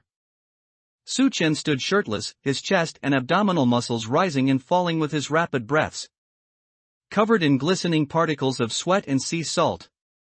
He tightly clutched the special steel fire axe, which he was now using as a heavy hammer, precisely and violently striking the thickened metal rivets again and again with his bulging arm muscles. The molecular density of this plate is too high, the hand drill's bit can barely make a shallow scratch on it, Lin Wu said, biting down hard. Helping Su-chen stabilize the 2 square meter, T6 grade aerospace aluminum lithium alloy skin. Her fingernails were slightly white from the excessive force, and sweat seeped into her pupils from the corners of her eyes, stinging fiercely. But she didn't even dare to blink. Of course. This is a top-grade alloy used to defend against aerial bomb fragments and stress tearing. Ordinary carbon steel drill bits are like child's play in front of it. Su-chen exhaled heavily. He casually wiped away the sweat obstructing his vision, the fervor of his pragmatism growing even more intense. He put down the fire axe and instead pulled out an oxyacetylene cutting torch with only a small amount of gas left in its bottle from a spare parts box he had just salvaged from the Helena's engine. Room. With a crisp click of the flint, a faint blue high-temperature flame danced wildly in the sea breeze. Su-chen held his breath, meticulously burning a row of red-hot, slightly concave small holes along the edge of the aluminum alloy plate. The spacing of each hole was precisely calculated by the blueprint system in his mind to ensure that the installed structural strength could disperse the maximum external impact force. Tai Lan, prepare the cooling seawater. Waiting. Tai Lan stood upwind, her expression stern, holding a bucket of intensely cold seawater mixed with ice crystals, taken from cold storage remnants. As Su-chen drove the last red-hot, thickened anchor bolt into the junction of the plate and the raft's main beam, Tai Lan instantly splashed out the liquid in the bucket. Hiss! An extremely dense white mist instantly rose, completely obscuring the two figures. Amidst the intense metallic contraction sounds, the aerospace aluminum plate, exuding a cold, silver-gray texture, was brutally and tightly locked onto the most vulnerable blunt bow of the two. This bone replacement caused a qualitative transformation in the silhouette of the two. The original pointed end, pieced together from high-density plastic foam, old wooden boards, and rusty scaffolding, was now covered by a streamlined metal armor. The curved welding of the armor could not only effectively cut through oncoming large waves to reduce water resistance but, more importantly, it equipped the entire boat with a drill bit. In future voyages, whether encountering hard-floating ice or the bone plates of mutated creatures, Su-chen was confident he could forcefully clear a bloody path. The density of this material is only 1/3 that of steel, but its strength can rival it. Our self-weight has barely fluctuated, but the frontal defense level has jumped up a big step. Su-chen didn't stop. He ignored his skin, reddened by the white mist, and flipped himself into the water along the side of the hull. Waves roared in his ears. Using the mottled light and shadows beneath the surface, he locked the other two long strips of alloy skin in an interlocking structure onto the keels of the auxiliary pontoons on both sides. This was to prevent sharp metal debris from cutting open the power raft's most vital buoyancy compartments when passing through the dense industrial waste zone of the garbage sea. When he, dripping wet, climbed back onto the deck, Lin Wu had already used the half-centimeter thick aerospace-grade bulletproof glass to perform a perfect modification of the cockpit. In previous voyages, due to the 2's fully open, simple design, whenever there were winds, waves, or heavy rain, the helmsmen could barely keep their eyes open to observe the sea conditions and could even suffer from hypothermia from the splashing seawater. Now, a curved and incredibly tough transparent barrier was firmly fixed in front of the compass by 4 stainless steel supports. This pressure-tested glass, even if struck by flying stones, would only leave a small dent and not shatter completely. With this barrier, even on the darkest stormy night, I can clearly see the buoy ahead. Su Chen sat in the driver's seat, his hand gripping the familiar steering handle. The clarity of his vision gave him an unprecedented sense of control, as if this was not just a small raft for survival, but a combat machine slowly awakening. Not done yet, Su Chen, look at this. Tylon pointed to the pure gold wheel disc installed at the base of the main mast, serving as a gravity counterweight. After this pure gold disc lowered the center of gravity of the entire boat, the power raft's lateral sway frequency in the waves visibly slowed down. Every 5 centimeters the center of gravity dropped meant that the vehicle's probability of capsizing when facing sudden crosswinds would decrease exponentially. Ding! Detected that the vehicle's core defense assembly is complete. Vehicle status updated, 0 Series 3 body modified, semi-aluminum structure. Current attribute bonuses, obstacle braking speed plus 25%, overall structural wear resistance plus 50%. Gained, stable as a mountain, passive effect due to lowered center of gravity, wind and wave resistance level plus 1.5. Evaluation, you are no longer a refugee on the sea, but a predator with sharp teeth. Listening to the cold yet reassuring voice in his mind, Su Chen's lips finally curved into an extremely rare, deep smile. The slaughter on the Helena, the deadly situation in that cold storage, all the costs at this moment materialized into this metallic texture in his hands. What's the progress on the outboard motor repair? He turned to Tylon. The spare propeller has been calibrated. I also used the high-energy capacitors from the medical dehydrator unit that Lin Wu disassembled to perform a parallel upgrade for the ignition system. The burst startup speed is now 2 seconds faster than before. Tylon patted the gleaming Yamaha outboard motor, her tone confident. That's good.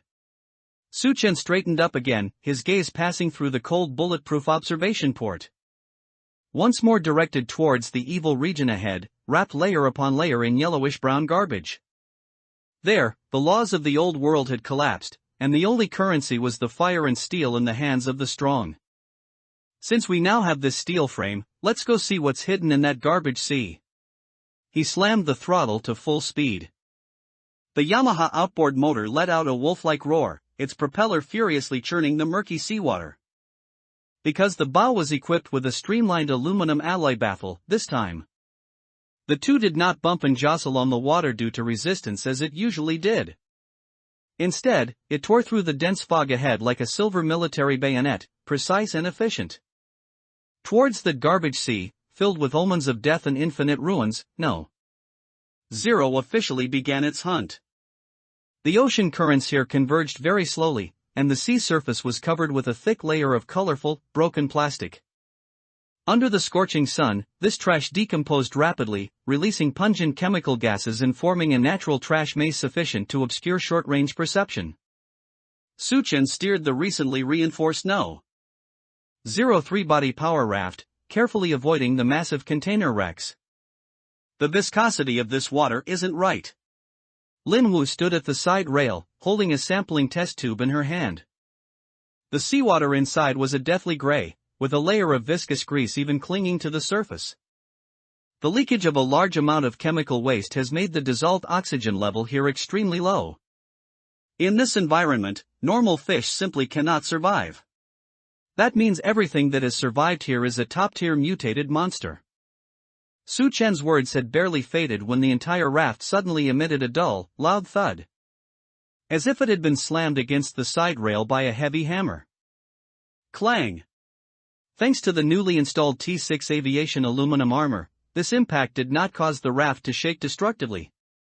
But that teeth-gritting sound, similar to metal grinding violently against metal, still made the hearts of the three jump into their throats.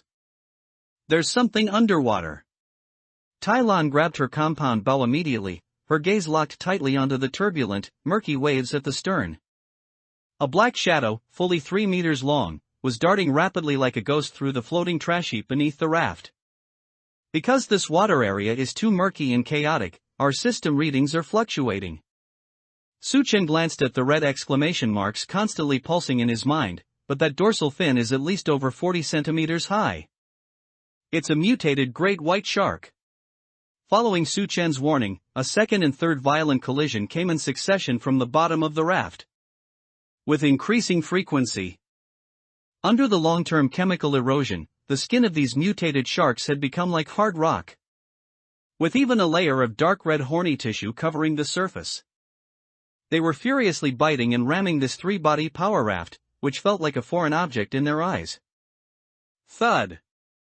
Thud. If it were the previous raft, it would have likely disintegrated under this series of bone-shattering impacts. But at this moment, the aviation aluminum plates distributed along the keel evenly conducted these lethal impact forces onto the entire vessel's stress-balancing frame. Although the hull was still shaking constantly, the core structure remained as stable as Mount Tai. They're trying to drag our vehicle into a deep water vortex. Tai Lan shouted. She pulled the bowstring to its full extent and shot an arrow fiercely at a black shadow vaguely visible on the water's surface. The specially made alloy arrowhead grazed a bright white scratch on the beast's spine. Not only did it fail to penetrate, but it bounced off as if it had hit hard bulletproof armor. These beasts' skin is just too thick, ordinary cold weapons can hardly break through their defense. Lin Wu discovered, in terror. That more triangular dorsal fins were emerging one after another from the plastic trash heaps in all directions. It seemed that during the reinforcement work earlier, a rebounding rivet had cut Su Chen's arm. And those few drops of blood seeping into the seawater had alerted these ocean overlords from dozens of kilometers away. In this barren sea area, even a tiny hint of blood was the best rallying call.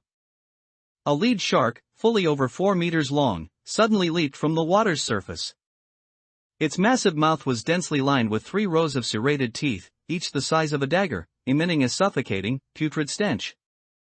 It bit down hard on the balance pontoon on the starboard side of the raft, emitting a chilling sound of twisting metal. Hiss! A harsh, grating sound erupted between the aviation aluminum skin and the shark's teeth. Su Chen felt the entire raft begin to tilt severely to the right under this brute force.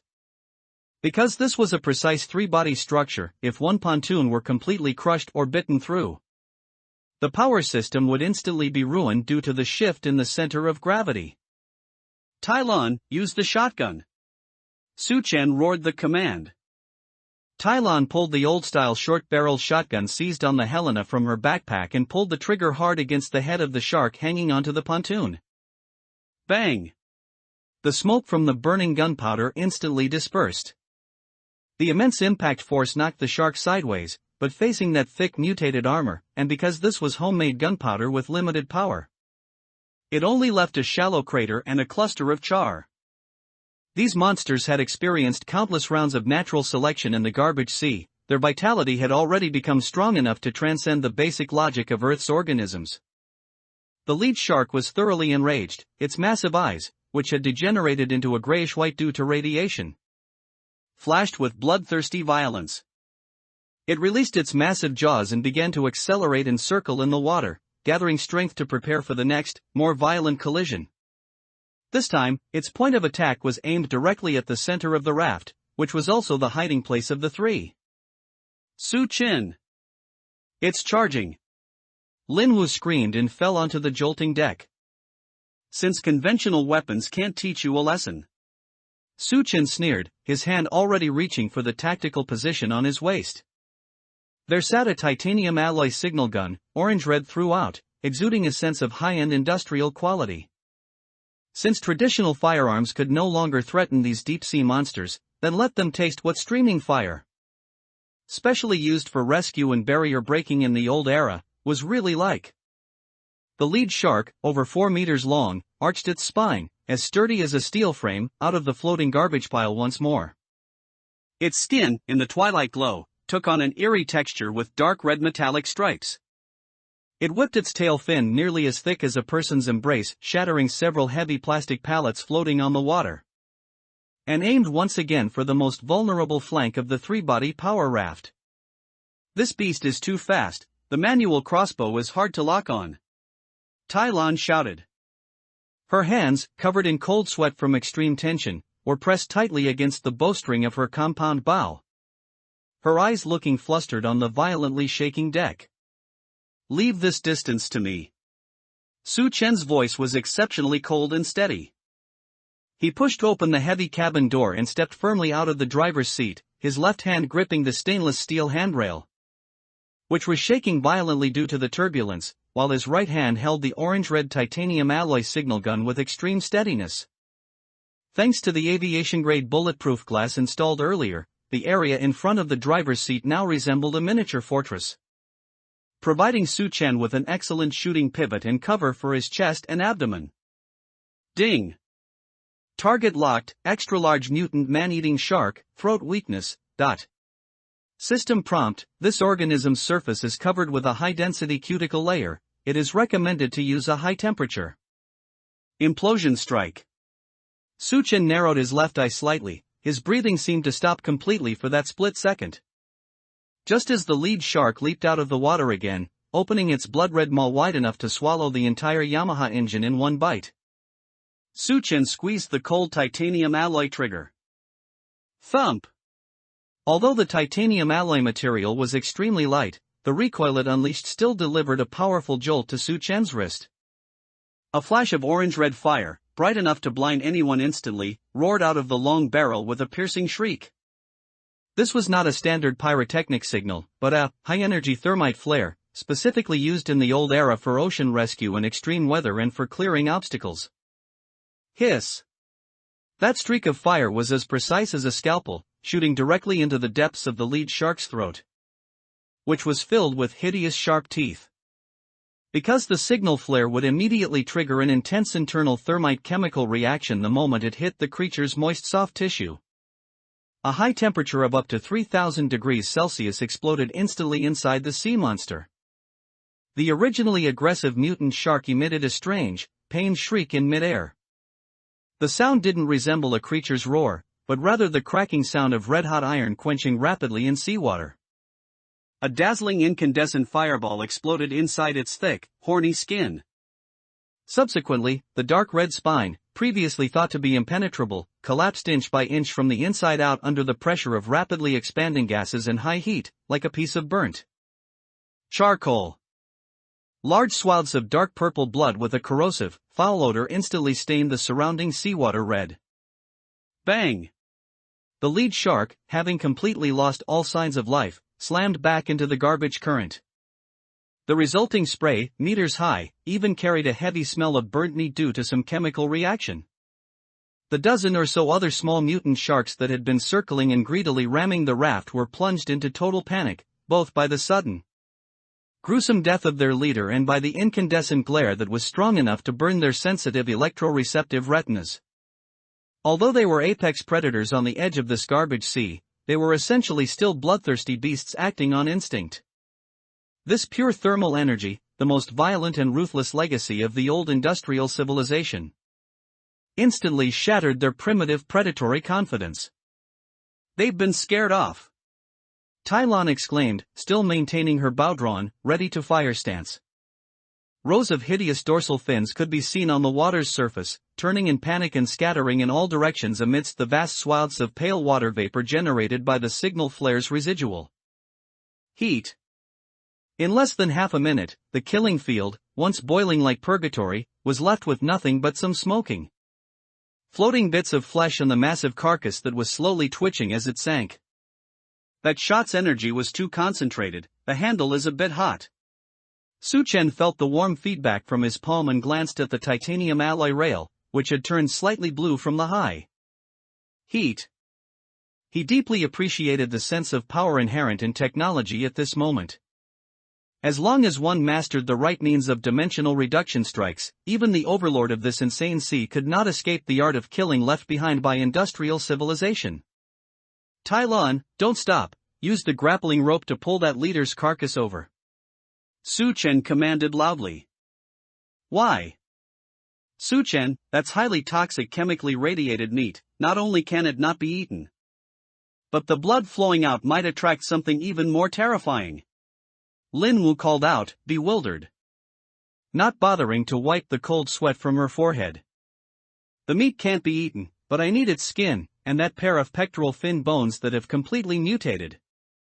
Su-chen strode to the edge of the deck and took the heavy special steel fire axe from his back. Because of the sudden high-temperature scorching, the lead shark's surface skin had developed a tough texture similar to polymer composite armor due to localized hardening. If this material were combined with aviation aluminum plates to provide a secondary structural skin for the power raft, the frontal impact resistance of the No. 03 body power raft would see a qualitative improvement. In this cruel water world, every deadly omen was, in Su-chen's eyes, ultimately just rare raw material for the next level of blueprints. After this battle, I finally know how to elegantly kill enemies with this gun. But this is just a prelude to entering this place.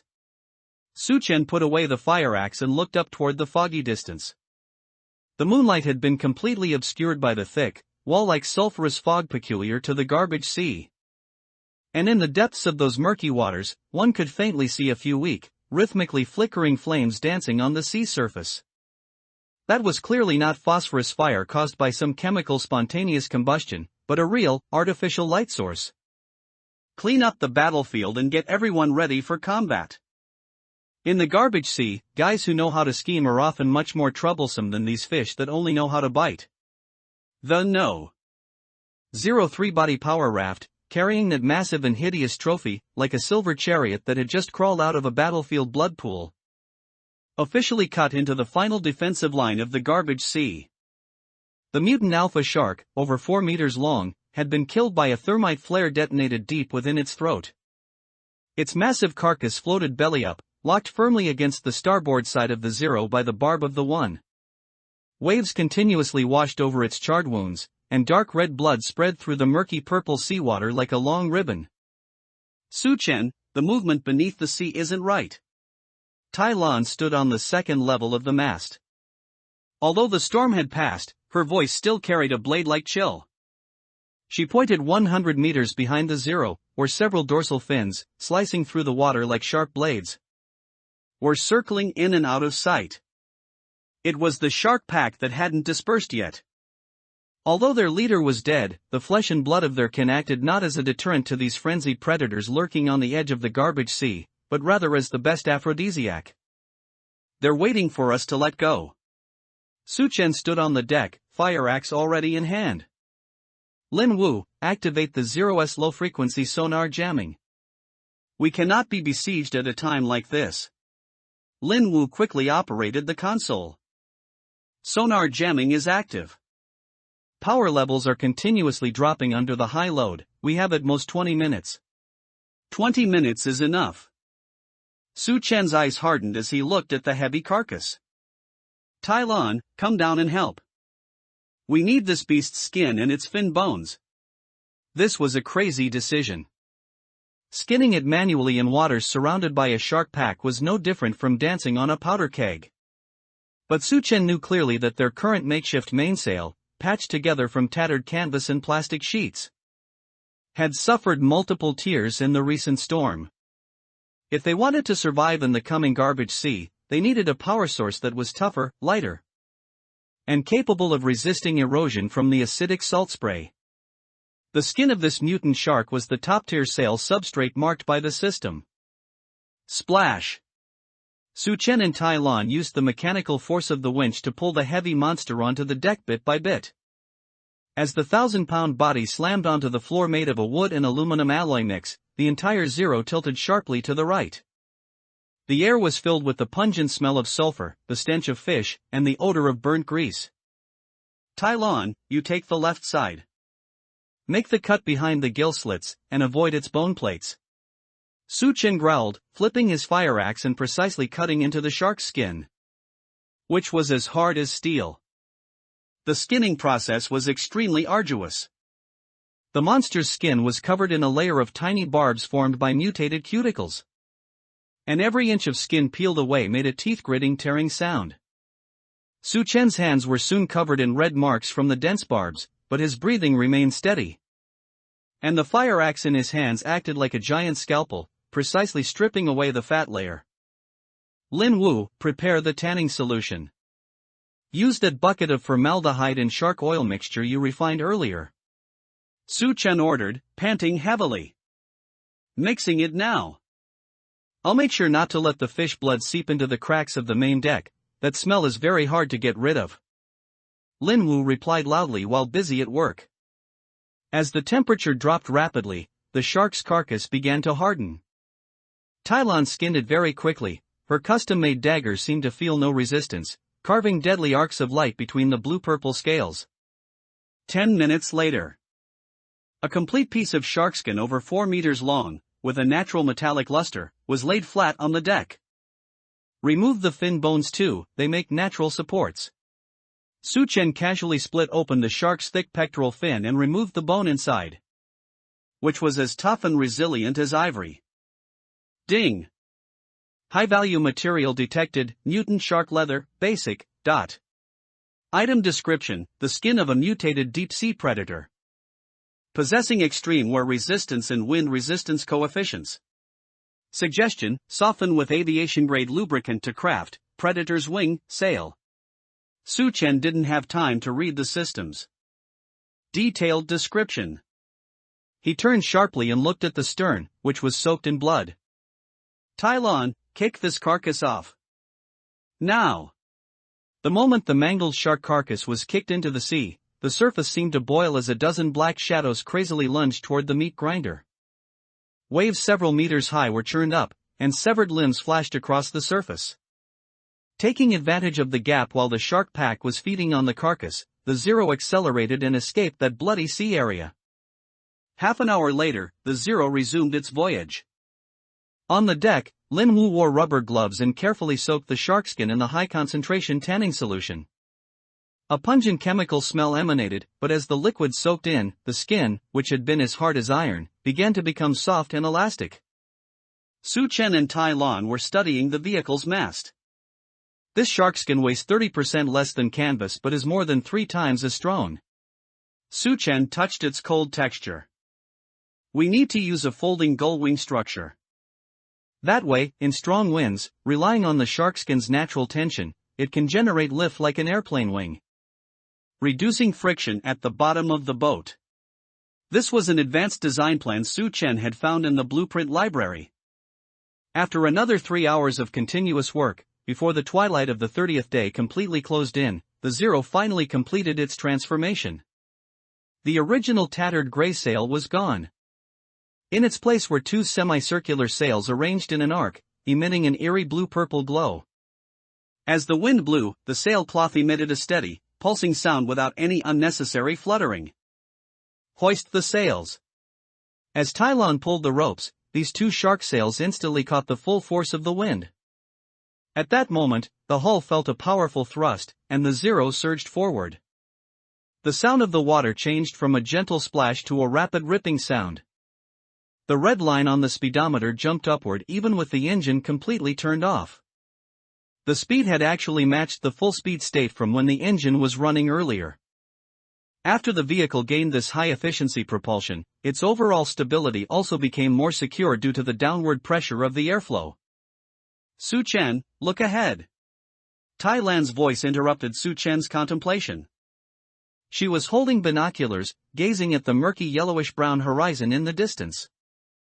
On the edge of the garbage sea, a place formed by accumulated waste industrial materials and forever shrouded in thick fog, a few extremely faint, flickering orange-red lights caught the attention of the 3.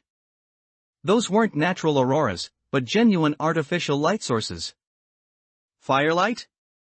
Is that a campfire? Lin Wu frowned tightly. How could anyone survive in a place like this?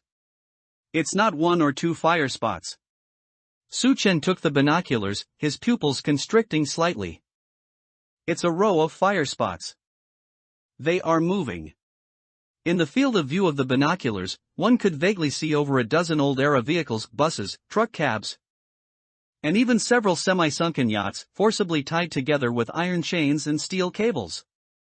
These chaotic components formed a drifting behemoth up to 100 meters long, which, illuminated by the firelight, looked like a giant worm crawling through the gray zone.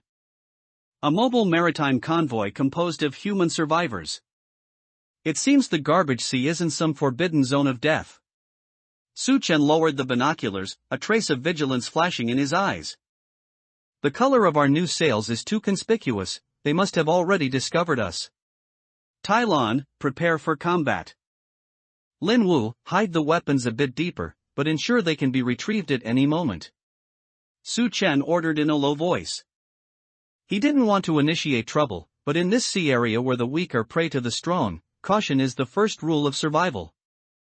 The sunset completely sank below the horizon, and the Zero, with its pair of eerie purple fins, silently sliced through the waves dyed red by the setting sun, moving closer toward that row of mysterious firelights. Having experienced a day of fierce battle and modifications, the physical strength of the three was near its limit. But under the pressure of imminent contact with the unknown, that unprecedented sense of trepidation kept them absolutely clear-headed. Towed by the Yi Predator's wing, the two glided silently toward that cluster of moving light sources. Having just endured a brutal naval battle with mutated sharks, large areas of dried, dark purple bloodstains remained on the vehicle's surface, making the already cold-looking three-body raft resemble a reconnaissance speedboat from the abyss in the dim light. Slow down, furl the mainsail. Su Chen ordered softly. Although the superior performance of the new sails allowed their speed to reach unprecedented heights. In this kind of close-range contact where friend or foe was unknown, such a high-speed approach was no different from an open declaration of war. Tai Lan tacitly released the ropes of the main and auxiliary sails. The two deep purple fishskin sails, like a giant bird folding its wings, obediently collapsed onto both sides of the stainless steel truss. The vehicle's inertia created a faint friction sound in the murky seawater, and the plastic waste on the surface was silently pushed aside by the ship's fast-moving obstacle avoidance system. As the distance closed to within 200 meters, the true face of that floating convoy finally appeared clearly before the three of them. It was a scene enough to make any mechanical designer feel dizzy and collapse. What appeared before their eyes was not a uniform industrial fleet, but a 100-meter-long, extremely distorted steel building block.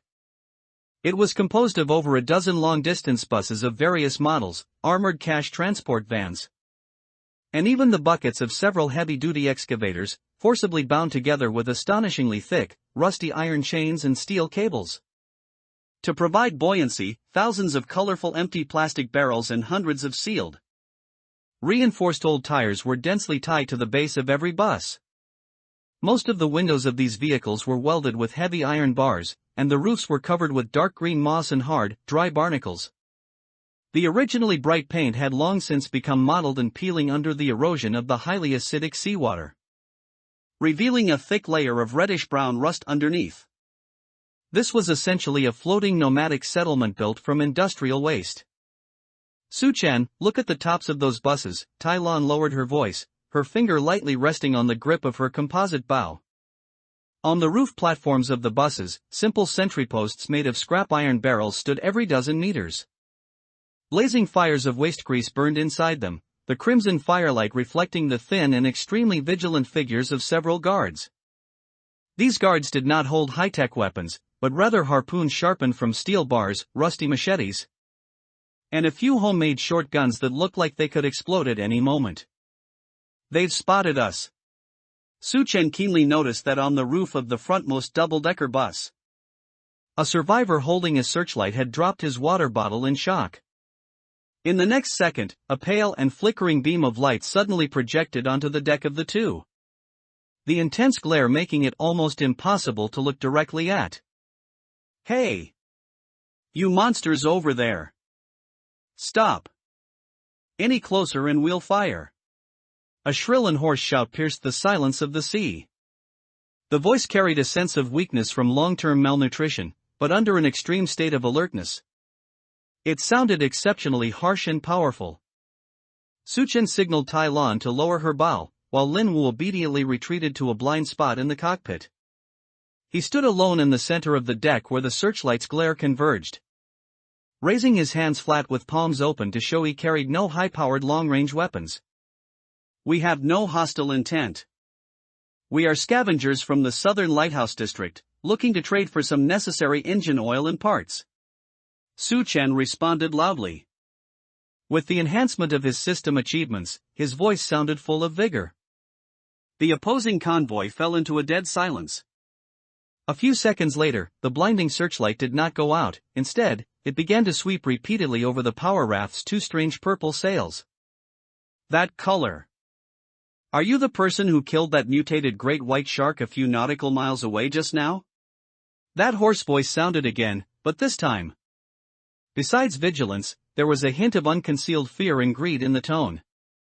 It seemed that even in the pitch-black night, the huge commotion caused by the thrilling battle on the sea earlier had not escaped the keen senses of these bottom-tier survivors who lived by scavenging trash. The magnificent trail of the thermite flare across the night sky was as dazzling as an 1-1 fireworks display to these people. Just luck, Suchen didn't answer directly but slightly adjusted the power raft's course, letting it slowly approach the wreckage of a school bus on the outermost edge following the current. I have fresh mutated shark meat here, about 30 kilograms. This bait was thrown with extreme precision. He could clearly hear the heavy sounds of gulping coming from inside the buses behind the searchlight. For these refugees drifting on the sea, surviving every day by gnawing on seaweed blocks and filtered microplastic residue, the words fresh fish meat were, in a way, heavier and more tempting than gold. Come closer then. That voice finally carried a hint of compromise after some hesitation. But you can only stop where we drop the hook. If you dare to do anything dangerous that causes damage to these chains, those iron forks will pierce through you in an instant. Accompanied by a harsh grinding of metal, a rusty chain with a large three-pronged hook was flung from the rear of the outermost bus. Suchen steadily controlled the power rudder, letting the iron hook precisely catch a reinforced buckle on the port side of the power raft. As the distance closed, Suchen finally stepped onto this mobile territory composed of buses. Under close observation, the situation here was even more miserable than what was seen through the binoculars. The air was filled with a stench caused by long-term untreated waste and rotting seafood, mixed with nauseating diesel exhaust. Because the bus floors were submerged in water year-round, they made an unhealthy cracking sound when stepped on. About 50 survivors were packed into the narrow corridors inside the buses. Most were gaunt and sallow, their hollow eyes reflecting a madness like that of hungry dogs.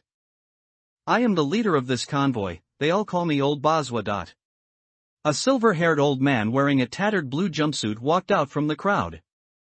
One of his eyes was a cloudy, deathly gray due to an old injury, but the shrewdness in his other eye proved that his ability to lead this group to survive until now was definitely not just due to luck. A full aluminum alloy skin, and those flares that can burn through mutated hides in an instant. Old Bazwa sized up Suchen, his lip twitching with a cold smile. Would a big fish like you passing through a scrap-collecting shallow bay like ours really just be for a little bit of cheap engine oil? In the garbage sea, nothing is a small matter.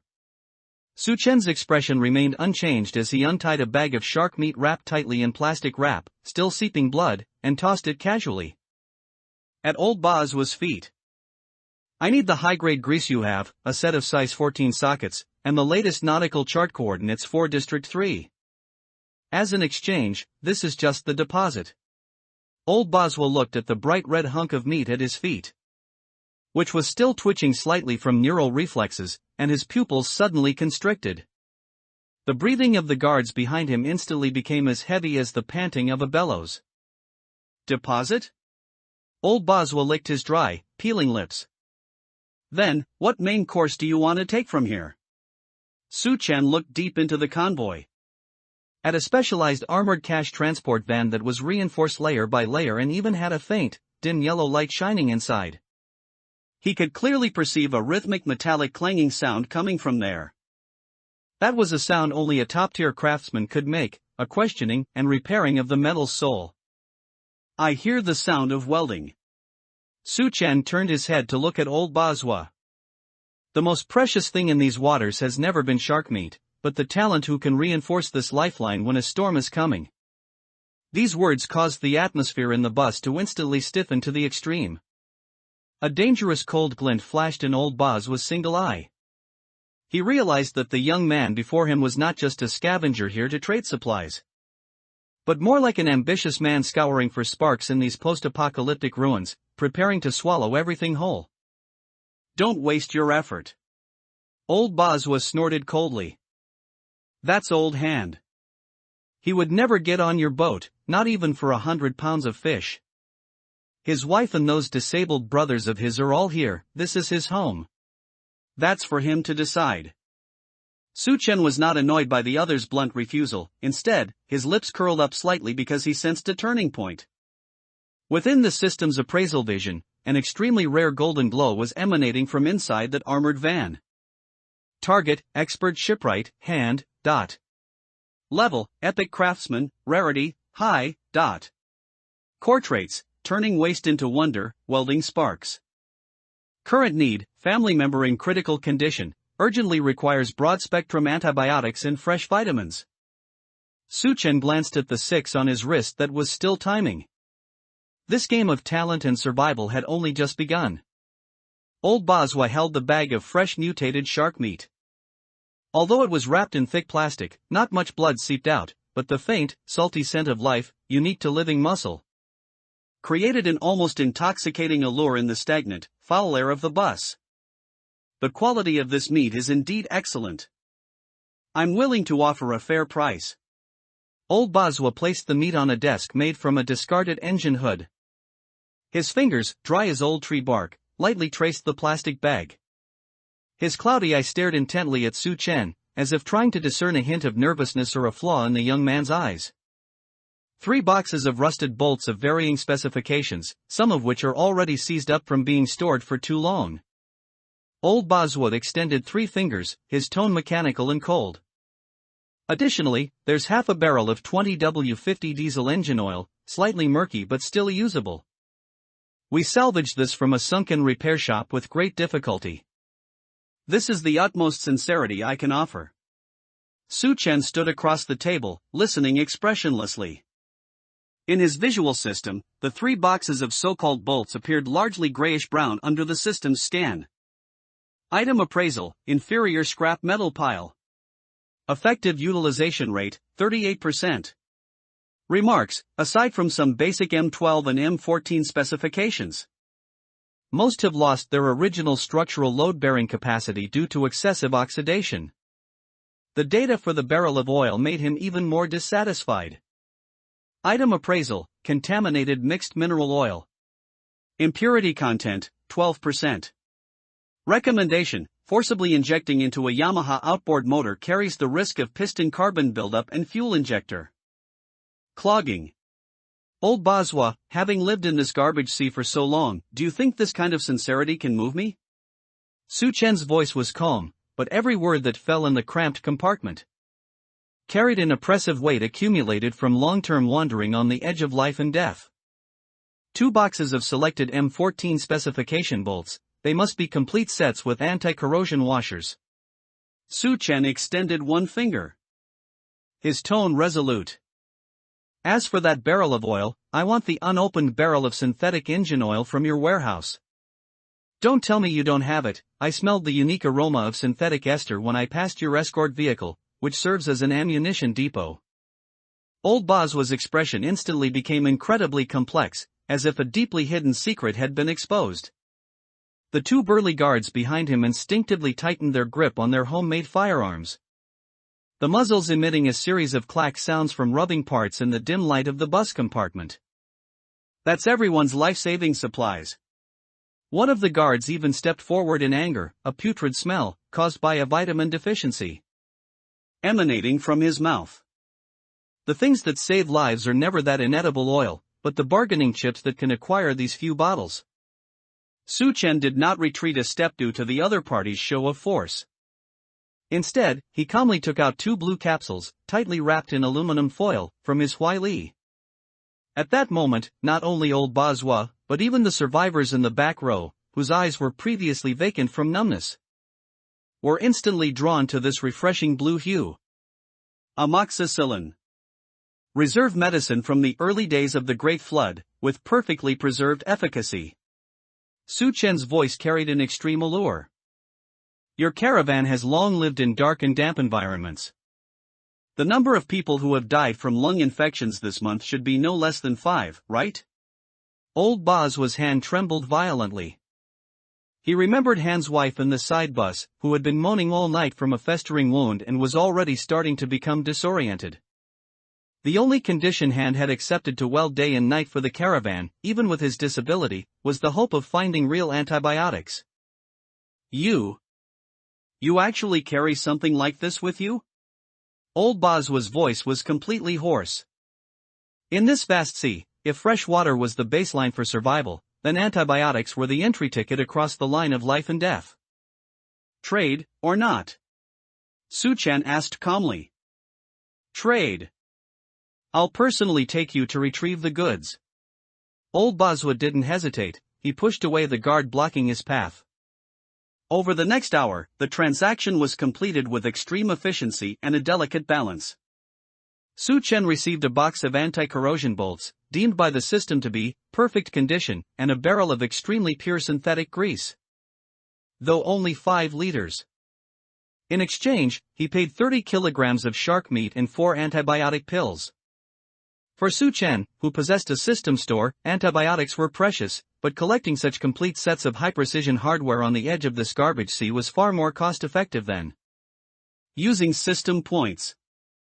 Just as the transaction was about to conclude and Su Chen was preparing to return to his power raft, a dull yet clear sound of metal breaking suddenly came from the middle of the caravan. Creak! Bang! Immediately after, the entire chain of buses violently shook. The previously maintained dynamic balance was instantly broken, and the vehicles began to tilt severely. The connecting hook broke. The chain sheath connecting bus No. 9 and armored car No. 10 broke. A guard screamed in terror, pointing to the side of the hull. Bus No. 9 was the caravan's freshwater purification center, and armored car No. 10 was the residence of Han and his wife, as well as the caravan's repair corps.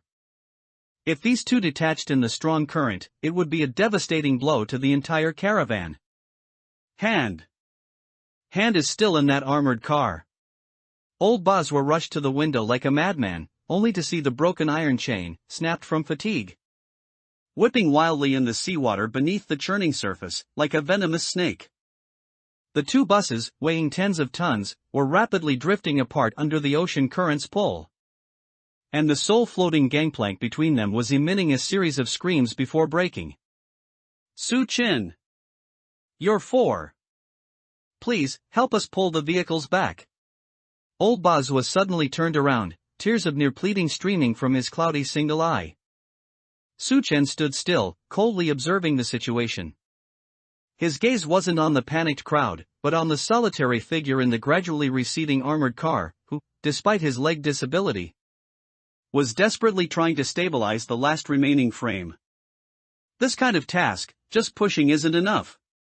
Su Chen said softly, his right hand already reaching for the titanium alloy flare gun at his waist.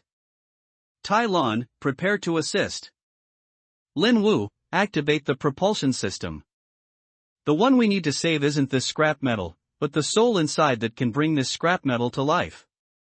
Because of this sudden accident, the fates of the 3 were, at this moment, completely intertwined with this dilapidated caravan. Hand! Reach out your hand! Old Bazhua roared from the bus window, his single eye bloodshot with extreme fear. But an ordinary person's roar seemed too powerless in the face of such waves. The gradually widening 10-meter chasm, without any physical support, had completely become an insurmountable death trap. Get out of the way! A cold, undeniable voice exploded behind old Bazhua. Suchen, like a leopard that had been lurking for a long time, leaped over the chaotic crowd in a few steps. The titanium alloy signal gun in his hand, having just been loaded with the last spare grappling hook bullet, emitted a cold metallic luster. Tai Lun, main rudder 15 degrees to the left, activate instantaneous maximum power load. While giving orders, Suchen stared intently at the armored car violently pitching in the huge waves. On the roof of the armored car, an old man, slow-moving due to a leg disability, was desperately trying to wrap a rusty steel wire around the guardrail, but his calloused and burned hands were extremely stiff from being soaked in the cold seawater. Bang! Another hammer-like wave crashed onto the car body, causing the armored car to deviate another 3 meters outwards due to its unstable center of gravity. Now! Suchen pulled the trigger. Puff! Accompanied by an extremely faint hiss of gas, the high-strength carbon fiber grappling hook with 4 claws arced a straight silver streak across the night sky, accurately flying nearly 20 meters and firmly biting into the spare tire rack hub on the armored car's roof. It's caught! Suchen growled, exerting force with his left hand. The 3S winch instantly let out a deafening shriek. Lin Wu, don't let the hull turn sideways. Use the thrusters to resist the water pressure. At this moment, the excellent performance of the 3 was fully displayed. Although the Yamaha outboard motor roared as if it were about to explode at maximum power, the 3-body structure, reinforced with aerospace aluminum, managed to firmly pull back a lifeline in the torrent that could swallow a 10-ton truck. A full 2 minutes of extreme tug-of-war. The drifting armored car, under the strong traction of the carbon fiber rope, was finally dragged back into the coverage of the main chain of the convoy by the power raft. Quick! Reclose the chain sheath. Seeing this, old Boswell immediately led several strong guards, risking being swept away by the waves, and firmly reconnected the 100-gene heavy spare iron chain to the gantry. Only when the crisp metallic clang sounded did the trembling of the entire convoy finally subside. Suchen turned off the engine, gasping for breath, sweat dripping down his temples, instantly chilled by the cold sea breeze. He jumped off the power raft and walked steadily towards the armored car. On the roof of the armored car, the old welder hand was slumped amidst the mess, exhausted. His left leg appeared unnaturally withered, clearly a severe disability from the old era, and his face, covered in black grease, was now filled with the dazedness of having survived a disaster. Brother Hand! Are you all right? Old Boswa rushed over and hugged his shoulders tightly. Hand shook his head, then slowly shifted his gaze to Suchen. Was it that boat that saved me? Hand's voice was hoarse, like 2 pieces of sandpaper rubbing together. Not only did he save you, but he also gave us real antibiotics. Old Boswa urgently whispered, Hand, he's the captain of the 3-body raft. Suchen. Suchen walked up to Hand, looking down at the man who possessed top-tier metal processing technology. Mr.